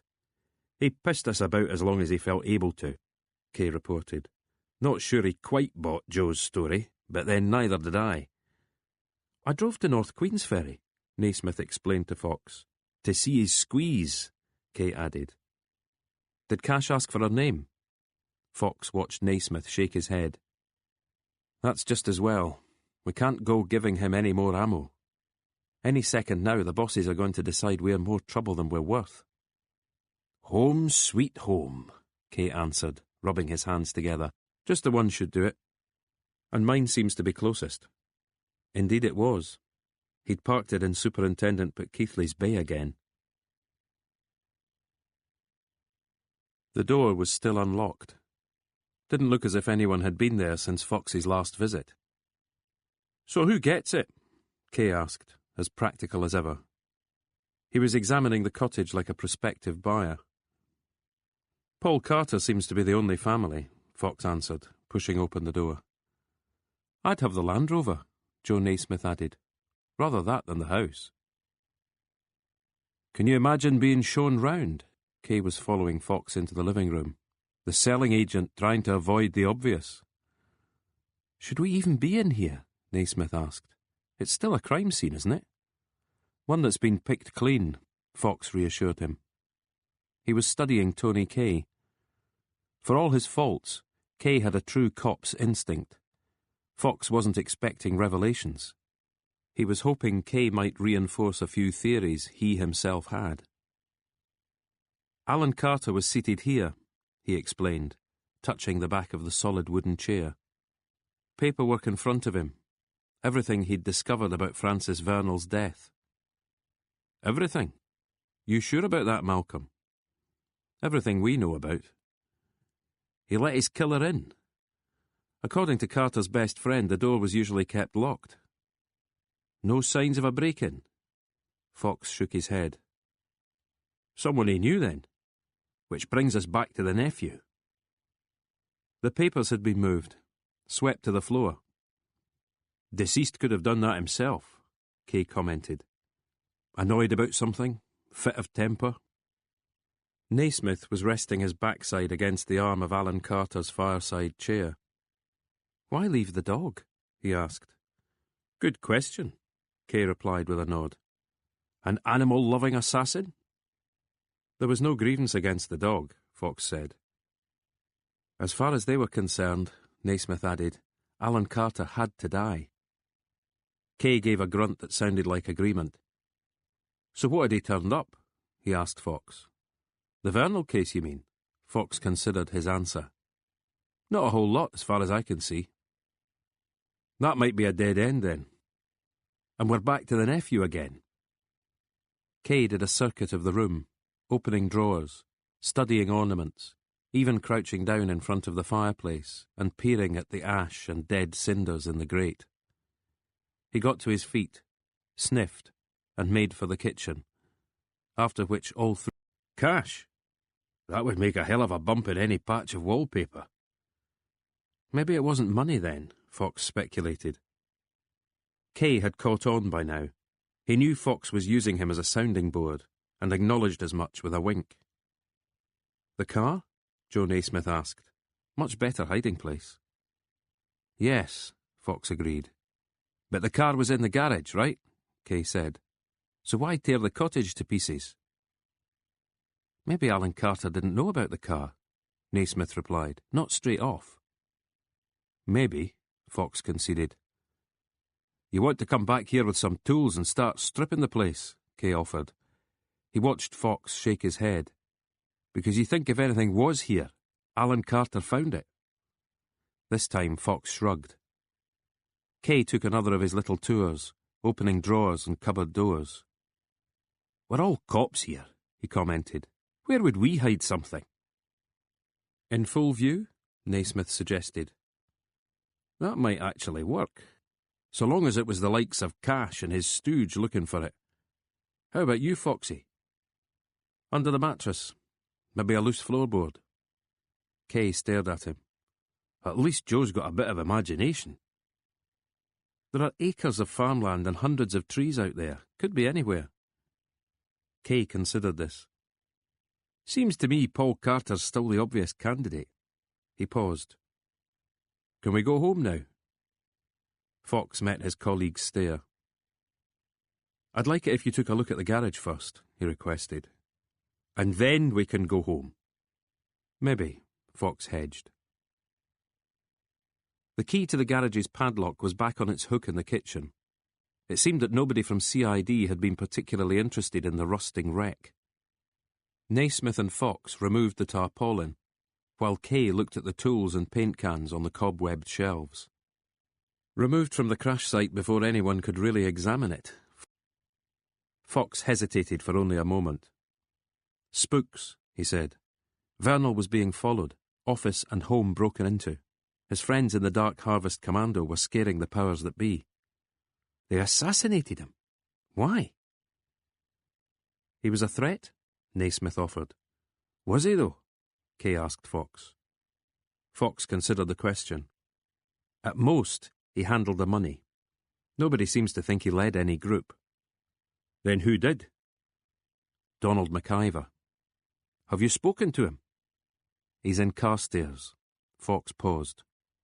You think I should go see him? Your call, not mine. Kay walked around the Volvo. You've checked it out?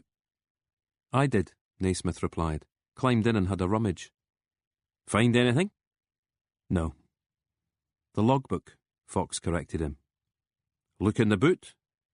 When Fox shook his head, Kay lifted a chisel from the workbench and started prizing at the metal. Naismith joined in with a screwdriver. Eventually the lock gave way. There was straw inside, all that remained of a nest of some kind. The spare tyre was flat, the rubber perished. Kay lifted it and checked beneath. When he tried moving the felt flooring, it crumbled. There was a jack, but nothing else. Fox realised he'd been holding his breath, half expecting the money to be there. Kay made a non-committal noise and walked to the other end of the vehicle, examining the crumpled frame. "I thought these things were built of bricks. Must have been doing a fair lick." Vernal had been visiting his lover, Fox informed him. Was he in a hurry to get away? Someone could have been on his tail. "Spooks again, eh? Reckon they'd opened their files to us." Doubtful. Kay placed the tarpaulin on the ground and lay down on it, shuffling underneath the car. "Doesn't look like anything's been tampered with. Hard to say, though, after all this time." When he emerged, he brushed himself down. "Does the girlfriend have anything to add?" "She did a vanishing trick soon after." "Which you interpret as someone putting the frighteners on her?" "Not necessarily." Kay rubbed at his jaw. "If I'm being honest, Malcolm, I don't think you've got anything." "But is that because there's nothing there to get?" Kay narrowed his eyes and thought this over. "I wouldn't go quite that far." "Would you keep at it, though?" "Me, personally?" Kay shook his head slowly. "Simple life's what I'm after. You, on the other hand—" He didn't feel the need to finish the sentence. Fox stared at the car, then grabbed a corner of the tarpaulin. Joe Naismith helped him cover it up again. Fox dropped them back at the car park behind the police station. "What's next?" he asked. Kay looked at Naismith. "I'd say we're ready to prep a final report."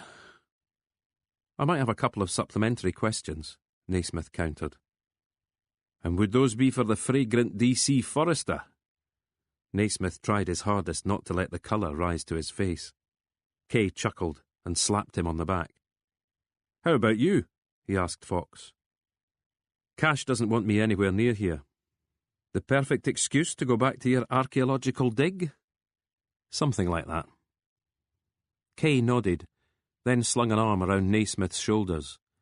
He was offering dating advice as the two of them headed for the station's rear door. Fox sat in his car with the engine idling, thinking of the smashed-up maroon 244. Willis had wanted it for a reason. He must have thought that it represented evidence of something, a little insurance policy of some kind. If he had removed the money, why hang on to the car?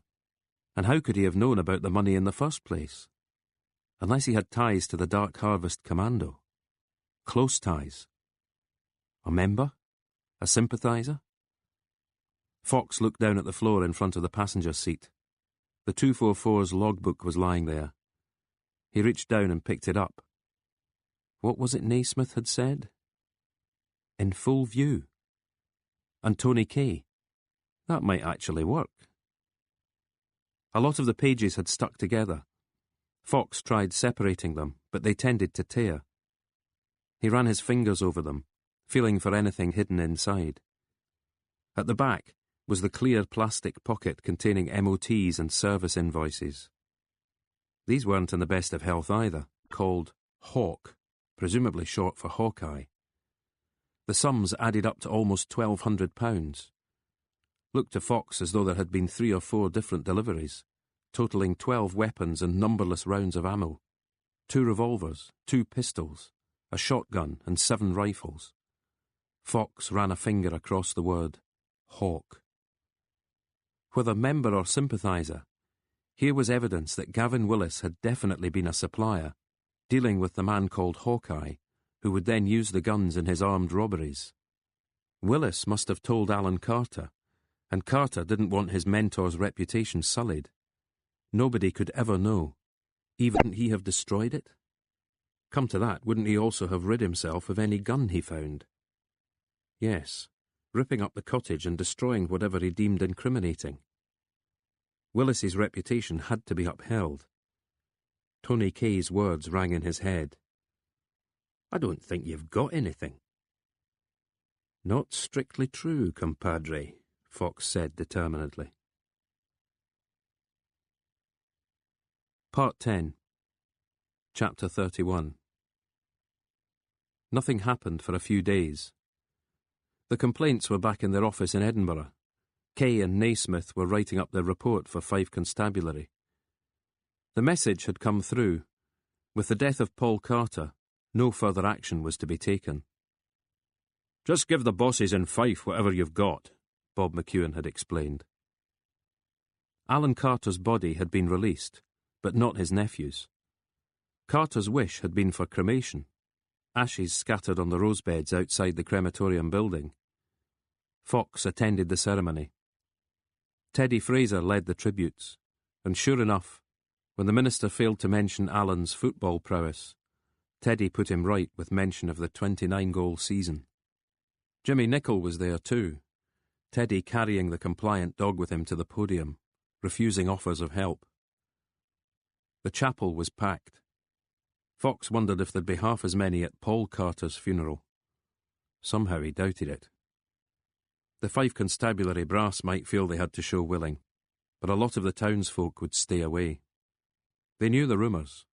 Alan Carter's body had been released, only because his killer was also deceased. As they waited for the coffin to arrive, retired cops shook hands with each other, patted backs, slapped shoulders and reminisced. Robinson was there in his sergeant's uniform, its silver buttons gleaming. Half the town seemed to have known Alan Carter. There were scowls and mutterings concerning the presence of the Shafiq family, the ones Carter's firm had butted heads with. Father and two sons, the sons with their hair slicked back, sharply suited, Ray-Bans a fixture throughout. Fox had asked Teddy Fraser about the history. "Storm in a whisky glass," he explained, "except that the dad's teetotal."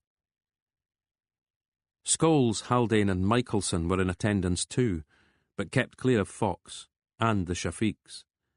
Evelyn Mills went for a drink with Fox afterwards. "Case goes on," she told him. "Just because the major suspect's also dead doesn't mean we brush it under the carpet." She paused. "On the other hand, no one's going to be busting a gut," Fox guessed. He had suspected as much from the look of D.I. Cash and D.S. Young as they sat in their pew, faces relaxed, job done. "Thing is, Evelyn, if Paul didn't do it, the killer's still out there." "Give me another name, then. Give me something concrete." Charles Mangold had asked much the same of him a night later. "Imogen is slipping away from us, Inspector. She may not be here much longer." "Sorry to hear that," Fox had said. "Time is pressing." "I'm doing what I can." Except that he had done almost nothing. Mostly he'd been preparing to give evidence in court. A case dating back almost a year and a half had finally come to trial. Reading back through the notes, he realised there were a couple of gaps, little holes in proper procedure, which a good counsel would spot and then jab away at, like a boxer spying a nick above their opponent's eye. Fox had worked on his defence, honing 2 or 3 counter-arguments, only for the trial to be postponed at the last minute. So now he sat in the office at Fetty's, offering occasional help to Kay and Naismith as they prepared the report, and providing a sympathetic ear to McEwen as he muttered darkly about the latest meetings and proposals for cost-cutting. "Are we police or accountants? If I'd wanted to spend all my time on a calculator, I'd have paid more attention during Mr. Gentry's maths lessons." When the phone rang on Fox's desk, it was reception, telling him he had a visitor. Detective Chief Inspector Jackson. Fox narrowed his eyes. "You sure it's me he wants?" Jackson, the tourist from Special Branch in London.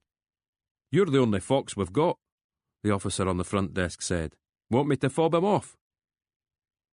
"Point him in the direction of the canteen," Fox instructed, ending the call and shrugging his arms back into the sleeves of his suit jacket.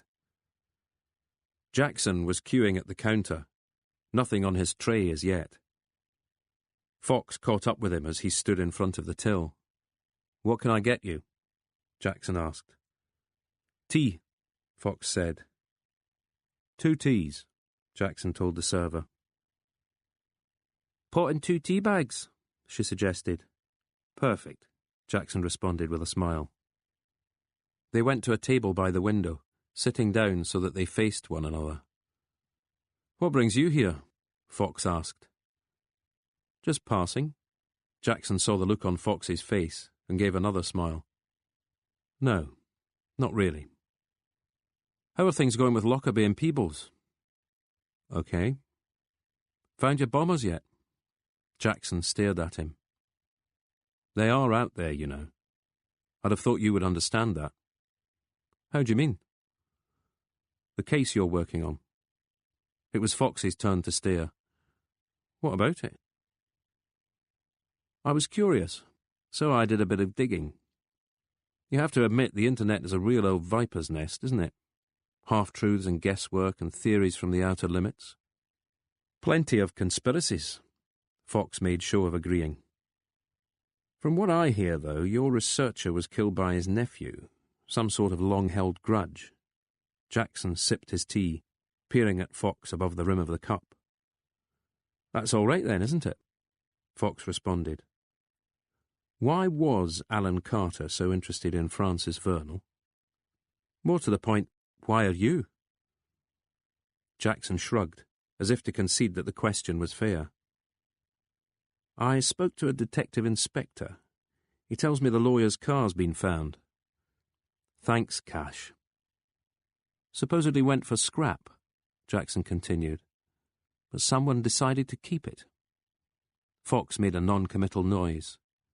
Plenty of conspiracy theorists seem to think the security services might have had a hand in Francis Vernal's demise. You're here to tell me they're wrong. The game's changed these days, Inspector. Lots of new ways to spread gossip and disinformation. A good number of people out there have a vested interest in seeing the security services tripped up and tarred. He glanced back towards Fox. It would reassure me if I knew who had ordered the investigation into Vernal's death. Nobody with a grudge against your sort, Fox stated. Are you sure about that? A friend of the widow. He wants her to have a sense of closure before she dies. No other motive? Fox visualized the red-faced, rotund lawyer. No other motive, he said. Jackson gave a thoughtful pout. Thank you for that, Inspector. He seemed to be considering what to say next. You went digging, Fox prompted him. Jackson nodded slowly. And you found something? Something and nothing. Friend Vernal had been on our radar for some time. Special branch? Sort of. MI5? Jackson offered a twitch of the mouth. He'd been under surveillance. The night he died? Yes. He had a tail on him. Could that be why he was speeding? I'm not sure. But there were... Fox sought the right word. There were agents tracking his car. Jackson nodded, but said nothing. But that means when he crashed... Fox's eyes were boring into Jackson's. There were people there, within seconds. Nobody shot him, though. They checked he was breathing, then got the hell out of there. To phone for an ambulance? Jackson shook his head. Afraid not. Why? Couldn't risk it. Any involvement, the operation would have been jeopardized. They just left him there. Breathing. Not looking too bad at all. This is all in the files. Reading between the lines. Fox thought for a moment. Reading between the lines, was he also assassinated? No. How can you be so sure? They were watchers, not an armed detail. And no orders to kill him? Absolutely not. But they did break into his house, his office. Jackson looked ready to concede as much. There were rogue elements on both sides back then, Inspector.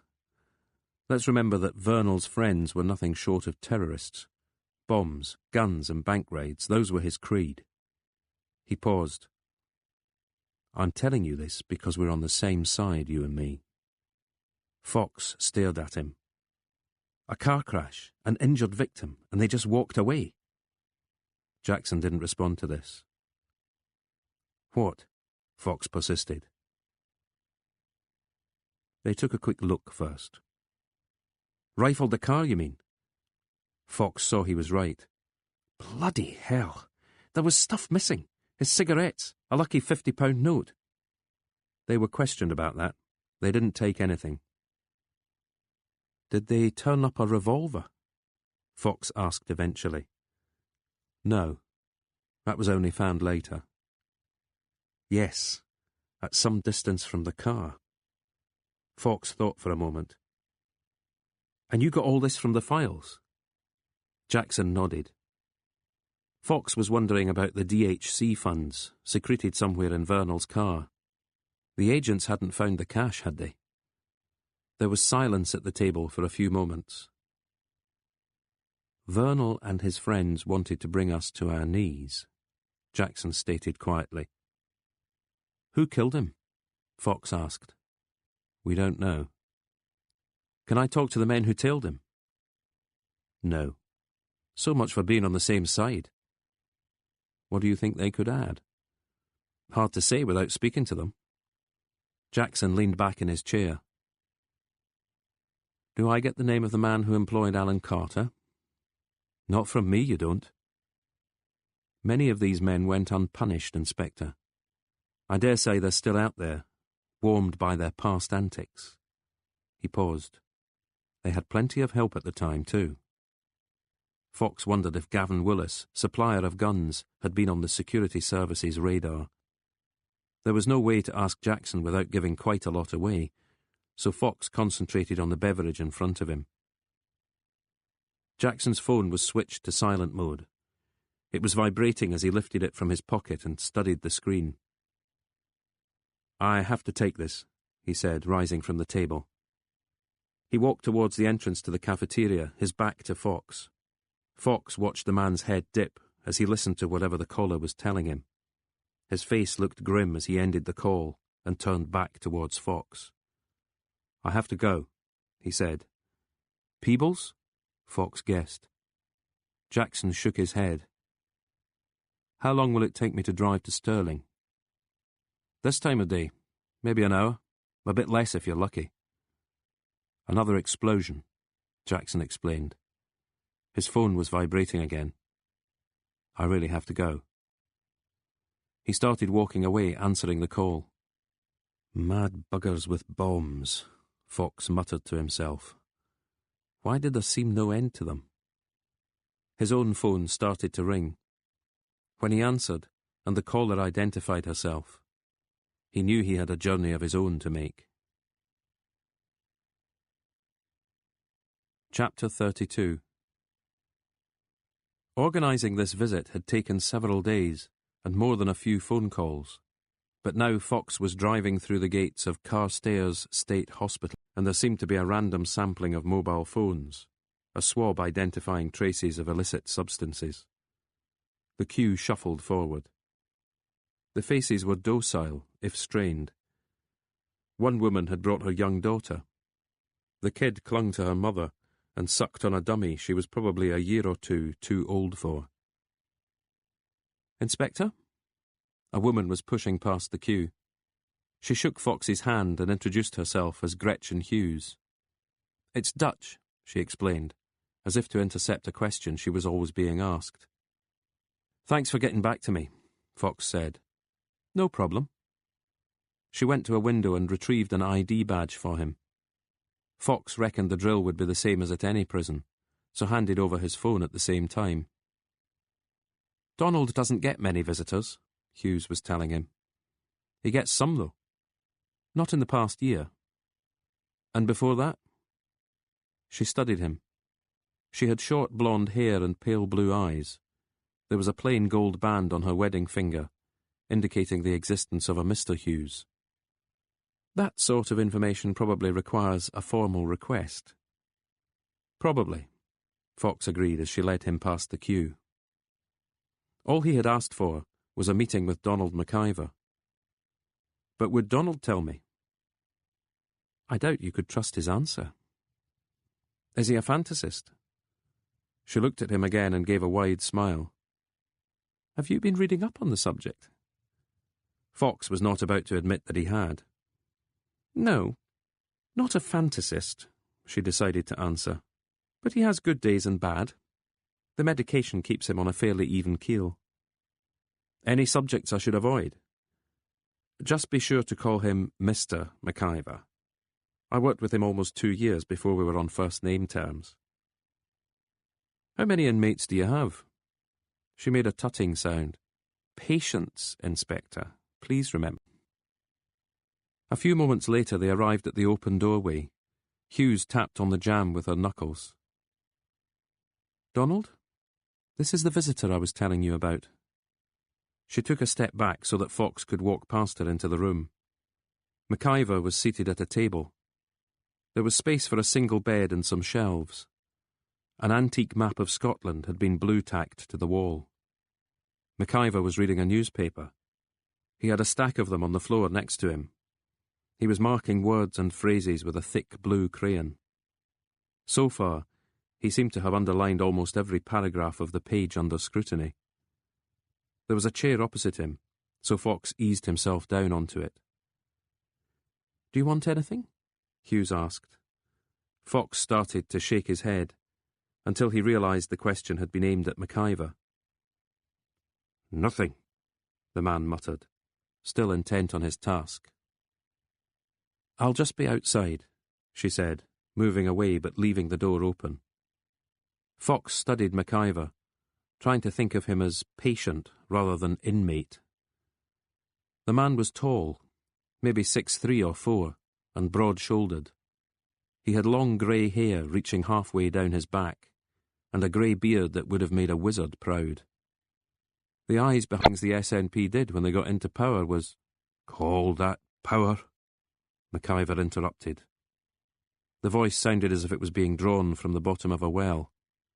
Power's exactly what that isn't.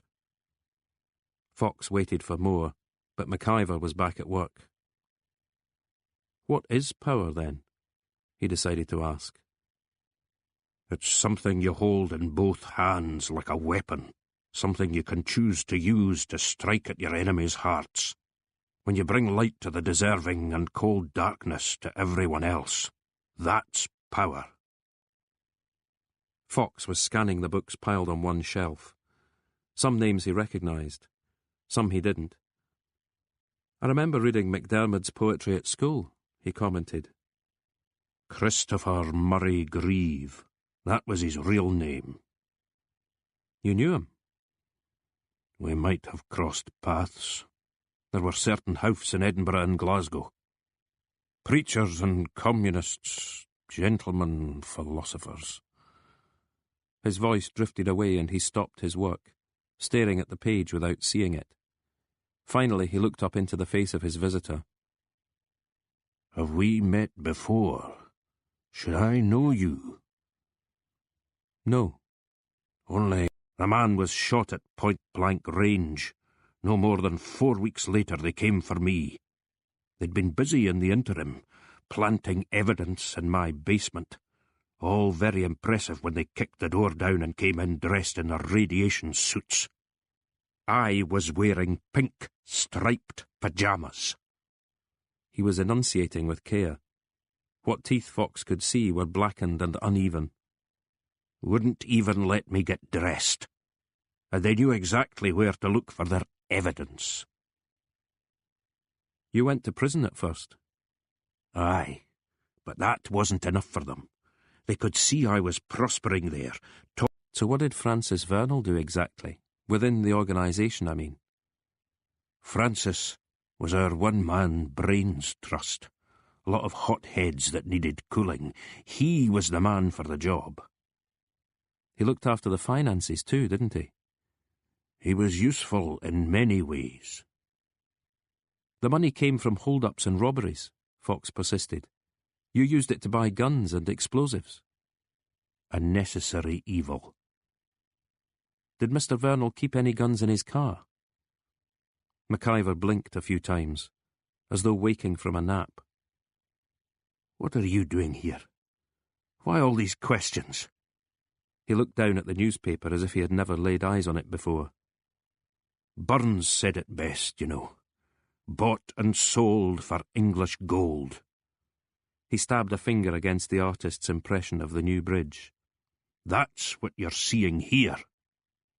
A parcel of rogues in a nation, Fox said, finishing the quote while reaching into his pocket. He had the photo from Professor Martin's book, the one of Vernal with Alice Watts and Hawkeye. He placed it on top of the newspaper, along with the 2 matriculation photographs of Alice. Francis, McIver said, rubbing his thumb across Vernal's face. And Alice. His eyes widened, and he lifted one of the snaps, holding it up and studying it. Any idea what happened to her? Fox asked. The old man shook his head. He was stroking his beard with his free hand. He seemed transfixed by the picture. Youth, energy, beauty, everything a movement needs. She was sleeping with Vernal. Alice had many admirers. Including yourself. Did you ever hear from her afterwards? She did the right thing. The assassin... He's never visited. McIver shook his head. That photograph's from a book, Fox went on. It was written by an academic called John Martin. Like the singer? Different spelling. He asked to speak to you and you turned him down. Did I? That's what he says. McIver shrugged. I don't remember him. Fox thought for a moment. Does the name Gavin Willis mean anything to you? Gavin Willis. McIver rolled the words around his mouth. Gallow Hill Cottage. Yes. Beautiful spot. Somewhere over in Fife. Near Burnt Island. Gavin was a policeman when you knew him. McIver nodded. And a sympathiser? Fox paused. More than a sympathiser. Never an active member. He got guns for you, though, didn't he? Maybe kept them at the cottage until you needed them. And I suppose he could get rid of them for you too when occasion demanded. After a bank job, say, who was going to notice an extra handgun going into the furnace? Evidence destroyed. Gavin held on to Francis Vernal's car, Mr. McIver. Why would he do that? Clever man, McIver said quietly. I always wondered. Wondered what? Whether anyone found the money. The money from the armed robberies? A few thousand, wasn't it? That's what they said. They didn't want the public to know. Know what? We were good at what we did. We sent anthrax to the highest in the land, raised government buildings, held up banks and armoured cars. He smiled at the memory. We were several hundred strong, and I'm the only one they ever locked up. How much money was in the car, Mr. McIver? 30 or 40,000. McIver paused to think. More or less. Did he keep it in the boot? McIver nodded. Below the spare tyre. Fox remembered Tony Kay crowbarring open the boot and lifting the perished tyre. Nothing underneath. You're sure about that figure? 30 or 40? A lot of money back then. Fox nodded in agreement, recalling the price of an Edinburgh flat in 1985. 35,000. Was it money worth killing for? Of course it was. People had died for far less. There are bombs going off right now in Scotland, he told McIver. You think the bombers are justified? Justified is an interesting word. We could spend a year and a day debating it. McIver fixed Fox with a stare. They have a cause. They have passion and commitment. They have seen the systems around them fail, yet the status quo remains. Frustration turns to anger, and anger to a sense of injustice. That's how you felt back in the day? We all felt it. McIvor's voice was rising as his agitation grew. Suddenly, Gretchen Hughes was in the doorway, flanked by a couple of orderlies. "Is everything all right?" she asked. McIvor was on his feet. He stared down at the newspaper with all its underlined paragraphs, then snatched at it and began tearing it to shreds. The orderlies moved forward, Fox making room for them. "Betrayed and given trinkets," McIvor was spluttering. "Call that power. Why not call it what it is?" Hughes's hand was on Fox's arm. "Time for us to leave," she said. Fox stood his ground. "What is it?" he asked McIvor. The hand on his arm tightened. "I think that's quite enough, Inspector." "It's a kind of death," McIvor stated, voice shaking. "And we're paying for it. Mark my words, McIvor had lost little of his zeal. He wasn't an orator like Francis Vernal, perhaps, but Fox could imagine him filled with passionate argument, sounding heated but rational. He could well imagine young people hanging on his every word. He would have sounded like a man with justifiable grievances, if few answers, other than insurrection. Fox stopped at a service station, filled the car's tank, and stayed parked while he ate a sandwich and drank a bottle of iron brew. When he got back on the road and started to see signs to Kippen, he found himself part of a convoy, tucking in behind a van with a satellite dish on its roof. The TV crews were on their way to cover the bomb blast. The van eventually signalled to enter a country park at the foot of a range of hills. Paths led into the woods, and there was a muddy car park, filled with police patrol cars. Fox hauled his Volvo onto the closest verge and got out. Journalists were talking into their phones or to each other. Uniformed officers were trying to stop them wandering off. Bemused ramblers were returning to their cars, only to find them blocked in. Fox could see no sign of Jackson. He showed his ID to a uniform and was pointed in the direction of the right-hand path. On another day, it would have been a pleasant enough hike, though Fox would have chosen different footwear. He slipped on leaves a few times, just about staying upright. As he walked further into the forest, it grew eerily quiet, and he stopped and listened, breathing deeply. He was reminded of the hermitage of Braid, near where he'd grown up in Edinburgh. As a kid, he'd gone there with Jude, playing games of hide-and-seek and chasing sticks down the narrow, fast-flowing stream. Right up until the day she started finding other boys more interesting than her brother. He took out his phone, tempted to call her and share the memory, but hesitated.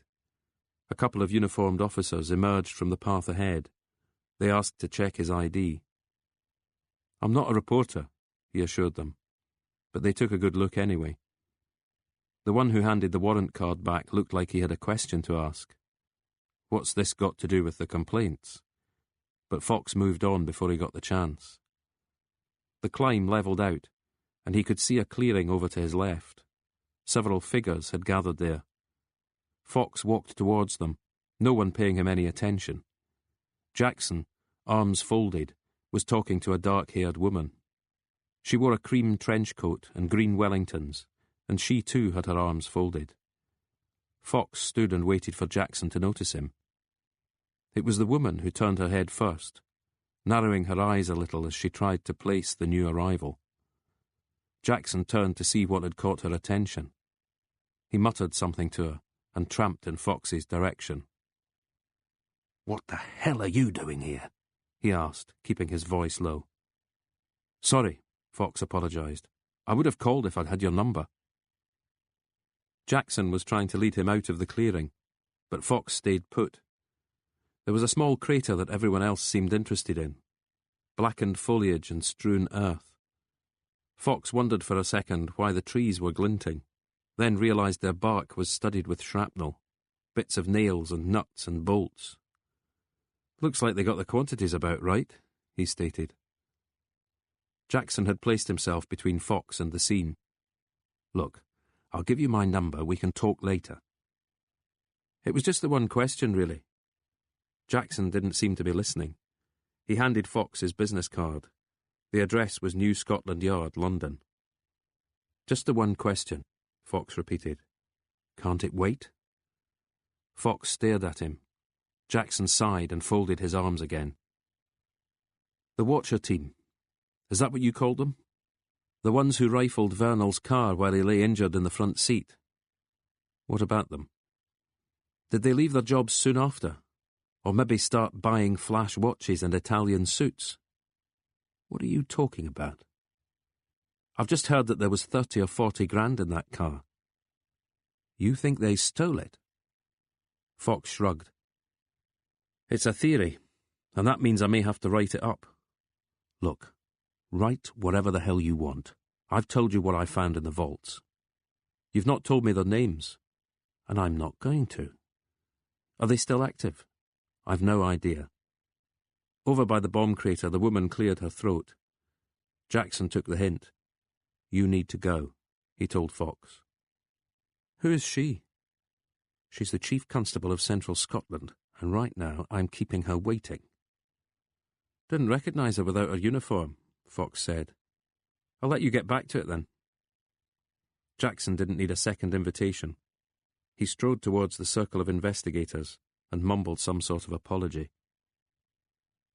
Fox took his time returning along the path. Another forensics team passed him, lugging heavy boxes of equipment. The TV vans had got their satellite dishes properly positioned. One reporter was doing a piece to camera. Fox recognised the face. He worked on the same show as John Elliott. Somehow Elliott himself, one-time dabbler in terrorism, was stuck doing pieces about restaurant menus. No word from the authorities as yet, the reporter was telling the audience at home. But a press conference will take place in an hour or so's time. The sound recordist wasn't happy. A dog was barking in the back of a nearby car. The dog's owner was remonstrating that he was boxed in by the reporter's own van.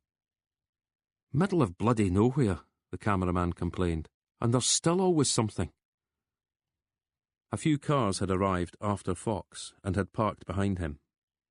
Locals, it looked like, curious to see what was going on. Fox manoeuvred past them and headed in the direction of the M90, and he switched the radio on, turning the music up, trying to drown out his own thoughts. You shouldn't have come all this way, McFadgen said when she opened the door to him. Paul was seated at his computer and offered a wave by way of greeting. Fox nodded back. I was actually in the vicinity, he lied. I've been hearing about Kippen. Just gets grimmer and grimmer, doesn't it? Fox made a non-committal sound. What was it you wanted to tell me? McFadgen gestured towards Paul, who twitched his head, meaning he wanted Fox to approach the computer. Remember you asked about those revolvers? Specifically Provenance? Yes, confirmed. Conflict kicked off that month. A lot of equipment was handed out but not handed back. There was list after list to confirm this. He kept clicking on the mouse, so fast Fox couldn't keep up. But then that was the whole point. So how did the guns end up here? Fox asked. Servicemen probably smuggled them back, McFadgen joined in. Either as keepsakes, or so they could sell them on. Definitely the latter in this case, Paul added. A few other firearms from the conflict, pistols rather than revolvers, turned up on the streets of Britain in the mid-80s. The police reports appeared on the screen. London, Manchester, Nottingham. Birmingham, Newcastle, Glasgow, McFadgen added. And Belfast, Paul stressed. Mustn't forget Belfast. We even caught one of them, McFadgen told Fox. The police photograph duly appeared on the screen. Name was William Benchley, Paul said. Operated out of Essex. Left the army after the campaign, even picked up his medal. But stolen weaponry became his business. Did he sell the revolvers? Paul shrugged and looked to his boss. No idea, she confessed. Where is he now? Fox was studying the photo of the shaven-headed, scowling Benchley. Died in Barbados a few years back. Drowned in his swimming pool. Moved there after serving his sentence, Paul explained. Bearing in mind his lifestyle, I'd say some of the arms money was waiting for him when he got out. Much good it did him, Fox said quietly, reading the news report of Benchley's death. Anyway, Paul cautioned, We've no reason to suppose he sold those particular guns. But someone did. Someone did, the young man agreed. The one found at the scene of the Vernal car smash. I've got nothing else for you on that. Fox took the hint. Go on, he said. Took a bit of tracking down. Paul paused. The internet was no use. A lot of stuff in the 5 constabulary vaults hasn't been digitised. Paul had to actually spend time poring over something other than a screen. Paul stuck his tongue out in response to McFadgen's sarcasm. Then he handed Fox a set of stapled photocopied sheets. The revolver found next to Alan Carter had been handed in to police in October 1984. It was found in a hedge in Tayport. Near Dundee? Fox asked. The Fife side of the Tay Bridge. Police at the time wondered if it might have been used in a robbery. There'd been a bookmaker in Dundee relieved of the week's takings by a masked man toting a handgun. This was 3 days before the revolver was discovered. So the gun had gone from the Falklands to Dundee? Paul shrugged. Could have ended up there after being passed along a chain of owners. Was the gunman ever caught? But Fox could see well enough from the printout that the case had never been solved. The profit from a week's betting, just shy of £900. Would that have been enough to tempt the likes of the Dark Harvest Commando? It was hardly a bank heist. Any of this useful? McFadgen asked, as Fox continued reading. I'm not sure, he confessed. Then he patted Paul on the shoulder. But it's bloody good work all the same. Once home, Fox called Tony Kay. How's the report going? We're managing to make it look like it was put together by a pair of Einsteins. No change there, then. What are you up to tonight? Dinner with my good lady. Want to join us? Can't spare the time, Tony. I keep forgetting about your busy social calendar. Kay paused. Well, the offer's always there. Thanks, but I'm sorted. Any news from the kid? He's headed back over to Fife. Been to the barber and everything. Cheryl Forrester again. He's smitten. Warn him off, will you? We don't know what tidbits she might be collecting for. This is Vernal, isn't it? You're still digging. And I think I'm hitting a few worms, too. According to Jackson, the spooks had nothing to do with Vernal's death. But Donald McIver says there was a chunk of cash hidden in the car boot. 30 to 40 grand's worth. Who the hell's Donald McIver? He led one of the splinter groups at the time. And where is he now? Fox hesitated before answering. Carstairs. You've been to Carstairs? Had to be done, Tony. Was he in a straitjacket? Bit high-strung, but coherent with it. And you believe him, about the money? Yes. Kay seemed to think for a moment. Then Gavin Willis got it, he surmised. And did what with it, Fox countered. Plus, how would he have known it was there? But of course there was every chance Willis might have known. Guns exchanged for cash, maybe at dead of night in a deserted car park. More questions than answers, Malcolm, Tony Kay was saying. Mind if I give you a word of advice? You're going to tell me to drop it? Something like that, yes. Hand the whole lot over to CID. Not Fife, necessarily. There's got to be someone in Edinburgh you can give it to. Just when I'm starting to enjoy myself. Is that what you're doing? Kay gave a sigh. You've not got anything to prove, Malcolm. To me or the High-Hegians, or anyone else. He paused for a moment. At least take a night off. Go see a film or something. I should visit Mitch. Except that's not exactly a night off, is it? Bound to be a Jason Statham playing somewhere.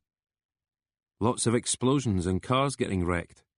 Those'll help me feel the benefit, will they? Don't just sit there stewing. That's all I'm saying. Fox thanked Kay and ended the call. He didn't fancy going out for dinner. Not on his own again. He looked online and saw that the film house was showing the Maltese Falcon. For 5 minutes, he told himself he would go. Then he drove to Lauder Lodge to see his father instead. Mitch was drowsy. There was whisky on his breath, and though seated in his chair, he was already in his pyjamas. Fox checked his watch. It wasn't even 8 o'clock. He sat opposite his father for over an hour, sifting through the photographs from the shoebox, concentrating on cousin Chris, Jude as a toddler, and Fox's own mother. He would glance at his sleeping father from time to time, the mouth slightly open, chest rising and falling. "We played football, you and me. You wanted me to be a goalie. Less chance of injury, you said. And you sat with me night after night as I tried learning my times tables. You laughed at bad TV sitcoms and shouted at refereeing mistakes, as if they could hear you from behind the glass screen. On Remembrance Sunday, you stood to attention for the minute's silence. You were never much good in the kitchen, but always made Mum a cup of tea before bed. She wanted 2 sugars, but you only ever added 1, telling her she was sweet enough already. And look, there's Jude on a dock, not see beyond them to the hopes and fears, ambitions and betrayals. When a member of staff opened the door, it took Fox a moment to realise anyone was there.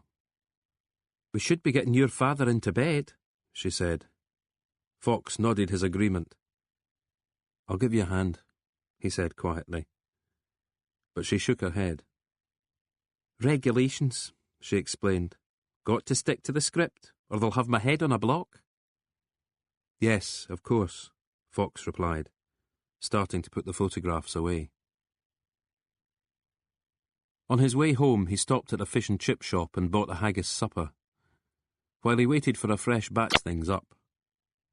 The reporter held one of those big fluffy microphones in front of him. It was starting to drizzle, rainwater dotting the camera lens. The reporter was trying to look both knowledgeable and interested, but Fox could sense fatigue in his unblinking gaze. He seemed to get a question in his earpiece, and nodded before starting to answer. The director cut to a blurry photo of the bomb crater. It looked to have been taken with a mobile phone, presumably snapped by a member of the public before the area could be cordoned off. A second picture followed, this time showing a close-up of one of the trees, with the metal shards embedded there. "Bloody hellish thing," the proprietor of the chip shop said. He sounded Polish to Fox, but it could have been Bosnian, Romanian, just about anywhere, really. Fox was not exactly an expert. On another night, he might have asked, just out of curiosity. But not tonight. Back home, he ate on the sofa and caught the press conference again. When it cut to the studio, the presenter had some news. "Police confirmed just a short time ago that they are working on a definite line of inquiry, and will keep you up to date as that story progresses. Now all the latest sport with Angela." Fox must have dozed off at some point, because he woke up stretched along the sofa with his shoes still on and the half-empty plate resting on his chest. The food was cold and unappetising. He could smell sauce on his fingers, and went to the kitchen to dump the remnants of the meal into the pedal bin and wash his hands in the sink. He returned to the sofa with a mug of tea and found himself face to face with Chief Constable Pearse again. They had gone to her live as she stood on what he guessed were the steps of Central Scotland Force HQ, presumably in Stirling itself. She had to push the hair out of her face as the wind gusted around her. She had no statement this time, but still sounded coolly keeping the straitened financial sector afloat in Scotland. He found photos of the couple. Had to admit, the Chief Constable scrubbed up well, and filled a little black dress with easy glamour. On the TV, however, she was fighting the elements and dressed in the same uniform as before. The rain was coming at her near horizontally. The ticker tape along the bottom of the screen read, 3 arrests in bomb scare. "Fast work," Fox said, toasting her with his mug. Then he got to work himself, finding as much of her curriculum vitae as he could, while failing to locate any historical photos of her. Nevertheless, he was fairly sure. Very fairly sure. In 1985, she'd been a recent graduate of the Scottish Police College at Tullyallen. Not peers back then. She was yet to meet her husband and take his name. Alison Watson, born in Fraserburgh in 1962. Not such a jump, really, from Alison Watson to Alice Watts. He reached for the photo in Professor Martin's book and the 2 matriculation snaps. There was the slightly jutting chin.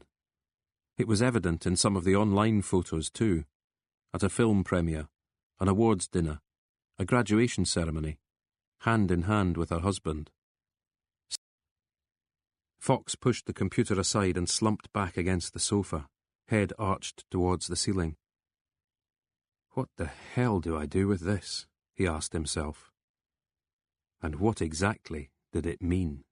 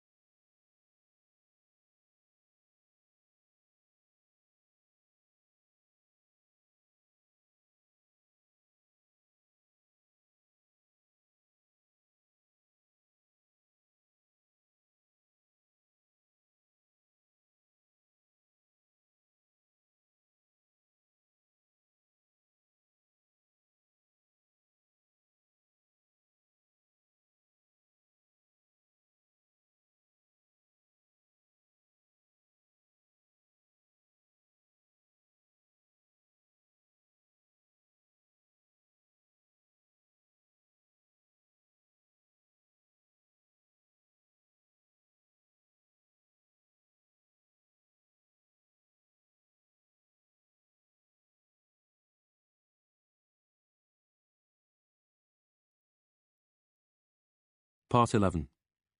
Chapter 34. Bloody hell, Foxy. Did you get any sleep at all last night?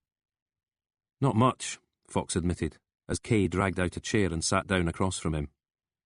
It was just after 9 in the morning, and the police HQ cafeteria was doing a roaring trade in breakfast rolls and frothy cappuccinos.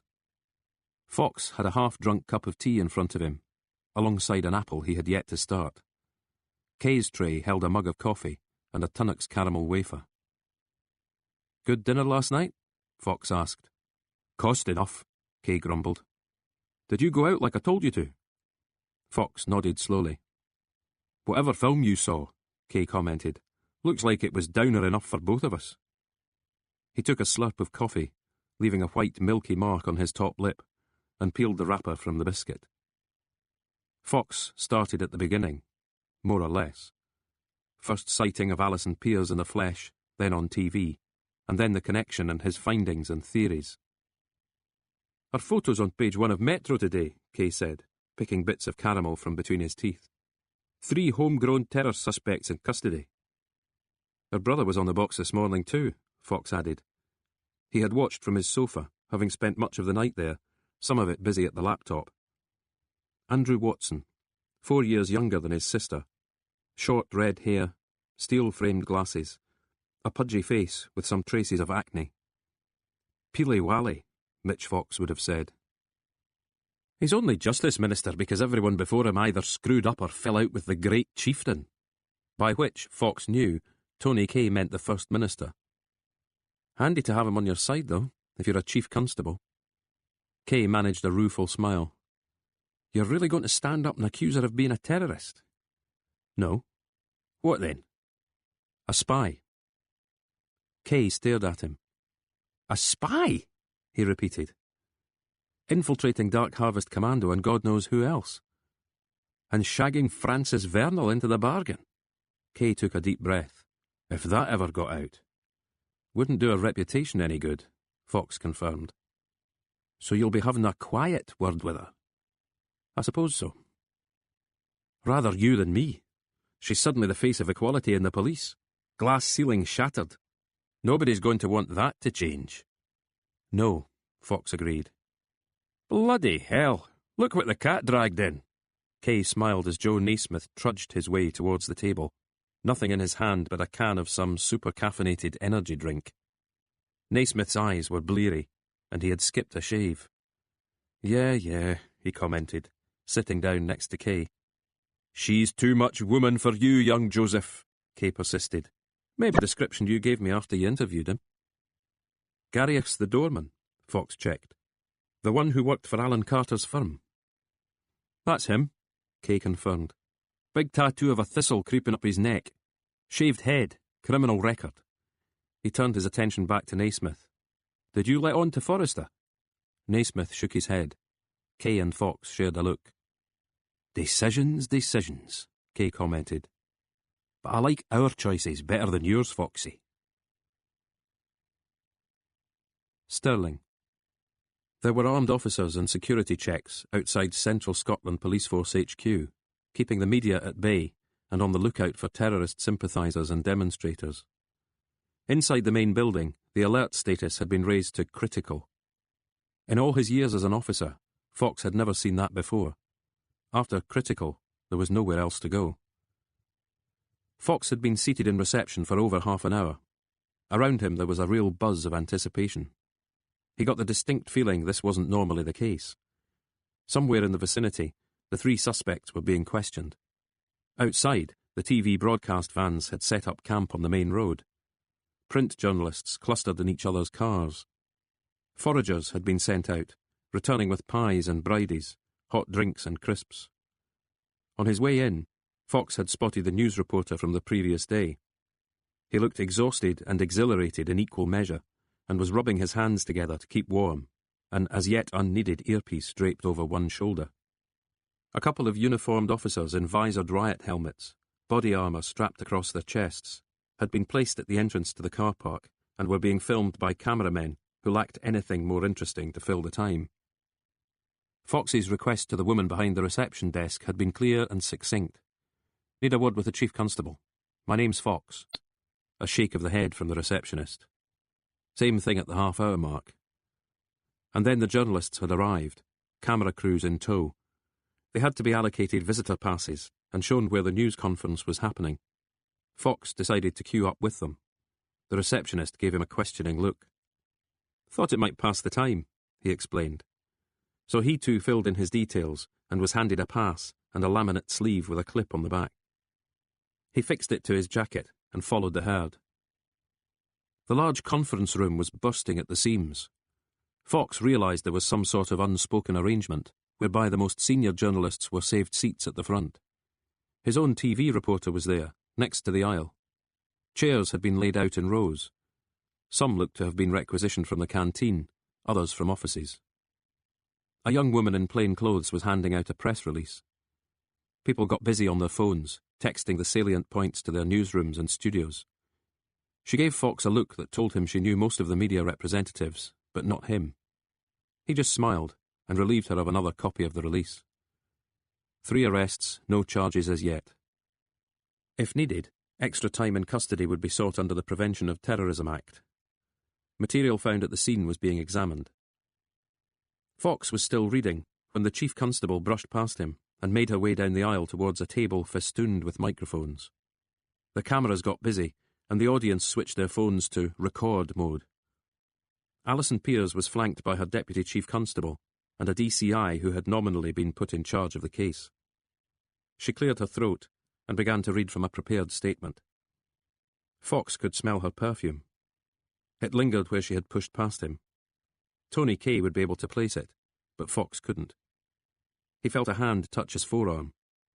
Turning, he saw DCI Jackson standing in the doorway. Jackson's eyes narrowed, his brow furrowing. The unspoken question was clear. "What the hell are you doing here?" Fox gave him a wink and turned to concentrate on Pears's closing remarks. There were questions from the seats.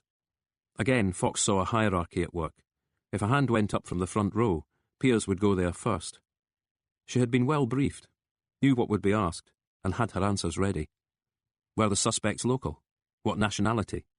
Did anything tie them to the blasts near Lockerbie and Peebles? Pears gave away precious little, but did so while appearing open and friendly. Once or twice, she batted a question to the DCI, who was gruffer and less gifted, but also knew what to say and what not to say. Jackson was tugging at Fox's arm again, gesturing towards the corridor, but Fox shook his head. As the press conference broke up, Pears led her small delegation back towards the door, fending off a slew of questions with a pleasant smile and a wave of the hand. She wasn't looking at Fox as she made to pass him, but he stepped in front of her. "Care to make a statement about Francis Vernal?" he asked. Her eyes drilled into him, face frozen. "Who?" "Nice try, Alice," he responded. The DCI placed a hand on Fox's chest, clearing the route.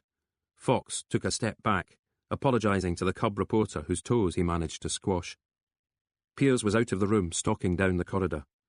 Jackson had caught up with her, but she was saying something to her own DCI. He peeled off and approached Fox, handing him a card. "Put your mobile number on there," he growled. "I've already been waiting a while." "She'll get back to you." Fox scribbled down his number, and the DCI snatched the card back. As the man left, it seemed to be Jackson's turn. "What are you trying to do?" he muttered, his mouth close to Fox's ear so no one else could hear.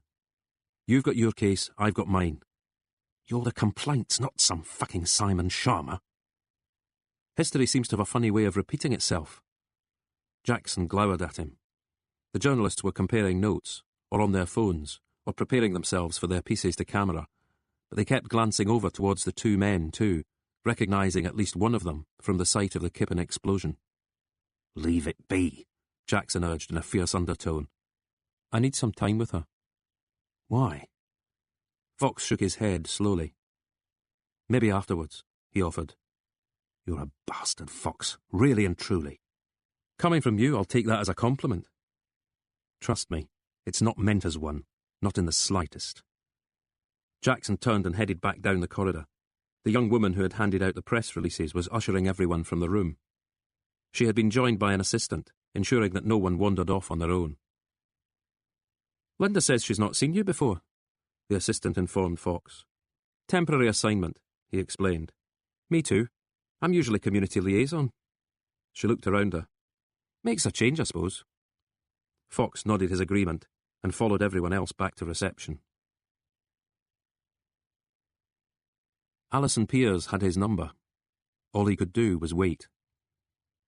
He drove into Stirling and started seeing signs pointing him towards the Wallace Monument.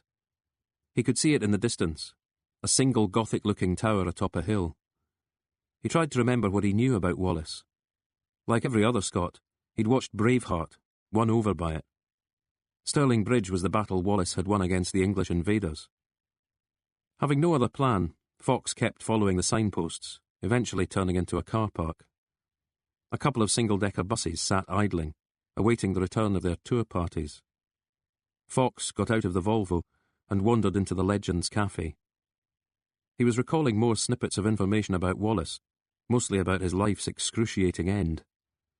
There was an information desk, and the woman behind it told him it cost £7.75 to visit the monument. £7.75? He queried. There's an audio-visual presentation and Wallace's sword. Anything else? Well, you can climb to the top of the tower. The hill looks pretty steep. There's a free bus to the top. Free if I pay £7.75. Fox pretended to be thinking about it. Is the statue still there? The one that looks like Mel Gibson? It's been moved to Brechin, she replied, a little coolness entering her voice. Fox smiled to let her know he wasn't going to become a customer. Instead, he saved £5 by settling for peppermint tea in Legends, where he had a good view of the hillside and the memorial above it. Wallace was reckoned a patriot. Could the same really be said of Francis Vernal? Had he been justified, that word McIver had wanted to debate, in his stance and his actions? And what would either of them make of the Scotland where Fox found himself? Was this the same country they had fought for and lost their lives for? There were visitors in the shop next to the reception desk. They were debating the purchase of beach towels made to look like kilts. Theirs was probably a romantic Scotland of glens and castles, Speyside malts and eightsome reels. Other Scotlands were available, if you cared to check, and at least as many people these days favoured looking forward to the longing glance back at the nation left behind. The tables around him were filling up. He didn't bother pouring a second cup from the teapot. As he was returning to his car, his phone rang. But it wasn't Alison Pearce. Mr. Fox, this is the nurse at Lauder Lodge. I'm afraid your father's been taken ill. He drove back to Edinburgh in a daze. It was only when he reached the Royal Infirmary that he realised the car radio had been switched on throughout. He couldn't remember listening to any of it. He'd been told to try A&E first. Mitch had been found on the floor of his room. Could just be a fall, the nurse had told Fox, her tone of voice indicating that she didn't believe her own words. Was he conscious? Not really. Fox parked on a double yellow line in the ambulance's drop-off zone and headed inside. Someone was being served by the receptionist, so he waited his turn, then asked another member of the team, who nodded and approached Fox. Are you a relative? I'm his son. Mr. Fox has gone for an X-ray. After that it'll be straight to the day ward. Is he all right? We'll know more in a little while. There's a waiting area just... Can I see him? The receptionist will let you know. Fox was pointed back in the direction of reception. By the time he got there was no queue, so he gave his name and was told to take a seat. He slumped as best he could on the hard plastic chair and stared at the ceiling. No one was watching the TV anymore. They were busy peering at the screens of their phones. Placed it with a 10-pence piece of his own. This one worked, but the young man looked no happier. You're welcome, Fox told him, returning to his seat. One member of staff seemed to have the job of emptying the waste bin and removing any newspapers that had been left lying around. The bin bag wasn't even half full when he replaced it. 10 minutes later, he was back, checking to see how full the new bag was, then moving the bin across to the other side of the room. Fox managed to stop himself asking why. On the TV, a man was telling another man how little a small ornament was worth. It then went for auction and failed to sell. Was it an heirloom? Fox wondered. When first purchased, Had the buyer had any inkling that it would one day feature on a daytime programme and sorely disappoint its current owner? The waiting area's resident smoker returned from another cigarette break, her hacking cough heralding her arrival. Then the doors shuddered open again as the woman with the bandaged arm wandered past them. Fox turned in his seat to face her. "Will you bloody well stop that?" he shouted. She looked surprised. So did the receptionist, who followed this with a frowned warning. Fox held up a hand in capitulation and went back to staring at the ceiling. It wasn't just his dad, he realised. It was everything else, too. The questions that seemed to whirl all around him, the characters whose lives were suddenly connected to his own, the hours of sleep he was lacking, the sense of utter, abject futility. And then his phone interrupted with a text.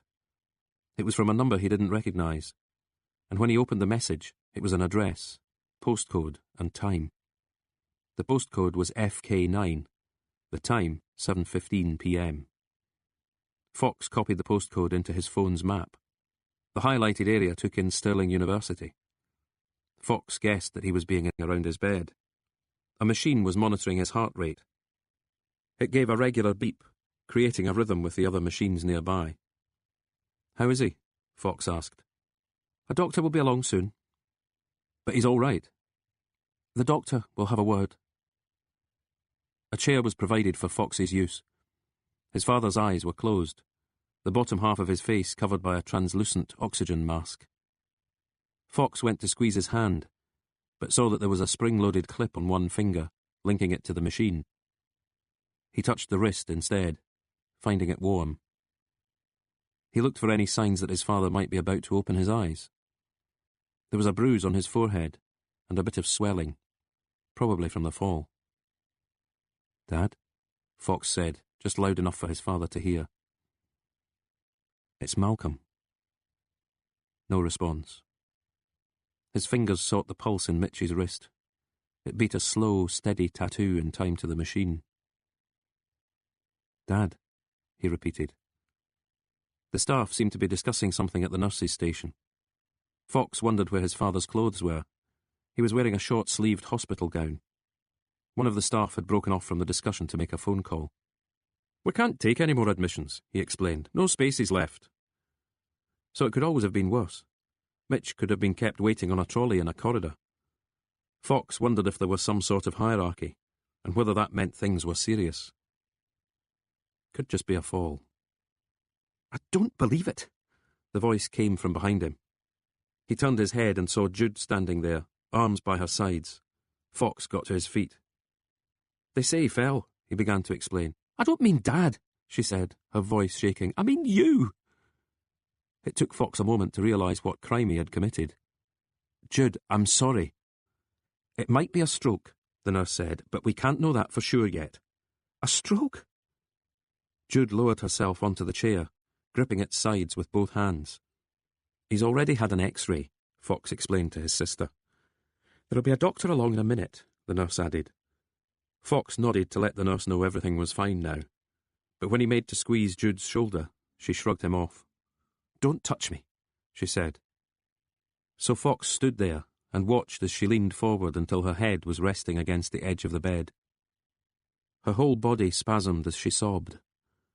Fox looked over towards the staff, but they'd seen it all before. Eventually the same nurse came with a few words of advice. "There's a cafe in the main entrance. You might be better off there. Give us your number and we'll buzz you when the doctor turns up." But Jude shook her head. She was staying, so Fox stayed too.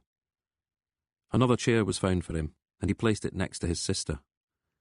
She was squeezing their father's hand and failing to dislodge the finger clip.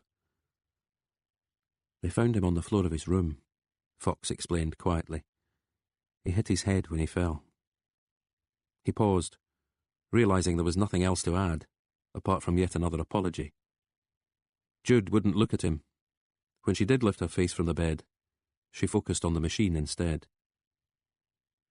When the doctor arrived, he seemed impossibly young to Fox, barely out of his teens, surely. No white coat or stethoscope, just a shirt and tie and rolled-up sleeves. "No bones broken, no fractures," he recited, flicking through the notes he'd been handed. "Might just do a scan. We'll keep him in a day or so.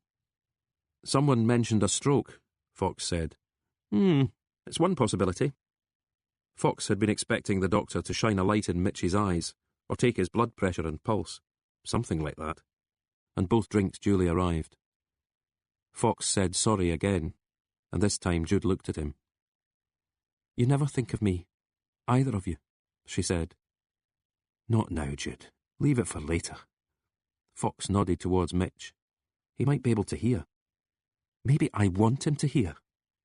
Even so. She took a sip of water from the plastic glass, cupping it in both hands. Fox's tea was too strong.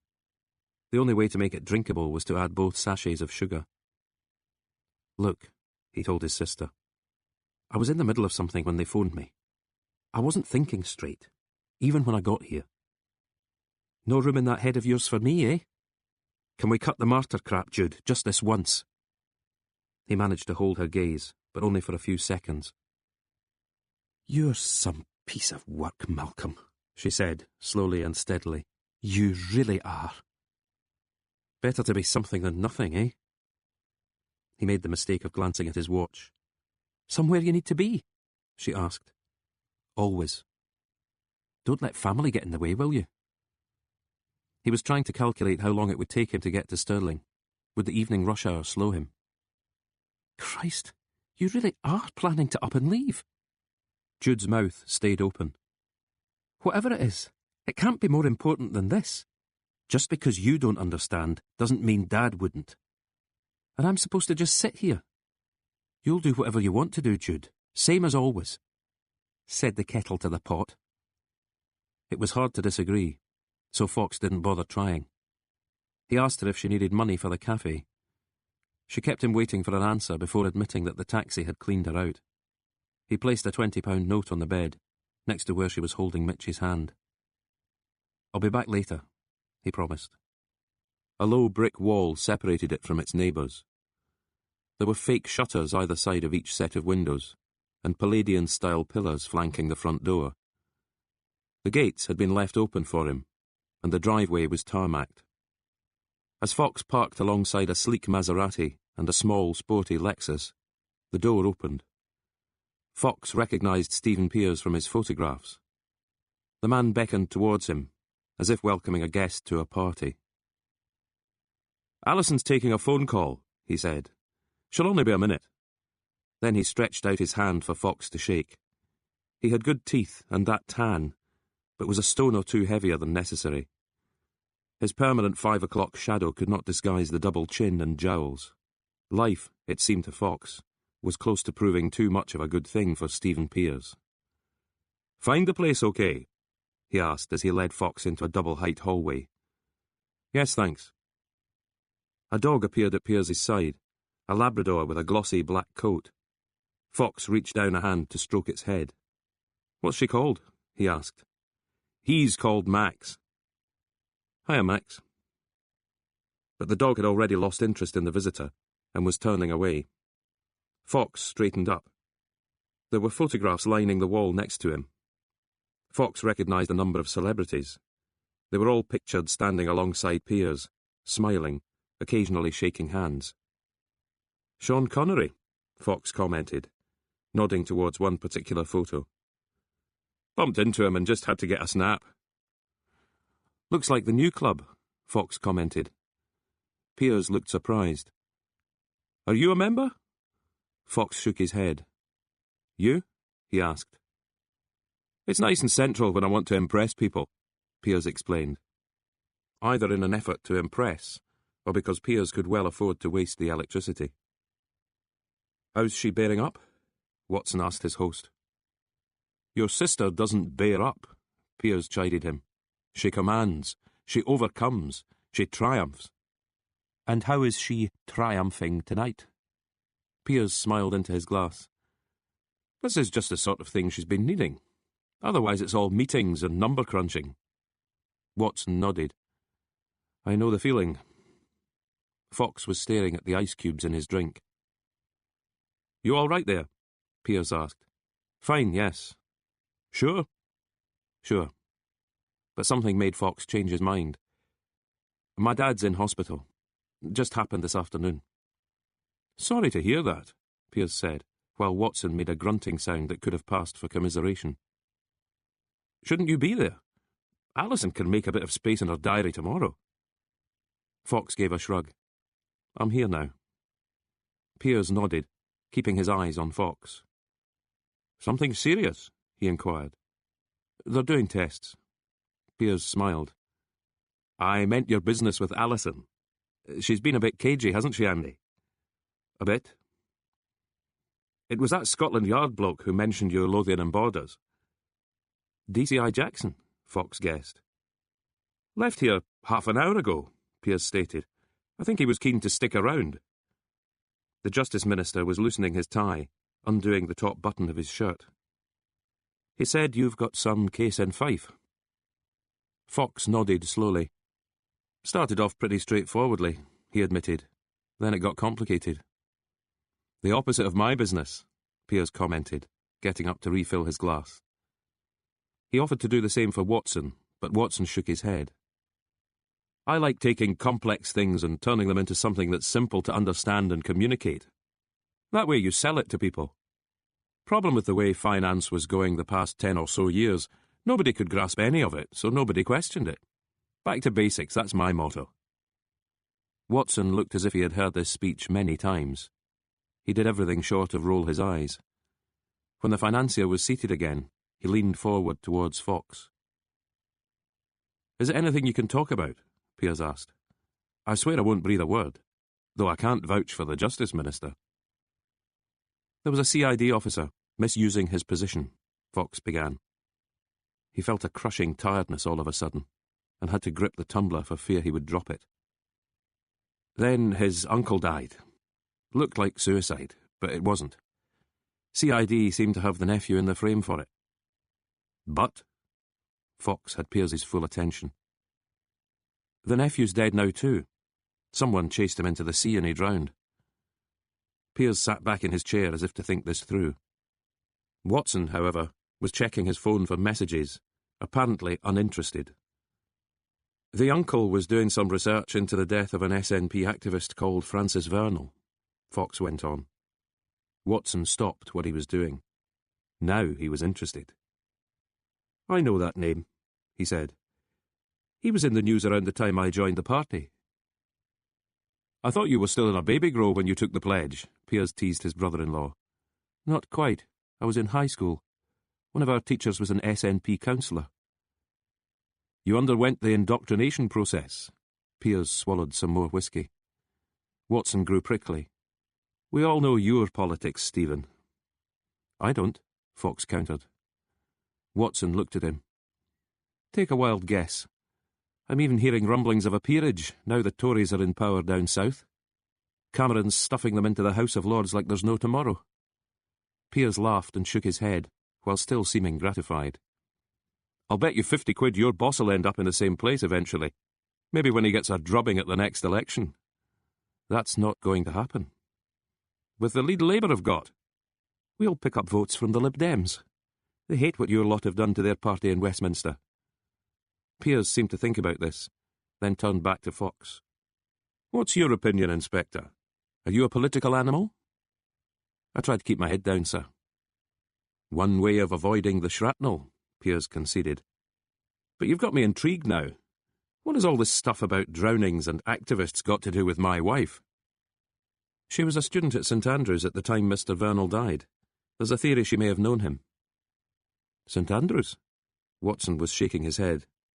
2 years at Aberdeen, then she jacked it in and joined your lot instead." Piers was nodding. "Someone's fed you a line, Inspector." Watson was holding his phone to his ear, having punched in a number. "Rory?" he asked. "What time's the car picking me up?" He listened, checking his watch. "Fine, have a door closing upstairs." Alison Piers made an exasperated sound as she descended the staircase, phone in hand. "Do I need to be there every minute of every day?" she complained. Then to Fox. "Hello again." "The inspector has been telling us what he's working on," Piers said, handing her a gin and tonic. "All very mysterious, but also a wasted trip. Got you mixed up with someone who was a student at St Andrews." The chief constable toasted the room with her drink and took a slug. exhaling afterwards. "Better?" her husband asked. "Better," she confirmed. Then to Fox. "Let's go into the study and clear this up." Her brother got to his feet. "I need a word first, Ali. When my boss asks, what can I tell him about these bloody bombers?" "Nothing so far to indicate they won't be charged," she said after a moment's thought. "The house they were renting is a gold mine. Material, blueprints and manuals, even a list of targets." "Glasgow Airport again," her husband guessed. "RAF Lookers," she corrected him. "And the Naval Dockyard. And our ex-Prime Minister." "Whoever caught them should get a medal," Piers said, staring with purpose at the Justice Minister. "They might at that," Watson conceded. "Come on then," Alison Piers said to Fox. "Let's hear this story of yours. Might take my mind off things." "Be gentle with the inspector," her husband suggested. "He's had some bad news." She led him to a door in the corner of the room. It opened onto a study with wood-panelled walls and a fake bookcase. A small brass telescope stood on a tripod by the window. There was a two-seater brown hide sofa and a swivel chair in front of the desk. Piers took the chair and signalled that Fox should take the sofa. The leather creaked as he settled. She was dressed casually. Baggy pink t-shirt, black joggers, Nike trainers. Fox wondered if there was a gym somewhere on the property. "Bad news?" she said, echoing her husband's words. Fox shrugged the question aside, ready with one of his own. He doesn't know. She considered the range of answers and evasions open to her. "Know what?" Fox gave her a look that said, "Let's not do this." "Neither of them do," he persisted, bringing out the matriculation photographs. "Wonder what they'll say when I show them these. You've changed, but not quite enough to be unrecognisable." She studied the photos, saying nothing for a moment. "Andy knows I did some undercover work in my early years on the force," she eventually conceded. "But not that you posed as a St Andrews University student for 2 years." "No," she admitted, "though he may be wondering about it now." She was using her feet against the floor to swivel gently in the chair. There was a slice of lime in her glass, and she extracted it, placing it on a corner of the desk. "DCI Jackson filled you in," Fox surmised. "Some, maybe not all." She squeezed the bridge of her nose as if trying to ward off a headache. "What's this bad news you've had?" She nodded slowly. The whole bloody edifice just crumbled after that. Some were too scared to go on. They thought MI5 were out to assassinate the lot of them. And were they? I wasn't MI5. You were recruited by Special Branch. They needed someone on the inside. A pretty face usually does the trick. But it couldn't be a pretty face from south of the border, could it? The English were supposed to be the enemy. While you were fresh out of Tullyallen and looked younger than your years. So Special Branch managed to get you into St Andrews, where you could become political, burrow ever deeper and feed information back. He was being tailed. She gave a slow nod. Did you know about the money he kept in the car? He usually had some. Every meeting the DHC held, someone needed a bit of cash. For buying weapons. All sorts of reasons. According to Donald McIver, there could have been as much as 40 grand hidden in the boot. That was a chunk of money back then. Donald McIver. She gave a wistful smile. He lives in a fantasy world, Inspector. He always did. He remembers you fondly. It's Alice he remembers, she corrected him. How about John Elliot? You're telling me you never loved him? She squeezed shut her eyes, then blinked them open again. I'm telling you it's ancient history, and also none of your business. You're a complaints officer. This is not a complaints matter. You're right. Maybe I should just hand everything over to CID. Don't be crass. Fox waited a beat before continuing. There was a cop called Gavin Willis. He led the inquiry, such as it was, when Vernal died. But you'd vanished by then. Special Branch didn't want me sticking around. The questions could have been awkward. Besides, the DHC had scattered. So you said. For some reason, Willis held on to Vernal's car. Her eyes widened a little. Why did he do that? I'm not sure. One thing I do know. He was selling guns to groups like the DHC, specifically to a man called Hawkeye. Fox handed her the photograph. She took her time studying it. I haven't seen this in years. The man you've linked arms with? Fox prompted. Hawkeye, yes. He looks a bit awkward, doesn't he? The arm thing would have been my idea. He wasn't much of one for socialising, or for the ladies. Never went to the pub after meetings. Most people, that was what they looked forward to. Not the political theory, but the booze-up. After Vernal's death, you never spoke to any of them again? She shook her head and folded her arms across her chest, as if suddenly chilled.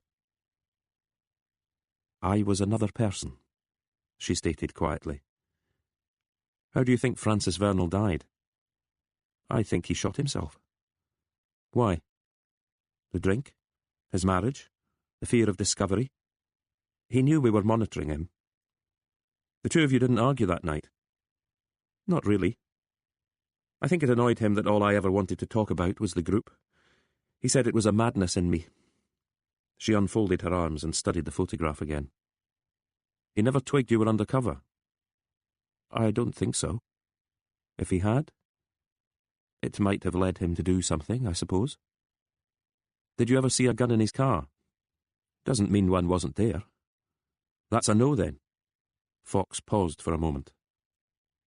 DCI Jackson doesn't know? About Francis and me? She considered this. I don't think so. Why should he? He's been digging in the files. Why? Wondering why I was interested. He told me something. What? The agents tailing Francis Vernal took a look at him after the crash. Fox was studying her reaction. He was still alive. No headshot at that point. What did they do? The blood had drained from her face. Her voice was pitched just above a whisper. If Jackson's to be believed, they didn't kill him. They just walked away and left him there. No call to the emergency services. Nothing. She seemed to wrap her arms more closely around herself. That's awful, she said. I'm glad we agree. There was silence in the room for almost a full minute. They could have shot him, Alison Pearce eventually conceded. Shot him and taken the money. They could, Fox agreed. Tell me, was Vernal really just a job to you? Her look hardened a little. How often do I need to say it? That's something I'm not willing to discuss. It might be the one thing I can take back to Charles Mangold for him to give to the widow. I think this has gone far enough. Alan Carter really never Her phone rang and she answered it, relinquishing the photo at the same time. Speak to me, she said. As she listened, Fox watched her turn into a chief constable again. It was as if her talk with him had been slotted into a filing cabinet somewhere. No, she was stating. Govan can't bloody well have them. They're my suspects. Govan, the high-security police station in Glasgow. It was where terrorist suspects usually ended up, but Pearce was fighting her corner. As the argument continued, Fox realised she craved the media attention because it gave her the chance to shine. What was it her husband had said? Something about her needing this case? By the time she ended the call, she had made her determination clear to the other participant. She looked at Fox, and he knew what she was telling him. I'm a fighter. I'm used to winning. Just remember that. He nodded and opened the door for her. She marched out ahead of him, making for the stairs again. Stephen Pearce was watching TV, but rose to greet Fox. Everything cleared up? He asked, watching his wife disappear from view. I'm fairly satisfied, Fox decided to answer. He noted that Andrew Watson seemed to have left. The lights by the tennis court had been switched off. A case of mistaken identity, then, the financier was stating. It happens, Fox concurred. Pearce patted him on the back and said he would show him out. In fact, it's such a lovely evening I might take Max for a walk. Thank you again, Mr. Pearce, Fox said, shaking the man's hand. Pearce applied his free hand to Fox's wrist. Sorry again about your father. I hope he's all right. He paused, still grasping Fox's wrist. And if you ever need anything, Inspector. Fox could see he meant nothing by it. It was just something the self-made millionaire had grown used to saying. But he thanked him again anyway. Jude was asleep on her chair. The nurse said she hadn't moved from the spot. We told her to go stretch her legs, but she wouldn't. I brought her tea and biscuits, but she left them. They were standing at the nurse's station, keeping their voices low. Almost all the patients were asleep. My dad's not woken up? Fox asked. Not yet.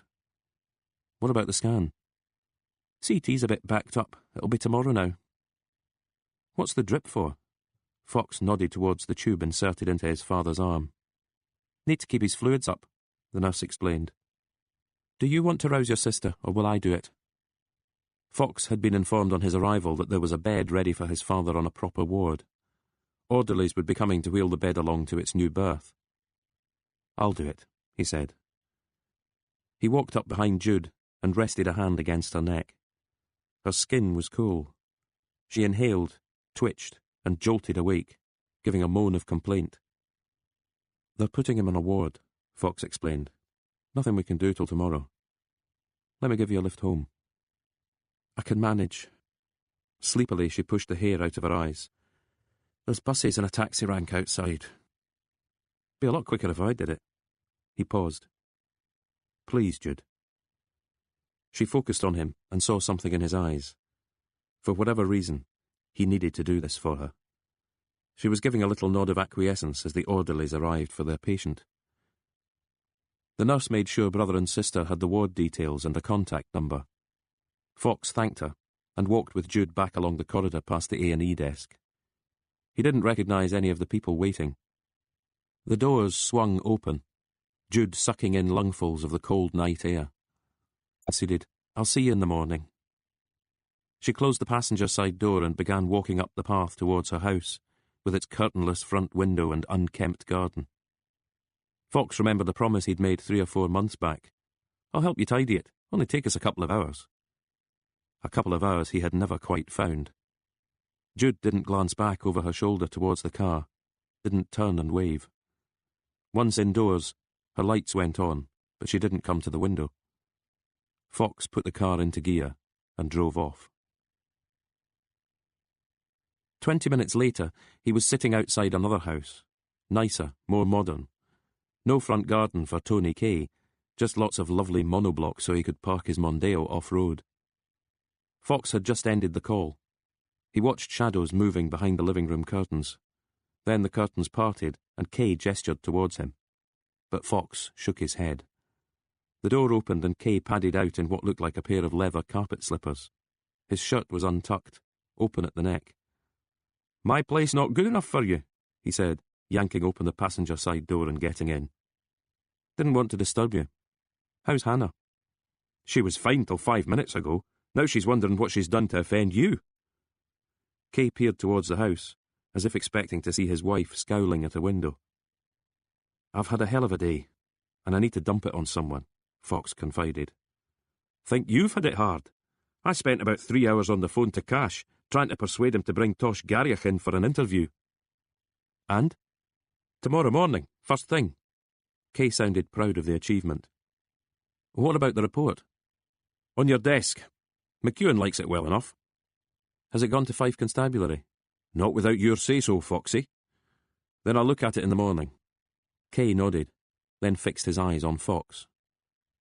Is it Evelyn Mills? He asked. What? Throwing herself at you and you need my advice. I haven't had a cheep from her. Is that a good thing or a bad thing? Give it a rest, Tony.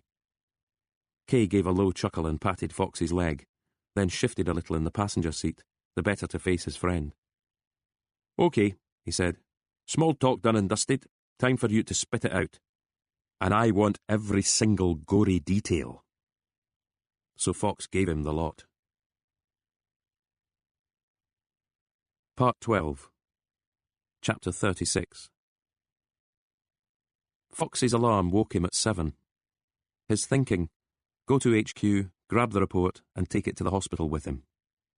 He poured all bran into a bowl, then found that the inch of milk left in the carton had turned to yoghurt. He used cold water from the kitchen tap instead, and wrote out a shopping list while he ate. Driving to Fettes Avenue, he felt that his breakfast had formed a solid mass in his stomach. The canteen was just opening, so he took a coffee to the complaints office and unlocked the door. As Kay had promised, Fox's copy of the report was waiting on his desk. Kay had added a yellow post-it note. "Affix gold star here." Fox peeled it off and binned it. He couldn't help flicking to the last page. The summary was 4 lines long and suggested that concrete evidence against the 3 officers would be hard to find, leaving only legitimate concerns about the level of competence and compliance. He smiled to himself, knowing that given a freer hand, Tony Kay's language would have been altogether more colourful. What the investigators were saying to the brass in Glenrothes was, "There's a problem, but it's up to you if you want to pursue it." And the best of British luck. There were another 23 pages of text, but they could wait. Fox rolled the report into a tube he could fit in his jacket pocket. He looked around the office. Naismith had left a note on Tony Kay's desk, reminding him that he now owed the best part of a tenner in tea and coffee kitty arrears. Naismith had broken the figure down, like any accountant of repute, though Fox doubted it would do him much good. He checked his office phone for messages, but there weren't any. No mail either. Bob McEwen's desk was strewn with reports and other paperwork. Fox knew that when it got too messy, it would be stuffed into one of the drawers.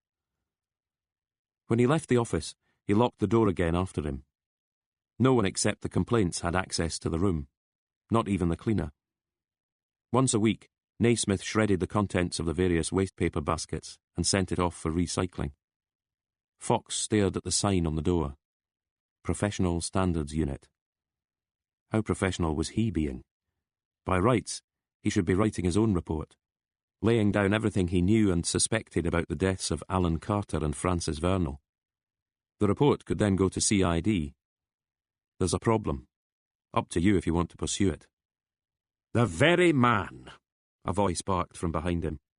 He turned to see the Chief Constable, Jim Byers, striding towards him in almost military fashion, arms swinging. The Chief stopped a couple of inches from Fox's face. "What in the name of the Holy Father is going on?" he demanded. "Sir?" "How have you managed to get up Andrew Watson's nose?"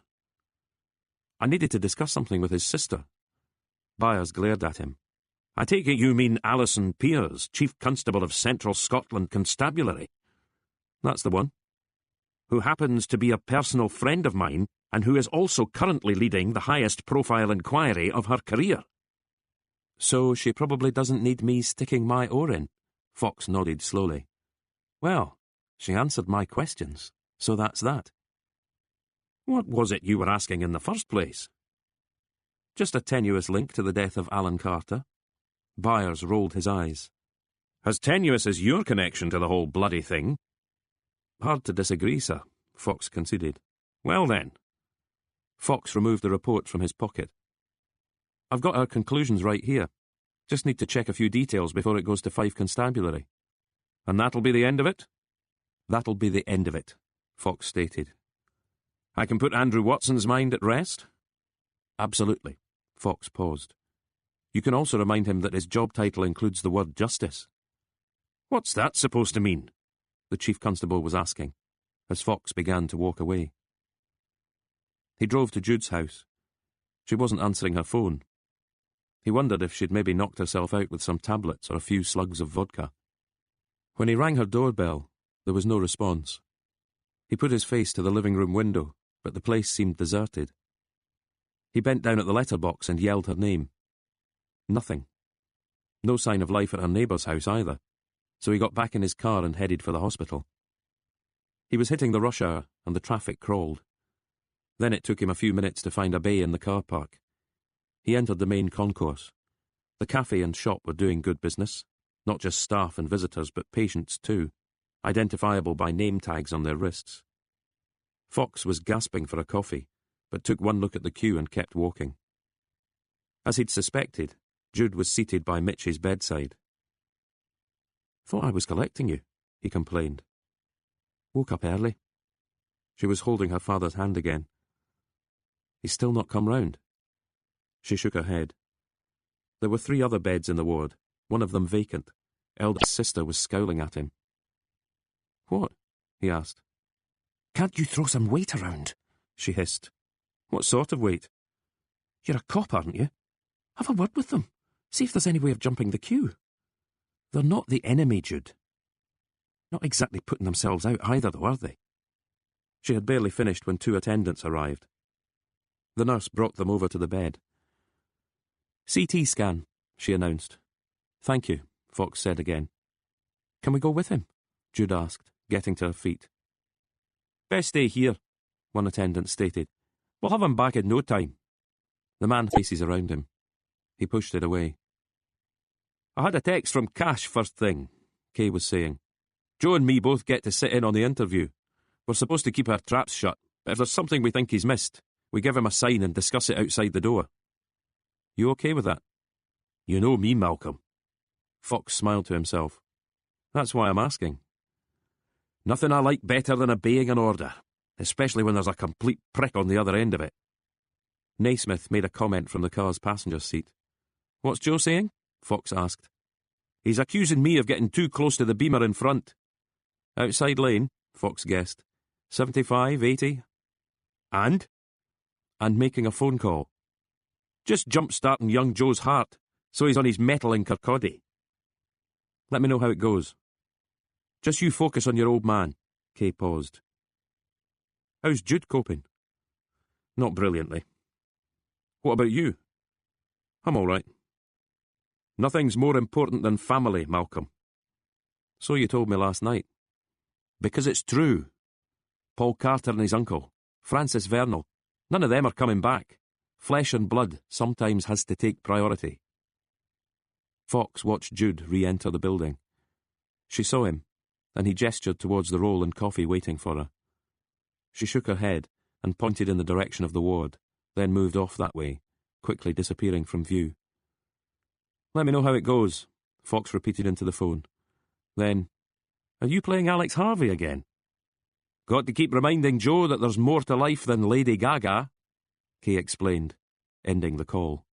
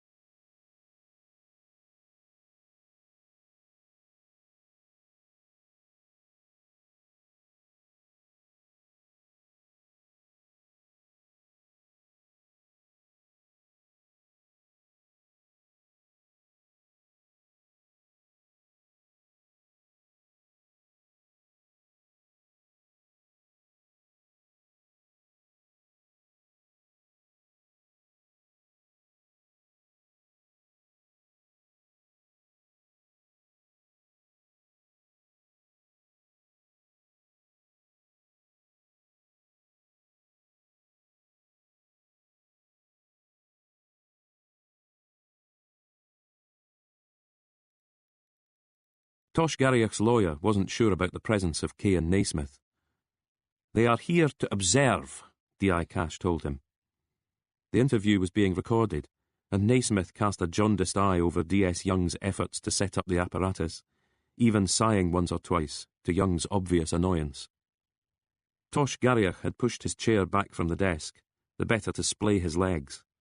He was stocky and muscular, bald dome shining and the thistle tattoo wending its way up the side of his neck. "You know why you're here, Mr. Garriach?" Cash asked, poising a pen above his notebook. Across the table the lawyer also had a pen. He kept clicking it until Cash asked him to stop. "Anyone listening might think I was firing staples at you," Cash explained. Then he repeated the question. "Yeah," Garriach agreed, hand cupping his crotch as he repositioned everything down there. "I suppose I do." "So what were you doing last Wednesday night?" "I was at home. Normally I'd have been working." "As a doorman? For Alan Carter's company?" "Not so easy now he's dead." "You could always ask the Shafiqs for a job." Cash paused, eyes fixed on Garriach. "Or maybe not, after you wrangled with them on your employer's behalf." Kay was standing against the far wall, hands behind his back. Garriach gave a glance in his direction. He was wondering where Cash had got that info. "The Shafiqs were business," the doorman stated. "It all got cleared up." "Is any of this relevant?" the lawyer interrupted, doodling on a sheet of paper. "Just warming up," Cash informed him with a cold smile. Then to Garriach, "Mind me asking who was at home with you?" "Yes." Classic mistake. Cash admitted as much with a twitch of his mouth. Never ask a question where the answer gets you no further forward. "Were you on your own?" "I was with my girlfriend." "Ah." Cash dug a scrap of paper out of his pocket and stared, then down onto the shore itself. "You're a big man, but you're not in the best of shape. Maybe you were never going to catch him, but he was so scared he ran into the surf anyway. Or you did catch him." Cash's voice drifted off. "Maybe you did at that." "Do I have to listen to this?" Garriach asked his lawyer. "I think D.I. Cash would be foolish to think of charging you at this altogether shoddy juncture," the lawyer speculated. "There'll be other witnesses," Cash warned them. "We haven't even put the description out yet. Huge bald brute of a man with a tattoo on his neck, stumbling through the streets in drenched trousers. Think back, Tosh. You know yourself you were spotted. Nice line-up we'll put together, but only after we've brought Billy in. Give her a good hard session." Kay found himself moving forward half a pace, ready to step in. Looked to him as though Garriach was gearing up to go for his tormentor's throat. Cash seemed to realise it too, but it only made him lean a little further across the table towards the man. "She might perjure herself for you, but that'll count against her in court. She'll end up going down, same as you. You know that old thing they say on TV movies? Motive, means, opportunity?" Cash held up 3 fingers. "My scratch card's showing 3 gold bars, Tosh." He eased back in his chair, clasping his hands together. Garriach leaned his knuckles against the edge of the desk, then rose slowly to his feet. "Did I say you could leave?" Cash asked, not unpleasantly. "I can go when I want." Garriach checked with his lawyer. The lawyer nodded. "Then I'm out of here." "Harder you make it for me, the more I'm going to enjoy it," Cash warned both men. Garriach glared at him but said nothing. Then he noticed that Tony Kay was standing between him and the door. "There's a deal to be done," Kay stated. "If Paul Carter was being set up by his uncle, and you had anything to do with it, they're both dead. What's it going to matter?" "Did I give you permission to speak?" Cash said, his voice almost too calm. Kay ignored him and kept his eyes locked on Garriach's. "There's a deal to be done," he repeated quietly, holding out a business card. Garriach looked from Kay to Cash, and from Cash to everyone else in the room.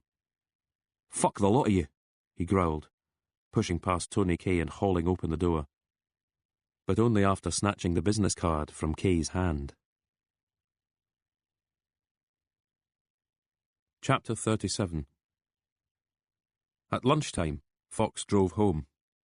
The tests on his father had so far proved inconclusive, It still looked like a stroke, but they wouldn't know more until Mitch regained consciousness. "Can't you make him?" Jude had asked. "A shot of adrenaline or something?" There had been some more tears, and the consultant had suggested that a break from the hospital might be an idea. Fox had offered to drive her, but she'd insisted she would take the bus. "This is just stupid," he had made the mistake of telling her. "Are you going to be like this the rest of your days?" She'd aimed a swipe at his face and stormed off. He had passed her in his car, standing in the bus shelter, arms folded, angry at the whole world. He made good time and parked outside his house just before 1. As he was getting out of the car, his phone rang. Tony Kay. "How did it go?" Fox asked him. "I think D.I. Cash may be in the huff with me." "Excellent work." Fox pushed his thumb down on the key fob, locking the Volvo. "I take it you couldn't keep your gob shut?" "I might have accidentally offered Tosh Garriach a deal." "What sort of deal?" "Go easy on him over the drowning if he talks to us about his bite." People kept themselves to themselves. It had probably taken the thief half a minute to effect entry. Could have made it look like he was ringing the doorbell or pushing a delivery through the letterbox. Fox edged the door open with his foot and stepped into the hall. It didn't look as though any of the papers on his dining table were missing. Maybe they'd been looked at. It was hard to say. His laptop was gone, along with its cable and charger, though the TV and DVD player hadn't been touched. In the kitchen, the radio had vanished from its spot next to the kettle. Upstairs, bedroom drawers spilling out their contents. His good watch was missing, but his passport remained. Contents of the wardrobe tipped out onto the floor. He sat on the bed and rested his chin on his hands. Worth calling it in? Yes, but only so he could get a reference number to pass on to the insurers. He doubted there'd be prints. A joiner would put the door right. Whoever had been there had left without taking the spare set of keys. They weren't coming back. It had been made to look like a regular break-in, but Fox wasn't convinced. He went downstairs again and stared at the paperwork on the table. Charles Mangold's name stared back at him from the topmost sheet, written there in capitals. He jotted down other names too, along with dates and queries. If I'd been here, he wondered, would I have been made to look like a suicide? Get a grip, Malcolm, he muttered to himself. He tried to think how much information was to be found on the laptop. More of his thoughts, in more detailed sequence than the written notes. He hadn't got round to adding Alison and Stephen Pears and Andrew Watson to the mix. Had he made mention of Francis Vernal's logbook? The connection between Gavin Willis and the Dark Harvest Commando, specifically the man called Hawkeye? He thought so. Nothing had been printed off, but he'd copied the contents of the folder onto a memory stick. A memory stick now missing. And Professor Martin's book with it. A £4 memory stick and a tatty old book. No self-respecting housebreaker would have bothered with either. Spooks? Special branch? Was this the same warning intended for Alan Carter, only that time things had gone wrong? Fox took out his phone and reported the break-in, then went outdoors again and checked that Vernal's logbook was still in the glove box of the car. It was. He tried the bungalows either side of his, but no one was home. Across the street, Mr. Anderson, elderly and hard of hearing, had seen nothing unusual. A car or van? Fox persisted, but Anderson just shook his head and offered to make a pot of tea for them both. Another time, Fox told him. He tried 2 more neighbours, but no one had seen or heard a vehicle. No strangers noticed. Quiet, as usual. When the patrol car arrived, Fox showed them his warrant card, then pointed to the damage. One of the officers had a handheld electronic device into which he tapped the details. "Serial number for the laptop?" he asked. Fox, "I'm not getting much here," she admitted. A few minutes later she was in the living room. He asked her to dust the surface of the dining table. She came up with a few prints. "Probably mine," Fox conceded. She lifted a few samples anyway, then took his prints to check them against. Fox was reminded of the scene outside Alan Carter's cottage. He was still wondering if he was lucky to have been out of the house. But if they'd really wanted him there, they could have chosen their moment. Relatively easy to find his home address, a word in the right ear, maybe even a bit of computer hacking. He wasn't in the phone book, though Jude was. Hell, he could even have been tailed from Police HQ. They had either watched him leave the house, or they'd known he was on his way to the hospital after his brief trip to the office. Were they listening to his phone calls? Had someone planted bugs in his house, office, or car? He tried to snort the thought away, but knew it would bother him for the rest of the day. "The woolly suits gave you a reference number?" the forensics officer was asking, having finished with the upstairs bedroom. "Woolly suits?" "Uniforms," she explained with a smile. "There was a DI who used to call them that." "They gave me a reference number, yes." "All you can do is put in a claim then, and get a stronger door for next time. They'll have your name now." Mangold waved this aside. "Who do you think is responsible?" "I'm not sure. I've had a few run-ins with someone from Special Branch." "Ah. And last night I went to see Alice Watts." Mangold didn't bother trying to conceal his surprise. "The girl Francis was seeing. You found her?" "Yes." "Where is she? What's she doing?" He watched Fox shake his head slowly. "Why not?" "I have my reasons." Mangold seemed to be considering pressing the point, but Fox's look told him it would be futile. "Did she talk to you about Francis?" he asked instead. Fox nodded. "Well?" the lawyer demanded. "She didn't love him." Mangold stared at him. "You're sure of that?" He watched Fox nod again. "Why did she disappear off the face of the earth? Did she have something to do with his death?" "I don't think so." "Not directly." "But you can put Imogen Vernal's mind at rest." Fox paused. "Though I'm not sure that's ever been your intention." The two men locked eyes.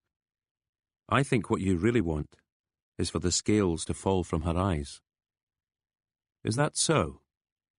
"It galls you that all these years she's held fast to an image of her husband, the crusader, the patriot. No matter what you've done for her, including adding her name to the law firm, she's never given you your due, has she?" "I don't see that this outburst serves any purpose, Inspector." Fox shrugged the complaint aside. "Why did you choose Alan Carter to be your bloodhound? You'd had years to look into Vernal's death, and my guess is that's what you did. It didn't get you very far. But you knew Gavin Willis had led the original inquiry, and you probably discovered that he'd been a mentor to Alan Carter." Fox's eyes narrowed. "You weren't interested in what he found. You wondered how much he would try to conceal. That way you'd have a better understanding of the role Gavin Willis played. And you had a point. Carter didn't tell you about Vernal's car, for example, tucked away all these years in a garage behind Gallow Hill Cottage. See? It works both ways. There was stuff he didn't want you to know. That's probably why he took the job on. He could control the investigation and make sure no mud stuck to Gavin Willis's name." "I don't see," Mangold repeated, his voice quiet but trembling with anger, "that this gets us any further." Fox sat in silence for a few seconds, then shrugged. "A couple more names have come up," he stated. "Andrew Watson, for one." "Our current Justice Minister?" "The same. Do you know him?" "No. He was a lawyer, though, before becoming an MSP. A different generation from me. And he practiced in Aberdeen. Criminal law."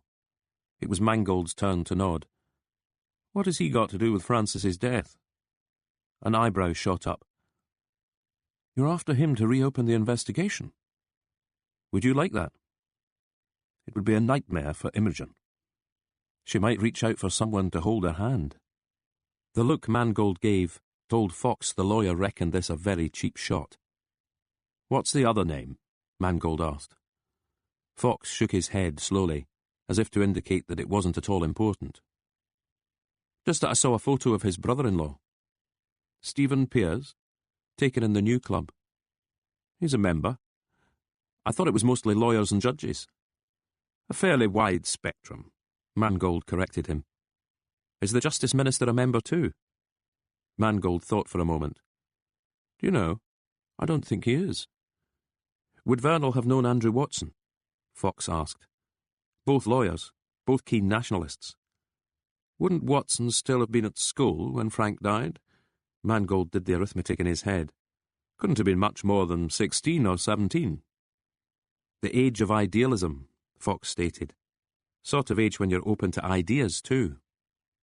Though not, perhaps, the idea that your sister was sleeping with a man twice her age, a married man, a man called Francis Vernal. Lacking a computer at home, Fox returned to Fettes, hoping he wouldn't bump into the chief constable. The car radio news told him that the 3 Kippen suspects were likely to be charged by the end of the day, but would remain in custody in any event, extra time for questioning having been granted. Fox knew that after the McGrahy case, the Scottish government would feel the spotlight was on them, and on the justice system. Next to the reception desk, the status was still critical. Even with the bad guys detained, Fox asked the desk officer. "We don't know how many more are out there," the man replied, "and maybe wanting revenge." Fear. Fox had noticed the same thing when skimming the news reports from 1985. Fear was ever present. When you'd stop needing to fear a US-Soviet conflagration or an impending ice age, something else came along in its place. Fear of crime always seemed to outpace the actual statistics. Right now, people were fearing for their jobs and pensions, fearing global warming and dwindling resources. If these problems were ever resolved, new worries would fill the vacuum. He stared at the word critical, then moved past the sign and headed for the stairs. Joe Naismith was in the complaints office. He gave Fox a wave. "Done and dusted in Fife?" Fox asked him. Naismith nodded. "So where's Tony?" Naismith shrugged and asked Fox if he wanted a coffee. "Sure," Fox said, sitting down at his computer. He took a £20 note from his pocket, folded it to make a paper plane, and launched it in Naismith's direction. The young man looked at him. "I'm paying off the kitty debts," Fox explained. "Does that cover it?" "With room to spare." "Good," Fox said. Then he got to work, doing a search on Andrew Watson. As Mangold had suggested, the current Justice Minister would just have been starting at Aberdeen University when Francis Vernal died. Fox looked carefully, but could see no sign that Watson had ever been a hard-liner or especially radical. He'd graduated with a first in law, then joined a practice. SNP councillor by the age of 27, and an MSP at 31. The party leader seemed to like and respect him. As a backroom boy, Watson was credited with helping the SNP canvass its way into government. The £20 note seemed to have cheered Joe Naismith up. He sat with Fox and let Fox bounce ideas off him, then got up and made more coffee, while Fox texted Tony Kay to ask him where he was. When his phone rang, he reckoned it would be Kay, but it was Jude, phoning from the hospital. "He's awake," she said, "but he's not right." Fox drove out to the infirmary and found himself entering the car park just behind a slow-moving Rover. He sounded his horn in irritation and gestured for the driver to put his foot down. After a couple of circuits, he found an empty bay. It was at the very furthest corner, and he had to walk past the Rover as he made for the hospital entrance. The driver was Fox's father's age and looked fearful as Fox stalked towards him. The critical sign flashed in Fox's head, and he paused for a moment, muttering the word, "sorry," before carrying on. When he reached his father's bedside, Mitchie's eyes were closed, hands clasped on his chest. Jude was talking to a woman who introduced herself as May Ross. "Mrs. Ross works at Lauder Lodge," Jude explained. "We were just wondering how he's doing," Mrs. Ross added.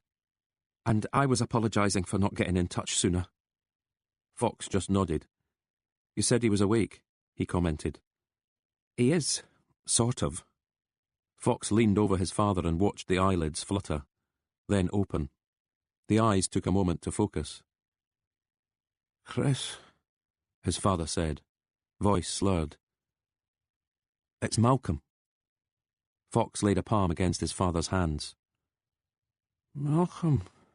The word was barely recognisable. "Strokes do that," Mrs. Ross stated. Then to the patient, in the sort of sing-song voice usually reserved for children, "We're all looking forward to seeing our favourite client back at Lauder Lodge." Her wide smile disappeared as Fox turned to face her.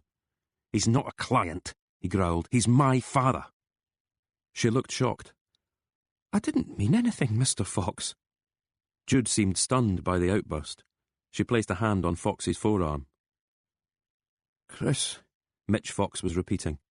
Not Chris, Malcolm, his son informed him. Cousin Chris, Jude guessed. Burnt Island Chris. Chris is dead, Fox was telling his father. He fell off his motorbike, remember? Fox took the photograph from his pocket, the one showing Chris Fox cheering Francis Vernal. He unfolded it and thrust it into his father's face. See, he said, that's Chris. He pointed to the face. That's Chris, and I'm Malcolm. It's okay, Malcolm, Jude was telling him, while Mrs. Ross looked at him as if he were mad. The hospital staff were taking an interest too. Fox lowered the photograph and watched his father's face clear. Chris was always so careful on that bike of his, Mitch Fox said. Not careful enough, though. But a question was starting to form in Fox's mind, a question only one person could answer. He turned towards Jude, who was still gripping him by his forearm. There's somewhere I need to go, he told her. Will you be all right here? She nodded slowly, looking a little fearful. Fox freed himself from her grasp and ran his hand down the side of her head. But eventually until he had the man's attention again, then started to speak. Chris Fox. Does the name mean anything to you? Jackson stared at him, then gave the slightest of nods. Wondered when you'd get round to that, he muttered. Come on. Fox was given a visitor's pass by the same receptionist as the previous day. He followed Jackson along a corridor and down a flight of stairs. Another corridor, but this time with an armed officer checking IDs. 2 interview rooms facing one another across the corridor. Kevlar-vested officers standing guard outside both of them. Jackson pushed open one of the doors. Take a look, he said. Standing in the doorway, Fox saw that a man was seated at a table. He was handcuffed and refused to look up. Light brown skin, thick wavy hair, dark rings under his eyes, the left eye swollen shut. Jackson closed the door again and stared at Fox. Military and political targets first, then civilian. Supermarkets, football fixtures, even hospitals. He didn't care who got killed as long as we took notice. What's your point? Fox asked. My point is, there's a real and current threat and we'd be foolish to dwell on the past. Cafeteria. I already knew, Jackson confirmed. Made me wonder why you didn't bring it up. I was beginning to think maybe you had something to hide. Such as? Jackson gave a shrug. He's a relative of some kind? How come he's in the Special Branch vaults? You don't know? Jackson sounded genuinely surprised. Fox watched him calculate how much to say. Strictly between us, Fox offered. Jackson took a few moments more to make up his mind. He was a shop steward, a radical shop steward, liked nothing better than a violent picket or stirring things up, card-carrying member of the Communist Party. Plenty of them in Fife. But he switched to separatism. He was a good friend to Francis Vernal in the early years. The two of them hatched plans for marches and demos against visiting royals. It would only have taken one hothead with a gun. Jackson paused. It was the same back then as it is now. A real and current threat. With Special Branch doing everything necessary to stop it becoming a reality. Jackson fixed Fox with a look. We did not kill Chris Fox. How do you know? It was a motorbike accident, pure and simple. So if that's what all this is about, it's not. What then? I don't like the idea of people getting away with murder. We can agree on that, at least. Jackson paused. What did the Chief Constable say to you last night? Nothing she wants you to know or should have said. Her brother's furious with you. I can live with that. Jackson stared down at his feet, as if studying his shoes. He looks quite normal, doesn't he? Who? Jackson gestured towards the corridor. They always seem so ordinary. Just that bit more driven. And what is it that drives them? Jackson could only shrug. What happened to him? Fox asked. The black eye, I mean. Punched himself in the face. That way, when the media eventually get their photo, it looks as if he's been roughed up. Jackson looked at Fox again. Don't worry. Local complaints have been informed. Statements taken. That's all right, then. Your cousin Chris. We were keeping tabs on him, but nothing serious. We didn't see him as the real threat. Who was the real threat? Vernal? Donald McIver? Or the foot soldiers like Hawkeye? Who's Hawkeye when he's at home? You didn't come across his name? Fox watched Jackson shake his head. Maybe you, he said, pulling open the door and indicating that it was time to leave. My house was broken into, Fox informed him. Reckon if someone goes into your precious vaults in a couple of decades' time, they'll find mention of it. No shortage of criminals out there. At least we agree on that, Fox replied. They walked back down the corridor, past the interview rooms and the guards. I hope your father improved, Jackson said, while Fox handed his pass back at reception. Thanks. Jackson held out his hand for Fox to shake. We really are on the same side, he stressed. Don't forget that. When do you head back south? Next day or two. But you always know where to find me if you need me. To be honest, Fox said, I'm hoping I never see you again. At 8 that evening, Fox was seated by his father's hospital bed. Jude had been persuaded to go home for a few hours' sleep. Mitch was asleep too. Fox had stopped off at Lauder Lodge for some bits and pieces, and had ended up bringing the shoebox full of photographs with him. He had looked at every single one of them, wondering what sort of story they were trying to tell him. A 20th century family, not very different from any other. A roof over their heads and food in their bellies. Trips to the seaside and Christmas mornings. There was Malcolm, dressed in his favourite T-shirt, hair longer than his father liked, tearing the wrapping from a present. Jude, posing with her mother in a theatre auditorium. It would have been a musical. Their mother had a passion for them. Father and son would always stay home to watch American cop shows on TV. Burnt Island again. Chris Fox with Jude up on his shoulders, and one of him showing off his motorbike, a polishing rag in one hand. Radical, violent picket, stirrer. Fox would have liked to have known the man. If his father wasn't sleeping, he'd maybe have tried asking a few questions. Mitch's breathing was ragged. Every now and then he would seem to choke, coughing a few times without waking. His cheeks seemed sunken to Malcolm. The drip was still feeding him. Awake, he'd not been able to swallow food. Fox tried to ignore the catheter's tubing as it snaked from beneath the sheets towards the bag hanging from the bed's metal frame. Proper detective work, that's what I'm doing, he wanted to tell his father. For better or worse, that's what I'm doing. When his phone started to vibrate, he checked the screen. The caller's identity was blocked. He stood up and answered, walking past the nurse's station towards the corridor. Hello? Is that Malcolm Fox? The voice sounded distinctly irritated. Yes. They told me I had to talk to you. Oh? There was the sound of a throat clearing. Fox got the feeling the caller was a man in his 60s. I was there that night. They said you needed to hear about it. Francis Vernal. Fox stopped walking. You were tailing him? Surveillance, brother. He'd been there all weekend. With his lover, the voice confirmed.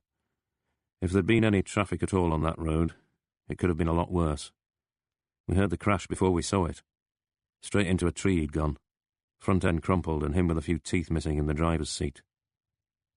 Unconscious? But breathing.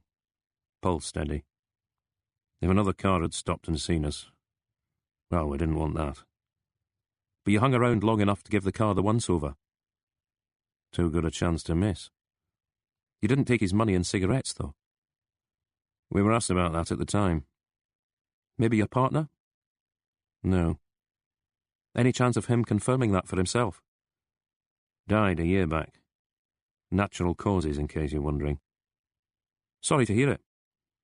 What do you think happened to Vernal's cigarettes and his lucky £50 note? No idea. And there wasn't a gun in the car when you searched it? Plenty of places he could have hidden one. He'd also hidden 30 or 40,000 in cash. I was told you'd mentioned that. Kept in the boot, apparently. We didn't open the boot. You sure about that? We didn't know anything about any money. expecting that. You knew who Imogen was? She was his wife. He was obviously in a bit of pain, and she was the one he wanted to see. Not Alice. Imogen. But you just left him there. No thought of calling for help. We were called the Watcher Service, Fox. That's what we did. And a phone call to a doctor wasn't going to save him anyway, was it? Fox didn't answer. Away done. Was someone called Hawkeye ever on your radar? He was a DHC member, slippery little bastard. Slippery, how? Few times the Watchers tried to follow, he either did a Houdini act or else clocked them. The caller paused, then repeated his previous question. We done? I don't know how you can live with it, Fox commented. We're done, the voice stated. The line went dead. Fox found that he was leaning with his back against the corridor's wall. He rested his head against its cool surface and stared at the framed print on the wall opposite. Then he looked up Alison Pierce's number and punched it in. What? She snapped. Wanted to thank you for getting Jackson to talk to me. Doesn't seem to have stopped you. Who do you think did it? I've no idea. Have you maybe mentioned me to your handlers at Special Branch? Handlers? This isn't John le Carré, Fox. You've not spoken to anyone. Believe it or not, I've had more important things on my plate. There was silence on the line for a moment. Then she asked him how his father was doing. Thanks, but that's none of your business. Fox heard a doorbell and guessed Alison Pierce was at home. That'll be my brother, she said by way of confirmation. He's here for an update. Do we end this conversation before I open the door to him? That's up to you. I don't think there's anything else to say, is there? Hang on, though. He heard her unlock her door and tell the Justice Minister, him again, that makes twice today. The telephone changed hands. Fox listened as Andrew Watson began his tirade. 8 or 9 words in, Fox ended the call and went back to his father's bedside. Chapter 39. Tony Kay met Tosh Garriach at the door of the Dakota Hotel in South Queensferry. Neutral territory, just the Edinburgh side of the Forth Road Bridge. The hotel itself was a modern black box with its name picked out in neon in a retail park boasting a late-night supermarket and not much else. Thanks for coming, Kay said, hand held out. Garriach hesitated for a moment before pressing his own hand against Kay's. It didn't quite turn into a test of strength, but it was close. Thought we could have a drink, Kay added with a thin smile. Garriach nodded and they went in.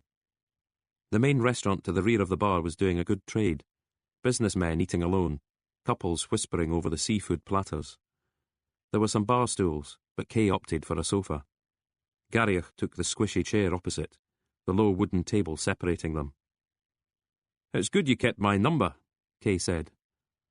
I had to dig in the bin to find it. Garriach held up Kay's business card. It had been torn in half. The waiter arrived, and they both ordered pints. The young man couldn't help staring at Garriach's thistle tattoo. A bowl of nuts was placed on the table, and Garriach dug a paw into it, filling his mouth. So what's this deal? He said. Kay leaned forward. Way I see it, we can go easy on you. You had every right to be angry with Paul Carter. Came to blows and he took off. You're not even CID, Garriach countered. It'll be Cash giving evidence in court, not you. Cash will listen to me. He'll have to. Kay paused. I blame myself anyway. You were there when I took the call from my colleague, talked to him about Paul Carter. I jotted it down in my notebook, didn't I? Paul Carter, wheat sheaf. Kay produced the notebook and showed Garriach the relevant page. Problem with that is, if I tell Cash about it, then suddenly there's an element of premeditation. See what I mean, Tosh? You didn't just stumble across Paul Carter. You were lying in wait for him. Kay left it at that, concentrating on his drink again. Garriach was right. He had no power.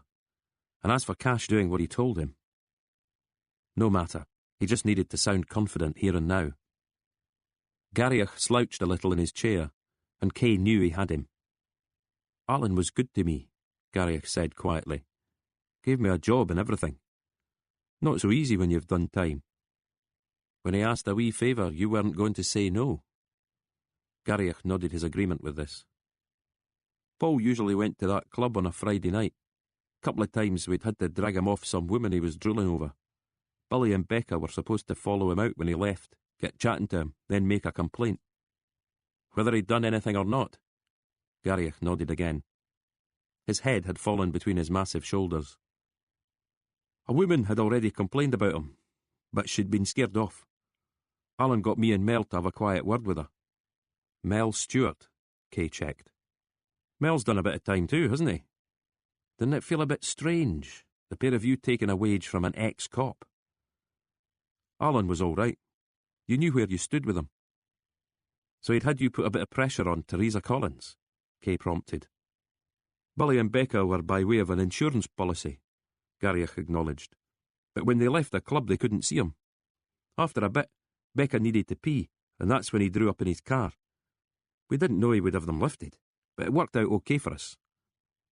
Your boss was happy. He hated his nephew. Never quite understood it myself, but that's families for you. Grievances get nursed. You never asked him why he was doing it? Garrick shook his head. And getting the girls involved, that was Alan Carter's idea. Yes. Did Paul try anything with Billy and Becca? Just like they told it. Another reason for you to be furious with him. Garrick stared at Tony Kay. It was for what he did to Alan, he stated. Actually, Tosh, we're not so sure he killed your boss, Kay commented, meaning he might have died for nothing. If you had a conscience, I dare say that fact could end up troubling it. Kay rose slowly to his feet. We'll get a statement from you, he said. Best if you talk to D.I. Cash direct. Tell him everything you've told me. I thought you were going to talk to him. And I will. But best if it looks like you've made up your own mind. Take your lawyer with you. Kay was buttoning his coat. He nodded towards Garrick's empty glass. And no more of those tonight. Don't want to add drink driving to the list, do we? Fox was asleep fully dressed on his sofa when the doorbell went. He had an ache in his neck and rubbed at his eyes before checking the time. 5 minutes shy of midnight. The TV news was playing, but just barely audible.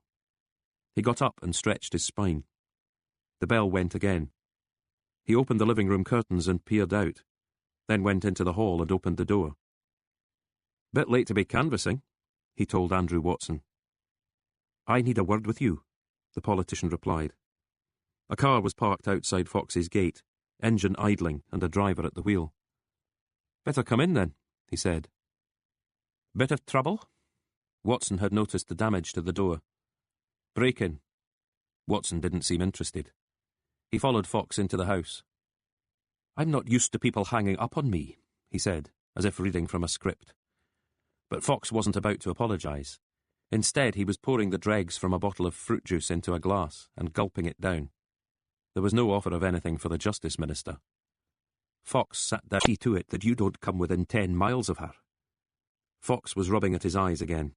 He blinked them back into focus, sighed, and motioned for Watson to sit down. I prefer to stand. Sit down and listen to what I have to tell you. Watson sat down, pressing his palms together as if to aid his concentration. Remember at the house, Fox began, I mentioned Frances Vernal. Yes. Your sister was fresh out of Tullyallen. First job she got was deep cover, posing as a student at St Andrews. Matriculation, tutorials, the lot. Student politics got her closer and closer to some of the group protests. Not so far from your own politics. I remember. It was a bad time for the SNP. Some of us were a bit desperate, a bit frustrated. We were being marginalised. That won't ever happen again, believe me. But back then... Tough times, Watson agreed. Did you know any of these groups? Seed of the Gale, Dark Harvest Commando? Only by reputation? You never met Donald McIver? No. Or Frances Vernal? No. And you'd no idea what your sister was up to? No idea, Watson echoed. Now I've told you, what do you think? Watson turned this over in his mind for the best part of a minute, then shrugged and shook his head. "I'm really not sure," he said. "All those activists must have gone someplace," Fox commented. "Maybe into government, even. No place for hotheads and racists in the modern party, Inspector." Watson seemed to study Fox. "Can I take it you're a unionist?" "It's irrelevant what I am." "Are you sure about that? Dusting off old enmities and conspiracies, hoping some mud might stick? Does the name Hawkeye mean anything to you?" The question appeared to puzzle Watson. He thought for a moment. "Just the character from MASH," he concluded. "And Last of the Mohicans," Fox added. "That too," Watson agreed. He seemed tired, all his energy and anger used up. "It's working, you know," he said at last, his eyes meeting Fox's. "The administration, I mean. Quarter of a century back, few would have said they'd see the SNP in power in their lifetime, and that includes a lot of us in the party. But we got there." He nodded to himself. "We got there," he repeated. Then he stiffened. "But we can't afford another McGrahy. These bomb blasts, Alison needs all her concentration, meaning no sideshows. I'd hardly call murder a sideshow." "Murder?" "Alan Carter, the man investigating Vernal's death. Made to look like suicide, but actually an execution. You can't think Alison had anything to do with that." "Why not? If Carter knew about her and was about to blow the whistle." "Never." Watson shook his head.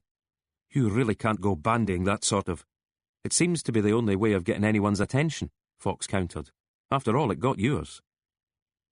"She can't have this hanging over her," Watson pressed. "Alison's worked hard to get where she is." "I dare say you think you've worked hard too." "Of course." Fox narrowed his eyes. "Is it her you're worried about, or yourself? The job of Justice Minister seems to have a curse hanging over it, doesn't it? Bit of a fillip to have a chief constable you can depend on, especially if she can also deliver a few extra column inches." "What do you mean?" "How about if I hang fire? Do nothing till after your terrorists are sentenced.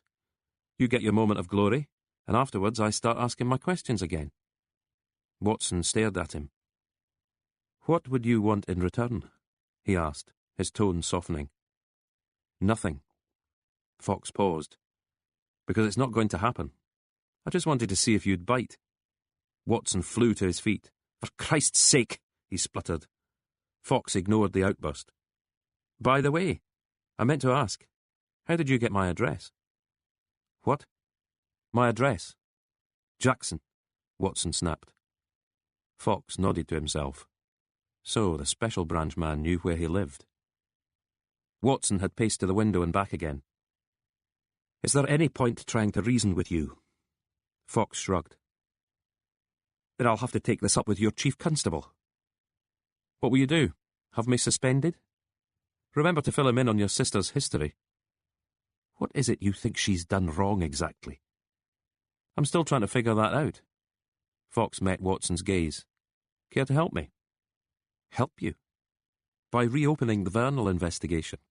Properly this time. Set up a public inquiry. He was being spied on by MI5 and an undercover police officer. Did that play any part in his death? Was there a cover-up afterwards? And does it connect to the murder of Alan Carter?" Fox rose slowly to his feet, keeping his eyes fixed on Watson.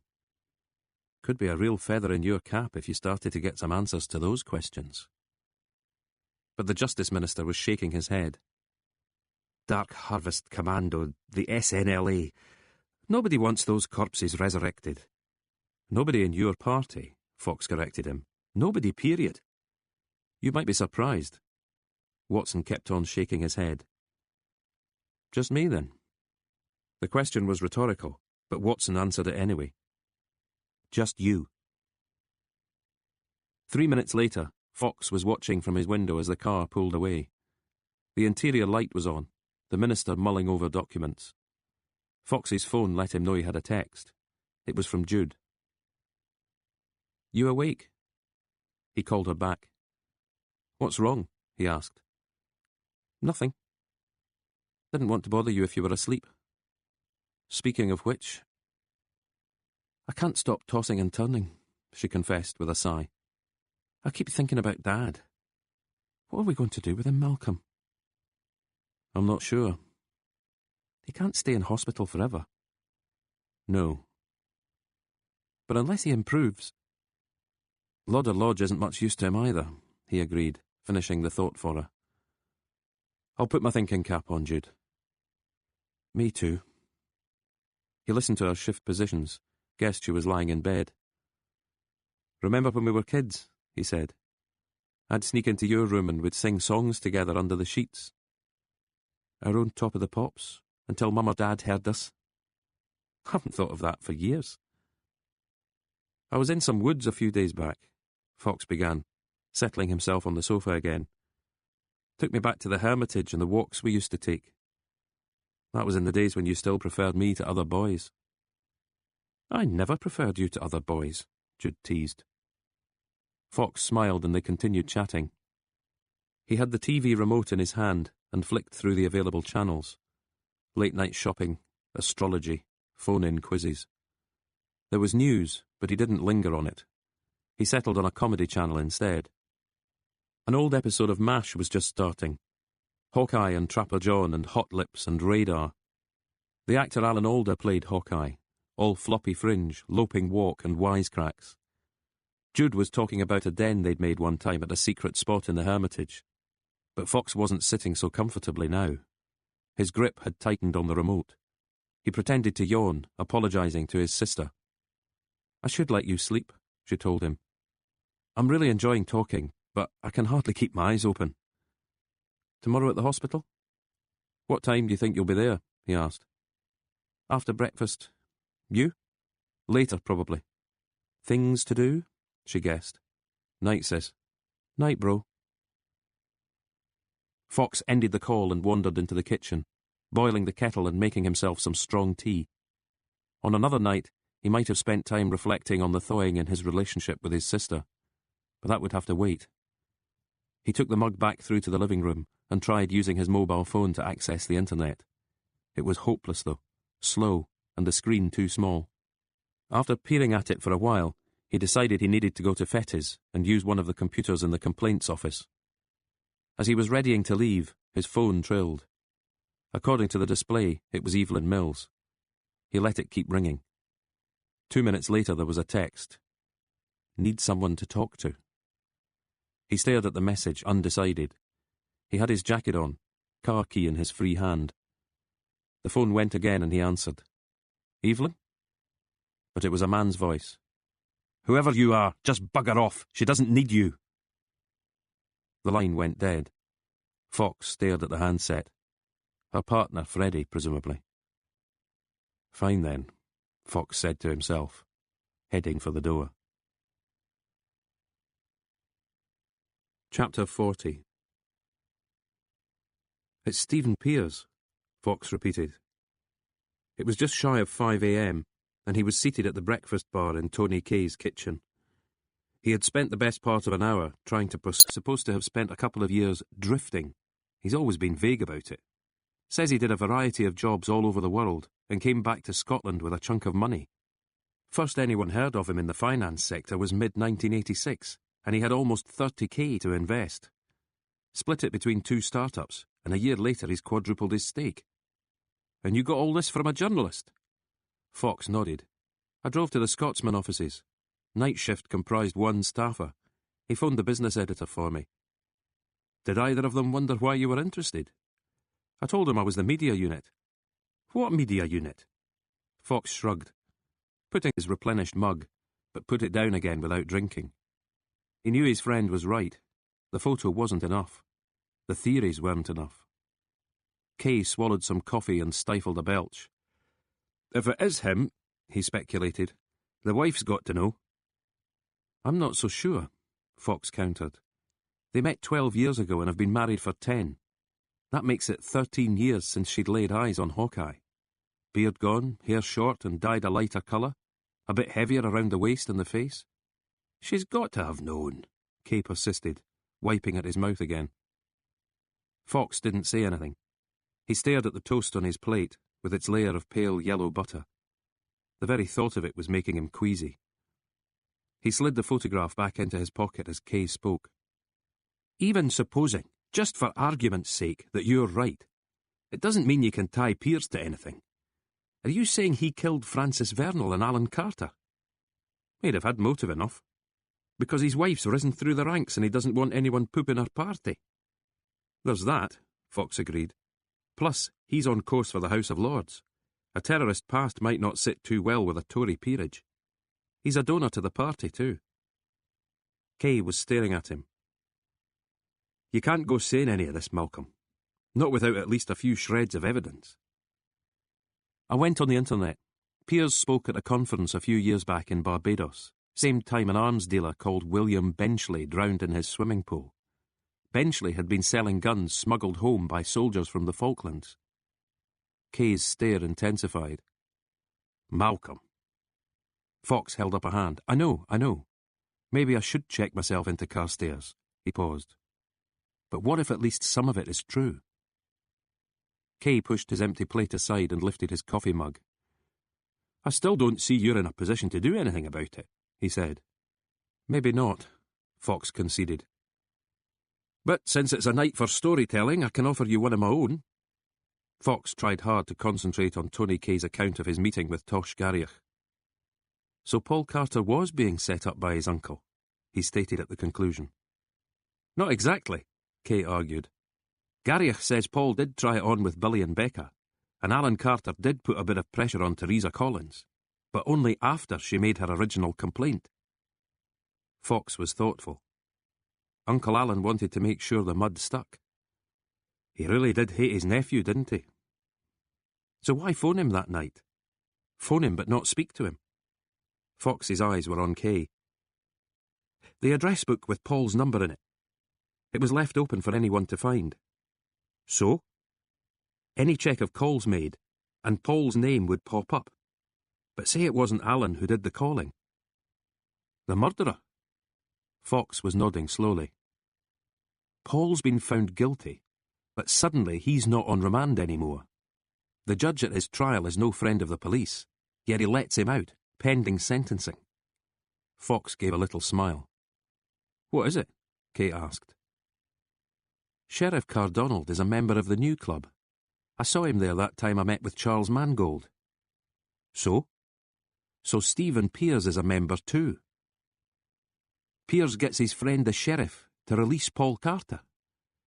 Paul was the perfect fall guy, Fox argued. The court case had made it clear uncle and nephew loathed one another. But it only worked if Paul was back on the street. Kay was actually sounding half convinced.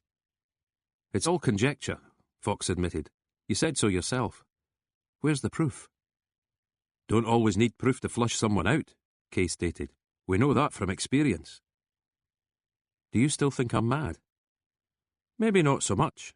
Tony Kay drained his coffee. The thing is, though, what do you do about it? I'll have to think about that. Having showered, shaved and changed his clothes, Fox was parked outside Mangold Bain at 9:30.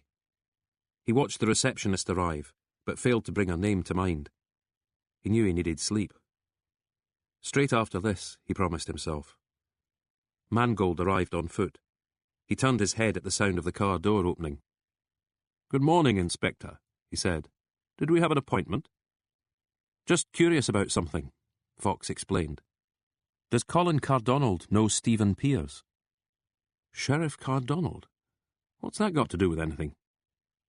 It's a simple enough question, Fox reasoned. I've seen them together, Mangold conceded. At the new club? Yes. Friends, then? Colin Cardonald likes to dabble. Dabble? Stocks and shares. Handy to have someone like Piers to offer advice, Fox surmised. I'd say so. Mangold paused. Does this reached out and gripped Fox's forearm. What is it? He hissed. Tell me what it is you've found. But Fox shook his head slowly and got back into the car. Mangold stood by the driver's side window, peering in. When Fox turned the key in the ignition, the lawyer thumped on the Volvo's roof with both hands. He was still standing in the road as Fox drove away, decreasing in size and importance in the rear-view mirror.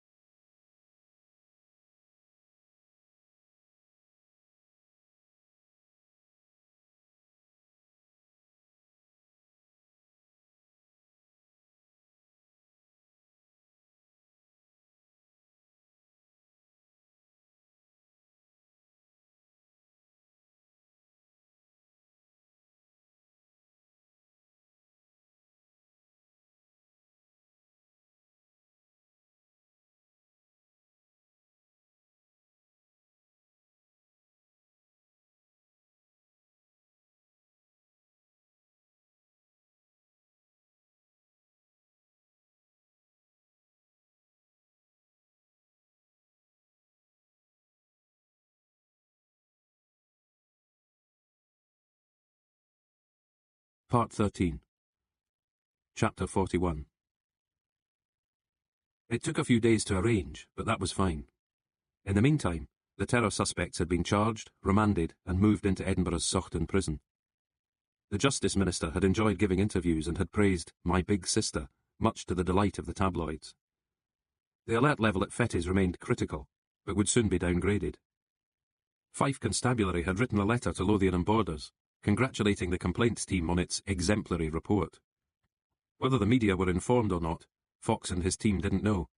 Nothing seemed to appear in the press. Reprimands would be until the end of the month, which gave a bit of breathing space. At night, he sat and watched TV. Him on the sofa, his dad propped up in bed. The old boy could get up during the day, though it was proving a challenge getting him dressed.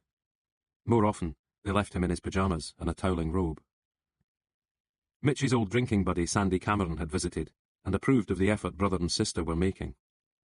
"Your old man's proud of you, I can see it in his eyes." They cooked dinner on alternate nights and pretended everything was quite normal. Afterwards, whatever the weather, Jude would disappear into the back garden for a cigarette. She was already up to 10 a day, and Fox would settle down on the sofa with the TV remote and the evening paper. The room had become cramped, bed and commode taking up space. Mitch's clothes had been relegated to a suitcase and bin liner in the hall. The coffee table was covered with his paraphernalia, and the dining table had been folded closed, meaning all Fox's paperwork was now spread across his bedroom floor. A physio was due to pay a visit once a week to work with Mitch. A speech therapist had even been mooted. They'd given him a rubber ball he was supposed to squeeze 20 times per hand, 3 or 4 times a day. The shoebox of photographs sat untouched on the coffee table. Jude made a shopping list. Furniture polish, fabric conditioner, vacuum cleaner bags and dusters, plus an iron and ironing board. She asked her brother how he'd coped all these years. "Dry cleaning," was his unconvincing answer. Stephen Pears was due to address shareholders at a meeting in Edinburgh on the Tuesday at 10 in the morning. The venue was the ballroom of a venerable city centre hotel. Fox's contact on the Scotsman's business desk had proffered the information, and had also asked if Pears was in any trouble. "Because whatever this is about, Inspector, it's not a profile of his sister." Fox had asked if there were any rumours flying around. As far as the journalist was concerned, their apparent lack was no great comfort. "These days, seems anybody can go bust at an hour's notice." "If I get anything," Fox assured the man, "you'll be the first to know."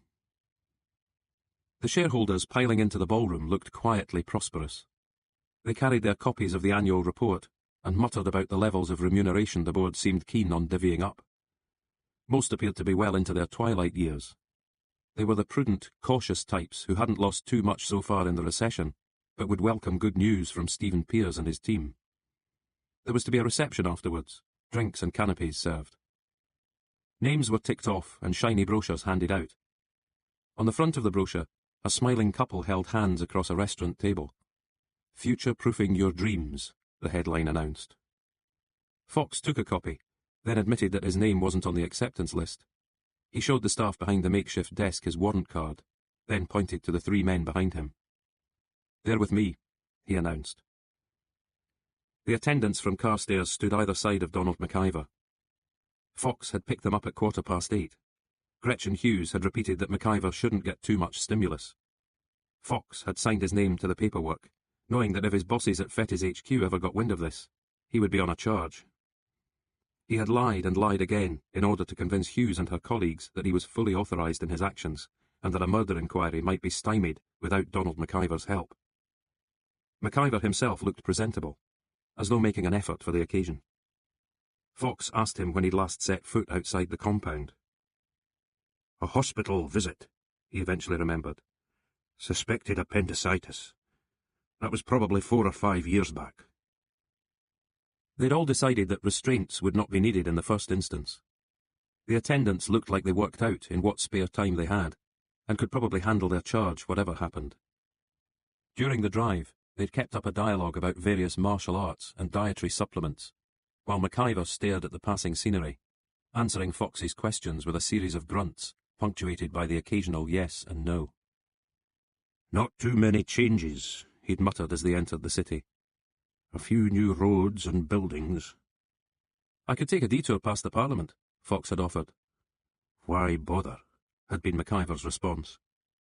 "Bought and sold for English gold," Fox had quoted, receiving a slow, determined nod of the head in return. So they'd headed for George Street instead, parking on a meter and entering the hotel. The ballroom was larger than necessary. There were 80 or 90 chairs laid out in rows of 10.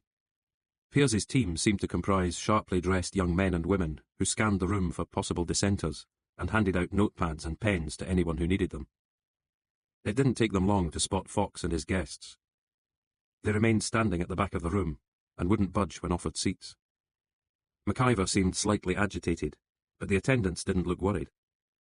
His facial colouring was what Fox would call prison grey, but he didn't suppose his own was much better. He hadn't slept well the past few nights, and not just because of his father's presence in the house. The stage beyond the front row of seats didn't look permanent. It supported a long table with a blue velvet cloth draped over it. 4 place cards with names on them, but too far away for Fox to make out the actual names themselves. Carafes of water and pre-filled tumblers. Microphones. There were loudspeakers stage right and left. People in the audience greeted each other with curt nods. A young man stopped in front of Fox, but Fox was ready for him. He held his warrant card an inch from the lackey's nose and identified himself as a police officer. "I can say it louder if you want everyone else to hear," he offered. McIvor gave a little growl, and the young man took a step back, then turned and fled. He went into a confab with others in the team. Someone punched a number into their phone and started a whispered conversation, holding their hand over their mouth as if fearing lip readers. Good. Fox hoped the news would get backstage. Maybe the call had come too late, though, for now 4 men were arriving by way of a side door. They strode purposefully towards the stage, climbed the steps, and settled themselves behind the table. Stephen Piers tugged at the cuffs of his shirt and checked the straightness of his tie. When introduced, he nodded and smiled, taking in the whole room.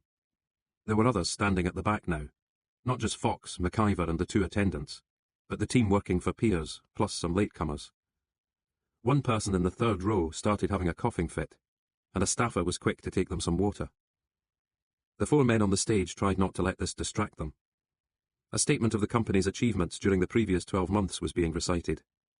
Fox had eyes only for Stephen Piers, though Piers appeared focused on the rows of seats.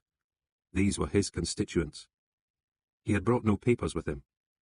When a phone chirruped in the room and went unanswered, he tried not to look annoyed. The attendant next to Fox nudged him, letting him know it was his phone that was the culprit. It stopped, but half a minute later started ringing again. The ringtone had been set to maximum volume. When Fox lifted the device from his pocket and checked the screen, he saw that it was Tony Kay, right on cue. The man reading out the report had come to a stop, reminding the room that all phones should be switched off. People were turning their heads to look at Fox. He did eventually cancel the ringing, but only when he was satisfied that he had at last gained Stephen Piers's attention.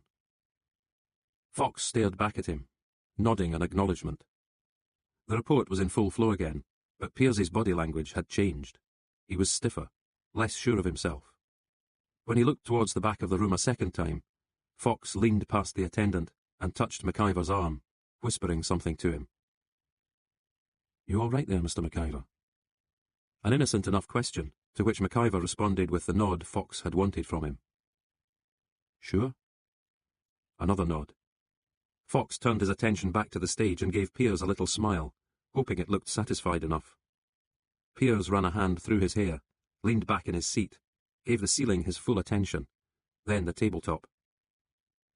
The whole room watched as McIvor was led away.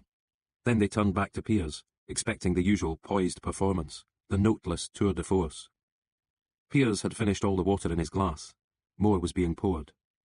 After 15 or 20 seconds, he started his speech. And it was fine.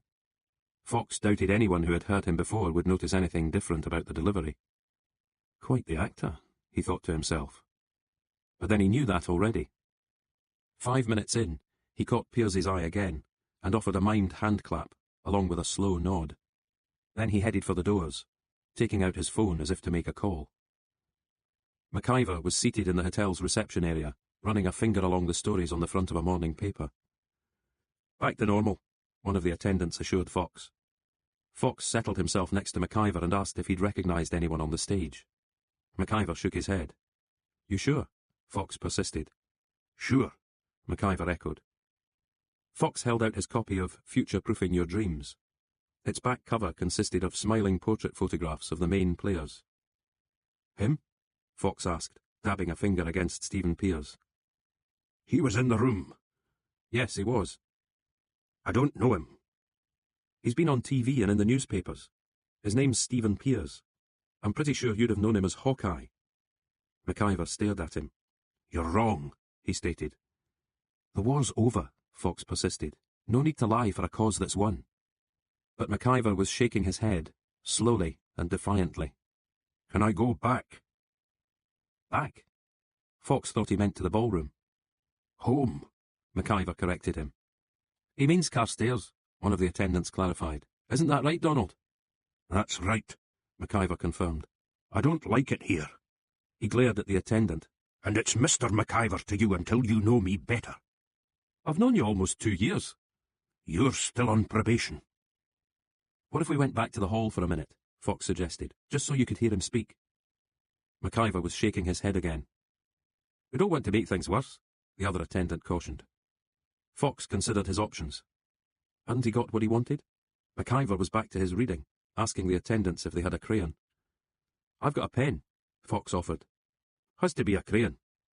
Enjoying the canapes, Fox commented. Managed to get all those juicy director's bonuses past the shareholders. Where are you? I'm driving. Had to drop Donald McIver off. The man who was with you? Pears pretended to guess. Your old pal. Fox paused, watching a lorry hurtle past. Not much wrong with his memory. What exactly is it that you think you're doing? A bit of future-proofing, Fox stated. There was silence on the line for a moment. Are we talking about money? We could be. Or else your own future might not be too bright. Pears gave a little laugh. I don't think I believe you. Oh? Nothing about you strikes me as the type. The type? To be bought off. How much do you know about me, though? You've got my phone number, but then I gave that to your wife. Did your little break-in provide any clues? I wouldn't mind my laptop back, by the way, if you're done with it. And the watch. You can hang on to Professor Martin's book. What did you think of his thesis? All that political energy wasted. I don't know what you're talking about. Of course you don't. And you were never known as Hawkeye when you were part of the Dark Harvest Commando. You never held up banks and post offices, never sent poison and letter bombs to London, never stole all that money from Francis Vernal's car after putting a bullet in his head. These sound like ravings, Inspector. You tell your version, I'll tell mine. You'll end up in a room next to your friend in Carstairs. Fox tutted. I didn't say anything about Carstairs, Mr. Pears. But you've got me wondering now. Would John Elliot recognise you, given a nudge? Maybe there'll be others who'll come out of the woodwork. The police can do wonders these days. We'll take a recent photo and change the hair colour and length, give you a beard, reverse the ageing process. Then we'll start to see. See what? See Hawkeye, staring back at us. The man who wanted to bring down the government, the man with anarchy in his veins. Fox paused, until greed got the better of him. You're making a mistake. I really don't think so. I do. It was Pears's turn to pause. Now, if you'll excuse me, I've got more important things to attend to. You do that, Mr. Pears. I'll just give Mrs. Pears a call. Alice Watts, as was. Have you seen that picture of the two of you, arm in arm, at the cop shop demo? Do what you have to do, Inspector. Fine by me. Just need to toss a coin to decide which murder we charge you with first. Or were there more than two? My arithmetic's not what it was. Fox ended the call, checked the quality of the recording, then sat for a few minutes, his hands resting against the steering wheel. He hadn't got much. Nothing that would begin to stand up in court. Hawkeye had learned caution somewhere along the way. Fox was about to head back onto the road when his phone rang again. Same number as before. He switched the recorder back on. I seem to have hit a nerve, he commented. I'm a man who likes a deal, Inspector. If there's any sort of deal to be done here, I'm willing to consider it. It's only when you don't get your way that the killer instinct takes over, Fox speculated. Business requires a touch of ruthlessness, Piers seemed to agree. But accommodation is always preferable. And you're a reasonable man. Unless pushed too far. Fox stayed silent, pretending to weigh things up. We need to meet face to face, he eventually stated. Why? We just do. I'm not sure that's a good idea. The Wallace Monument, 5 this evening. I have plans for this evening. 5 o'clock, Mr. Piers. Fox ended the call and stared at his phone. He found that his heart was pounding, the blood whistling in his ears, and there was a slight tremor in his hands. Other than that, he felt fine. Chapter 42. I don't like this, Joe Naismith said. It's too quiet.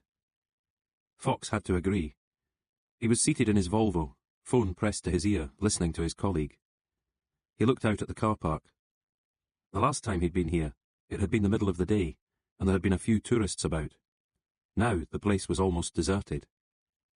2 other cars, belonging to the staff most probably, plus, at the far end of the car park, the unmarked white van with Naismith and Tony Kay hidden in the back. It was their surveillance hub, filled with listening and monitoring equipment. Mostly, it didn't stand out from the crowd, but there was no crowd here. Could we park further away? Fox heard Tony Kay ask. Signal's not brilliant as it is, Naismith answered. Fox pressed his free hand to his chest. Beneath his shirt, a sticking plaster fixed the tiny microphone to his skin. Naismith preferred plasters to ordinary tape. Sweat was less likely to affect them. The microphone wire ran to the battery pack in Fox's back trouser pocket. Is he sitting on the aerial? Kay was asking. Tell him I'll strap it to my head if that'll help, Fox commented. Joe Naismith passed the message along. It had taken an hour's paperwork before they were over. A rearview mirror showed him that the tables were being wiped down in legends, the lights turned off at the end of another working day. It was 10 minutes to the top of the hour. They'd been in position since 4:30. Fox was trying to guess which car Piers would arrive in, the Maserati or the Lexus. He had his answer a couple of minutes later, the black Maserati emitting a low growl as it entered the car park. He's early, he said, ending the call. He watched as Piers passed the van without seeming to pause. The 2 other cars were empty, so he drew to a halt next to Fox's Volvo, but left the engine idling. Fox opened the passenger side door and got in. Piers was wearing leather driving gloves, old-fashioned-looking things with stud fasteners. The moment Fox was in his seat, Piers put the car into reverse. Once out of the parking bay, he started forward, engine roaring. As they made to pass the white surveillance van, he slammed on the brakes. Want to say goodbye to your friends? He asked, sounding the horn. Then they were off again, careering towards the main road. As the engine noise increased, Piers pumped up the volume on the stereo. Think I'm that stupid? He yelled, baring his teeth as he pulled out to overtake traffic. Stupid races. Piers took the hint and eased his foot a little from the accelerator, checking again in the rear view. Eventually, he turned the music down. Are we headed anywhere nice? Fox asked. He didn't recognize the road at all. We're just driving, Piers said. Driving and talking. He glanced at Fox. I want you to understand why it's all turned out like this. Do I need to know? Maybe you'll see things in a different light. So you're going to tell me why you killed Francis Vernal? You have to go back further. You have to understand how things were in the 80s. I was there, Fox said. Were you, though? Or did you sleepwalk through it? All those newspaper stories you looked at, did you remember half of it happening at the time? The marches and protests, the fear? Piers glanced towards Fox. Be honest now. Maybe I was too busy getting on with life. You and a few million others. But some of us wanted to change the world, and we knew politicians weren't going to be much help to us. Unless we prodded them. With letter bombs and anthrax. You don't think terrorism works? Have you looked at Northern Ireland lately? OK, so you wanted to smash the system, did it? Piers paused. When they'd gone, I went over. Maybe Francis thought I was one of them.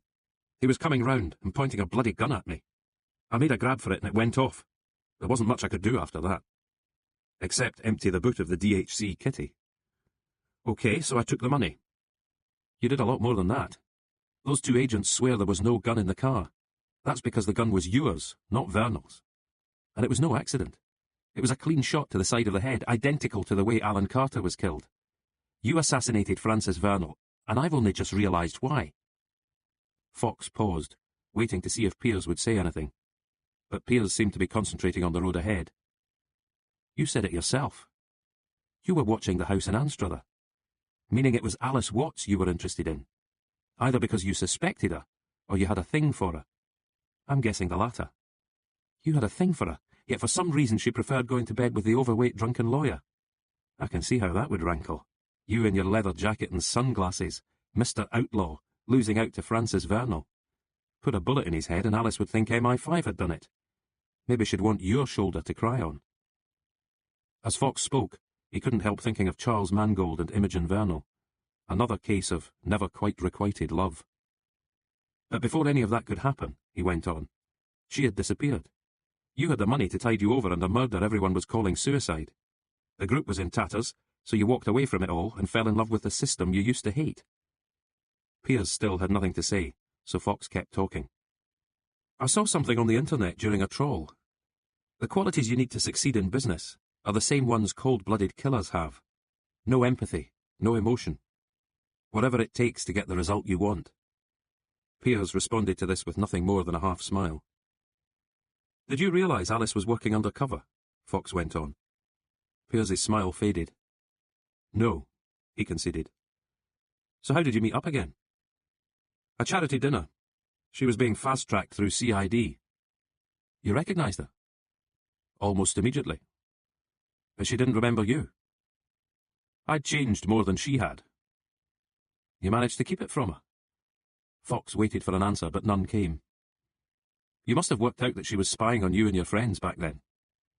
Piers nodded slowly. "It didn't matter so much. Later, it didn't matter at all." Piers glanced at Fox again. "I'd fallen in love." "Again," Fox commented. "Properly," Piers corrected him, "for the first time."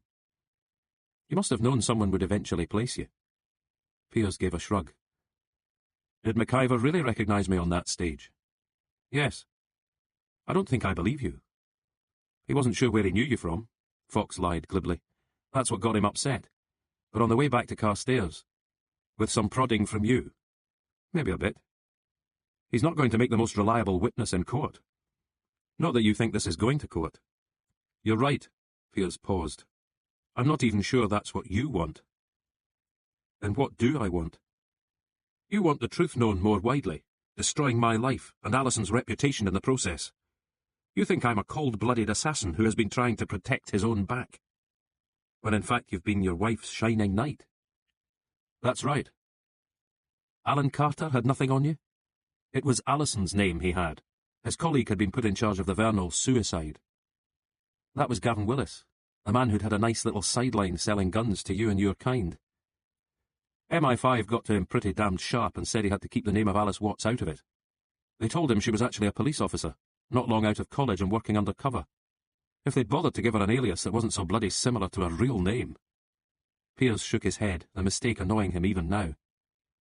"Carter found some stuff hidden in Willis's cottage, a little insurance policy of a confession, including the name Alice Watts, and the information that she'd been an undercover cop, as well as Vernal's lover. He put two and two together and tried blackmailing you," Fox guessed. "I'm the one with the money. He knew what the tabloids would do with the story. Nasty little man, not the sort that can be reasoned with. I thought he was all right when I met him." "You saw what he wanted you to see." "He invited you to Gallowhill Cottage, so you could pay him for his silence?" "Yes." "The door was unlocked, so you just walked in. He was seated at the table, a sitting duck, as it were. You didn't kill the dog, though. It's humans you have trouble with." Fox paused.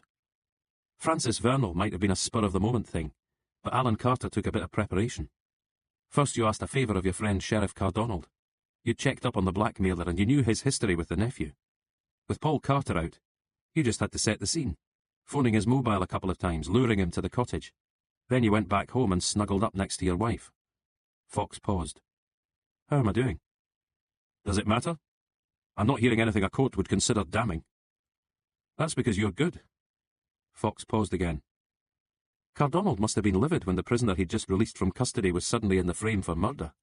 Won't do his reputation any favours." Cardonald knows his place. Shouldn't mind, Fox commented. Maybe I do. Piers was checking in his mirror again. No sign of any headlights behind him. His mobile rang, and he checked the display without answering. Chief Constable, wondering where you've got to? Fox guessed. I'm beginning to wonder if you're jealous. Jealous? It's a normal enough emotion, Piers said. When you see someone with something you've not got and probably can't get. It's what drove Alan Carter. Doesn't matter if it's money, status or love. It can make you a bit crazy. Piers paused. How's your father doing? Fox glared at him. I know your own marriage didn't last long, Piers continued. You've got a sister who's seen some trouble in the past, and now your father's been in hospital. He's home though, right? Not at that care home, but home with you. Fox was still staring. Without looking, Piers knew it.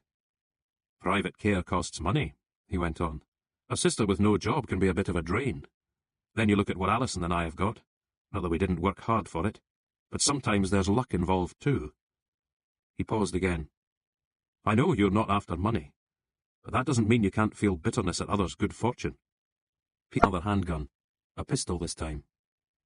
Kept a few souvenirs of the old days, he explained, aiming the barrel at Fox's chest. You're forgetting the witnesses, Fox stated.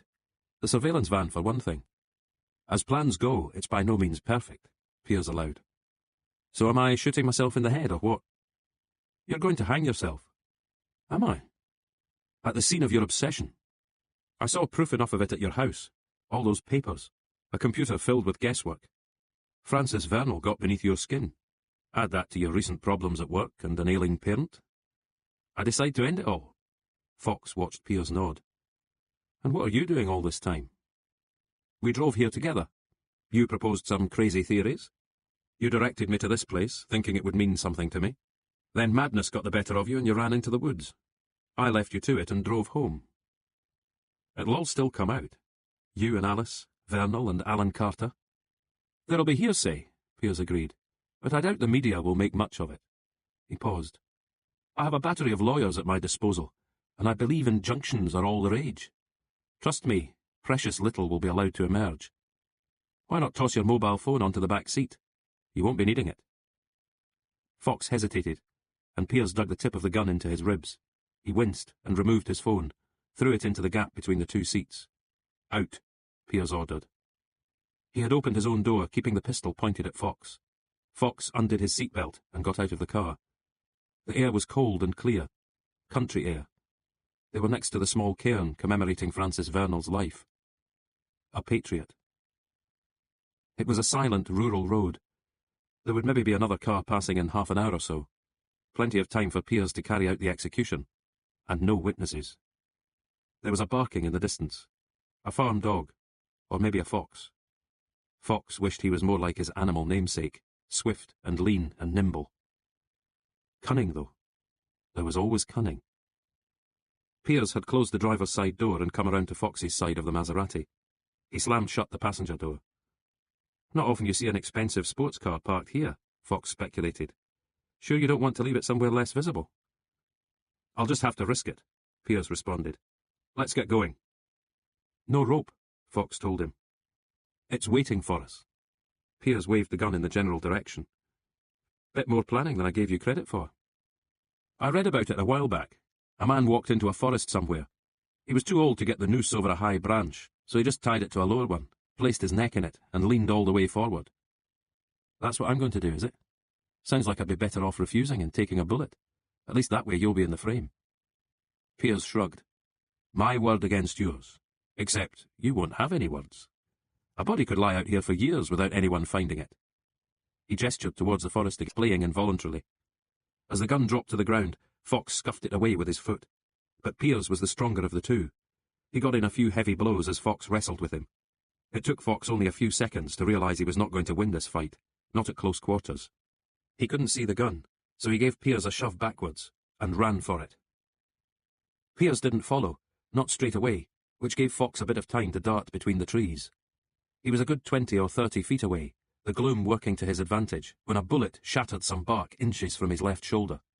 A splinter penetrated his cheek, stinging like hell. He left it where it was, and kept weaving as best he could. He didn't know how deep the woods were, How soon would it be till he reached open ground, where he'd be an easy target? There was a half moon in the sky above, obscured by a thin layer of shifting cloud. Enough light to see by. More than enough for Stephen Pearse.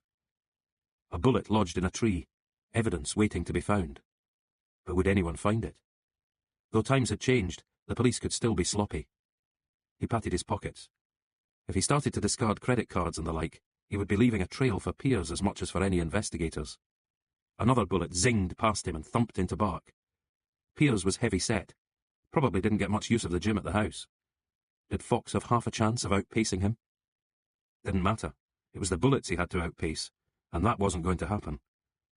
Outmaneuver him, then. But how? The road was his best chance. It would depend on an elusive passing car, but his run of luck could change for the better, couldn't it? Another option, double back to the Maserati. Pearse hadn't locked it, but Fox couldn't remember if he'd left the key. His phone was on the back seat. So was the little recorder he'd borrowed from Joe Naismith. He'd thrown it there along with the battery pack, having switched it on first. Everything said in the car would, he hoped, be on it, and audible. But only useful to him, if Pearse didn't find it. Another shot, another miss. Would a farmer maybe hear? A poacher? Sweat was running down Fox's back.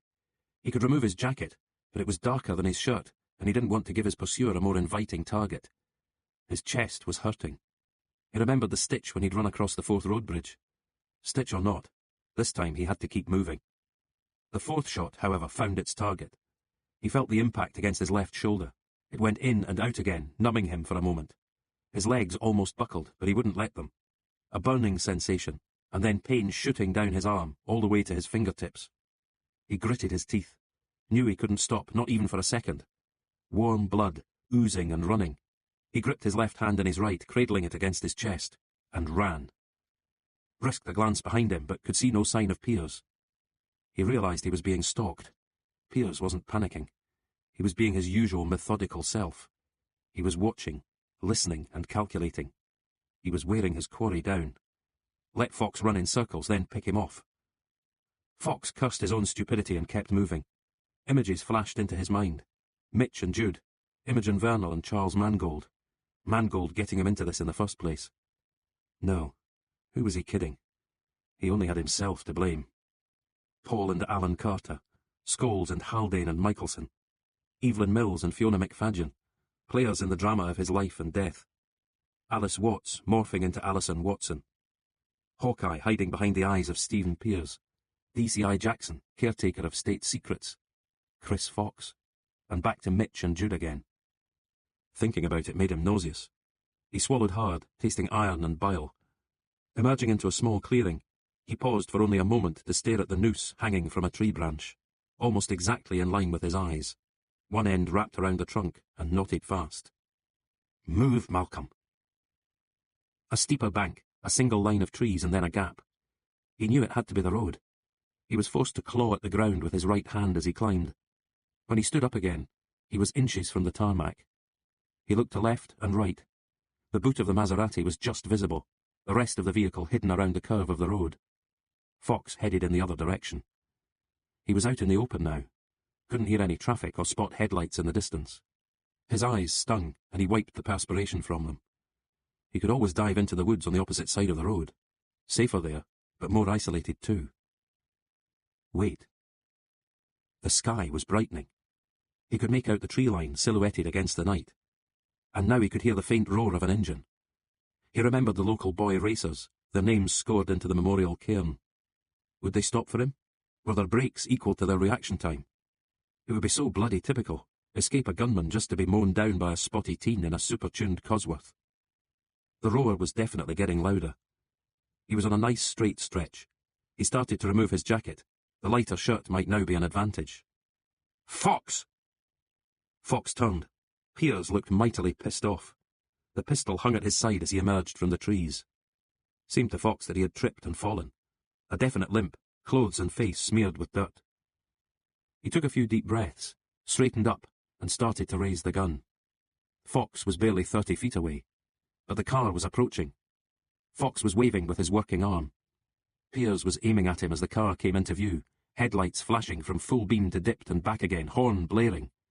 A small car with a big engine. Fox was trying to shield his eyes. A half-glance back told him Piers was doing the same. The car skidded to a stop, ending up side-on to the direction of travel. The passenger side door flew open. "You trying to get yourself killed, pal?" Just a kid. Maybe not 16 yet.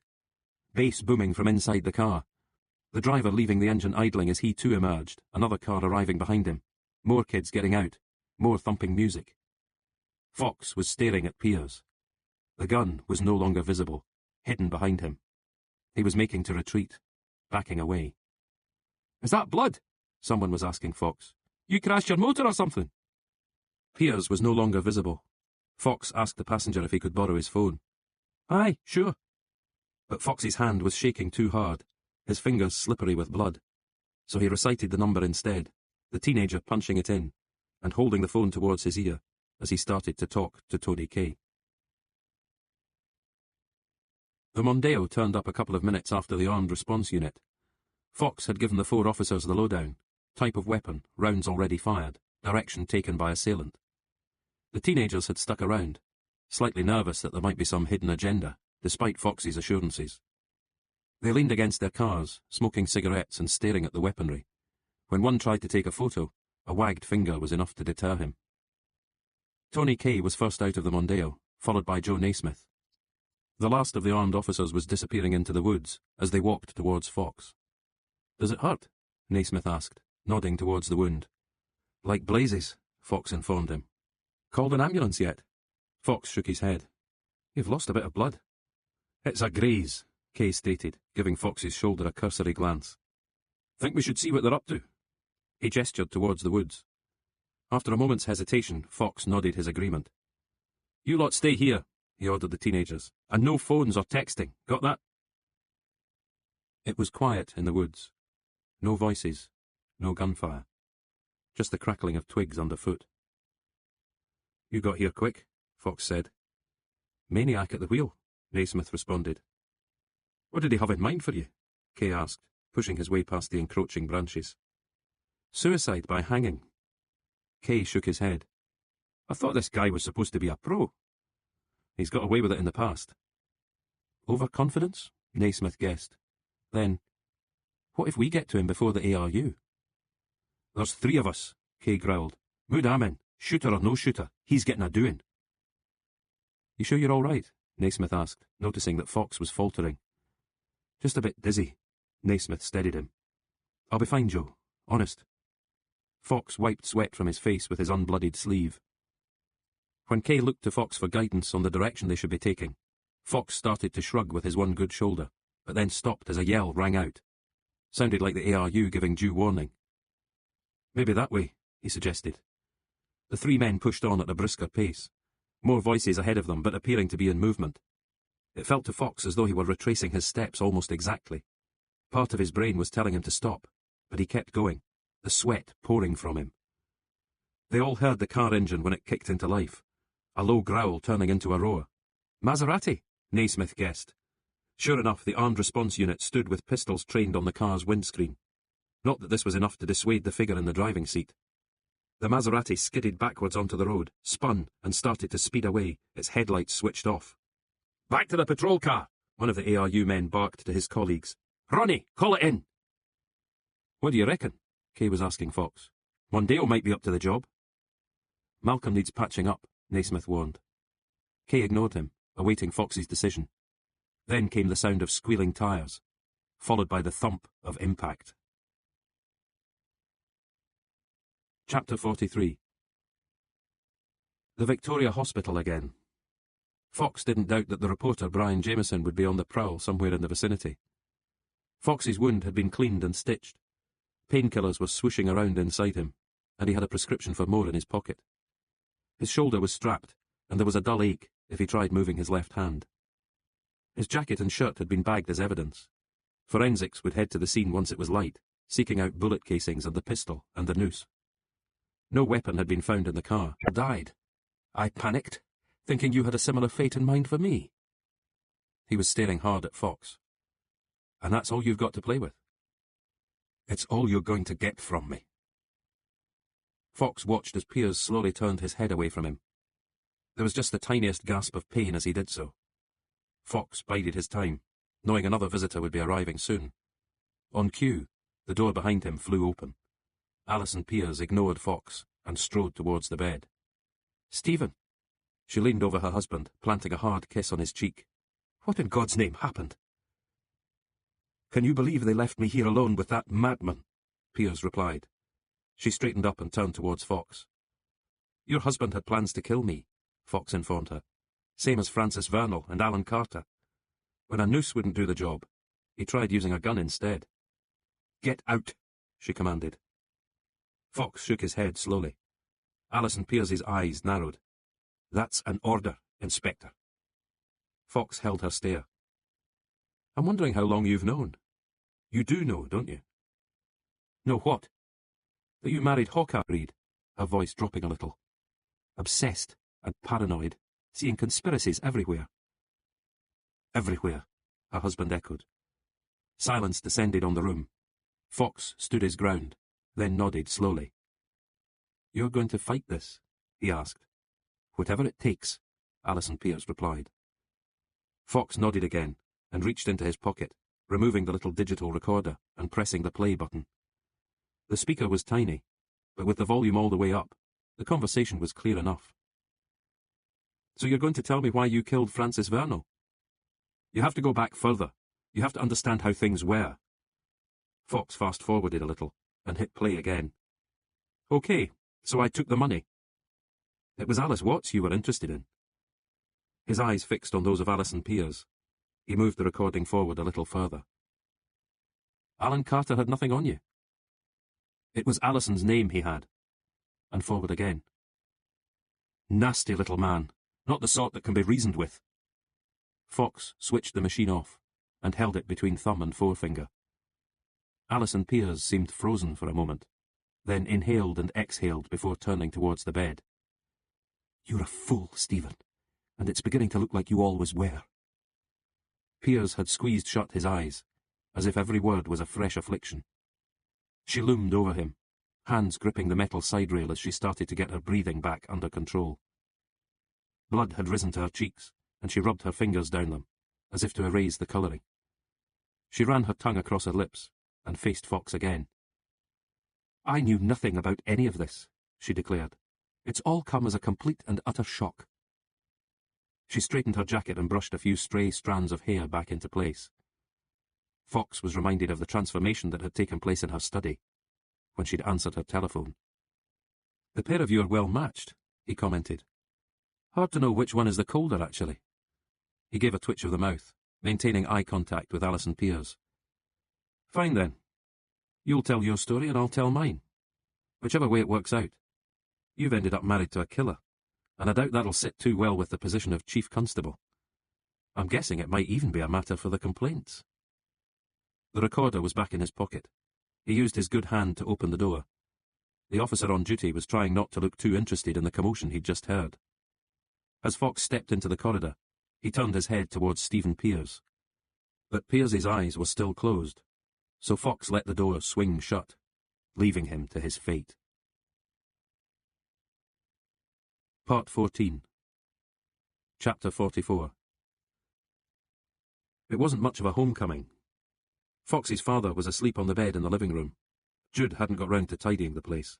Plates and mugs needed taking to the kitchen, magazines put into a bag for recycling. She gave him a peck on the cheek and said it was good to see him. "How long will you be off work?"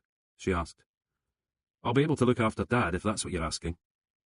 "It wasn't," she said, not meeting his eyes. His legs were stiff from all that running, and there was still a residual burning sensation in his lungs. Every few minutes he seemed to relive part of it, but to everyone who asked him how he was, he gave the same answer. "I'm fine." He had so far avoided seeing any TV coverage. There had been phone messages from Evelyn Mills, Fiona McFadgen and Charles Mangold. He had listened to them, but not replied. The same went for texts. What was he supposed to say to any of them? He felt bad about ignoring Evelyn Mills in particular, but didn't know what else to do. Too many relationships had gone sour around him. He didn't want to add any more fuel to the general misery. Jude made him tea while he sat on the sofa, watching his father. The chest rose and fell. The mouth was slightly open. Mitch's hair needed washing, and the room smelled faintly of talcum powder. Anything been happening? He asked Jude as she handed him his mug. A lot of phone calls, but that's about it. And one of the neighbours came to the door to ask after you, some old boy from across the street. Mr. Anderson, Fox informed her. She nodded, without really taking the information in. Anyway, she said, I'm glad you're here, because I need to nip out for some ciggies. 10 a day still. Am I about to get a lecture? Fox shook his head. On you go, he told her. She wasted no time fetching a coat, then asked him if he wanted anything. He shook his head again. When she hesitated, he knew she needed money, so dug a 20 out of his pocket. Thanks, she said. Sure you don't want tomato juice or something? No. The door closed after her, leaving Fox alone with his father. He cleared some odds and ends from the chair next to the bed and sat down, taking Mitch's hand in his. The eyelids fluttered, and the breathing changed, but he didn't wake up. Fox removed the photo from his pocket, the one showing Chris as he cheered on Francis Vernal. He wrote both their names on the back and added it to the shoebox. He spotted a half bottle of whiskey on the mantelpiece, and another half bottle of vodka next to it. The vodka, Jude's drink of choice, was almost empty, the whiskey almost full. Fox stared at both bottles, then got up and walked towards them. He unscrewed the cap from the whiskey and put his nose to the open neck, inhaling and exhaling. He knew it would be so easy to tip a measure into his mouth, savouring before swallowing. But instead, he walked back to the bed and dipped a finger into the liquid, dabbing his father's lips with it. The eyelids fluttered again. That's some bedside manner you've got, Mitch Fox said, opening his eyes and smiling at his son. Now pour me a proper one, will you? Fox didn't argue. He fetched a couple of clean glasses, filling one with tap water for himself. None of that for me, mind, his father cautioned. Fox poured an inch of whiskey into the tumbler and handed it over. His father managed to sit up unaided and raised the drink in a toast. Here's to us, he said. Was like us. Guy few, Fox recited, lifting his own glass. And they're all deed. He watched as his father sipped the whiskey. I can be a detective when I want to be, he said quietly. Just so you know. Can't be that good at it, or you wouldn't have a bullet hole in you. Mitch held out the empty glass, his eyes demanding a refill. Jude'll kill me if I get you drunk. Then you won't have died in vain. True enough, I suppose. So Fox twisted the cap from the whiskey bottle and poured again.